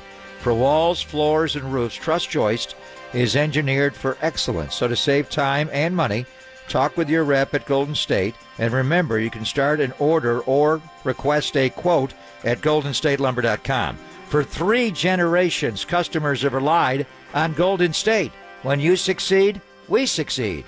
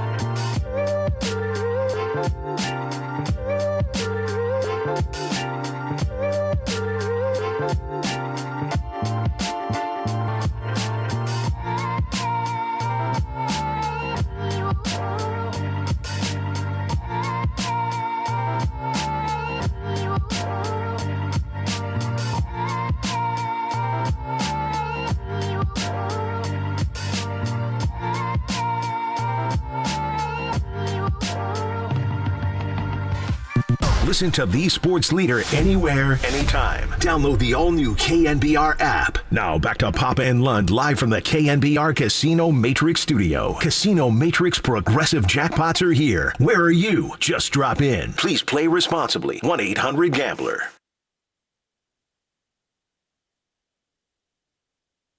Hello, friends. Foreplay at the top of the hour, recapping the 49ers 42-10 shellacking of the Cowboys. Brock Purdy, Nick Bosa. What else do we have in here? Dak. George Kittle. Kittle's is great. Was he on McAfee this morning? He was, and he was driving. He was in his car. They had video of him, and today is George Kittle's birthday. Happy birthday, George. He's 30 today. He's the big 3-0. That's kind of the 30 hits you. I didn't care. 21's great, 25, whatever. And then as you get after 30, it's like, whatever, I don't really care. But the big 3-0 is like, whoa. Was that way? How did you way react for you? when you doubled 3-0, John, and you hit 60? What was your reaction then? Are you kidding me? I'm years away from that. I'm 31. Last year was 30. Ha! 30. George is a Libra. Yeah, 30 is I think 30 is when you got to cut back on the drinking. Yeah, more because I got hungover something easily. coming up tomorrow that I'm trying to ignore. But anyway. Really? I think is today also Jerry Rice's birthday? It is? I believe it is. We'll check on that. Because Jerry and I have birthdays very close. Oh, you do? Today's my sister's birthday, too, by the way. I just thought of that. Happy birthday, John's sister. What's Julie. her name? Your name's Julie. I gotta make sure I call her. Yeah. Is she still Lund? Yeah. No, she's West. Pardon me. But still. Jerry's birthday's October the 13th. Oh, okay, close. Around. But yeah, I was with one of those families that, everybody had the same name. My mom's name is Judy. So it's like, oh, it's Judy, Julie, and John. I was like, all the J's? Like, enough. Are you the triple J's? Yeah, but my dad was George, so that was different. Jamal Mashburn, Jason Kidd, and Jim Jackson. Who took them down, that singer? Tony Braxton? Tony with an Tony I. Braxton. What do you mean she took them down? Well, weren't Jason Kidd and Jimmy Jackson fighting over? Break? Yeah, Jamal Mashburn wasn't involved in basketball, John, you never want it to be a 3-on-1. You need to make that a 2-on-1. Exactly. The spacing on the 3-on-1. Yeah, man. It was Tony with an I. Yeah, Tony Braxton with an I. And then they traded Jason Kidd. Yeah, you gotta be careful. They traded the wrong. They absolutely. By the way, did. did you watch Chris Paul's Warrior debut Saturday? Yeah, and you know what? I guess I was just talking to the guys in the back because we're getting the foreplay ready, and they said the audio from his introduction is not very good, but I heard it. And I thought it was, I'm not going to say it was 100%. I'm not going to say it's overwhelming. It was a preseason game, so we'll find out in the regular season, really. But I would call it the large majority gave him, a positive reception. Would you say that? Did you hear it? Well, if you're a Warrior fan and you're going to a preseason game at those prices, right, you probably are a huge Warrior fan. I didn't hear it. It's still weird to me. He even said it was weird. I was hoping he'd be in better shape. He looks a little like the pear shape that I remember him last year in Phoenix. Mm-hmm. He got him organized. He played fine. Kuminga played really well, except when he hurt Steph Curry in the right wing. Hey, Steph, sit down, man. Don't be standing up on the bench. Steph was out of bounds. So he's done that before. Was Steph standing when the ball was thrown, or did he get up to catch the ball? No, he was standing up. I couldn't tell. That's confusing. He's done that before. Steph, that's happened in an actual regular season game. Yeah. Where they've thrown the ball to Curry because they can't. I do blame Curry. When you're out of the game, Steph, get like Larry Bird and lay prone to save your back. So they don't throw the ball to you. Because he's done that before. But I would have liked to have seen Paul, and this is just game one, no big deal. I would have liked to have seen him play with the backup guys a little bit. But they didn't do that. Mm-hmm. He played 6 minutes each quarter, and he was first and third. But you hit on Kuminga, man. He can score. I've never thought that he couldn't. He had 24, but the 8 boards, he looked pretty good. He also had 5 turns. He had 5 turns in the game. Yeah, he did. He's going to do that. Yeah, he threw one to Wiggins in the backcourt. He needs to be a rotation piece. They got him into the split action on the post up, and he just went in and scored, which was pretty impressive. So, in any event, interesting weekend. Chris Paul is a Warrior. LeBron James back with the Lakers. He doesn't play, and they lose big. And Clayton Kershaw Saturday night got bombed. I sent you that thing, too. They said, Dave Roberts said if there's a Game 4, he's going. So we'll see. Game 4 or Game 5? I think he said 4 because they had the day off, right? I cannot pitch him. He said 4. Was it 11-2 D-backs? The Snakes beat him 11-2? She gave up 6 runs and got 1 out. and he just hung the one to Longoria. My God. I almost think the Giants fans like watching him and the Dodgers lose in the postseason more than they like winning, because everything I saw on social media was like, "You're no Madison Bumgarner, you're no Lincecum, you're no Kane." That's all it is. That's all it was. People are mean on anti-social media. There's been times when he's been so dominant. Remember when he faced Matt Carpenter with the Cardinals? He just couldn't get that guy out. Yeah, He would pitch well. Matt Adams. Remember Matt Adams and Matt Carpenter. Yeah. Carpenter. All the Matts in Softball St. Louis league. took him to the mattresses. But this one was different. This one was nothing on the ball at all. His fastball's 88 miles per hour, and his slider and his curveball were just hanging there. It's impossible to watch him now. That was rough. It was 6-0 before Mookie Betts even got in the batter's box. Wow. And how about Boch again? Bochy's doing it again. Unreal. Yeah, he's really good. The Giants need a manager. Huh. That might have been. I know. All right, it is Pop and Lund on KNBR, AM and FM San Francisco, the sports leader, Cumulus Media Station. Let's recap last night. Time for some foreplay with Papa and Lund. I'm Dirk Diggler. 4 chunks of audio that really get you going. I have a gift, and I am trying to not be selfish about it, but to use it. On KNBR 104.5 and 680, the sports leader.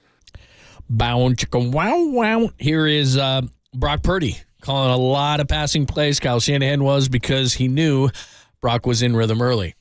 Yeah, he was doing a good job just calling plays where I could just, take a quick drop, get the ball out, get into a rhythm. And, so obviously for me, I'm always like, yeah, I'm willing to throw every down. But, just in terms of having a balanced offense, run the ball, it's what we have to do. And so, yeah, I felt good early on. I actually felt like, I missed a couple throws just with BA, some opportunity balls early on that I wish I had back. But outside of that, got into a rhythm and we were able to roll, so. 9-15 in the first half, 8-9 in the second half. By the way, you heard a little bit of a crowd in that. One thing I always forget to mention when Brock's up there, and Jimmy was really good about this, I'll give him the credit, is a lot of the fans outside of the interview room will kind of congregate, try to get an autograph. Brock goes over there every time and signs all the autographs. He's a really good guy. And the BNY Mellon Club is where they're walking. They sit there behind a rope, and they don't have to walk over there because they can go left and they can go right back to the locker room, and no one would get upset. They have to kind of go out of their way and go right to get mobbed. He goes there every time. He's a good dude. Yeah, I remember vividly the throws to Ayuk, one on an in-cut he threw behind him. But overall, he's just on point. He did lead McCaffrey into some traffic last night on those choice routes. I thought he had one bad throw, the one to Ayuk that was high and behind him early. No, the one where he threw a couple of kill shots to McCaffrey. And one thing Dallas was doing when McCaffrey was in and outing him, and trying to, because it's hard to take him on those choice routes. And I thought Christian was concussed. There was one time I think he got in the huddle and tried to stay as calm as he could so the guy upstairs didn't see him. But he missed Ayuk clearly. But, he had a great game, Purdy, without a doubt. And the throw, the corner route to Ayuk, the big 3rd and 13, 3rd and 14 zone beater down the middle to Debo. Big, every throw. He played great. But the one is just, there were a couple of times where I thought, is McCaffrey going to get up? McCaffrey got pulverized. And they tried to rip his helmet off on the first play of the game. And then whenever they had a chance to blow him up, they were trying to knock McCaffrey out of the game last night, I think. Let's go to number 2, a tale of 2 quarterbacks. Well, Brock Purdy was absolutely great on the national stage with the 4 touchdown passes, 144 rating, and some just great throws that you cannot dispute anymore on a national level. And he's moving up the MVP charts. Dak Prescott struggled and said actually one of his worst games physically and mentally. Didn't see it coming. As you said, put everything into this and got punched in the mouth. Called a couple of weeks ago, humbling against Arizona. But this may be the most humbling game I've ever been a part of. Felt good about the preparation, felt good about everything, honestly, coming into this game, matchups, and they beat us in every aspect. You don't often hear guys go that deep in terms of that, right? I mean, to say it was the most humbling? Though. Wow. No, he did not play well. And he has not played well against the 49ers in any game. And think about last year's playoff game. He came in off the Tampa game and that turned out to be Tom Brady's last ever game in the NFL. I mean, Dak Prescott was brilliant. in that game. Throwing the ball. Remember the play action bootleg, the keeper, and the touchdown he scored? That's one of the greatest playoff games ever. And then he comes in a week later and it was awful. Couple of picks. But last night, John, he was so on point with his accuracy. He wasn't turning the ball over. I don't know how they recover from this game. I don't know if they're good enough. And if they ever do come to see the Niners in January, how does Dak Prescott get the last 3 performances out of his head against this defense? Humbling. He was obliterated last night. He got devoured. And it got worse. He threw an interception on 3 straight possessions, and then they had to pull him out of the game. Wow. That's a tough one. And then it seemed to me, and look, I'm not in his head, but you can hear his frustration there. This is another thing I just don't think you'd ever see Brock Purdy do, which is I think he just kind of gave up and just said to hell with it.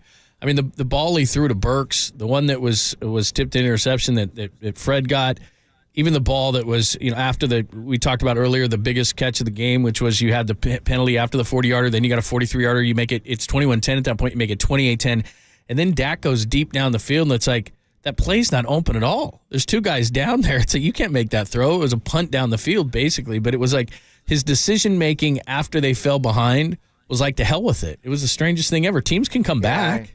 It's weird. Yeah, I don't think he gave up in the game. I think he wasn't seeing the field. So what do they do? And I think they're on Monday Night Football next week against the Chargers.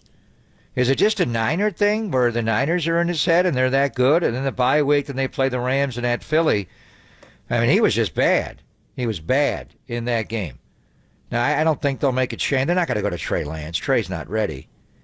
But would they go? Cooper Rush made 5 starts last year when Dak was out, and they went 4-1. And they didn't score like they did. Dak scores, but the problem is the other team scores as well because he throws so many picks. And then, Cooper Rush did play against Minnesota a couple of years ago in a Sunday night game, and they won. I don't know. Is it just that he can't play the Niners, John, or is it just Dak Prescott, he does not see the field. When against the 49ers, he goes blind. I don't know how good they are, to be honest with you. Look, I have a healthy amount of respect for them. I know what they did last year, and I thought this was going to be a close game, to be completely honest. But the Giants stink. They beat them. The Jets, that was Zach Wilson's second game. He's getting better, but at that point, they were devastated by the loss of Aaron Rodgers. They lose to Arizona, and New England's one of the worst teams in the league. So you can only play the schedule that's ahead of you. I understand that, but they've gotten beat twice. They're 3-2, and the 3 teams they beat are terrible. So I don't know how good they are. And the interception he threw against Arizona, which basically sealed that loss, there were 3 guys covering the wide receiver near the goal line. I didn't understand that throw at all. I know. He doesn't see the field. We'll see what he does against the Chargers next week on Monday Night Football. Let's go to the defensive side. And as good as the 49ers are, and right now they're the number 1 scoring defense in the NFL at 13.6 points per game, they're going to add Randy Gregory today. Here's Nick Bosa on the new addition. I think it's going to be huge, adding depth to that position. We're not thin, but depth always helps, and I think he fits our scheme perfectly. He's extremely physical. I met him the other day. Seems like a really good dude. And, he's an $80 million defensive end who we got for a bargain. So it could get even better for us. I just love playing Nick. But he's right. A guy who signed a $70 million contract you're getting for $840,000 with nothing guaranteed after this year. So why not take a chance on him? Well, he was there on Friday taking his physical. I thought it was odd that he left. He might have had a family pressing issue, but he's coming back today and could have played the game and then gone to Denver on Monday, but something must have been up. So anytime you get traded in the middle of a year, and that's a new experience for him, it is unsettling, but they didn't need him last night, but they'll need him. And now the question is, they cut Kerry Hyder Jr., which is interesting, because Kerry could do inside and out. Gregory's more of an outside guy. But they got enough inside the way Givens is playing, and Kinlaw and Hargrave, obviously, and Eric Armstead and Kalia Davis, who can't even get up on game day right now. But how good could Gregory be? The one thing, you watched tape on him from earlier this year, John, because the meniscus injury that David Lombardi, I haven't had a chance to watch him yet. I'll watch him maybe tonight or tomorrow. But David kind of intimated that he's not maybe the same player coming off the meniscus. He only played 5 games last year in Denver, so what's the nature of that injury? It's not an ACL or a PCL, but still, What's his mobility like right now? Is he still Randy Gregory off the edge, the get-off? I think he made some nice plays that I saw, and I think it's more, you said this last week, and I think it's the same thing after watching it. I just think it's scheme fit. And at least at first, I would imagine, maybe I'm 100% wrong, but I don't think he's going to play 60 plays a game. I think he's going to be in on third down, and I think he's going to give you, 20 to 25 really hard ones. And I think he can do that given what he's going to be asked to do here. So I didn't think it's a problem. I mean, is he moving like he was in Dallas? I looked back at some of the Dallas film, and he's really dynamic in that film. So it may not be to that level, but I think it's more what they asked him to do versus how hurt he is.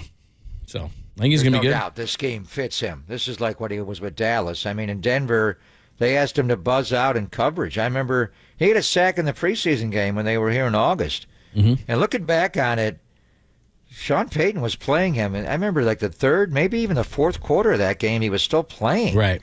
I said, why is Randy Gregory still playing in this game? And I think that was Benito has come on there. I think they just wanted to go young, and he just didn't fit the scheme there. And he may have been pushing back on Sean Payton. Now, how about them losing to Nathaniel Hackett and the New York Jets yesterday? I honestly, I don't know what they're going to do, because he and Peyton at the end of that game were yelling at each other as Russ was coming off the field.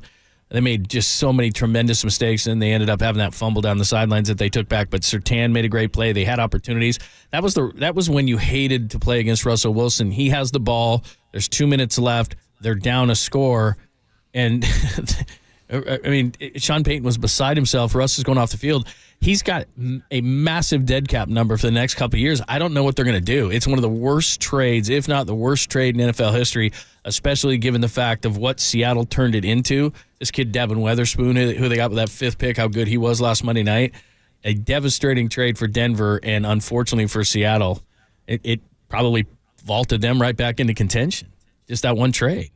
Crazy. Not a good one in any regard. Who would have thought that? Amazing. All right, one more. Finally, Pat McAfee show this morning. George Kittle, they had him on from his, I don't know if it was a truck, SUV, car, whatever, but talked a lot of different issues, including what has become now a national topic. He had the F Dallas shirt underneath his pads last night. Here's what he said about it.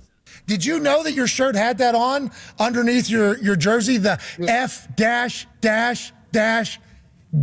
Did you know that? Oh, wow. I think that was just on my loop, man. I put it on, just wearing a T-shirt at the game. I don't know how that got on there.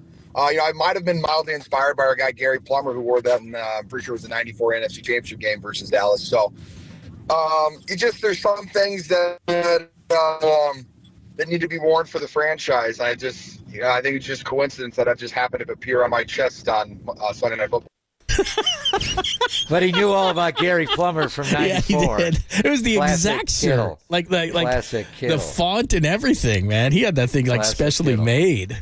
That's classic. So when I dropped on his third touchdown, Kittle does Dallas. That was beautiful. I wasn't wrong. No, you were not. You were not based wrong. on his T-shirt, and Yes. I didn't even know that. Yes, I was waiting because Debo would be the one. Alliteration. that would have been amazing. Debo does Dallas. Debo does Dallas. Oh, but, that'd and been so I was close. thinking of that line last January, and he didn't do Dallas. I should have done that when he had the Debo does cutback run Dallas. 2 years ago to In the make it playoff game? 23-7.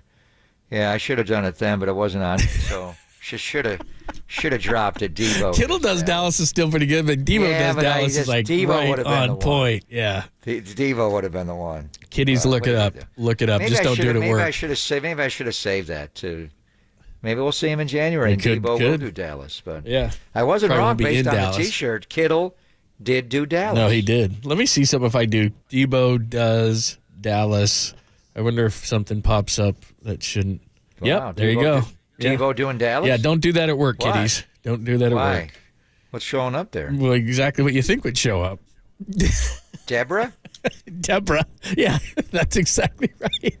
Deborah does Dallas. Yes. Yeah, yes. one of my favorite movies. Yeah. So if he's punching Pops Debo right does up. Dallas, it yeah, if comes you do up Debbie does DEBO, Debo does Dallas, that's what pops up. So, but it's exactly to your point, which is that would have been the natural Dallas? How are you connection. reading my mind? Kittle is a little bit different. So, anyway, that was made in 1976. Wow. Bound chicka wow wow.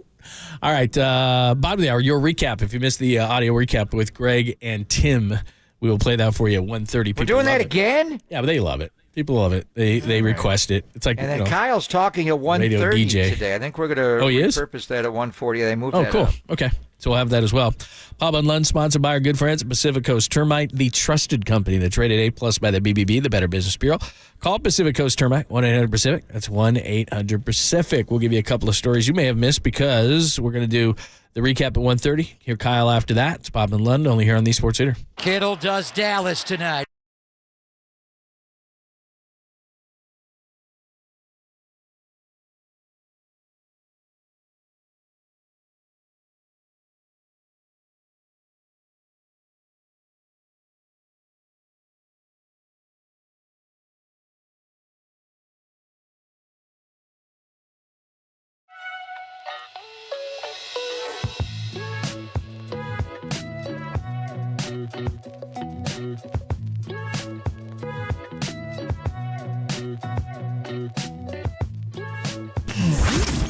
Here's what's trending now. Trending now.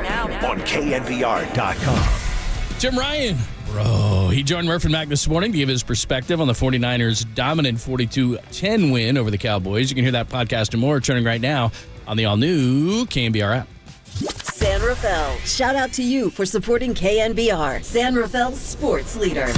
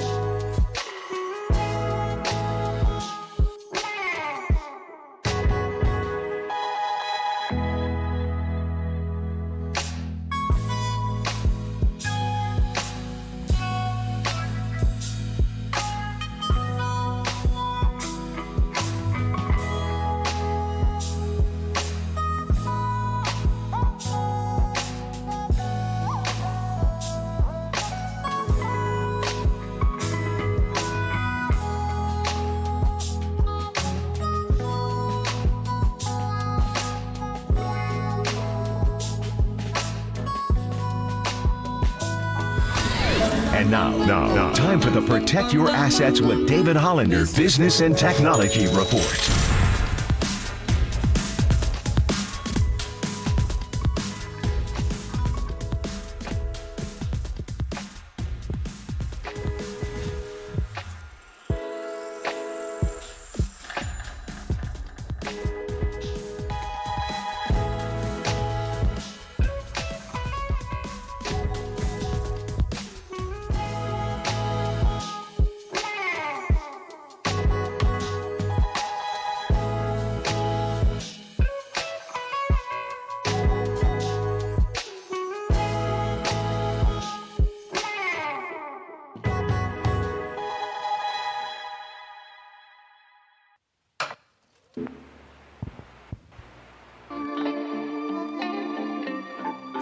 Since we're the sports leader, it only makes sense that you should follow. Find us on Twitter at KNBR. For once again, we are the sports leader.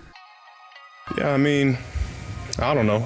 Obviously, that we're dangerous, but it's not even about the other teams to us. You know, it's all about us. Every single game, it's all about us. You know, we understand the opportunity that we have, and it's about just taking it 1 week at a time. Regardless of who we're playing, we got to uphold the standard and play to the best of our ability every single game. And if we do that, then we'll like the result.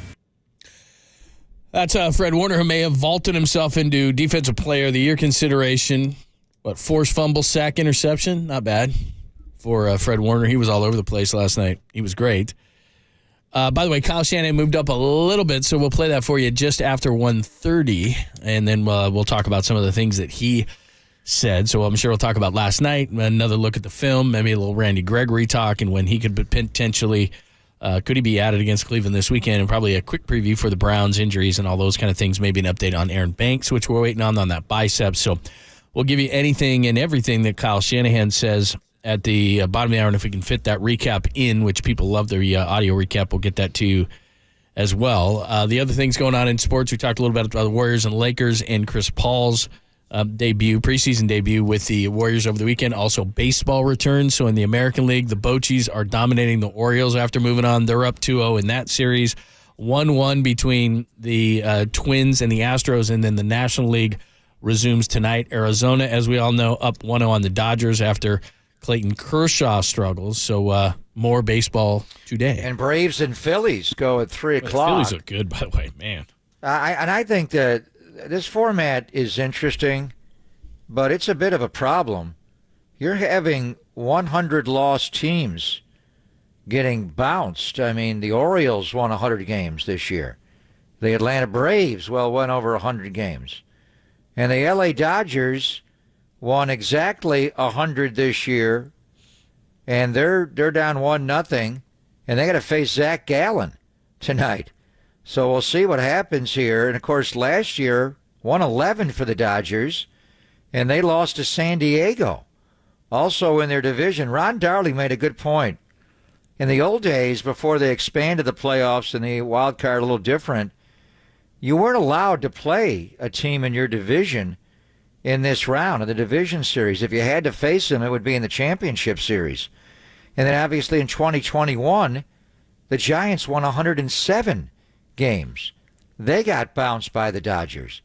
The Dodgers did make it to the championship series that year, but they lost in 21. The pandemic year, it was truncated in 20. And the Dodgers in 2019 won 106 games, and they wound up losing. And ultimately, Washington won, John. So this is a weird format, especially now that they're going to a 2 out of 3 in the wild card. The division champions and these teams that have won 100-plus games are waiting around an entire week to play. And Atlanta didn't score against Philadelphia on Saturday. And Brian Snitker, what is he thinking? He changes his lineup. He's flipping guys around to put right-handers up and against the lefty Philly starter. Isn't it weird that these 100 lost teams in the regular season, because they're waiting around a full week from Sunday to play on Saturday, while the wild card gets contested, they're getting knocked out in the first round. Wow. Yeah, it's tough. You play 162 games. Ken Rosenthal wrote a piece about it today, and I would imagine that if you extend out to 7 games, normally the more games you play, the better team rises to the top. But I kind of think it's fun. The Rangers can hit, and you're just. But is it the right thing to give these teams a week off? What's the solution? I don't know what here? You can do though. I mean, wouldn't baseball's most teams, a game of rhythm and timing? They don't want to wait around a week. Yeah, it's an issue. Your best teams in baseball are getting bounced because they're not playing for a solid week. So we'll see if they can rebound. The Aaron Banks injury doesn't sound great. They didn't come right out and say he was out. They said he was questionable to return, but he never did come back into the game. So John Feliciano wound up going there, and he can play, obviously, center or both guards. He was kind of cross-trained. Last year with the Giants, he started every game, playoff team at center. But with the Raiders, they moved him around to guard and center. Matt Pryor, that big, huge tackle, wound up playing left guard at the end of the game last night when they pulled Brendel out and they pulled Trent Williams out. They moved people around, so they put Feliciano at center. Brendel went out. I don't know what they're going to do. I would think it would be Feliciano, John, if Aaron Banks misses time here. But Matt Pryor proved last night he can play guard if he has to. I don't think he's ever played guard in the NFL. There is an update on Aaron Banks. We'll let Kyle Shanahan tell you about it coming up next, and everything else that comes out of last night's game. And they've been remarkably healthy. But Aaron Banks would be a big loss next to Trent Williams. They have been a solid left side of that line. So we'll give you an update on that and the rest of what Kyle said upon further review of watching the game last night, and I'm sure a quick look ahead to the Browns. Plus, I would imagine they'll discuss Randy Gregory and when he could potentially join the team and how much he could affect things next week against the Browns. We'll give you Kyle Shanahan coming up next. It's Pop and Lund only here on the Sports Leader.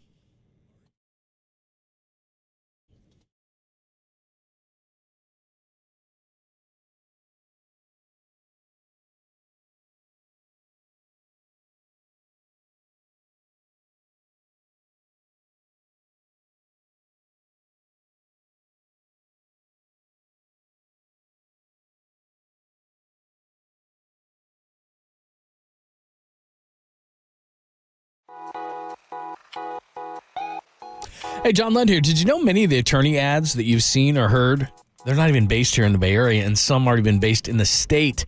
Chris Dolan and the Dolan Law Firm, they're based right here in the Bay Area, and they've been that way for more than 25 years. They're award-winning personal injury and employment attorneys, and they're fighting for you where you live. So if you've been discriminated against at work, wrongfully terminated, or sexually harassed, your rights matter. Go to DolanLawFirm.com and learn more about your rights. And unfortunately, over the past year, Chris and his team, they saw a sharp increase in no-fault injury accidents. Now remember, motorcyclists, pedestrians, cyclists, children playing, they're all around us. So please be careful and let's work together. The Bay Area is a safer place. And feel confident that you're in good hands with the award-winning California Lawyer of the Year, the Dolan Law Firm. They've secured over $1 billion. That's with a B. $1 billion in verdicts and settlements on behalf of their clients. And here's the best part. You pay nothing up front. No hourly rates, no upfront fees. They don't get paid until you get paid. They live here. They work here. They win here. DolanLawFirm.com.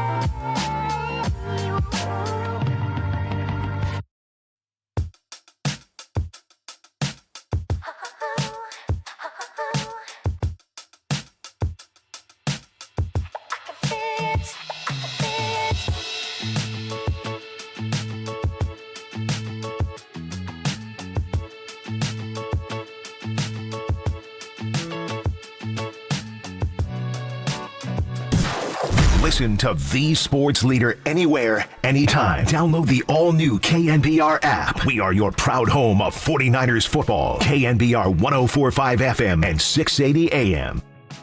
I think just the way we've built this team, we've had aspects since we've been here where we haven't been as strong.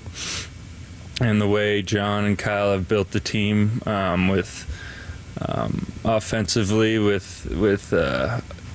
they could attack in any way. You got Ayuk who could go deep. You got Debo. You got Christian. You got George. There's really no weakness. And then Brock is playing as one of the best quarterbacks in the league. And that's Nick Bosa saying that the 49ers have no weakness. I don't know if you saw the quote afterwards where Micah Parsons basically said that he didn't think there was too big of a difference between the two teams. I was like, was Micah not at that game? But so contrasting views of what happened last night. We were waiting on Kyle. Just be a moment as Walter is putting it in the system, and we will play it back for you. We do have an update. Just be a few seconds, and we do have an update on Aaron Banks and a few other key items as we get you ready for the rest of the week. By the way, I mean, Micah Parsons has got to take that tact. I mean, what's he going to say? We're light years away from those guys, and they crushed us. I don't think he was right last night. His left knee was a concern at the end of the New England game the week before, and that wasn't the guy I've seen. He's just so fast and gets inside. He had a couple of snaps, but early in the game, you could just watch him. He was not chasing it down from the backside. And he went over the right tackle, McKivitz. He didn't line up over Trent. I think he was saying he wanted no part of him. He couldn't beat him. And they did that last year in the divisional playoff game. But DeMarcus Lawrence does not like to go on the other side. He normally likes to line up over the right tackle. So, I mean, for Mike, I think he downplayed it, and he just wasn't right. But the 49ers had a plan for him, and they battered him. So the reality is they got annihilated. And so, how are they going to recover? And they also had a lot of injuries in the game. They had guys leave. Goodwin, their great gunner, C.J. Goodwin, left the game. They lost their fastest player, Cavante Turpin. What's the nature of his ankle sprain? I mean, they not only lost the game last night, John, they got beat up last night, Dallas. Here's Kyle Shanahan with a little Monday update, injuries and the such just moments ago. All right, guys, injuries from the game. Aaron Banks ended up being a shoulder, mild strain. He'll be day-to-day.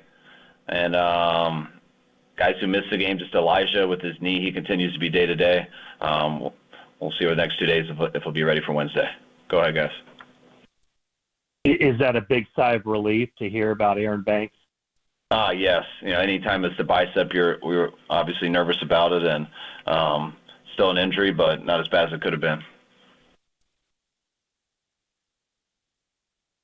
Kyle, Drake Jackson was out of the game for just a little bit. Was that anything that is reportable? Nah, he got the wind knocked out of him. Okay, cool. Thanks. Sure. Hey, Kyle, the last 3 games, there have been penalties on plays in which, Christian McCaffrey has had his, face mask yanked, helmet-to-helmet hits. Is that anything that concerns you? Do you see anything out of the ordinary? Is that something that does the team believe that maybe teams are starting to target him? No, I don't think they're trying to do it. I don't think teams are trying to hit him in the helmet or trying to face mask him. I think people are desperate on how to bring him down. I mean, you look at the tackle versus Arizona. If that guy didn't do all that stuff, Christian was walking in for a touchdown or carrying him in for a touchdown. And guys, when you run that hard, guys do whatever they can to get a guy down, and sometimes they grab onto the face mask. The helmet to helmets, those are tight windows. Christian runs really good routes, and our quarterback's putting it in tight areas, and those guys are committed to trying to stop it. And when that happens, it's really hard to do without doing that. So when you got such a really great player like Christian who's fearless, guys are doing everything they can to try to stop him, and sometimes when they do that, they get penalties for it.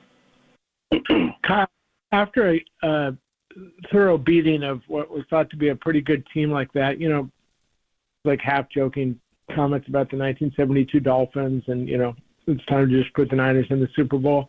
Do you have a locker room, at this point where you don't have to go through the whole kind of, or worry maybe too much about the whole week to week. Oh, let's keep our head, let's stay humble and all that stuff. Or kind of, where do you fall as far as not buying into all the hype?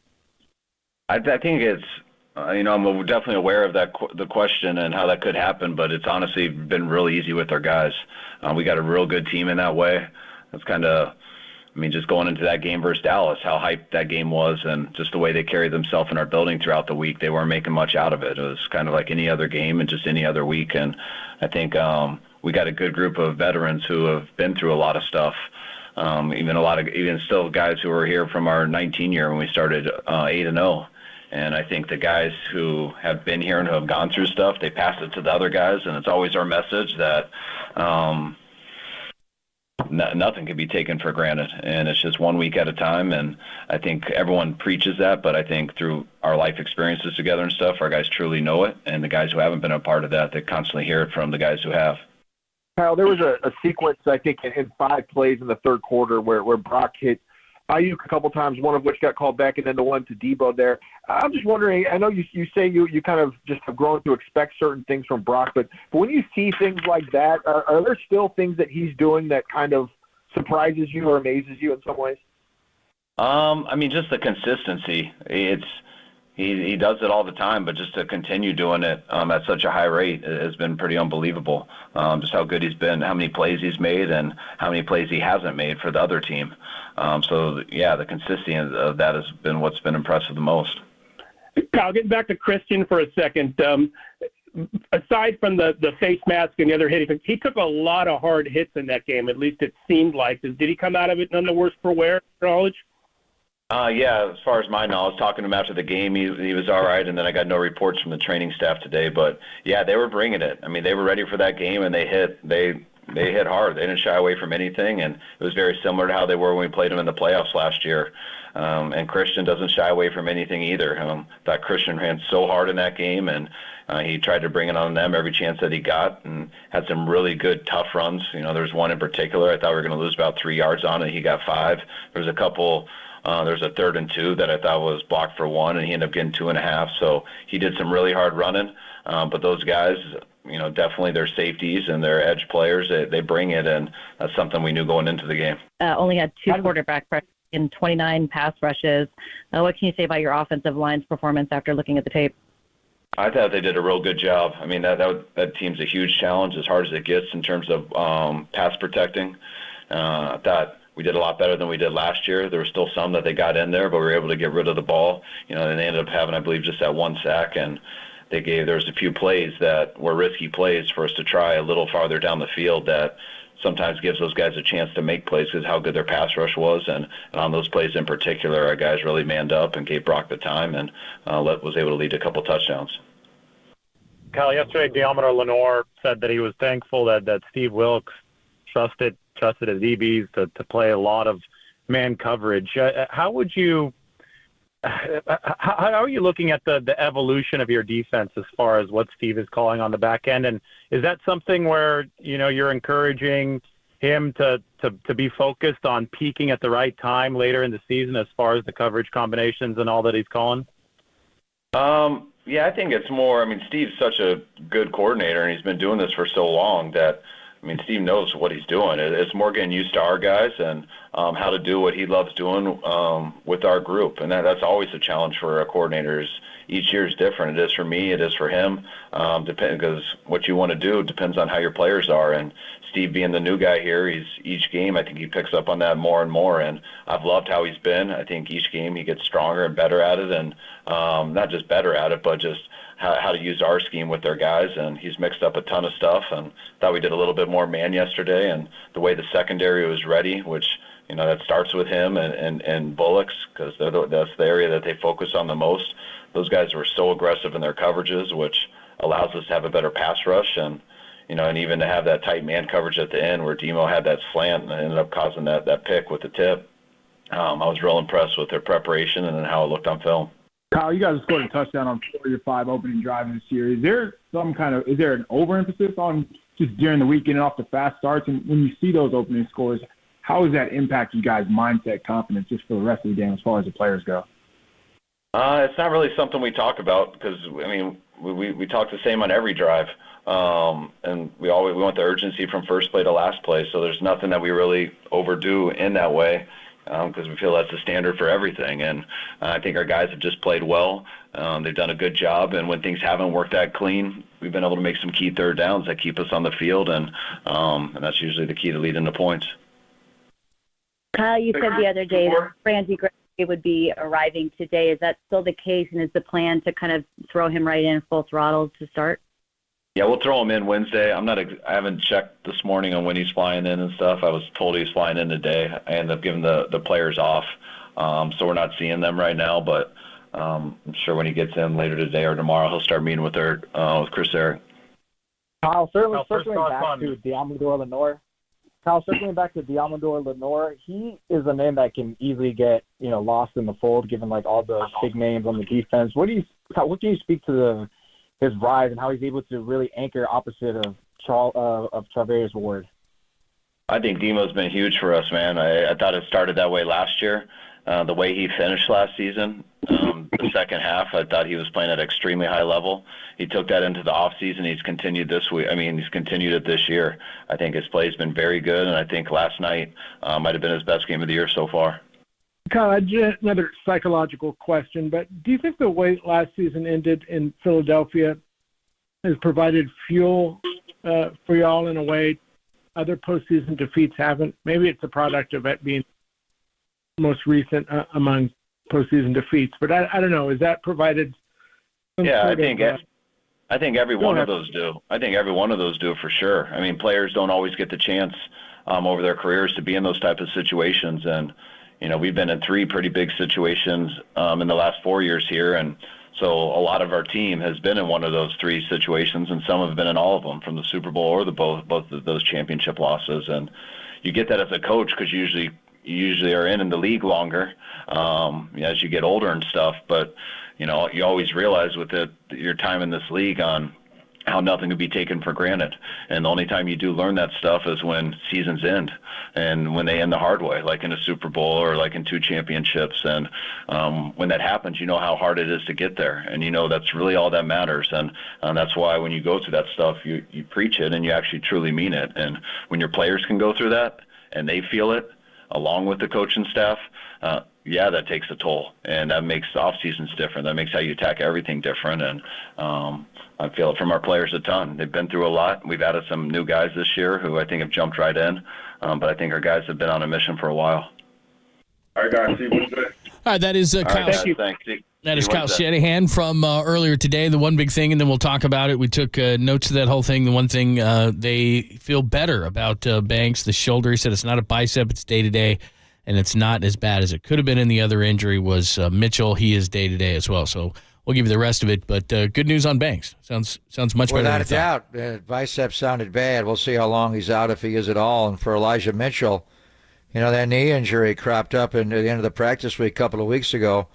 So he has not played the last 2, but I thought J.P. Mason ran really hard last night and really effectively. I mean, he wound up being the leading rusher last night on just 10 carries. He got a little bit inflated because he popped that last one, but still 26-yard house call at the end of the game. And it's amazing. And even Ty Davis-Price, John, when he got in at the end, but in particular J.P. Mason, whenever he gets first contacted, you always think like he got 3 yards on that run, and it winds up being like 5 or 6. He does it like every time. 1 yard run, he got 3. And that's how you stay ahead of the chains. He doesn't have McCaffrey's elusiveness to hop in and out of holes with the jump cutting, but he does have a special ability to just lean forward, always downhill, and pick up more after being contacted. But Jerry McDonald asked a question from the Bay Area News Group. And Mayoko hinted at this last night when he talked to McCaffrey. He asked McCaffrey if he thought teams were trying to hurt him, grabbing the face mask, turning and twisting. And Brock did lead him into a couple of in and outs where he got blown up last night. But Jerry did ask the question if they thought he just seemed like he got tagged a lot last night, John. Absolutely. Dallas was really leaning on him. I mean, he had 19 carries in the game, and then they also went to that, Tyson personnel, the Deadpool I think for a while there they stopped running McCaffrey just to try to keep him to get out of the game without being really hurt. But he was still on the field as a decoy, and the way he was blocking last night, he had a couple of blocks in blitz pickup where he just chopped guys last night. You have to take him off the field to protect him because McCaffrey only knows one way to play. All right, we'll give you a couple of the things Kyle said, including an update of Randy Gregory and any other things we may have missed. We'll give you that, and then Tolbert and Copes at the top of the hour, only here on the Sports Leader.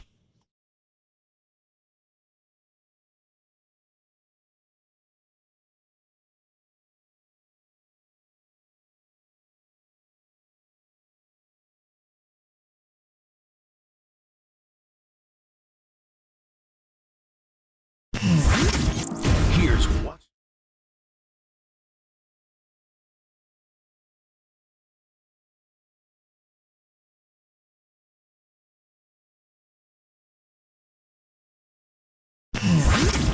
Here's what's trending now. Trending now. On KNBR.com. Jim Ryan, bro, he joined Murph and Mac this morning to give his perspective on the 49ers' dominant 42-10 win over the Cowboys. You can hear that podcast and more turning right now on the all-new KNBR app.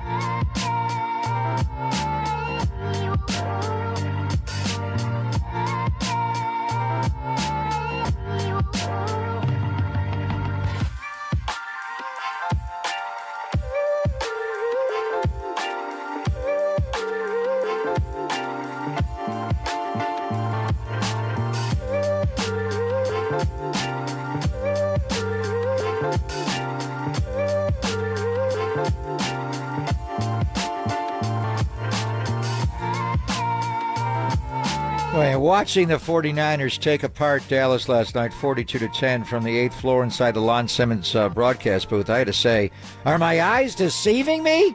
Are they routing this team as I'm watching? But my eyes are great because a couple of summers ago I went to the Laser Eye Center of Silicon Valley.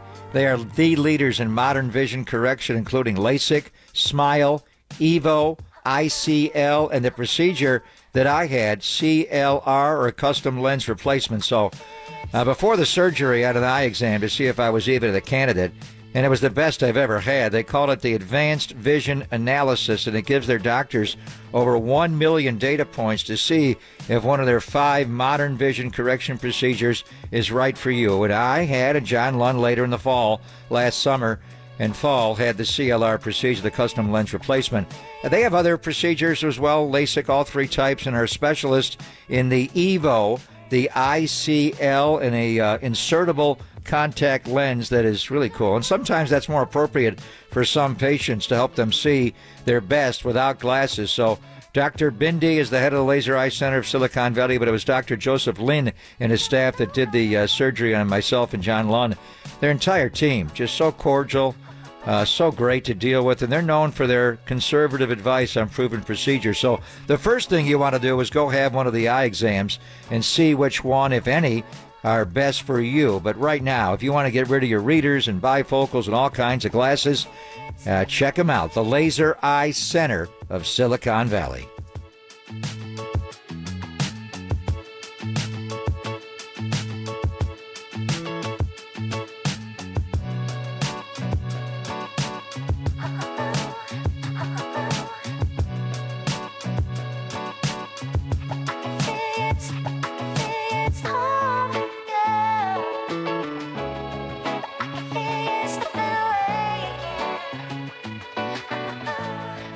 Now my love for you is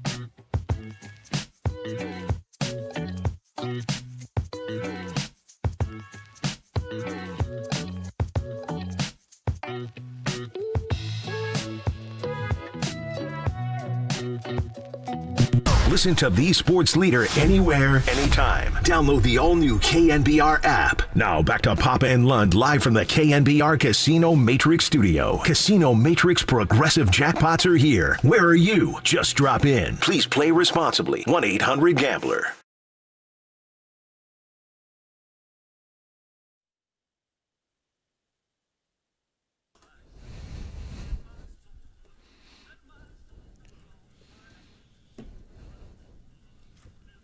Looking forward to taking him with us this time. We've done. How many Elvis impersonators are we going to see? Oh my God! Super Bowl. From Radio Row, we'll probably have a bunch of them on. Fat Elvis, skinny Elvis, Vegas Elvis. By the way, I don't trust a skinny Viva Elvis. Las Vegas. I'm not down with a skinny Elvis. It's Fat Elvis or nothing. Want the real thing? Skinny Elvis could swing those hips, John. That's true. The young Elvis. Have they put Jimmy Garoppolo into a Elvis sideburns look at all down there? That's what he should do. Distract him from the way he's tonight, playing. right? Yeah. He's out of concussion protocol. He's playing against the Pack. Wow. Wait, Jimmy can pull off an Elvis Adams impersonation against the Green Bay Packers. Get Jimmy some big sideburns. Don't look at my 3 interceptions, baby. Be nice. He got. Thank you. He got that Sunday night game against Pittsburgh. He got crushed. Yeah. Packers are going to be like, thank you very much. So is tonight a Manning cast? Yes. Yes. Oh, how am I going to do all this? No Joe and Troy for me tonight. Oh, we got to watch baseball. What are you gonna do? Baseball. We got Phillies at Braves at 3:00. Why can't Joe just call both at the same time? Jimmy Garoppolo's back to pass. Here's a fastball down the middle, 3-2 count. Oh, you want Joe to do baseball? At the same time. He did say he misses local baseball. He did not say national baseball. Yeah. So we got Phillies, Braves, 3:07 first pitch. Zach Wheeler against Max Fried. I think Philly beats him, John. And then tonight, they're going to change Zach the rules. Gallen and Arizona against Bobby Miller. Mm-hmm. Whew. I think Zach Wheeler wins over Max Fried. What do you think? If the Braves lose that series in that 5-game series, then everyone's going to freak out. But it's like the Giants won 107 and lost. If the Dodgers lose? Yeah, probably. Actually, more if the Dodgers lose. Baltimore won 100 games in the American League. They're down 2-0. Wow. I want to see Brochi win that series. But you're right. The TV execs are going to get mad if the Dodgers get knocked out. The Dodgers and Braves get knocked out. The Dodgers are big ratings. I mean, they like Philadelphia. That's a big market. Yeah, but Philly and Arizona just doesn't have the same. Baseball's got to look at this. Their setup in postseason baseball. All their other best teams are losing in the first round after sitting out the wild card round. It's crazy. Yeah, no doubt. We doing anything special tomorrow? Anything going on tomorrow? Anything special? Anything Why do you big? say that, John? Why do you say that? I think I may come in studio and see you. Oh, no. Get the booze ready. You coming in studio tomorrow? Want to go? Let's go to Gold Bar Distillery on Treasure Island. That's a good idea. There's a bar right next door. Should I bring you Golden Joe? Have you had a Golden Joe? I have not, but somebody was telling me that yesterday at the BNY Mellon. I was there. I took a picture of what's in the Golden Joe. Hold on here. You ready? I had one when I went there a few days ago. Here are the pictures of Trey Lance. Let me see. Trey Lance. I'm going to show. There's Trey. Hey, Trey, how's it going? I don't like Trey? you. The spy. He's a double spy. He gave me a look like, well, too bad. I heard everything you said about me. Said, Trey, blame me. Was it accurate? Exactly. So here's in the Golden Joe, double spy Trey. You get a shot, maybe a shot and a half of the Gold Bar whiskey. And Joe Montana came up with this himself. A little lime juice. Do you have a little drink with Joe? Juice and a little ginger beer. My gosh. Yeah. Joe likes them sweet. So I may see you tomorrow. Very good. Nothing special going on in studio? You coming in? Oh, tomorrow? yeah, for you, sure. Especially given what tomorrow is. I know you don't want to talk about it, but I'm just telling you, tomorrow's a big day. Tomorrow's 10. Especially if you come in tomorrow. 23. I'll have to bake. I'll have to make. You know where I was last year? What's your favorite morning drink? 22. You know where I was last year? Where? Charlotte, North Carolina. Oh. The day after the Carolina Panther game. Why did I stay over? Because the Niners went somewhere. I think they went to the back-to-back? Greenbrier. Yeah, probably the back-to-back. They went Greenbrier right before they went to Atlanta. And I couldn't get out Sunday night. So I spent my 60th in Charlotte, North Carolina. Do you have a favorite morning cocktail? I'm a mixologist, I'm a professional. Well, what do you think it is? How many of you Bloodies. have together? Oh, you like Bloodies? bloodies. A bloody in the All morning. right. I'll make you my special recipe. Tomorrow at 10 a.m. tomorrow? Not every day. It might be somebody's birthday, not named me between the two of us. You know what he was mourning yet last year at this time? What? Emmanuel Mosley. Oh, that's tearing his terrible news. ACL. Did it again. He did it again? You didn't hear that? Yeah, he did it again. There's an echo in it. He did it again? No, I know he did it again, but I'm so amazed by it. Terrible. I'm inflecting up. Oh, I see. He did it again? Sorry. Was it the other knee?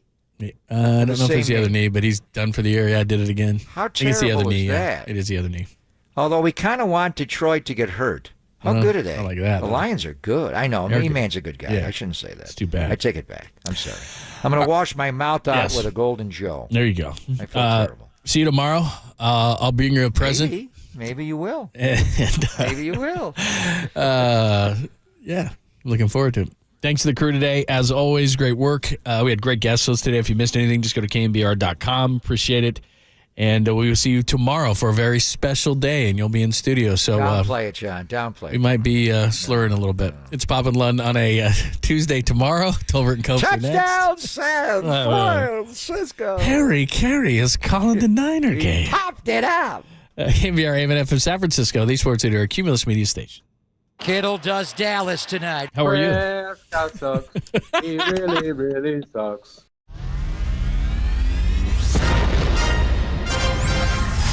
The NBA brought him to the Bay. Oh, what a move by Tolbert. Tolbert is really feeling it. While his co-host was born and raised here.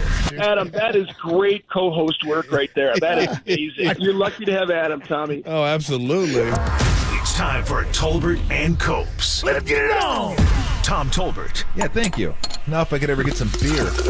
And Adam Copeland. We're going to get after it today, man. Got to come with swagger. On KNBR 104.5 and 680, the sports leader.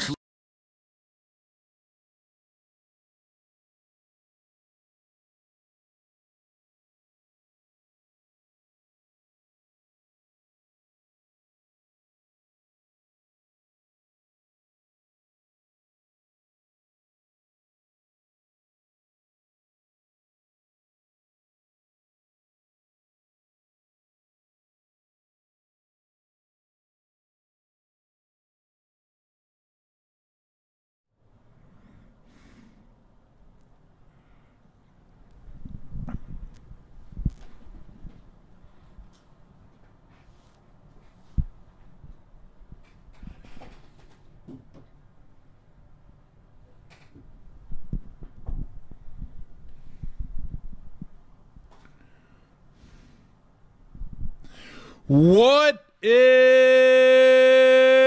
shaking? Adam Copeland, Tom Tolbert with you. Today, we're going to be joined by Brent Jones, Matt Mayoko. Maybe we'll take a few phone calls. Get into the easiest who stepped in it in the history of the world. Oh! And all kinds of other good stuff. But first, we talk about the comprehensive dismantling of a pretty good football team, because that's exactly...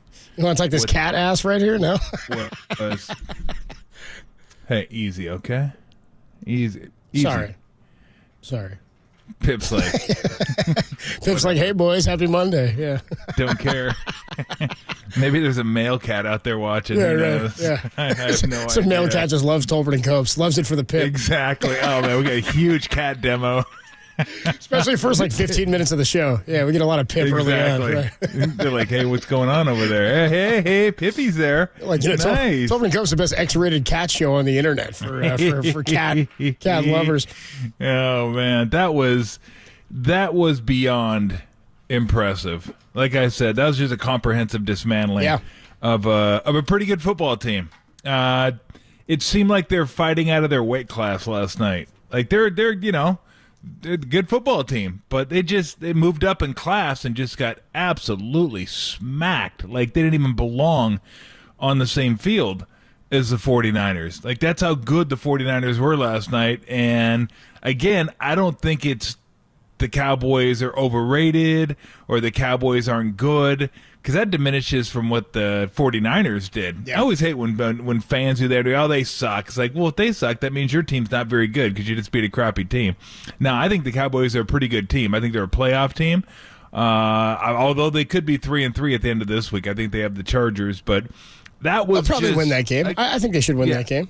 That was beyond impressive. Absolutely beyond impressive. They did what they wanted defensively. They did what they wanted offensively. It was just, again, I don't know how any other way to put it than comprehensive dismantling of a football team, because that was just from start to finish. Wow. Just wow. It was really impressive. And after the game, Micah Parsons said, they're not that much better than us, or they're not on a higher level than us. And I thought they absolutely are on a higher level than you. And I don't know that there's another team in the NFL that is on that level. It's what we've talked about all season long to this point. And we talked about it. It's easy in the NFL to talk about stuff on paper, right? Because everybody does it. You get your schedule, you think you know your roster, you're assuming health, and you go, we're going at 1-0, 1-1, 2-1, 3-1, 4-1. That's going to be a challenge. You run through it. You look at the Niners this year, and we've talked about them and said, if one guy goes down or if this guy gets hurt, how many different players could you lose that make you think it would cost you a chance at a Super Bowl? I can't see a situation happening where basically everything doesn't click in one day. And again, it could happen. It's trying to predict the unpredictable. It's a non-scripted event and a non-scripted sport. But a team is going to need a lot to go wrong for the Niners to beat themselves in a game, or for them to not be able to come back in a game due to defense or offense. Outside of injury, it's going to be really, really tough for a team to figure out a consistent Achilles heel for this team, I think is the point I'm trying to make. Yeah, right now, I can't imagine. That's why I think the number one seed is so important, because I just can't imagine any team coming in here and beating this team at home. Can't do it. I mean, it used to be they were a little over 500. They struggled at home, actually. Last couple of years, they won 14 regular season games in a row. I mean, you watch them, you're like, stacked there, stacked there, stacked here, stacked there, stacked everywhere. The only question mark I had possibly is going to be the offensive line. The offensive line's fantastic, opening up holes for McCaffrey, giving Purdy some time. Purdy every once in a while has to move out of the pocket and get out of there, but for the most part, they give him enough time. And some of the balls he delivered last night, the one to Ayuk over the middle that I think it was Van Der Esch that he threw it over, if I'm not mistaken. Could have been somebody else, but it was just over his outstretched hand, and then had to drop in there to Ayuk before the safety could come up on it. Just some of the touch he puts on balls, the anticipation, it's wow. I mean, again, how could you not be impressed? I mean, does it mean much that you're the best team in football after 5 weeks? Not really. No. But they are. There's no doubt they're the most complete team. They don't. Right now, they do not have a weakness. They do not have a weakness. And if Gregory is what they hope he is, then, I mean, good luck. Good luck, rest of the NFL. If they have a legit guy on the other side, and it was interesting to hear who we were talking to on Friday that said, he's his teammates loved him, really good guy. Was it Ed Warder on Friday? That's who it was. I saw Ed yesterday. I talked to him briefly. Here. Yeah. Did you? Yeah. I mean, that was cool to hear that, because you just don't know until a guy is here. But to hear that, it sounds like he's going to fit in well here. And again, if he can do what he did last year with Dallas, Ed said, they wanted to keep him. They just couldn't figure out a way to do it. Well, they made the contract offer. Yeah, they offered him a deal. Yeah, exactly. So I don't know, man, because Warner. I want to say Warner was special last night, but it seems like he's always special. Warner was Warner last night, and you just get kind of used to how great this guy is. I mean, the speed, the ferocity, the hands, the awareness to punch the ball out. Most guys are kind of doing that now, but I keep waiting for a guy to punch with his fist and miss and hit a bone or something and bust his hand. They used to slap it with the top of their hand. Now they punch. Dude, they straight on punch it. Yeah. Who was it that punched? Was it in last night's game that somebody punched somebody in the face? It was a game I was watching. Somebody in the face. Trying to wrap around. I was watching a game this weekend. It's gonna hurt your hand, man. And he was in front of him and he caught it. No, he didn't catch it. He was bobbling it. But so he wouldn't continue to catch it. He tried to punch at the ball, and the ball was gone, and he punched him right in the face. I was like, damn. Right in the jaw. I mean, unfortunately for him, it hit power the face in the mask. kisser. But yeah, right. It's crazy the way these guys punch at but just everything he does is like, wow. And then it was funny when Collinsworth said last night, because we've seen this for a couple years with Greenlaw, he's just angry. Like, he's an angry guy. I thought he could have very easily got a penalty on that first tackle where he slammed him out of bounds. I was waiting for it. I was kind of waiting. I was like, Greenlaw. Pretty much every time he makes a tackle, I'm like, he's getting one. Yeah. That was a Greenlaw special right totally. there. Let me just give him a little extra out of bounds. But he is. There's like an anger that goes with his game. Like, just everything is a little more intense with that guy. So, yeah, I mean, again, how do you not come away from that game? Just, I think we knew they were good. So I don't know if this changes your mind a ton. Maybe it does, or maybe not a ton, but maybe it changes your mind a little bit. But I think for me, it just kind of solidifies what I thought. Like, these guys are damn good. And only 2 more weeks I got to wait till I could say Purdy's the guy. Well, I was going to ask you that. I was going to say Brock Purdy yesterday. I know you were. That's why I made you do it. 17 to 24, 252, 4 touchdowns, no picks. He's now got 9 TDs. No interceptions on the season. He's got 1 turnover where he has a fumble lost. A 144.4 QB rating yesterday is a single game career high for him. So just 2 more games, and that'll be what? We'll have a full 17? Yep. That's right. Is that right, including postseason? So what is he? Is he 10-0 now in the regular season, or is he more than that in the regular season? I think he's more than that, isn't he? He must be more than that in the regular season. Derek will get that for us. We'll get you those numbers when we come on back on the other side. One injury note to report to you. Aaron Banks left the game yesterday. We thought it was a bicep injury. They're saying it's a shoulder. He's day-to-day, so nothing terrible. And maybe that's another saving grace to this point in the season. 5 games in. Elijah Mitchell, a guy you haven't really seen. Christian McCaffrey took a little bit of a beating, I thought, yesterday. They tackled him pretty hard, but not to the tune of anything spectacular. Still, 51 yards on the ground for him, 27 through the air. As I said after the game yesterday, 78 yards from McCaffrey? Anyway, KNBR, CMC must go. But he's got, 14 straight games now or something with a consecutive games. You're right. With a touchdown scored. He's 1 shy of the NFL record, and this was by far the most complete game that they have played to this season. Was it the most impressive win we've seen under Kyle Shanahan? We will talk about that when we come on back. Niners absolutely dismantle the Dallas Cowboys, 42-10. They're in a different stratosphere, I believe, than the rest of the NFL. Most impressive win under Shanahan. We'll talk about it next, only here on the Sports Leader. Morgan Hill, shout out to you for supporting KNBR. Morgan Hill Sports Leader.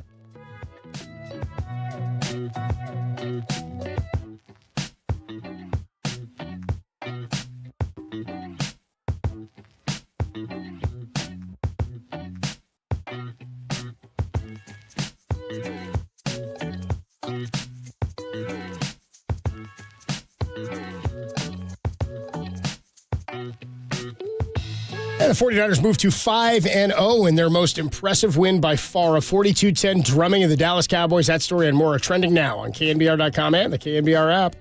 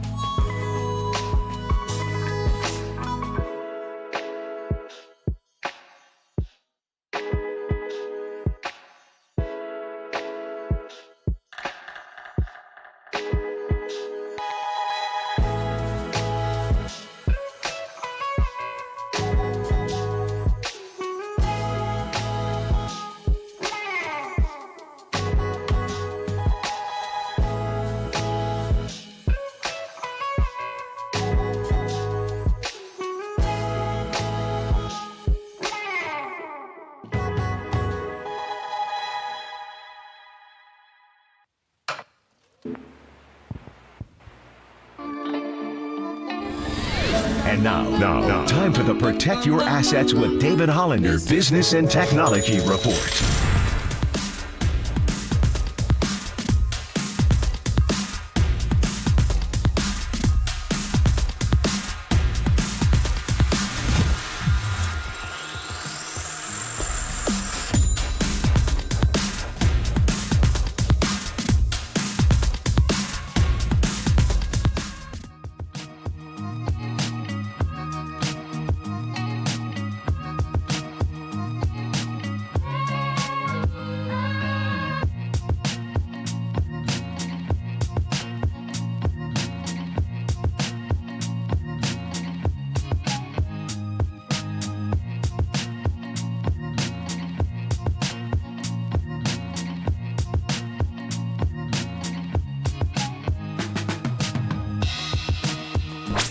They're Tolbert and Copes, or Tom Tolbert and Adam Copeland if you want to be formal about it. Got Google Nest? If so, listen to the sports leader at home. This is KNBR 104.5 and 680.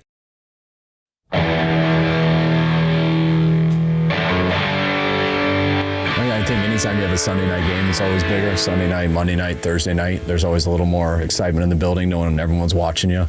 Got a lot of respect for the Cowboys and how good of a team they are. So we know the challenge that we have in front of us, and I think we're aware of the rivalry back in the history, which is always cool. But besides that, it's week 5. Purdy back. Time. Steps around from DeMarcus Lawrence. Throws for the end zone. Caught by George Kittle. Touchdown! San Francisco! Boy, what a start. First drive for this offense. Dak looks left, pressured. He got sacked by Bosa. Here's an end around and a flea flicker. Back to Brock Purdy. Takes a shot down the sideline to George Kittle. Kittle all the way to the end zone. Touchdown! San Francisco! With a little razzle dazzle. McCaffrey on the goal line. Touchdown! CMC! Purdy gonna roll that throw for the end zone. Caught by George Kittle. He has the hat trick tonight. There's Purdy with a play action. Gonna roll right throw. Fullback wide open. Spider 2 wide banana. Dak Prescott has thrown 3 interceptions tonight. 42-10. The final for the Niners as they walk all over them, dude. 42-10 as the Niners now basically 3 games clear of the Dallas Cowboys when it comes to the number 1 seed in the NFC. The 5-0 Philadelphia Eagles topping the Rams, pitching a shutout in the second half yesterday. They hold serve. Niners and the Eagles face each other from Lincoln Financial Field December the 3rd. So we got a little bit of time, a couple of months away, till we get to that one. In terms of how impressive this performance was yesterday, was it the most impressive performance you've seen in the Kyle Shanahan era? And we do want to hear from you. 808 KNBR is the phone number to call. 415-808-5627 is the number to call and to text. Taking your calls throughout the show today. The most impressive win we've ever seen under Kyle Shanahan. I was trying to think about this. Derek asked me this, and it's tough to remember all the games. So I was trying to go back and think of some of the big wins, the major ones. Obviously, a huge one was the Saints game. That's maybe the most fun victory 49er fans have ever had under Kyle Shanahan. Yeah, that's when both play callers just emptied the bag in the first quarter and a half. That was a blast, man. That was a fun game. It just kept going back and forth. So much fun, dude. I would say the most impressive, and by the way, I should give a couple people a shout out on the thread there. It was T.J. Watt that punched Flowers in the face. Oh, okay, there you go. It was awesome. It was Zay Flowers, is that right? Is that who that was? Yes, yeah. I believe so. Yeah, he bobbled the ball and he went to punch it. Ball was gone. Face was there. Bam. The most impressive victory was the Packer NFC Championship game. That's the one I wrote down. That's the only other game I could think of. Yep. That was just like utter physical domination. I won't say that was comprehensive domination as much as this one, because this was pass and run. That was just run. Are you not going to stop us? Run. Still not going to stop us? Run. Most would have like 225 in that game or thereabouts. Right, 220. Yeah, it was insane to watch a team physically dominate. By the way, Tim wasn't in the team. room. Tim wasn't in the room. He walked back in, hit physical with an F, and then he left again. By the time I looked up, the time I was playing, Tim was gone again. I was like, who hit like that? Where is it? He was gone. With an F. Oh, but that was the one, because rarely do you see teams get physically dominated like that, especially in playoff games and especially in championship games. So that one was the one that stands out to me. That was just dominant because of the physicality, because of just the utter physical domination in that game. You know, you don't expect to see that at the NFL level, and you certainly don't expect to see it in the championship game. So that's the one that jumps out to me. Yeah, for me too. We'll think about one as far as regular season. That might be the best regular season win, top to bottom, they've had. Another one that comes to mind, they had a big one against the Cleveland Browns in 2019. I'd have to go back and look at the numbers. That was kind of an arrival game where the Browns were was kind that of like the Sunday night game? It was either Sunday or Monday night. It was the Baker game where it was kind of ripped off like a 80-yard run, first play of the game. It was a Monday night game, says Derek. Yeah, it was national TV. Monday, okay. Kind of Bosa's coming out party. I think he hit Baker twice. Might have gotten a sack and a half or 2 sacks in that game. Did the big flag planting. Remember the Baker Mayfield flag plant thing? He did that again like he did when he was at Ohio State against Oklahoma. So that was all pretty fun. But just a couple of comps from that NFC Championship game to last night. Niners were up. By the way, it was sheer dominance. At the half in that game, do you remember it was 27-0 over the Packers? Yeah. 27-0. It finishes 37-20, and it was not that close. So Jimmy 6 of 8 for 77. 6 of 8. That was like Bob Greasy, like Dolphins back in the early 70s. That was crazy. It's a riot. 8 passing attempts. And here's where it gets bonkers, dude. Raheem Mostert goes 220 yards on 29 carries. Tell him that's good for 7.6 yards a carry and 4 touchdowns on the ground. He broke a 36-yarder, was his longest. Debo had 2 carries for 43 and did break a 32-yarder. So they carried it 42 times for 285 yards. They carried it 41 times last night. It was far fewer yards at 170, but not that much. I mean, again, 115 more yards on the ground in the NFC Championship, and you made up for that, I guess, in the air yesterday. But as dominant, like you said, they really bullied him in this one. They hit Aaron Rodgers 3 times in that game. They intercepted him twice. He did throw 39 times. It's funny, his numbers are really efficient. 31 of 39, 326. It was never close. 27-0 They're down at the half, trying to make a comeback. But in terms of regular season, I can't think of another win that was this dominant. I can think of really good wins. Really solid, good. It was a hard-fought game. You had to pull it out.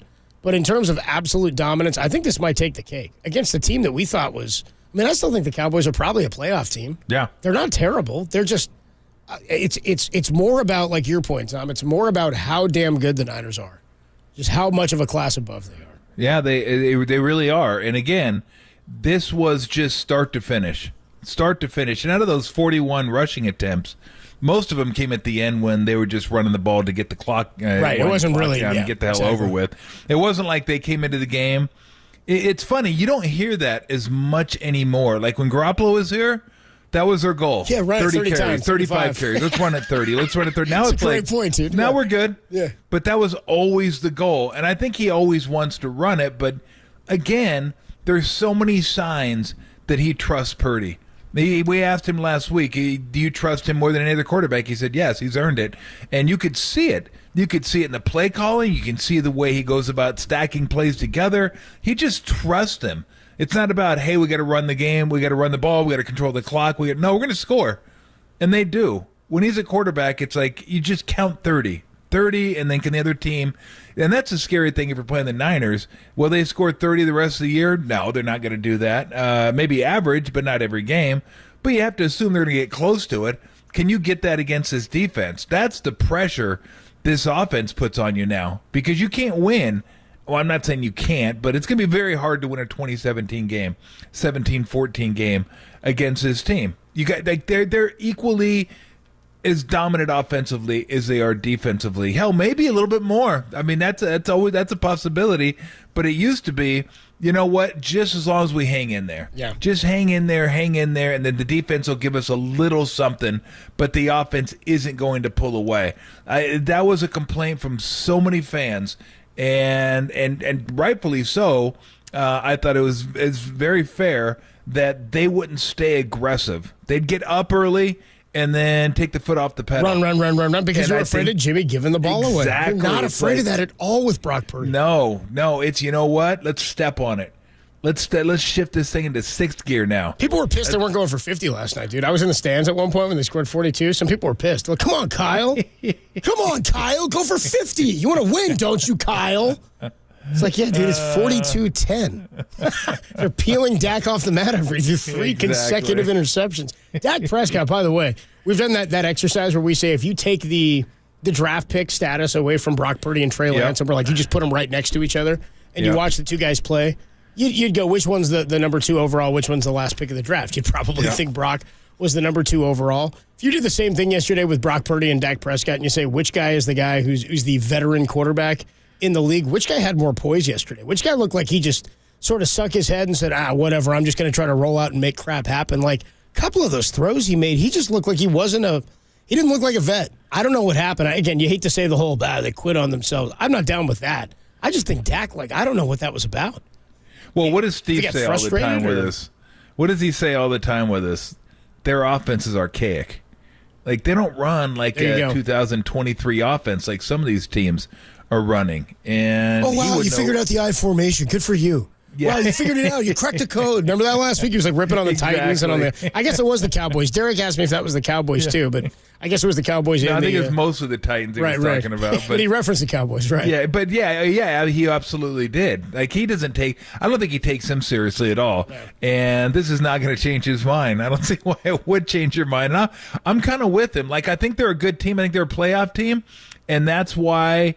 If you had to do like an NFC kind of who's best, that's why I would put Detroit right now ahead of Dallas, just because I don't look at Dallas as like any sort of threat in the playoffs. Now, do I think Detroit is? Probably not, but I don't know that. I think I have a pretty good feeling on Dallas. Like, if Dallas were to play Philly or the Niners, like, I just look and go, what chance do they have? Like, they haven't proven over the last few years they can beat these teams, especially when it matters. So maybe that can change, but until it does, that's the way I look at it. So, you start looking at the heavyweight class. There's only 2 now. Maybe there was only 2 always, no matter what kind of start they got off to. They enjoy playing the teams from the Northeast. Other than that, they're not very good because New England and the New York teams, they've butchered. They've beaten bad teams. The Cowboys have played and beaten nobody. I mean, they played the Niners, but they've beaten nobody. They beat 40-0 the Giants, who, by the way, did you see the Giants yesterday? Got their first half touchdown of the season. It was in like midway through the second quarter, and it was a pick six. It was a 102-yard pick six return for a touchdown from Pinnock. So the Giants were terrible. Jets were awful. That was like the first or second start for Zach Wilson. Right after they lost Aaron. Might have been the first start for him after they lost Aaron Rodgers. Who was starting? Tim? For the Jets? Yeah, no, nothing, Tim. Uh-huh. Thank you. Maybe less physical with an F and more Zach. With an F. Thank you. More Zach we need more concentration with a K. Yeah, come on. Eyes were up here, Tim. Let's go. Zach Wilson, and then what was the other game? Oh, they lost to Arizona. And then they beat up bad on the Patriots, who might be one of the. I mean, those are all 3 of the worst teams in football on paper, it looks like, or at least what we've seen since Aaron Rodgers went down with the Jets. So, yeah, they've played nobody and beaten anybody that makes you think this is a team that's excelling. Now, the one reason it's a bit of a surprise, 124-41 was their point differential coming into yesterday, but they're terrible. Now it's 124. Now it's 134 to 83 is their point differential. So gap is closing. Still pretty good, that point differential, but it still point looks differential, great. Fantastic. 40-0 will do that, but I was saying this to you last week too. Steve's made fun of their offense, but I was like, dude, I don't buy it. 2 touchdowns a game offensively. They got 1 yesterday. They're just not I don't think they're an excellent offensive team. I think they proved that. And they run into a couple more defenses. I think the Eagles will expose them too. I think you're right. Yeah, I think you're right. I think they're really good defensively, but the Niners had a really good plan for Parsons. He didn't affect the game much last night. I don't know what the loss of Diggs, maybe that hurt, but they neutralized. Parsons, the guy you got to neutralize. And look, they did a good job protecting and a decent job opening holes. I mean, McCaffrey didn't run all over him, but against a really good defensive line. They didn't have their way, but they didn't give up anything. They didn't take a lot of TFLs in the game. So again, comprehensive dismantling. Just owned this team. Absolutely owned them. So it'll be interesting because now this may be the biggest test of the year for the offense. Can you go to, like, you score 30 every game. Can you score 30? This is a good defense, and you're on the road after a big victory on Sunday night. So, I mean, kind of a short week, but not really. I mean, it's only the nighttime, but it's still a really good defense on the road. So, I mean, if they put up 30 against this team, maybe they will score 30 every game. Maybe that's a possibility. They may very well, dude. They may very well. Just roll in there and get throw 30 every. And they got off to a slow start. Oh, and they scored 42 and fumbled at the 1. So McCaffrey put one on the ground, right? Yeah, as Shanahan said last night at halftime, he was upset with 21, disappointed. Thought they should have had more. And I don't disagree with him because it was 3-and-out city for the Cowboys last night early on. They couldn't get anything going. At 42, and you still feel like you left a lot of meat on the bone. That's scary. By the way, the Detroit Lions are now the 4th highest scoring team in football. The Niners moving to number 2, 33.4, behind the Miami Dolphins at 36.2. So they're getting closer and closer to Miami there after a 42-point performance. 808 KNBR is the phone number to call, 415-808-5627. We'll get into more of this. Rob, Tony, Kelly, see you guys hanging out on the line there. We'll get to you guys in just a second, but the versatility of the offense and the dual MVPs. Have we seen a quarterback running back combination like this in the NFL? Like an MVP duo since Kurt Warner and Marshall Faulk. We'll talk a bit about that as it relates to Brock Purdy and to Christian McCaffrey. Who's the bigger or higher, more likely odds candidate to win the MVP? We'll talk about these dual MVP threats when we come on back, and more of your calls, 415-808-KNBR. How about that beatdown of the Dallas Cowboys? More on that next on the Sports Leader.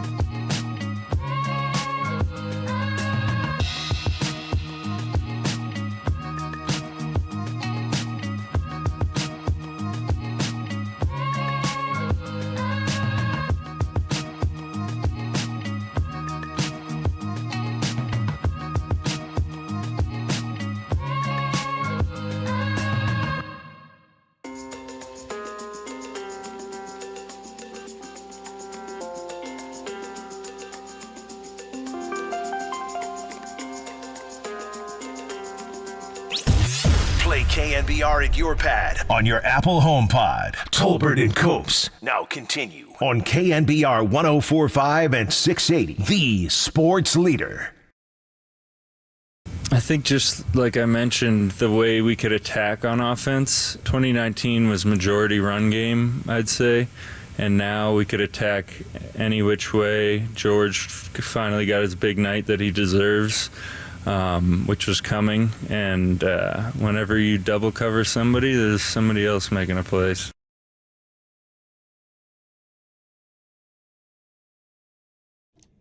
Nick Bosa, 49ers defensive end, he got himself a half a sack yesterday. I was joking on the postgame. I was like, damn, Bosa finally gets in the backfield, is laying a hit on somebody. He's like, Armstead, he was going down, dude. Just let me have mine. Can't agree more.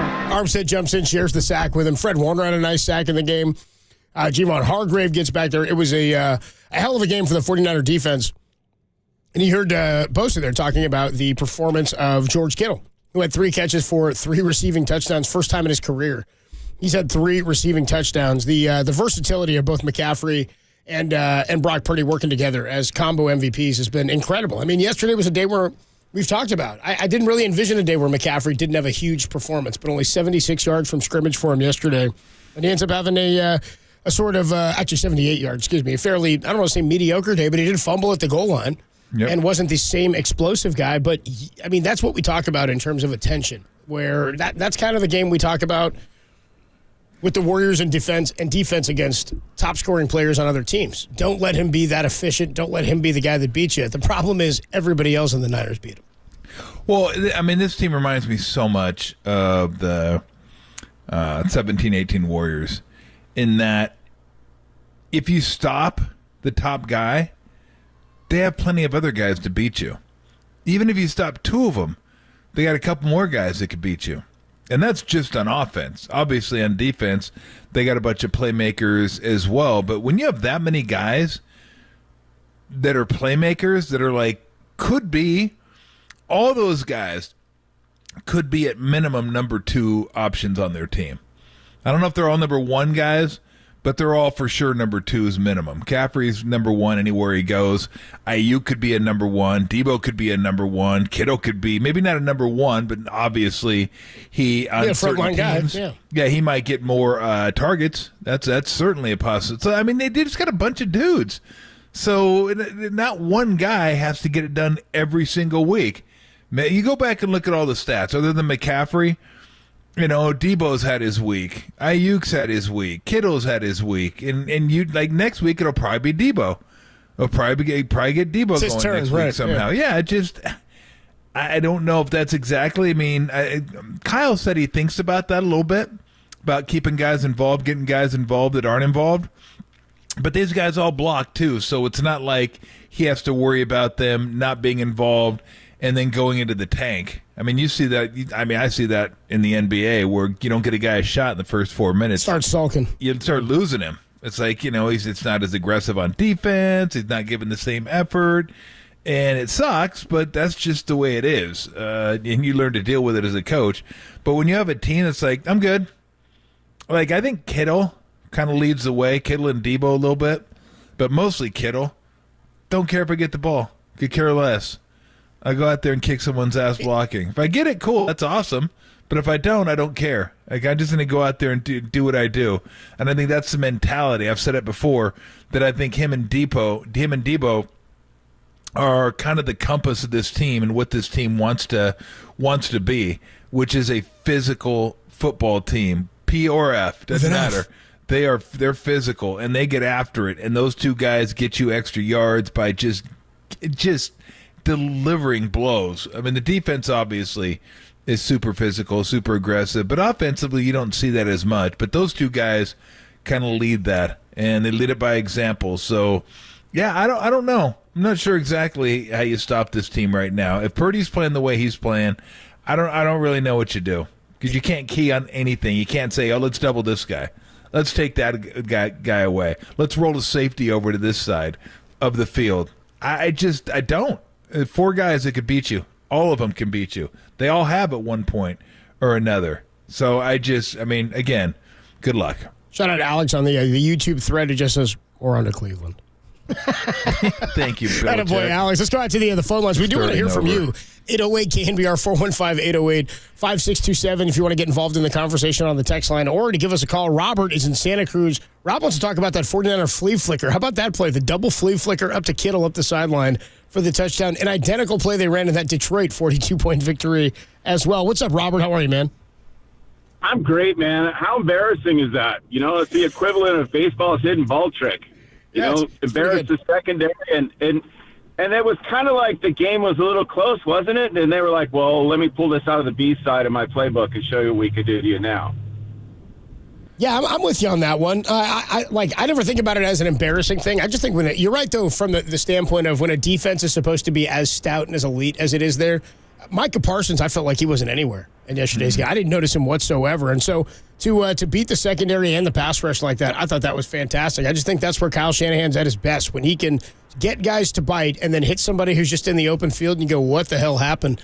I think at that point, you don't know what to do if you're a D coordinator. Well, and if memory serves me, that was not the only team that did it yesterday. Didn't the Eagles do the same play earlier? Well, the Lions did. Did the Eagles do it as well? No, it was just the Lions that we saw do it as well. It was the Lions, yeah. That was, I mean, come on. I'm not a Niner fan. I'm a football fan, and that was a great game. Hey, appreciate the call, Robert. Call anytime, man. Thanks so much, dude. Good stuff there. 808 KNBR is the phone number to call. We got more hanging out on the phone lines. We'll get to those in just a sec. Quick check, though, of the YouTube stream, though, here. This guy, our guy Gears, actually, it's Gizmo. Is it Gizmo? We got a Gizmo and a Gearzilla. Gizmo from Gremlins? I think, it's a Gizmo from Gremlins. No, this one's Gearzilla. This is a good one. He says, hey, could better ball placement from Brock Purdy be part of the reason guys aren't getting hurt as much? That I don't know. I do know that there are times that Jimmy would lay balls out in front of dudes and guys would get destroyed.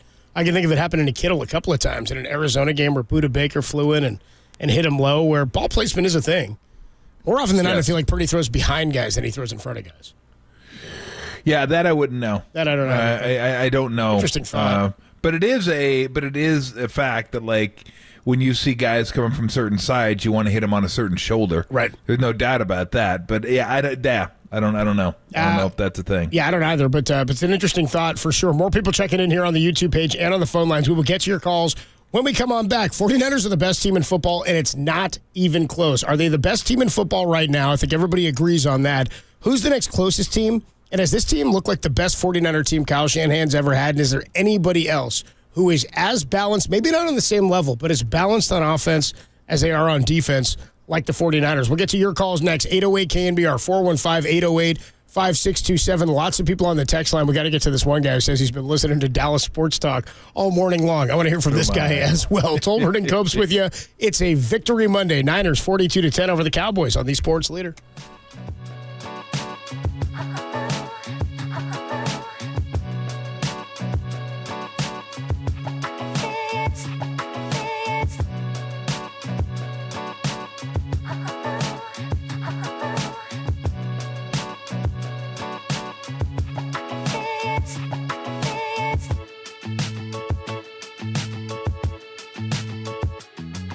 Micah Parsons told reporters after the Cowboys' 42-10 loss, I don't think the 49ers are at a higher level than us. The score really doesn't show what happened out there. Okay, Micah. Story and more trending now on KNBR.com and the KNBR app. Okay.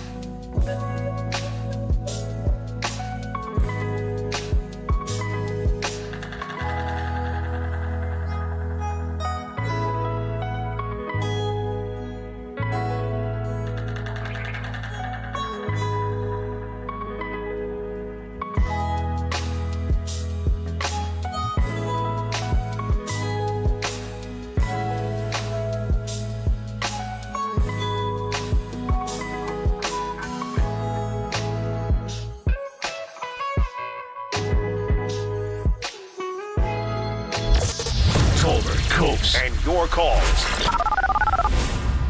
Oh, what? Hello?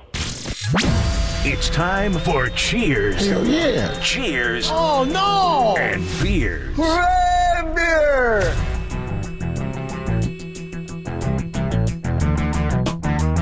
Tolbert and Copes with you Monday afternoon. Niners 42-10 over the Dallas Cowboys. We want to hear from you. 808 KNBR is the phone number to call and the phone number to text. And we'll get to all these phone calls. I see you guys hanging out on the line here in just 1 second. Tom, though, your thoughts on the MVP race? Because we talked about it last week. And again, MVP, it's too early to pick this time of the year. But what is crazy is to watch Brock Purdy rocket up the MVP like betting charts relative to where he was at the start of the year, like plus 30,000 or something, right? Mm-hmm. He now sits behind only Mahomes, Tua, Jalen Hurts, and Josh Allen. I think that was the last pick of the draft last year. Christian McCaffrey has the 7th best odds. Do you think Purdy or McCaffrey has a better chance of holding their position or raising their position? I think, for me, it's got to be Purdy, just because of the position he plays. Quarterback. Yeah. It's going to be easier for McCaffrey to fall off with a bad game. I would think so. Yeah, no doubt. Because a quarterback, even if you don't have great stats, you can still get the win.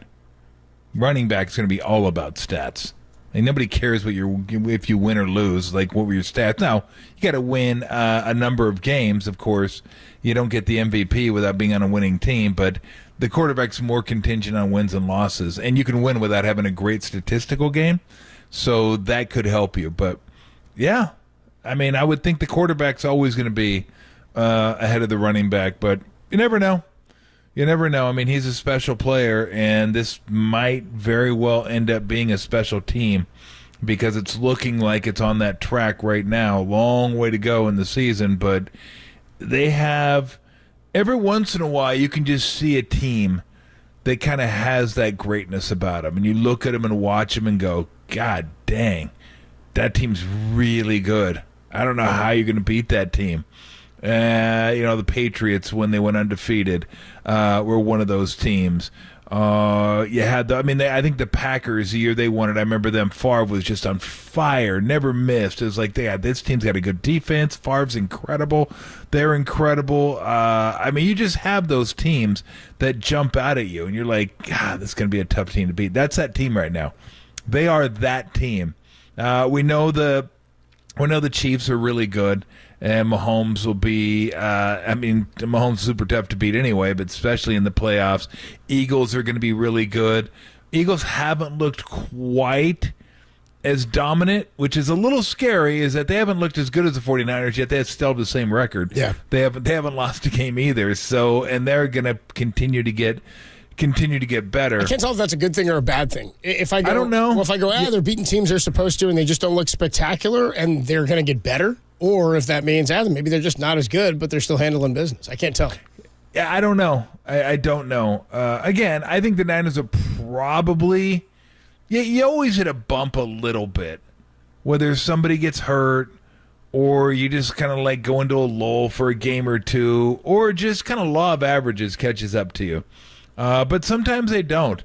Sometimes it's an incredible season where you can put 15-2, 16-1 together, and then you just roll into the playoffs, and bang, bang, bang, you win. I guess the other team, the 95 Niners, too. You knew the 95 Niners, that team. But the only question was the fourth week of the season after watching it for a month was, are they going to beat the Cowboys in the playoffs? That was it. That was, you watch them play, are they going to be in the championship game? Yeah. So are the Cowboys. Are they going to beat them? And that was important to get home field advantage. They did. They beat them. And then, Chargers, please, this game's over. I didn't know it was going to be over that by that much in the first half, but it was. But I'm not saying this is that kind of dominance, but it's pretty damn dominant. You watch them play and think, they had to come up with a pretty good effort. Let me say really good effort to beat the Cardinals. Cardinals pushed them. They punted maybe once or twice early, but after that, put long drives together, scored on them, put the pressure on the 49ers to score, and they answered every single time. And then when they had to get some stops, they did in the second half. Like, you're not going to win every game in a dominant fashion. You're going to find different ways to win games. Sometimes the defense will lead games, sometimes the offense, sometimes the running game, sometimes the passing game. That's just the way it's going to be. So I do have to say this, though, for somebody who has Jake Moody on his fantasy team, about giving the guy a couple field goals, okay? Stop scoring so many damn touchdowns. I mean, stop at the 30 every once in a while. Let this guy let him get some work in, okay? Yeah, give the man some cookies. Everybody else getting some cookies. Give this guy some cookies, please. But they're the one team this year I watch and I go, wow, this team is like, wow. Like, there are good teams. Like, the heavyweight division is Kansas City, them, Philadelphia. And even though Buffalo lost, I'll still put Buffalo in there because I think they've looked really good. And that was just a bad schedule for them, playing a team that's been in London 2 weeks in a row. They messed up. They also went on Friday. 2 weeks in a row. Yeah, maybe don't leave on Friday for London. Yeah, that was a little planning. that was kind of a mess. So, but I think they're, maybe 4 teams. Miami's going to have to show it to me at some point. Yeah. Because the one team they played that's in that class, they got smashed by. Niners are far and away. It's not even close. I think they're the best. They're playing the best football for sure in the league. There's no doubt about it. And they would be, I started to think, would they be favored in Arrowhead? Ooh, I don't know if they'd be favored, but maybe like a 2-point dog, like a 1.5 dog. Yeah, that's what I was thinking. It'd be close. Point and a half. It wouldn't be. Wouldn't surprise me if the sharp bettors bet the Niners up to like a 1-point favorite. Like, you're probably not going to make Kansas City a dog at home either, or at least much of one. But they're going to be probably field goal or over favorites against everybody else, and they could be a 1-point dog. They'd probably be a 1.5-point favorite. But would they be favored in Philly? Maybe the same. Maybe. Buffalo, maybe the same, but let's put it this way. Yeah. They're not getting 3 from anybody in the league anywhere. Like, it's not going to happen. Just no. They're too good for that. And they might actually be favored against some of those teams on the road. I haven't looked at the schedule completely, but I don't know how many games they're going to be dogs in this year. I don't know if they will be. I don't know if they'll be dogs this year. We'll see what happens with Philly. We'll look at their schedule this week over the next 6 games before they get to the Niners. But as I recall, the Niners, like, it's not a terribly easy schedule for Philly. So they could potentially be favorites on the road in Philadelphia. Tolbert and Copes with you Monday afternoon. By the way, let's get to some of these phone calls. Phone lines have lit up here. Mike is in Eugene. Mike up in Oregon. Let's talk about Fred Warner's performance. Mike, you're on the Sports Leader. Hey, how you guys doing, man? This is good stuff, man. Hey, I got one shout out to Brock. Hey, Brock, this blind old dude wants you to drive the bus all the way to the Super Bowl Purdy, and I want to ride. Okay, it's gonna happen. He got knocked too much. I don't like it. But Fred, I'm telling you, I'm sorry. I had to get it out, man. Way to go, Mike. I gotta stand up for your guy. I got you. Yeah. Hey, I'm telling you, man. Brock's got it, man. And say Brock's a rocket. Because he's got the it like Joe does, and that's how I feel. So you guys got me so excited, man. I want to talk about Fred. Fred, man, I mean, this guy, he had the hat trick, right? Yeah, he had a forced fumble, he had a pick, and he had a sack. Yep. First guy since Navarro Bowman in 2013, first Niner. But he's all over the field, man. I mean, he's like SWAT. I mean, he's all over the place. I mean, I'm so impressed with the guy. He's just getting better and better and better, man. I mean, if there's a defensive MVP, man, I mean, this guy's going to ring out. I love the line, but no, he's doing great. And I predicted when I talked to FP on Friday, I was short on the score. I said 38-14. But I said Kittle was going to be dominant, and he was, man. And I just love this team, guys. Way to go, Mike. Appreciate the call, man. Thanks so much, dude. Dude, I like my guy Mike's cadence, man. I don't like that, my man. I was like, you think Mike's rolled a few up? I think so. Yeah, I think Mike's twisted a few up in Eugene, man. I thought they sounded like Tommy Chong. Keep it coming, my man. My man. I don't know, man. I love this team, my man. Yeah, 707 on text says, I don't like it, my man. Oh, good stuff. Mike up in Eugene. Alex is in Santa Rosa. Alex says this is the equivalent of a 49er perfect game. What's up, Alex? How are you? I'm good. How are you guys doing? We're doing well, man. How are you? Coming back at it. See, same back around. I came a second time. How are you? We're good. How are you? We're good. Let's get to the points, huh? What's up, Alex? I'm good. I went to the game last night, sat in section 210. It was just awesome game. I called it a perfect game because it was a perfect game. I mean, they looked this narrative coming in this game that Niners haven't faced a good defense. Dallas is number one defense in the league, and just totally flipped the script on them. Niners look like the most dominant defense, and Dallas couldn't defend Niners for jack.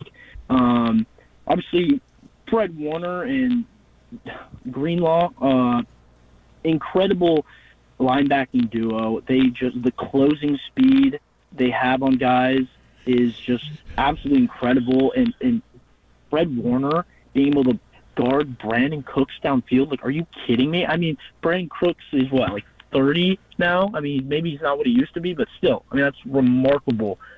Both sides of the ball just looked amazing, and yeah, I thought that was a perfect game. Appreciate the call, Alex. Yeah, I think it's top to bottom, it's as good of a game as you're going to get from both sides. They suppressed the offense of the Dallas Cowboys, and I'll give you some numbers here real quick. Total first downs, 8 for the Cowboys. Niners had 25 of them. Third down, 4 of 11 for the Cowboys. Niners went 6 of 11. Total yards, 197 to 421. 49.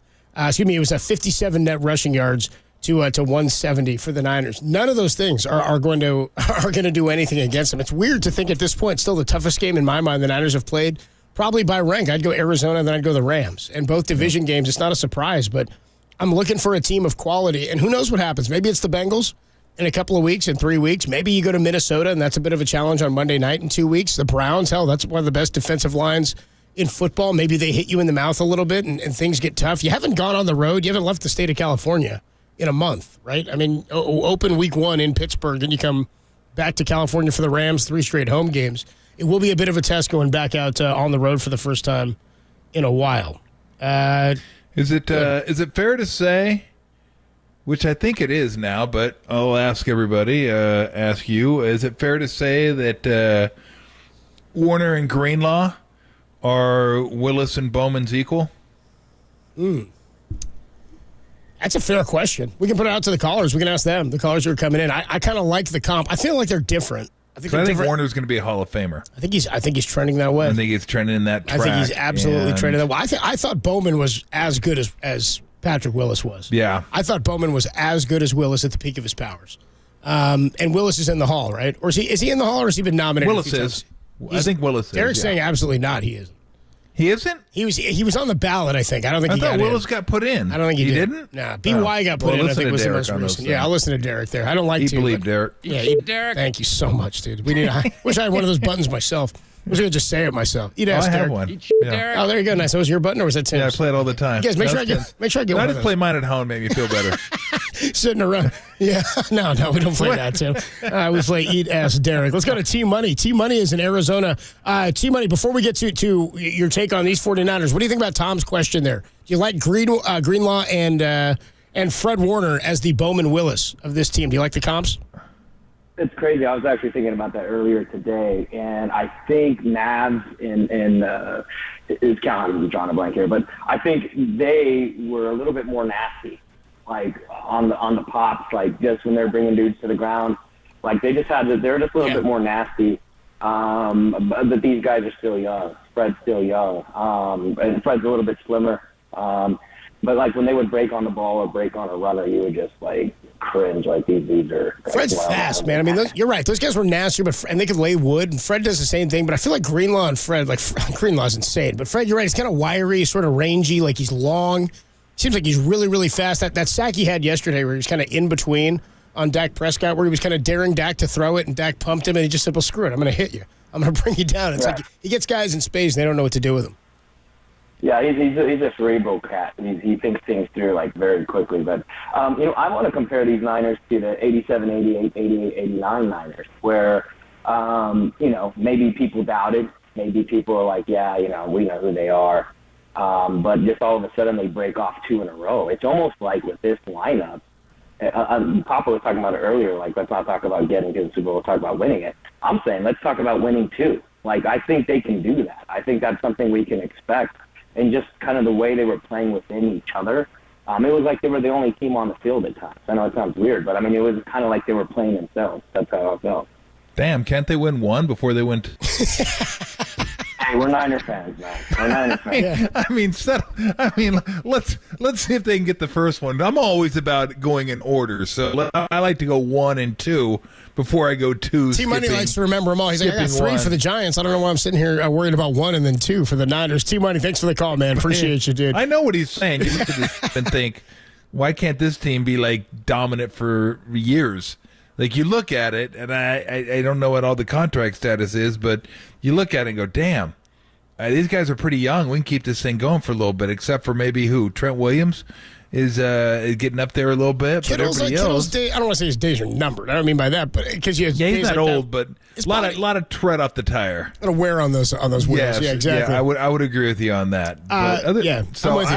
I get what he's saying, but yeah, let's see if the Niners get 1 first. I think Niner fans would be very happy to get that 1, and then start immediately saying, "Let's go back to back. Let's get 7." What do the Patriots have? 6? Patriots have 7. 7. So it'll be you got to get to 8. No, they have 6 because Brady has 7, right? Yeah. Brady went to that's right because you got 1 with Tampa. Yeah. So they need a couple. Well, we'll talk more about that too because you see Belichick's 18 from Hallis. How many years is that going to take? Yeah. We'll talk about that next. We'll whip around the NFL a bit in just a few minutes. But first, we got to hear from Steve in Oregon. I love getting people from Oregon, Arizona, all over the place. Steve in Oregon, you're on the Sports Leader. What's up, man? It's because it's rainy and cold. Nothing to do up here. That's why. And it's not much better down here today, man. It's pretty foggy out. What you got, Steve? 84. These guys are better. I mean, the linebacking is better than the 84 team. You had Dwayne Board, Dan Buns, Ricky Ellis, and Jack Reynolds. The game has changed. Yeah, it's faster. Yeah. But I think the linebacking core is much better than the 84.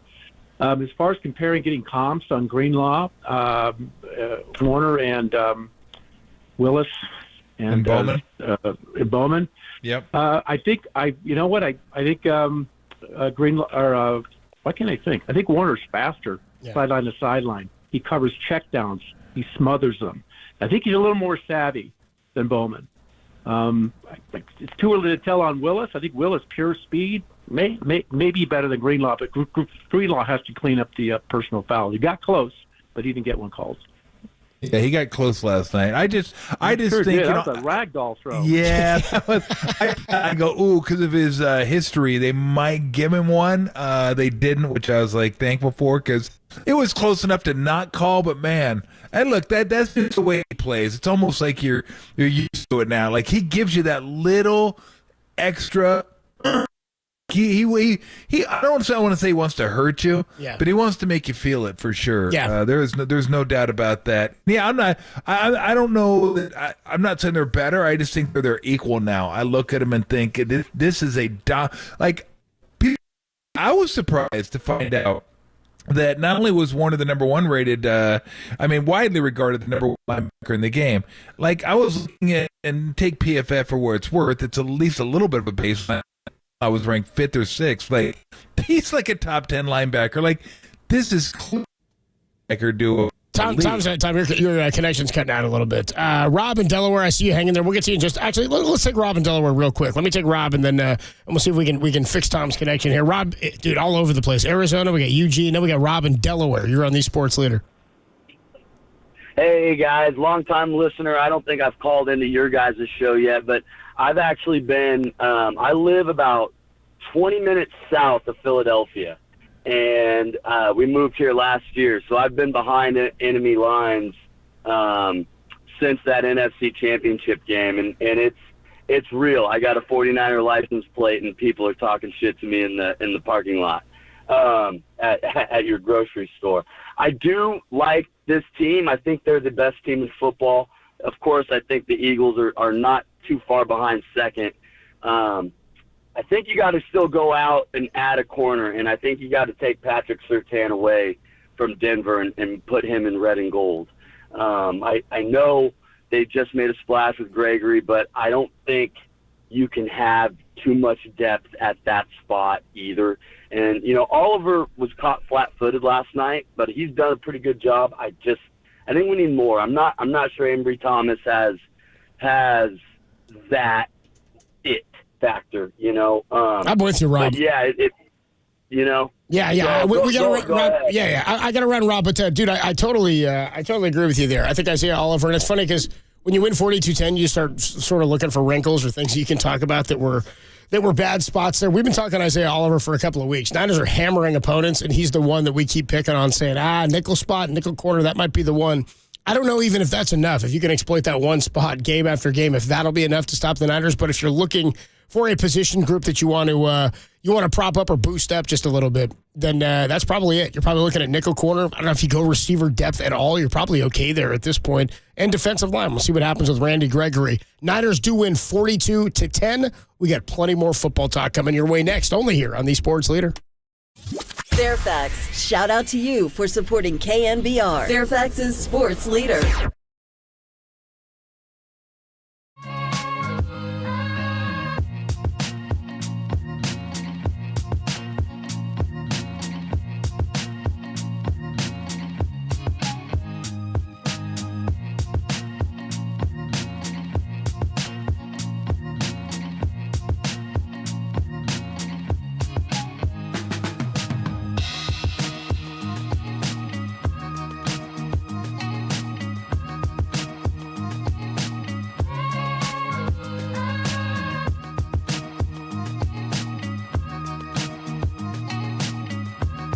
Tim Ryan joined Murph and Mac this morning and discussed how Brock Purdy silenced all of the national media doubters. That podcast and more are trending now on KNBR.com and the KNBR app.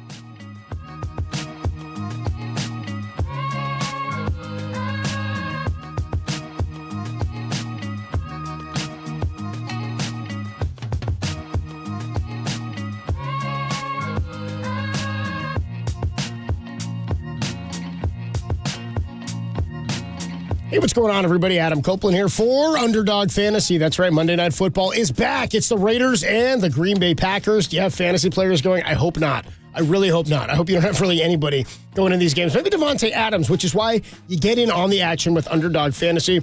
I like the pick 'em game. That's where you pick between 2 and 5 players, pick whether they have a higher or lower stat total than the number they give you. And if you hit on that, then you might make some money. You can make up to 5 times, maybe 20 times your money in a single game. I'm looking at Devontae Adams' number of receptions and receiving yards. I'm going to go higher on the number of receptions. He's the number 1 target there for the Raiders. I'm going to go lower on the number of rushing yards here for Jordan Love. Pair those together, and you can make 5 times your money in a single game. But it all starts with downloading the Underdog Fantasy app or heading on over to UnderdogFantasy.com. And when you do, sign up with promo code KNBR, and Underdog is going to double your first deposit up to $500. Plus, new customers are going to have a mystery special pick live in their Pick'em lobby. How great is that? Underdog Fantasy, promo code KNBR to get your first deposit doubled of $10 or more up to $500 plus that special pick. It's higher than a half a yard in your Pick'em lobby. You must be 18 or older and present in a state where Underdog Fantasy operates. Terms do apply. Concerned with your play? Call 1-800-GAMBLER or visit www.ncpgambling.org.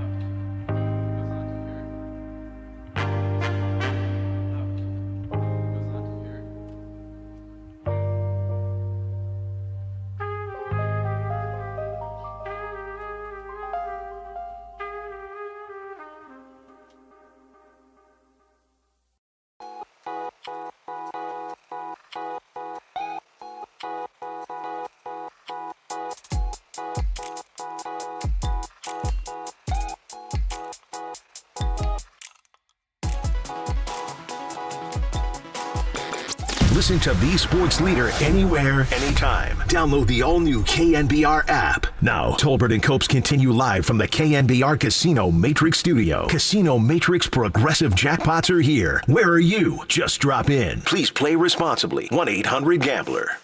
Here's a shotgun snap. Blitz. He's back. He throws it down the near sideline. Pickens has it. Pittsburgh Steelers touchdown. Pickett to Pickens. 41 yards, and you have to be here. It's a go route, and go he did. That's as sweet as my Aunt Nellie's blueberry pie, baby. What a hit by that. My goodness. That's just sensational. I can't even believe that I just saw what I saw.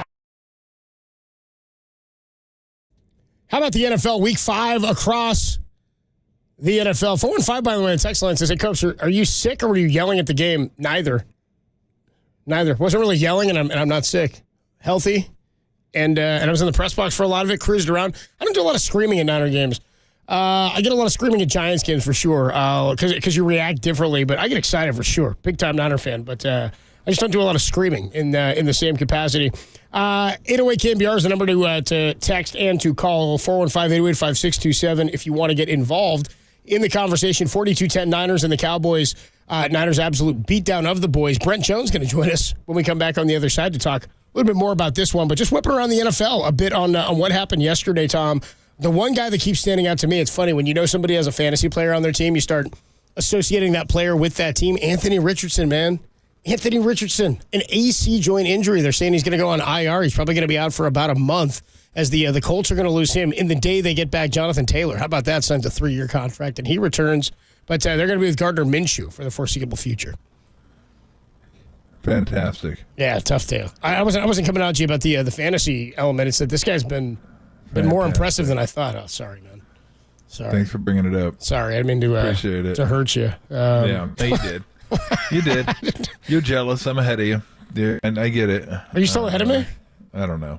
Am I? Did you win this week? I did. You did. I don't know how many points you put up. I did because Justin Jefferson had 5 points. Oh, dude. Justin Jefferson. I think I had like 120. Yeah. It wasn't a great week, but it was good enough. It was good enough. They keep trying to cure the rust yeast infection, but I'm not going away, dude. I'm You're for not life. going away. I'm for life. The infection. You're immune to penicillin. That can't happen. The rust yeast infection will not be denied. Yeah. But whip around the NFL. I didn't watch the Jags-Bills game. Okay. Giants-Dolphins.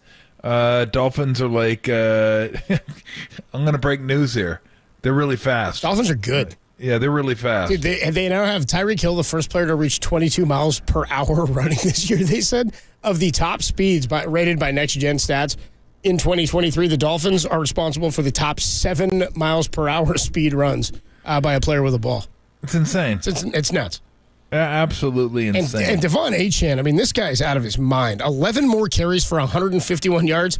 That's just good for 13.7 a tote. He broke another 76-yard touchdown run. Seems like every time this guy touches the ball, he's got home run potential. Another TD. Raheem Mostert goes 10 for 65 and a touchdown. So they go a total of 23 carries, and they put up, over 200 yards rushing. It's bananas what they're able to do. No, they're crazy. They're absolutely crazy. So, yeah, I mean, and look, I think they did what we expected them to do, which is just crush the Giants, who aren't very good. But still, Patriots they're in deep trouble. I don't know how the Steelers won that game. I got to be honest. Not sure how they won it. Baltimore was completely dominating that game in the first half. Pittsburgh could not move the ball. Baltimore should have had more points than they had, but only because it's a Baltimore-Pittsburgh game did they have 10.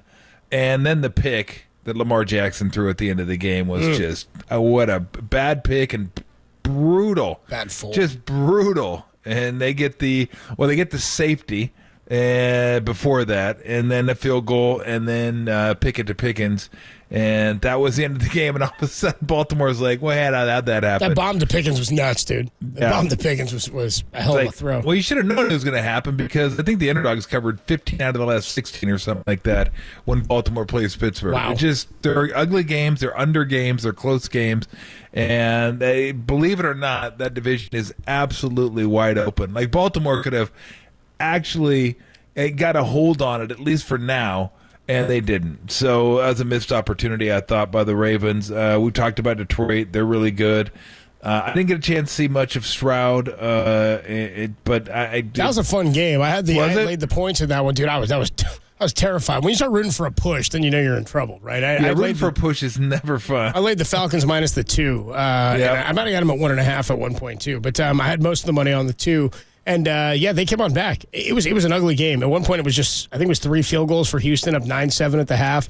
They ended up getting one more in the third. Then they get a touchdown in the fourth, and then it was Younghoe Koo had to kick a long field goal to win the game. But Desmond Ridder had a nice rushing touchdown. C.J. Stroud set the record in that game for most consecutive passes to start a career without an interception thrown. Really? 177 was the number he tied. Or passed. I think 176 was Dak Prescott's number, and he passed it with 177. I don't believe, I'm double-checking here, I don't think he threw a pick in the game. He did not. So he 20 of 35, 249 and a touchdown. C.J. Stroud has looked really good in terms of taking care of the football. That team's going to be better faster than we thought. Yeah. Yeah, it's kind of fun to watch what they've done. I agree. This early on, yeah. And good for D'Amico Ryans, quarterback man. There. I think just his pedigree, the defense is going to be solid. They hit, they get after it, and they're only going to get better. Philly was just better than the Rams. They were just a little bit better for longer. The biggest sequence of that entire game was an incredible one-handed catch. With the Rams scored. The Eagles had 38 seconds left to try to drive down to get a field goal. Hurts hits A.J. Brown over the middle. A one-handed catch, 38-yard gain down to about the 30. It was an unreal and then catch, a horse collar. And then 15 more. Half the distance, yeah. So they had the ball at the 15. Right. You're thinking, okay, we're still good here. Of course, PI in the end zone. And then when the ball's at the 1 yard line, you know exactly what's coming. Diamond time or whatever the hell they call it. They were calling it the brotherly shove is what Adam Schefter kept calling it in Philly. Brotherly shove? Instead of because they were calling it the Bush push, then it was the Tush push. And in Philly, they're calling it the brotherly shove, like the city of brotherly love. But just call it touchdown or first down. I mean, thank you. Call it unstoppable. Yeah, that may be the most unstoppable play in football. It just you can't. It looks like you stop it, and then in second they go whoosh and get a yard. I told my son, they had to try to do that all the way down the field one time, just like get 2.5 yards every time, and do it like you might beat your quarterback up a little bit, but here we go, 2.5 more. You're 2.5 more. Manageable every time, 2.5 more. I mean, it's amazing. But that was kind of the game right there. And then I thought the Rams had a chance. Eagles take the opening kickoff, go down. They throw a pick in the end zone. Not a great throw by Hurts. And then the Rams are driving, and Stafford throws a pick. And at that point, it was like Stafford will force some throws, man. For as much love as I give that guy, and as much as I do think he's a Hall of Fame quarterback, he does do some funky stuff with the football, man. Like he'll try to force a ball into some windows, and he'll make some odd decisions at times. But by the way, just real quick on the offense there, Cooper Kupp, man. I mean, dude, I had no idea he was going to step in and be like immediately the same Cooper Kupp. Of course he is. It's a Cooper Kupp offense. Unreal. I was like, oh, come on. Where's the love for Puka? He eventually got his sugar. Puka. He got his sugar. He got me 20 points. So Puka. I was going to say Puka's still eating, dude. It's very much the Kupp and Puka. Puka's going to eat, dude. Yes, that's what it's going to be. Just because Cooper's coming to take some food off his table, Puka's going to get his. But the first drive is like, wait, hold on a second. Can we get Puka involved a little bit? Or is it just going to be Cooper Kupp? But 12 targets for Kupp, 11 for Puka, 8 catches for Kupp, 7 for Puka. So 118 for Cooper and 71. And the touchdown. Yeah, we know he loves some Cooper Kupp. Puka and Cooper, yeah. Really, I thought a really nice kind of professional win by the Chiefs. Like nothing special, but their defense played really good. Kelsey got hurt with the ankle, came back in, had a touchdown, had a great game, kind of a Kelsey-like game. But it was just... That's the Chiefs. Like, you think you got a chance at them, and Mahomes just finds a way to get something done. They just good teams do that. They don't have to look great in doing it, and they still find a way to score 27 and beat a Vikings team, a desperate Vikings team at home. Like, Vikings are done now. They're just toast. 1-4. I thought if they beat the Chiefs, they got to feel good about themselves, beating a really good team. You're 2-3. Okay. I mean, Detroit's just running away with that division right now. And, Minnesota is in big time trouble, no doubt about it. And they've lost Justin Jefferson with a hamstring now, too. How long's he out? Well, I don't think they've said, but he pulled up lame in that when he was running towards the end zone, and they haven't given any indication yet. I'll see if I can find an update here while you're. What a bummer. Well, I was happy yesterday, but bummer now. Jordan Addison may be the guy, which means I'm happy going forward. Yeah. Is there anybody happier yesterday in the NFL than Nathaniel Hackett? Oh, dude. You know what? I gotta say, dude, the Jets who I heard talk after the game, it was pretty fun to hear them talk about that and the scoop and score off of the Russ fumble. Like, for them, for the Broncos to lose the way they did after he gets the ball poked out and just goes right into Williams' hands, the linebacker. By the way, that guy is sick. Quentin Williams' brother, the linebacker for the Jets. I forget his first name. Like maybe Quentin Williams or something like that. It's Quentin Williams' brother, but he has the scoop and score touchdown to ice the game for the Jets. I just thought that was awesome. I've been rooting for Nathaniel Hackett. I thought he was such a clown last year, and then getting to see his personality in Hard Knocks, I really kind of took to the guy. And for Sean Payton to show up and do what he did, I was rooting for the Jets, and I never root for the Jets and want to see them do exceptionally well. But that was a game that ended up being more fun than I thought it would, considering they didn't have Aaron Rodgers. Yeah, no doubt. And then the dominant performance last night. So one more, Bill Belichick, dude. I want to ask you about Belichick. Oh man, dude, what? I mean, where do they go there? I know. I mentioned that to you earlier. George Halas, he's 18 wins away from Halas. At the way it's going now, like if you're the Patriots, you can't just let's say you're the number one pick and you end up with Caleb Williams. Like, you're going to rebuild with Belichick and Caleb Williams? Is that the way that goes? Like, do they hand it off to Gerard Mayo like they've talked about? Does he have any say in what happens next? And does he even want to keep going? Like, I can't imagine the Patriots are rebuilding. He's 71 years old, right? Yeah. You go rebuild with a 72-year-old head coach? I can't imagine that's the way they're going. So, he may be cooked there. That may be it. Well, maybe.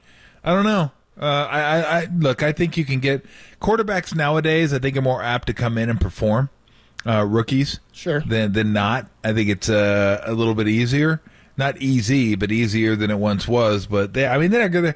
I still think they're too good to get the first pick in the draft. Like I do too, because their coaching staff's going to be better than some of the bottom feeders out there, but.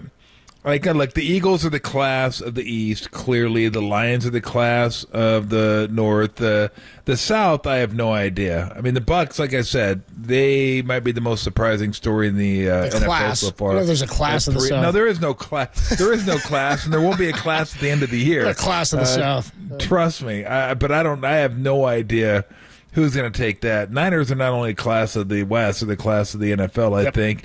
Jags, Colts, Texans, Titans, go figure. I mean, 3-2, 3-2, 2-3, 2-3.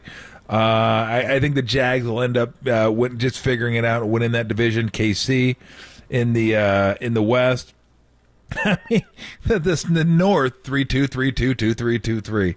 No clue.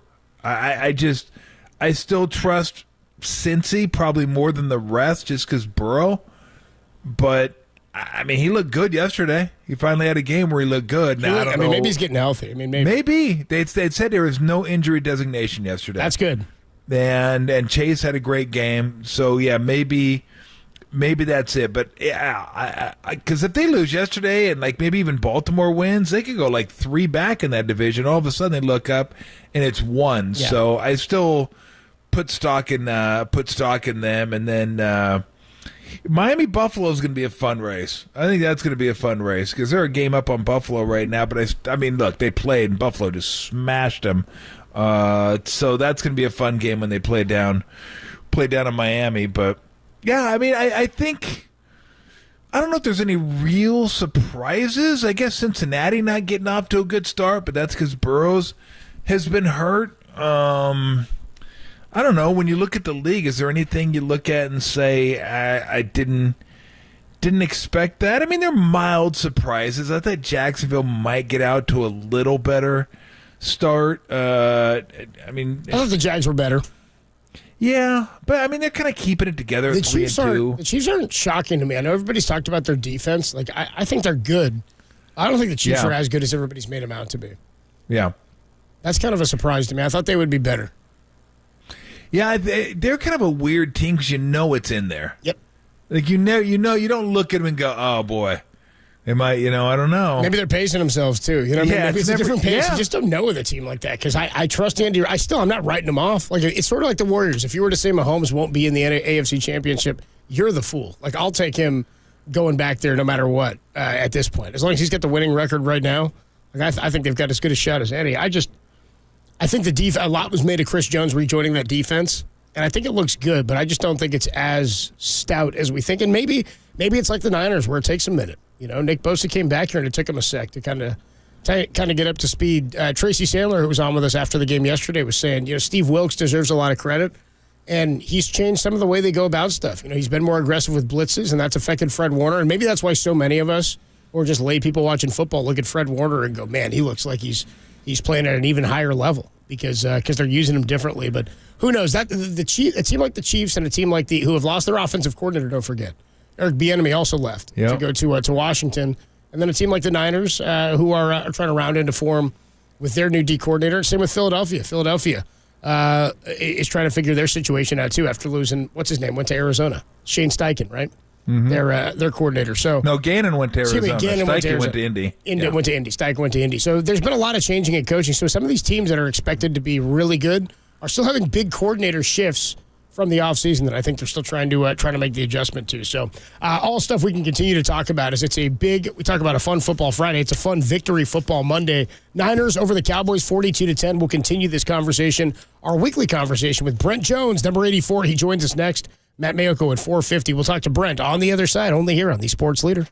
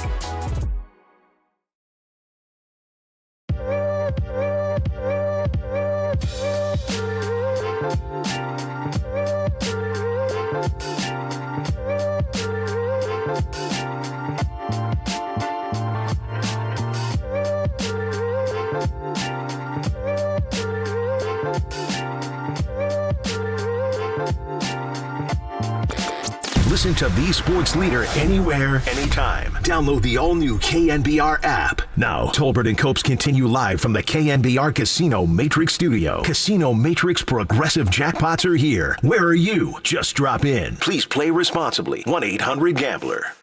What is your overall first take about this 42-10 butt whooping by the 49ers? Dak Prescott sucks. Oh, my God. Period.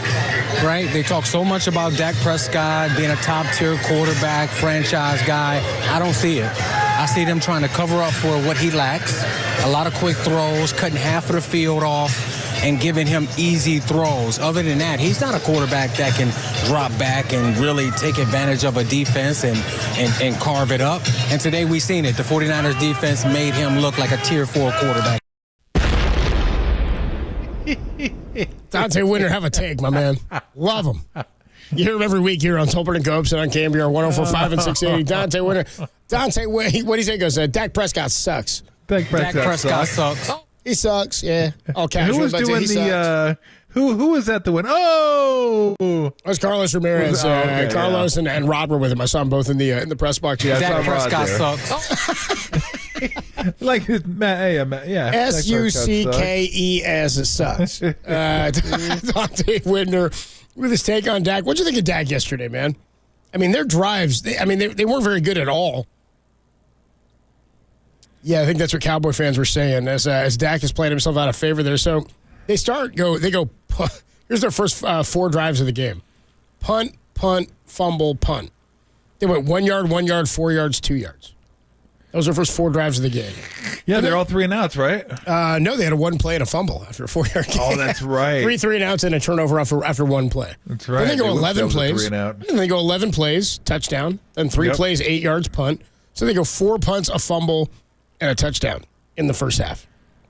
And by the way, 2 plays and a negative 1 yards to end the half. They tried to throw it deep a couple of times. Then they come back out and they go field goal. And after the field goal, 6 play, 39 yards. Then they go 3 plays, pick, 2 plays, interception, 3 plays, pick. So 3 straight drives and an interception and then a punt for their final drive after a 6-play, 11-yard gain. I mean, Dak, I give credit to the 49er defense, but Dak hasn't done anything this year sans protecting the football. I mean, he has not been a guy who's turning the ball over at all. That's kind of been his calling card this year, is that they've been putting up points. He's been protecting the ball kind of in the way Brock Purdy has. They just haven't been scoring at the same rate because they don't have the same offense or offensive weapons, but I look at him play, and there's certain guys you look at and you go, I can't see that guy making his team better or doing enough to protect the ball from allowing his team to give other opportunities to the opposition, which is something that you were the one who kind of called this out last year with Brock. Maybe that's a trait that is as important as a guy who can go out and win you a game himself. I don't think there's any doubt about it. And I mean, you look at what Brock does, right? And then again, I think he has a better scheme. He has better weapons. No doubt. Let's be fair. I don't know what Dak Prescott would look like in this system, but we can't do that. You know, it's the old question: what could Marino win in a 49er uniform with Bill Walsh? I don't know. Okay, we're never going to find out. So, should you even talk about it? Probably not. So it is what it is. You have what you have, and I just think Dak Prescott is Tier 4. I don't know if he's Tier 4. I don't even know what Tier. Sucks. I don't even know what Tier 4 is. I didn't know that man said Mike Sanders QB tiers. Is that where we're going? Yeah, Dak Prescott sucks. But what is a tier? Is it like top 5? Is it top 7? I don't know what tier is. Like Tier 4, where does that even? I'm guessing it's 4 or 5 if it's Dante saying he sucks and he's Tier 4. I'm thinking he's probably near the bottom. Is what Dante thinks. Golly, Dante's harsh. Dante is a harsh critic. Yeah, I think he's better than that. I do too. But I don't think he's like a top 10, top 12 guy. I think he's okay. He's okay. He definitely can win you games. There's no doubt about it. And again, I think this team's a playoff team. Like, I think they're a solid team. There's just nothing that's special offensively about this team. I think they're special defensively. They were more special when Diggs was healthy, of course. But they can get after you defensively. But if they don't, I don't know if the offense is going to be able to keep up with teams that can get you 28, 30. That's going to be awfully tough for them to do that, because it doesn't seem like a very even against the Giants when they scored 40, That was defense and special teams. Yes, it was. Offense didn't do anything that night. It wasn't like they were kicking their ass. Kind of my point all last week. I just didn't think this offense had the firepower. I don't think Dak's that guy. I don't think I don't know that Purdy's the guy who's going to go get you 40 by himself. It's like when the Pats were doing that in 2007. Yeah, they were putting up big numbers, but Brady's throwing it deep. They had a bunch of weapons that were helping them do so in Gronk and in Randy Moss. They had guys who could get out and do it. The Niners have a bunch of those, and it's not that Brock is throwing the ball way downfield for long touchdowns. It's that he's not turning it over. If Dak were in this offense, would he be better? Absolutely. If Dak had these weapons around him, no question. He would be better. Would he operate at the level and the clarity and the cleanliness that Brock does? That remains to be seen, because we saw him yesterday sort of get a hair up his nose. Let's hear what Micah Parsons had to say, because this is the quote I was talking about earlier where he says, Niners aren't better than us. We beat ourselves. Here's Micah Parsons. I just feel like there was nothing that they did besides us beating ourselves. I don't think they really are higher level than us. I think we're the same caliber playoff team, if not the same talent standard as them. I just feel like we need to really reconsider some things, get together, and fix some things. I feel like it was a few plays away. The score don't really shape what really happened out there. What? I mean, look, that's fine. He's a player for the Cowboys. You're going to back your team. It wouldn't surprise me the Niners said something like that if they got beat. I mean, you're a player. One, you're embarrassed you got your ass beat like that. You don't want to give them any more confidence saying, yeah, they're way better than us. So you say, yeah, we're right there. And that's the one thing about football. They always say this in football. It was us, not them. If we got to clean up some stuff, we got to maybe we didn't hit the right run fits, or one guy. I hear this all the time in football. Well, it's just one guy. Well, who cares? I don't care if it's one guy, it's two guys, or four guys. It's still the same result. Man. Yeah, I don't care that it was one guy that messed up. Fix it. So what he says, I totally get, and then I think players kind of have that feeling. But he can say what he wants, and again, I would expect it. That's just not the case. We all saw it. We all saw it with our own eyes. We all saw the separation. We all saw the utter destruction of that Cowboy team. That was not close. The utter destruction. I like that. Yeah, at all. And it wasn't like a lot of goofy stuff happened, where you looked at it and said, maybe if that thing were different, or that call was different by a ref, or that bounce was different, or they kind of got lucky in that situation. Nope. This was it was simple. It was just a much better team, as I said earlier on, higher weight class. Cowboys were fighting up, and they got put back down in their place. There was nothing fluky about this game whatsoever. After watching that game, I would say if they played 10 times, the Niners win 9 of them. And it might take something a little goofy for the Cowboys to win. Like, this is not a 5-5 split right now. Like, I don't look at this and go, oh, this is close. If they played 5 in Dallas, 5 here, it'd go 5 and 5. No, what that game said last night was not a chance. Teams aren't close. Like, there's a lot that would need to be fixed for the Cowboys to compete with the 49ers. There is no doubt. Even if they were healthy, I think that. It's right now, it's not close. So, again, he's on the team, so I get what he's saying, but it's just anybody that watched the game knows that that's just not the case. I'm trying to find, I guess Derek just told me Dante Whitner had tweeted out the definition of what he means by sucks. Okay. Oh, no, dude, he didn't tweet out the definition of what he means by sucks. Dude, no. It's a tweet that just says, it's a screenshot of, like, he Googled suck. And then he just screenshotted the definition. So it's like the Webster's third person presents sucks.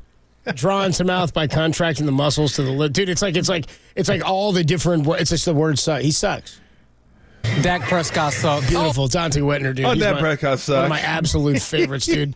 Nailed it. Sucked last night. 42-10 was the final. Brent Jones knows a little bit about beating the Dallas Cowboys. He'll join us when we come on back to talk about this beatdown. Niners are far and away the best team in the NFL. They're in a different class from the Dallas Cowboys. I'm not going to ride with Micah Parsons. I hear what he's saying, but I think the Niners are far, far better after what we saw last night. Brent Jones next. Matt Mayoko at 4:50, only here on the Sports Leader.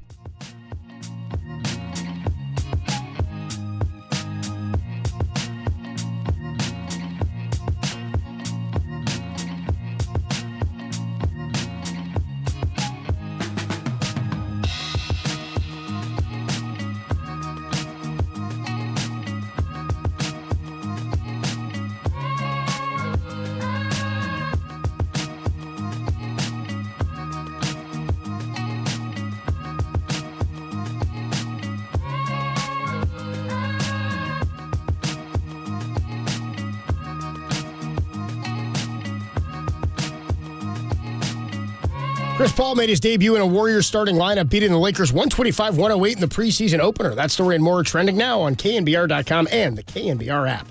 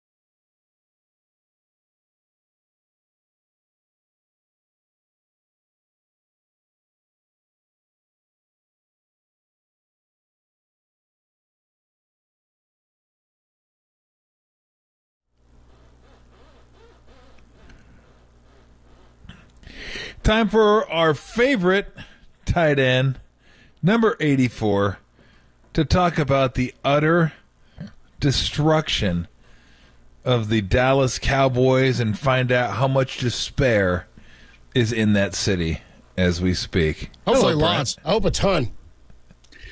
Big D stands for despair, baby. There you go. It is.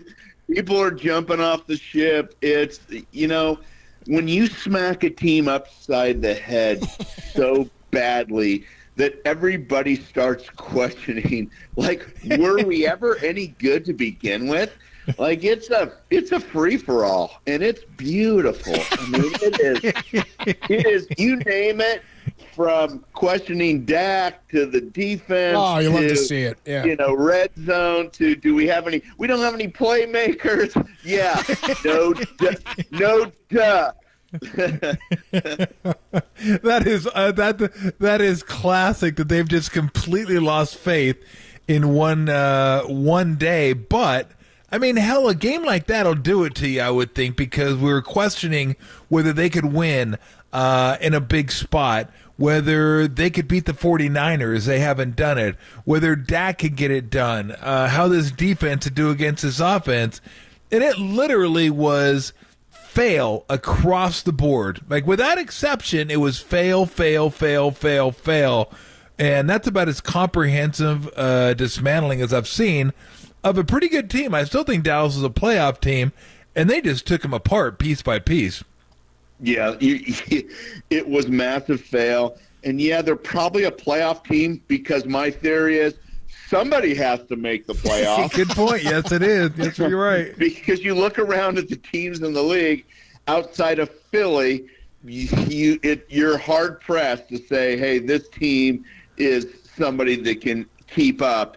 And I don't think in the NFC there is a team. And I'm questioning the AFC as well. We can talk about that down the line. But no, it was everything they were afraid of and more. And the beauty is, I mean, to really add insult to injury, because that's what we like to do here on KNBR, it was all done. It was done in 3 quarters.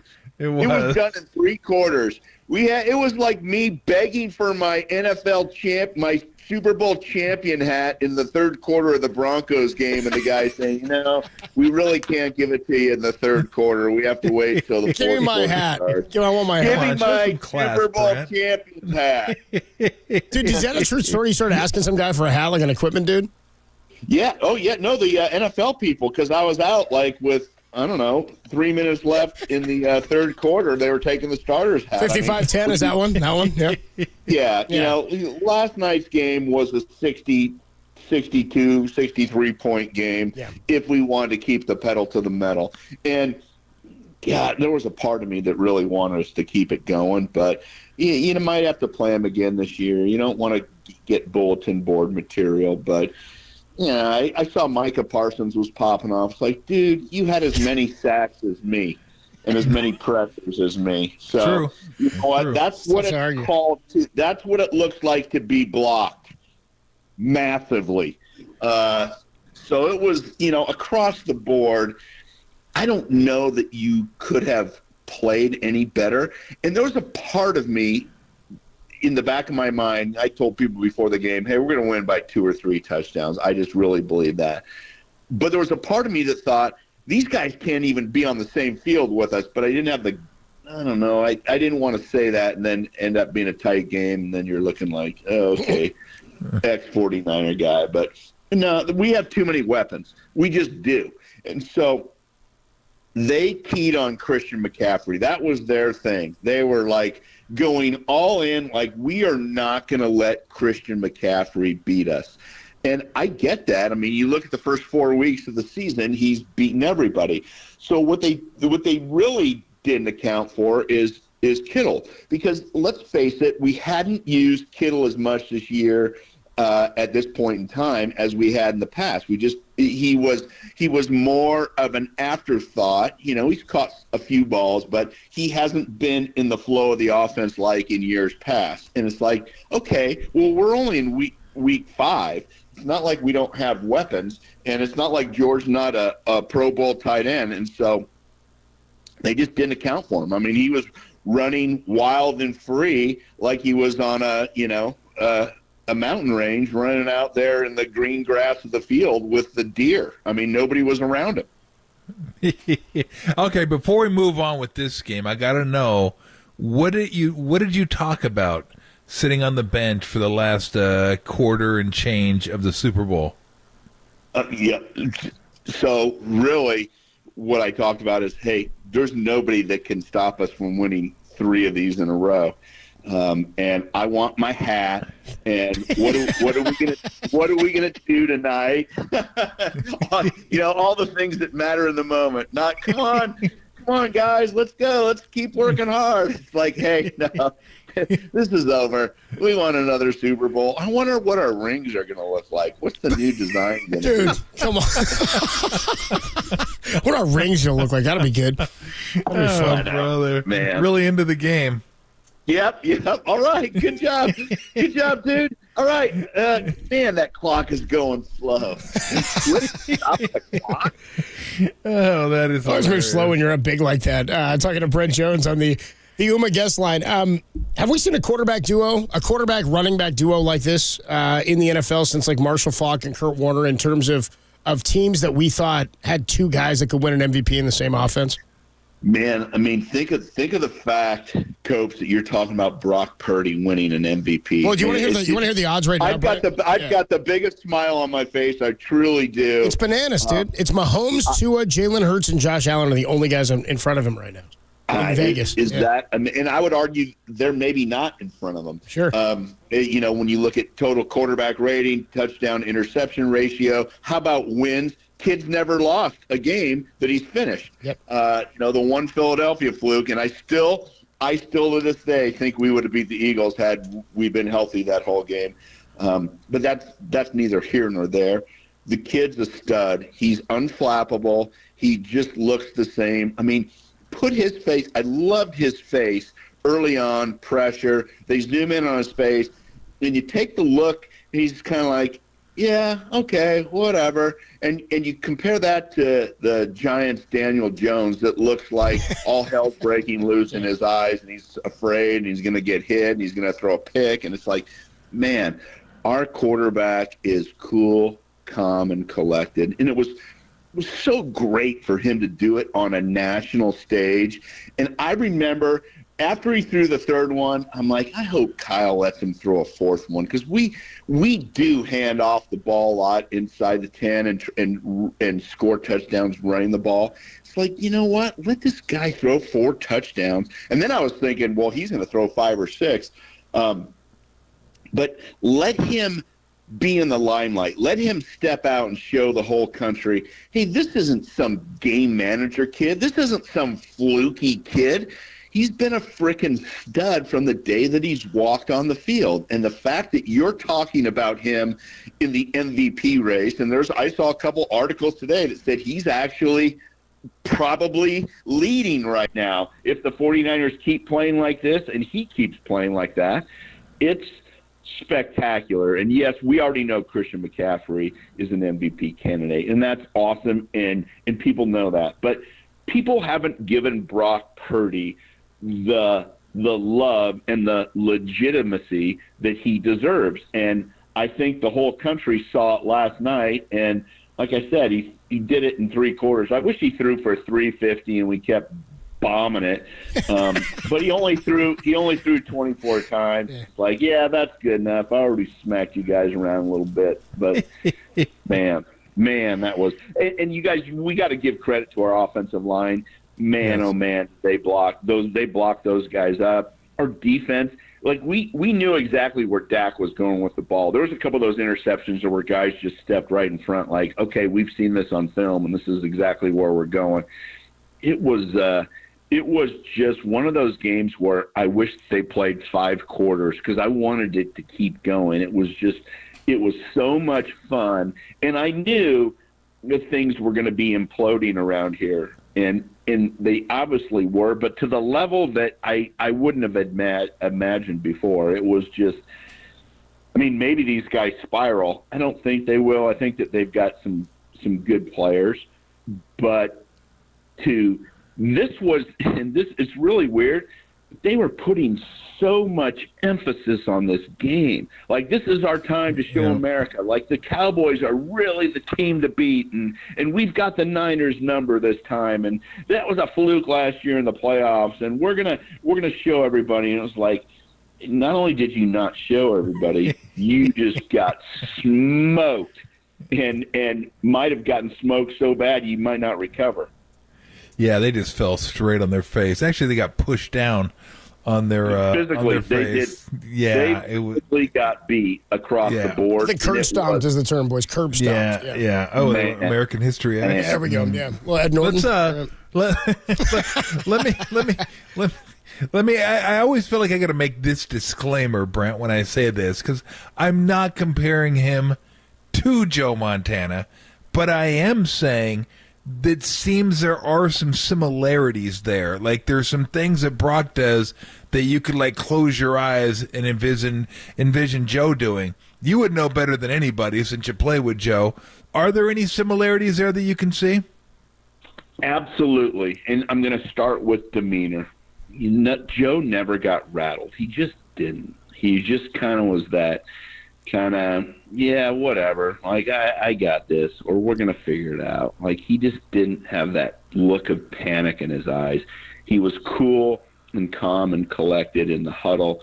Every time I hear Purdy talk, I think, golly sakes, like his blood pressure, he must be so low. Like, his pulse, he's just, you know, super cool, super calm, doesn't get riled up. And so that's a huge part when things are going crazy and you have blitzes and guys coming from places that you don't see. He just doesn't get rattled and make a bad decision. That is probably number one. Number two is, I think Joe never got enough credit. Early in his career, I don't want to say he was a scrambler, but he would run for first downs. Purdy is very elusive and very aware of where the rush is coming from. You see so many quarterbacks unaware all the time, all weekend long, for most teams about where the rush is coming from. He steps up, he sidesteps, he gets out of the pocket. He threw those 4 touchdowns out of the pocket yesterday, which is a record, I guess. I never knew that. 4 touchdowns out of the pocket. Which I don't even know they keep track of those things. Yeah, I don't know. But that was Joe. He knew where the pass rush was coming from. He could sidestep, step up, step back. He just wasn't going to take a sack. He wasn't going to be running, for 100 yards. Yeah. But he wasn't going to get sacked all the time too, and those end up being completions. Well, yesterday they ended up being 4 different touchdowns. And so the ability to know where the rush is coming from and where your open space is so you can have an opportunity to release the ball, that is huge.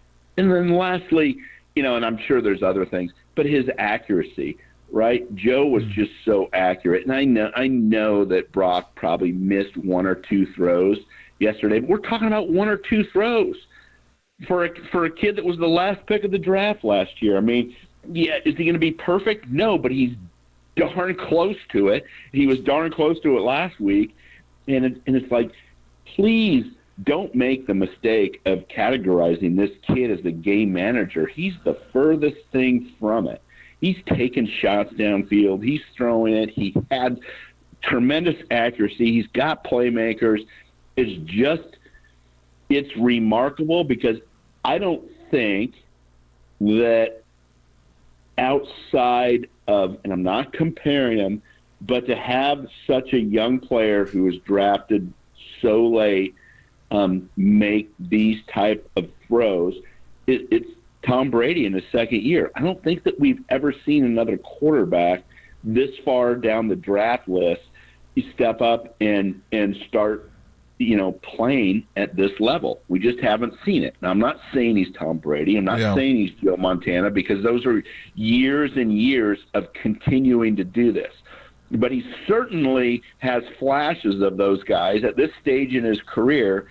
I mean, it's awesome to watch, and it's for a team like ours. It's looked for that quarterback, the quarterback, for years and years and years, and the most unlikely kid out of the most unlikely spot rises up and is that quarterback for us.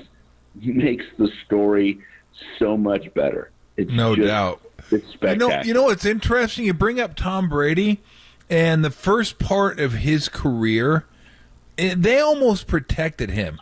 Like, it wasn't about him. It was about the running game and the defense. And then eventually it became about the offense and throwing the ball and moving the ball down the field and just kind of being the offense caught up to the defense as its equal. But early on in his career, it's amazing to me that we're not even talking a full season of Brock Purdy yet Kyle has so much trust in him. Like, the restrictor plates are off. He's not trying to protect him at all in any parts of the game. I've made the point to Kyle before that he trusts him more than he's ever trusted any quarterback that he's had. And he said, yeah, he's earned it. Like, there were parts you could tell they were protecting Jimmy a little bit, like, we don't know what he's going to do here. So not this guy. This guy, it's like, if we got to go pedal to the metal, we'll go pedal to the metal. We're good to go. And at such a young age, being where he was drafted to earn that type level of respect from his coach, who's can be tough on quarterbacks, that's pretty impressive. Tom, you bring up two great points. First, I might have told you this before, but I did Tom Brady's first game when I was broadcasting, and I did 6 Patriot games that year because I was middle of the road crew, and they probably figured, the Patriots are going to suck because Bledsoe got hurt. And so I went to do Tom's first game, and he was so excited because he got to meet me, and my broadcast crew was like, this guy must be horrible because he loves you. He grew up a 49er fan. He's all excited. And I'm like, yeah, you guys are probably right. But what a good kid. And he knew the whole offense, and I was grinding him on stuff. And he's like, no, the whole offense is in.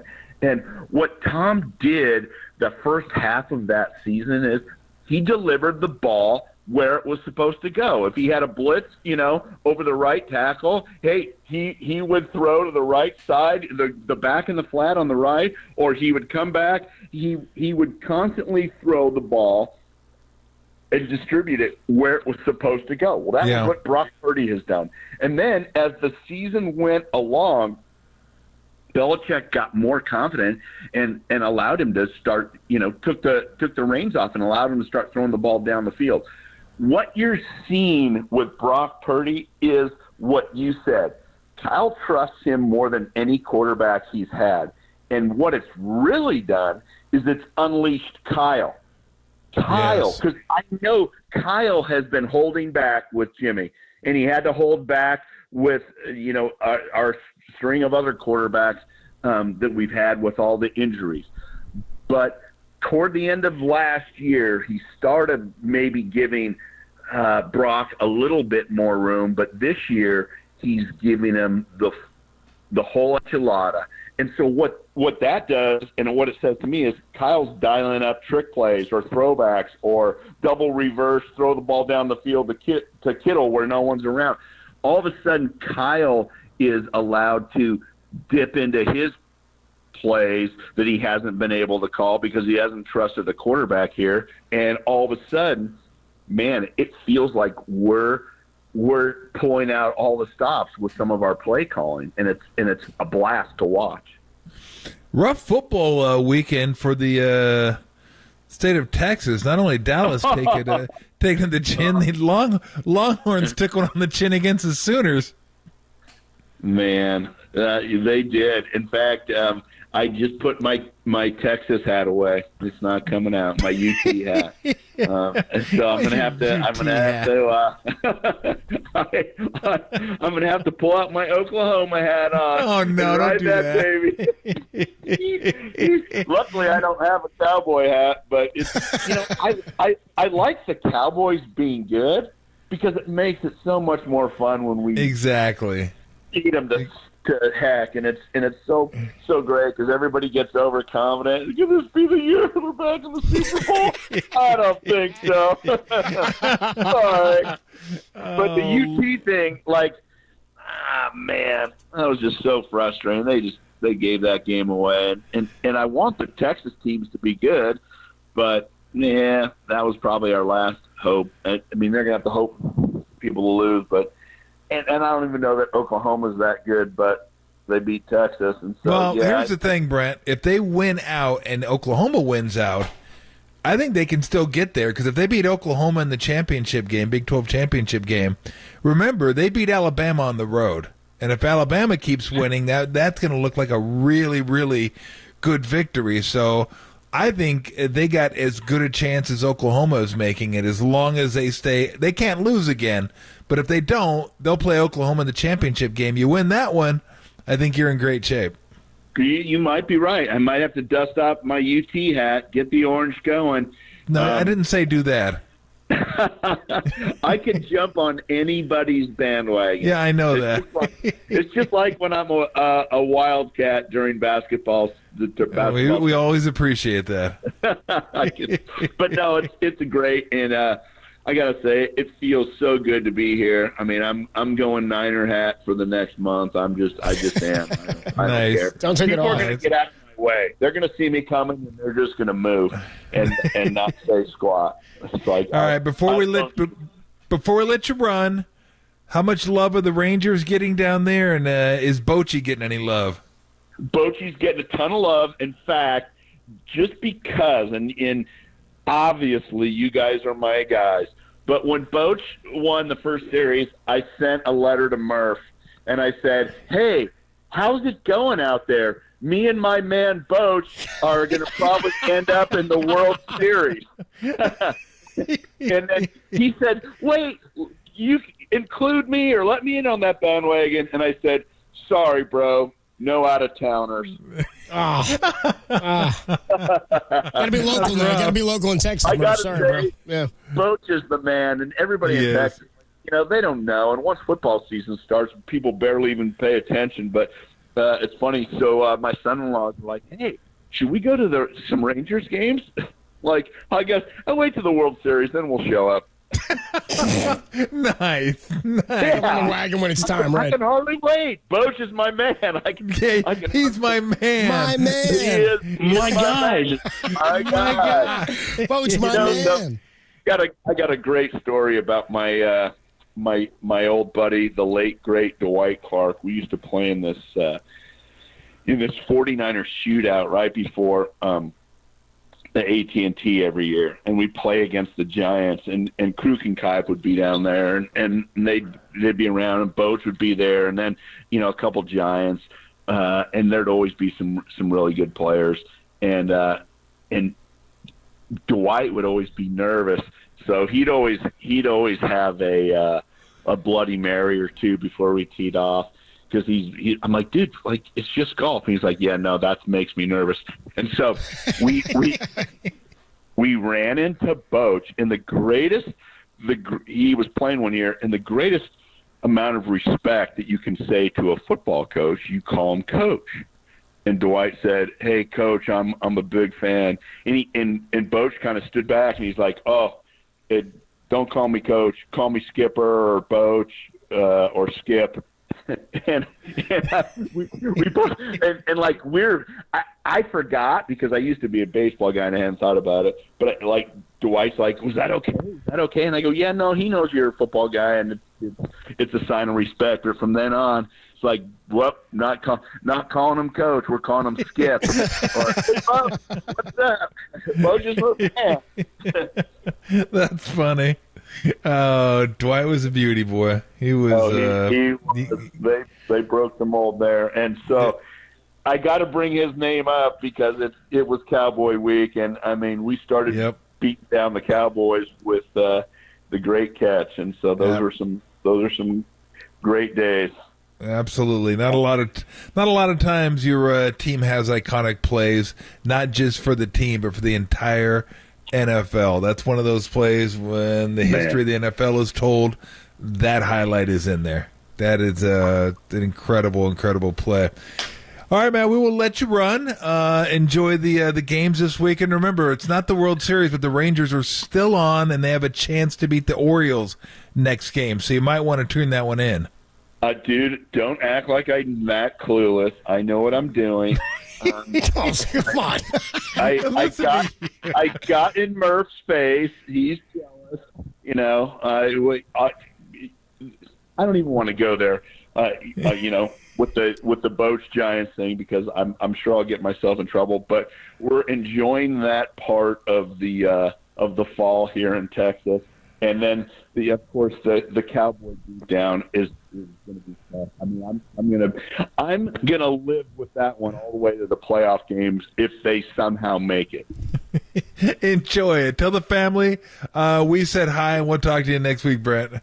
All right, boys. See you, Brett. All right, see you, Brett. Great stuff. The great Brett Jones. We do it each and every week throughout the NFL season, and nobody happier than Brett when the Niners hammer the Cowboys. The Cowboys, I don't think will show up here, but we will pick this week's Munson when we come on back. What's a Munson? It's a term of speech. It's a saying. It's something where you get the world in your hand, the palm of your hand, and you just blow it, dude. A real Munson. We'll pick our Munson of the week coming up next, only here on the Sports Leader.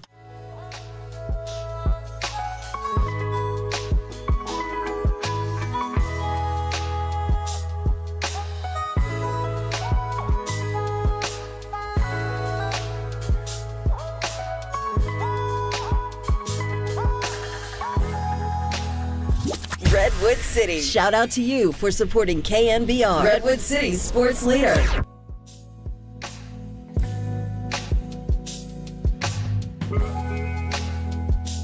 And the 49ers moved to 5-0 in their most impressive win by far, a 42-10 drumming of the Dallas Cowboys. That story and more are trending now on KNBR.com and the KNBR app.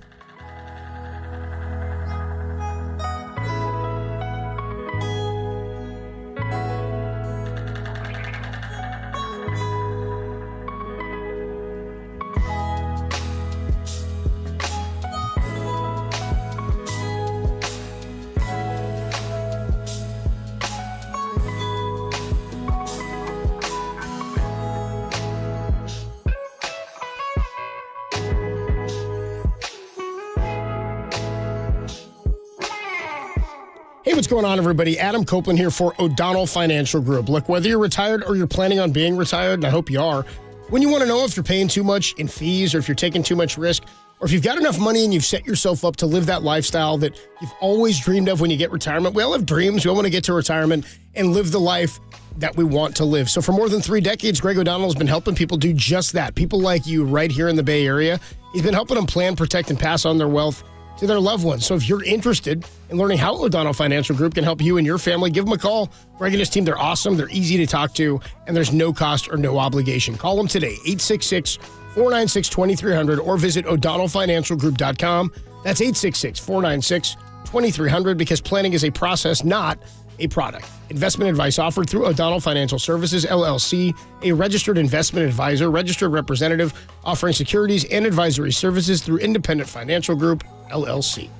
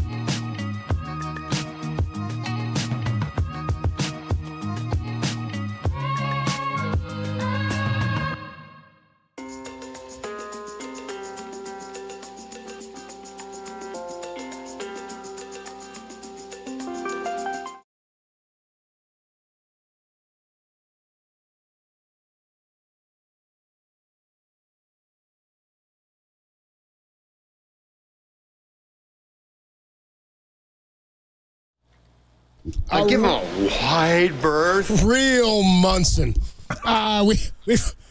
So last week's Munson, Kurt Schilling, deservedly so. I don't want to act like all Munsons are going to fall in that same category because that would be inappropriate.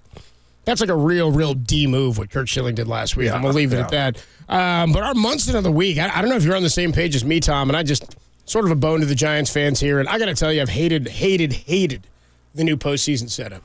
Hate it. It's not so set up, dumb. Not set up to benefit any of these guys. I mean, the Braves right now are losing. How is that good for them to have like a week off before Strider pitches another? Then they get a day off in between. They play one, then a day off, then it's terrible. This is a How is horrible it good system. for the higher seeds? How is that good for baseball? It's terrible, and this is what I've been saying for months. You cannot act like a week off in baseball is the same as a week off in football. There's no rest and rust. It's just rust in baseball. That's how it works. A team like Bochy and the Texas Rangers, hell, they may be benefiting by coughing the division on the final day of the season, right? I know. Being able to stay a little bit hot here. But that's going to bring us to today's Munson. And where better place to go than to Chavez Ravine in Dodger Stadium. That's a sound of Clayton Kershaw dribbling and coughing and choking all over the mound. Clayton Kershaw, dude, yet again. He set a playoff record. He becomes the first pitcher in playoff history to allow 5 or more runs on 5 or more hits before he recorded an out. Tough deal. Those things were smashed. That's an 84 win. That's an 84 win team out there, dude. The worst part is after the game when they talked to Dave Roberts, he was like, "Oh no, it's okay. We bounce back. It's tough for him. Blah blah blah. We trust him. He'll start Game 4." I was like, "Oh, there's a Game 4, is there?" Exactly. Oh, Dodgers. That's interesting. Is there a Game 4 now? It is a bummer for him. I mean, dude, when the story of Clayton Kershaw is told, this is just part of it that will always have to be part of the legacy. I mean, the same as Madison Bumgarner, when you tell his story and you talk about his career, it will always start and end with how great of a World Series and postseason pitcher he was. That's not the end-all, be-all for Kershaw, but the worst part is that is always going to be a footnote. He's pitched now too many playoff games.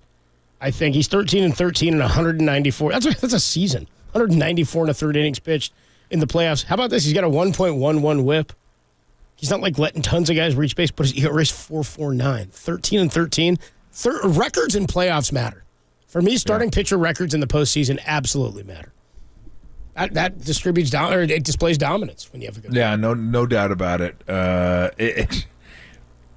I know when I knew this had a possibility of being the month. I'm like, damn, because I like Kershaw a lot. Like he's a guy I think you want on your team. Like him even more now. Yeah, but. You are a true Giant fan. Come on, through and through. No, you are. It is what it is, though. I loved him. I do like him. I do like him as a pitcher, yeah. He's a lot of fun to watch. He was brutal. They just mauled him. And it was early, often, hard. It's just like, oh, my gosh, this is ugly. And, yeah, but I totally agree with you. I don't know what they can do about the playoff format. This sucks. You don't give the higher seeds any advantage whatsoever. And I don't know that you can go back to a one-game format. Like, I would like to see him go back to, like, a one-game format and then a 7-game series. Like, why is this series are we playing best of 5? games? Yeah. If you're going to give the time off, you should play best of 7. Exactly. Yeah. Why are we getting a best of 5 here? So you're giving the team that's rolling a chance to win one at home. The first game. I mean, the first game of the playoffs, aside from the fact that I think, who was it? Houston scored 6. I think they scored 2 runs between them. Or no, 4, because the Dodgers scored too late. But they scored 4 runs in 3 games. That's it. Orioles had 2, Dodgers had 2.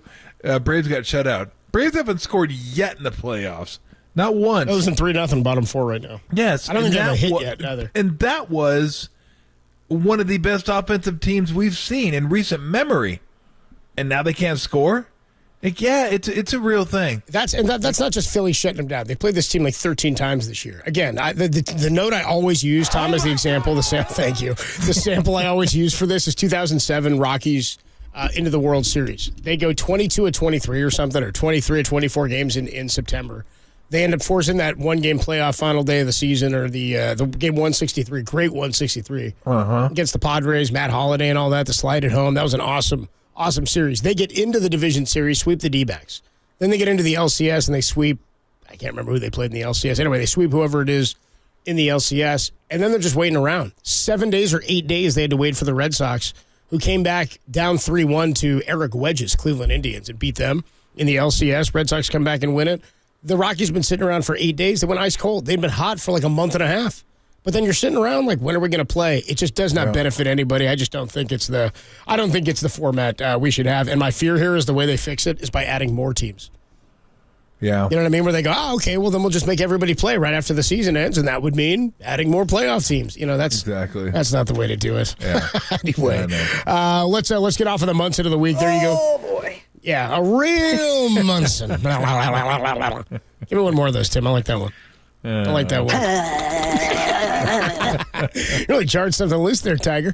When we come on back here, the 49ers are getting the most out of a dying breed. We talked about the running back situation. The defensive side of things is the linebacker spot. We were talking, Luke Kuechly, 2015, last guy to win a Defensive Player of the Year from linebacker spot. Fred Warner last night did something that no linebacker, no 49er has done since Navarro Bowman back in 2013, and he believes he deserves a little bit of Defensive Player of the Year consideration. We will talk a little bit about that when we come on back. McCaffrey and Fred Warner, the best of a dying breed. The Niners are getting the most out of them. That's up next, only here on the Sports Leader. You really jarred something loose, Tiger.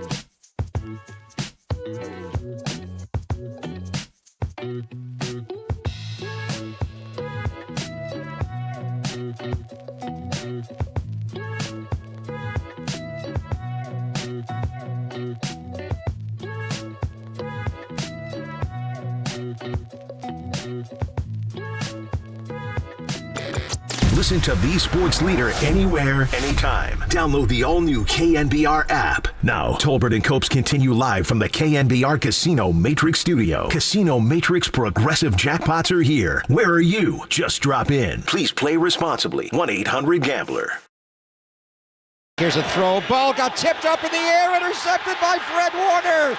Running back the other way. Warner 25, dropped on the Dallas 26-yard line. If they put me in that conversation, great. You know, to me, I know what I have to contribute to this team.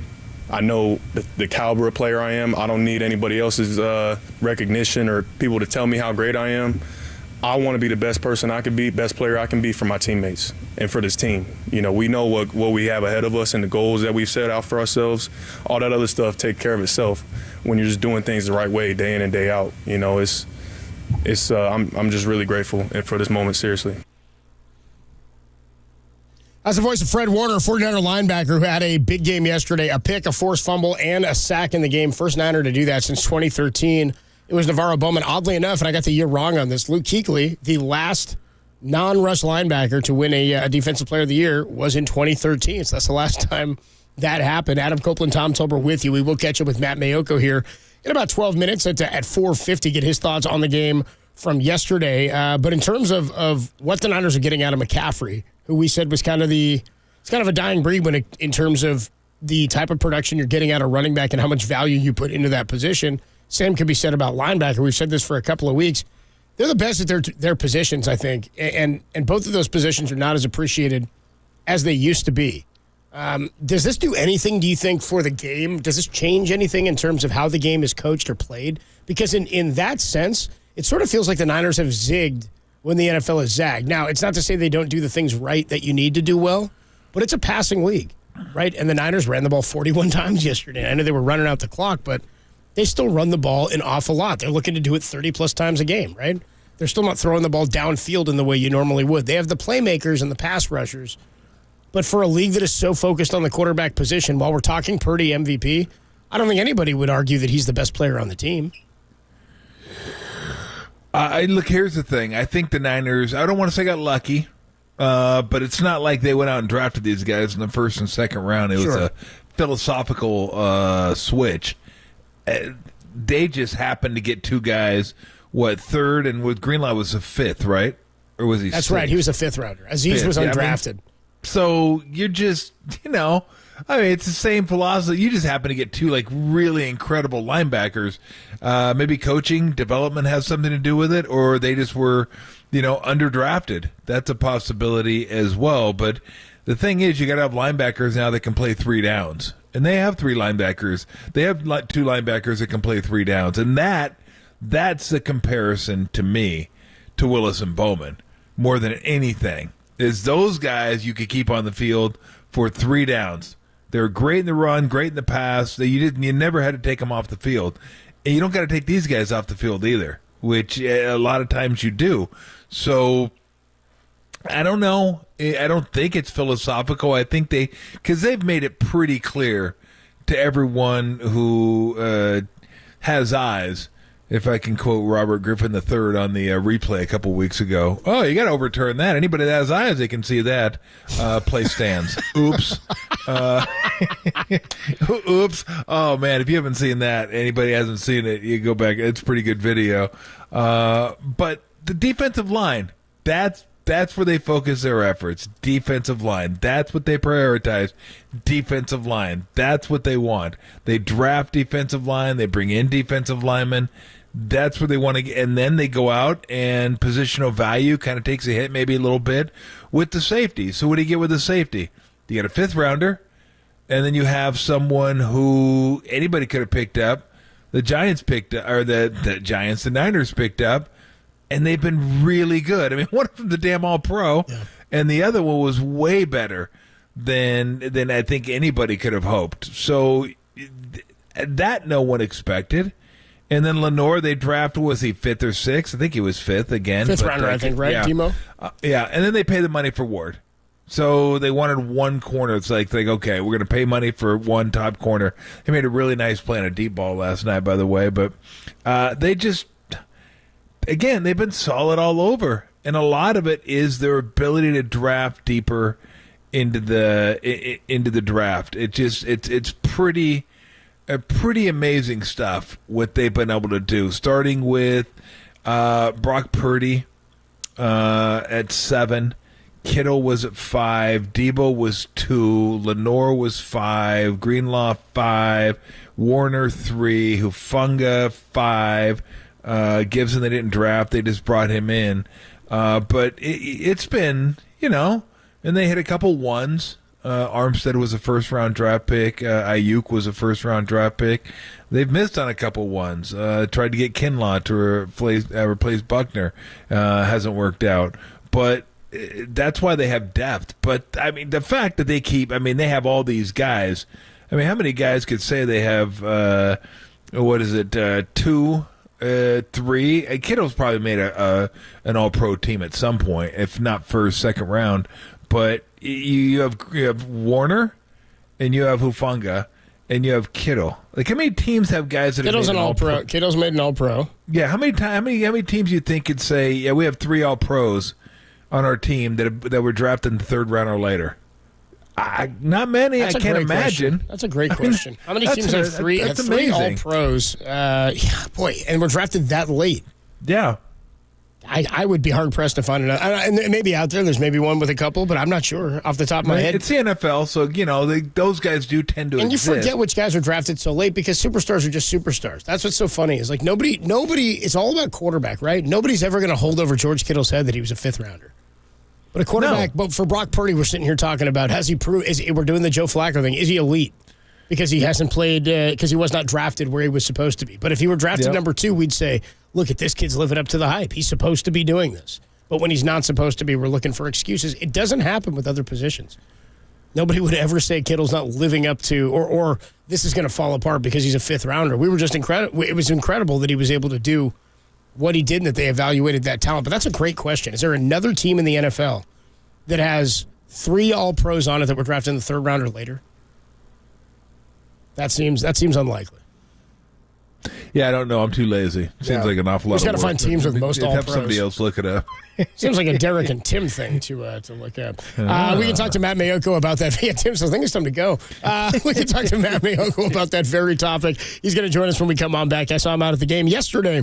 Niners 42-10 over the Dallas Cowboys. They're the best team in football, and as I keep saying, it's not even close. Matt Mayoko joins us next. And a great question Tom just asked, is there another team out there that has 3 all-pros or more that were drafted in the 3rd round or later? We'll ask Mayoko about that next on the Sports Leader.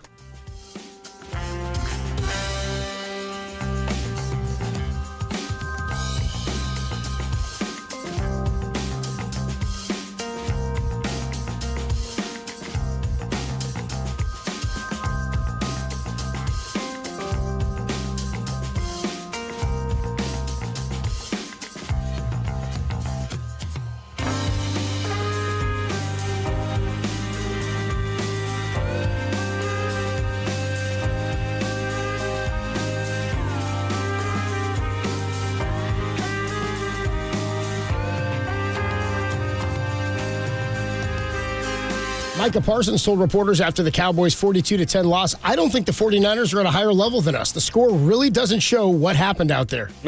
Okay, Micah. Story and word trending now on KNBR.com and the KNBR app.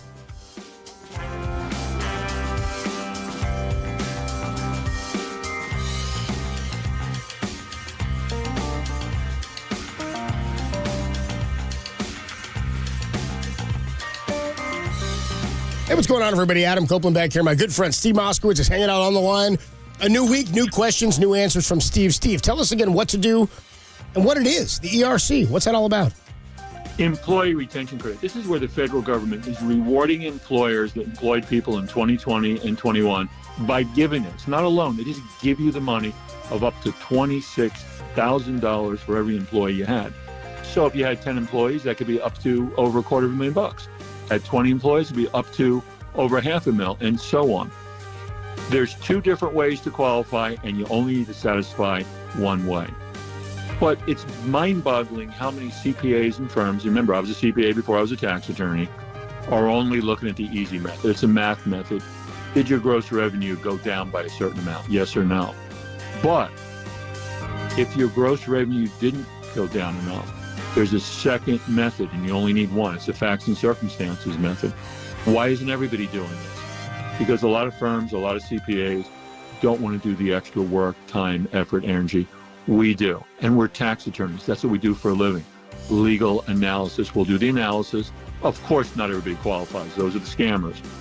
But if you do qualify, and a lot of people who did not have that drop in gross revenue do qualify into the facts and circumstances method, a lot of clients that we have, it makes them hundreds of thousands of dollars, a few even millions. Bottom line is, even if you were turned down by somebody else, call us for a second opinion, just like you would with a medical doctor. Let Steve Moskowitz take care of it for you. Get that second opinion, 1-888-TAX-DEALER. Find him at moskowitzllp.com.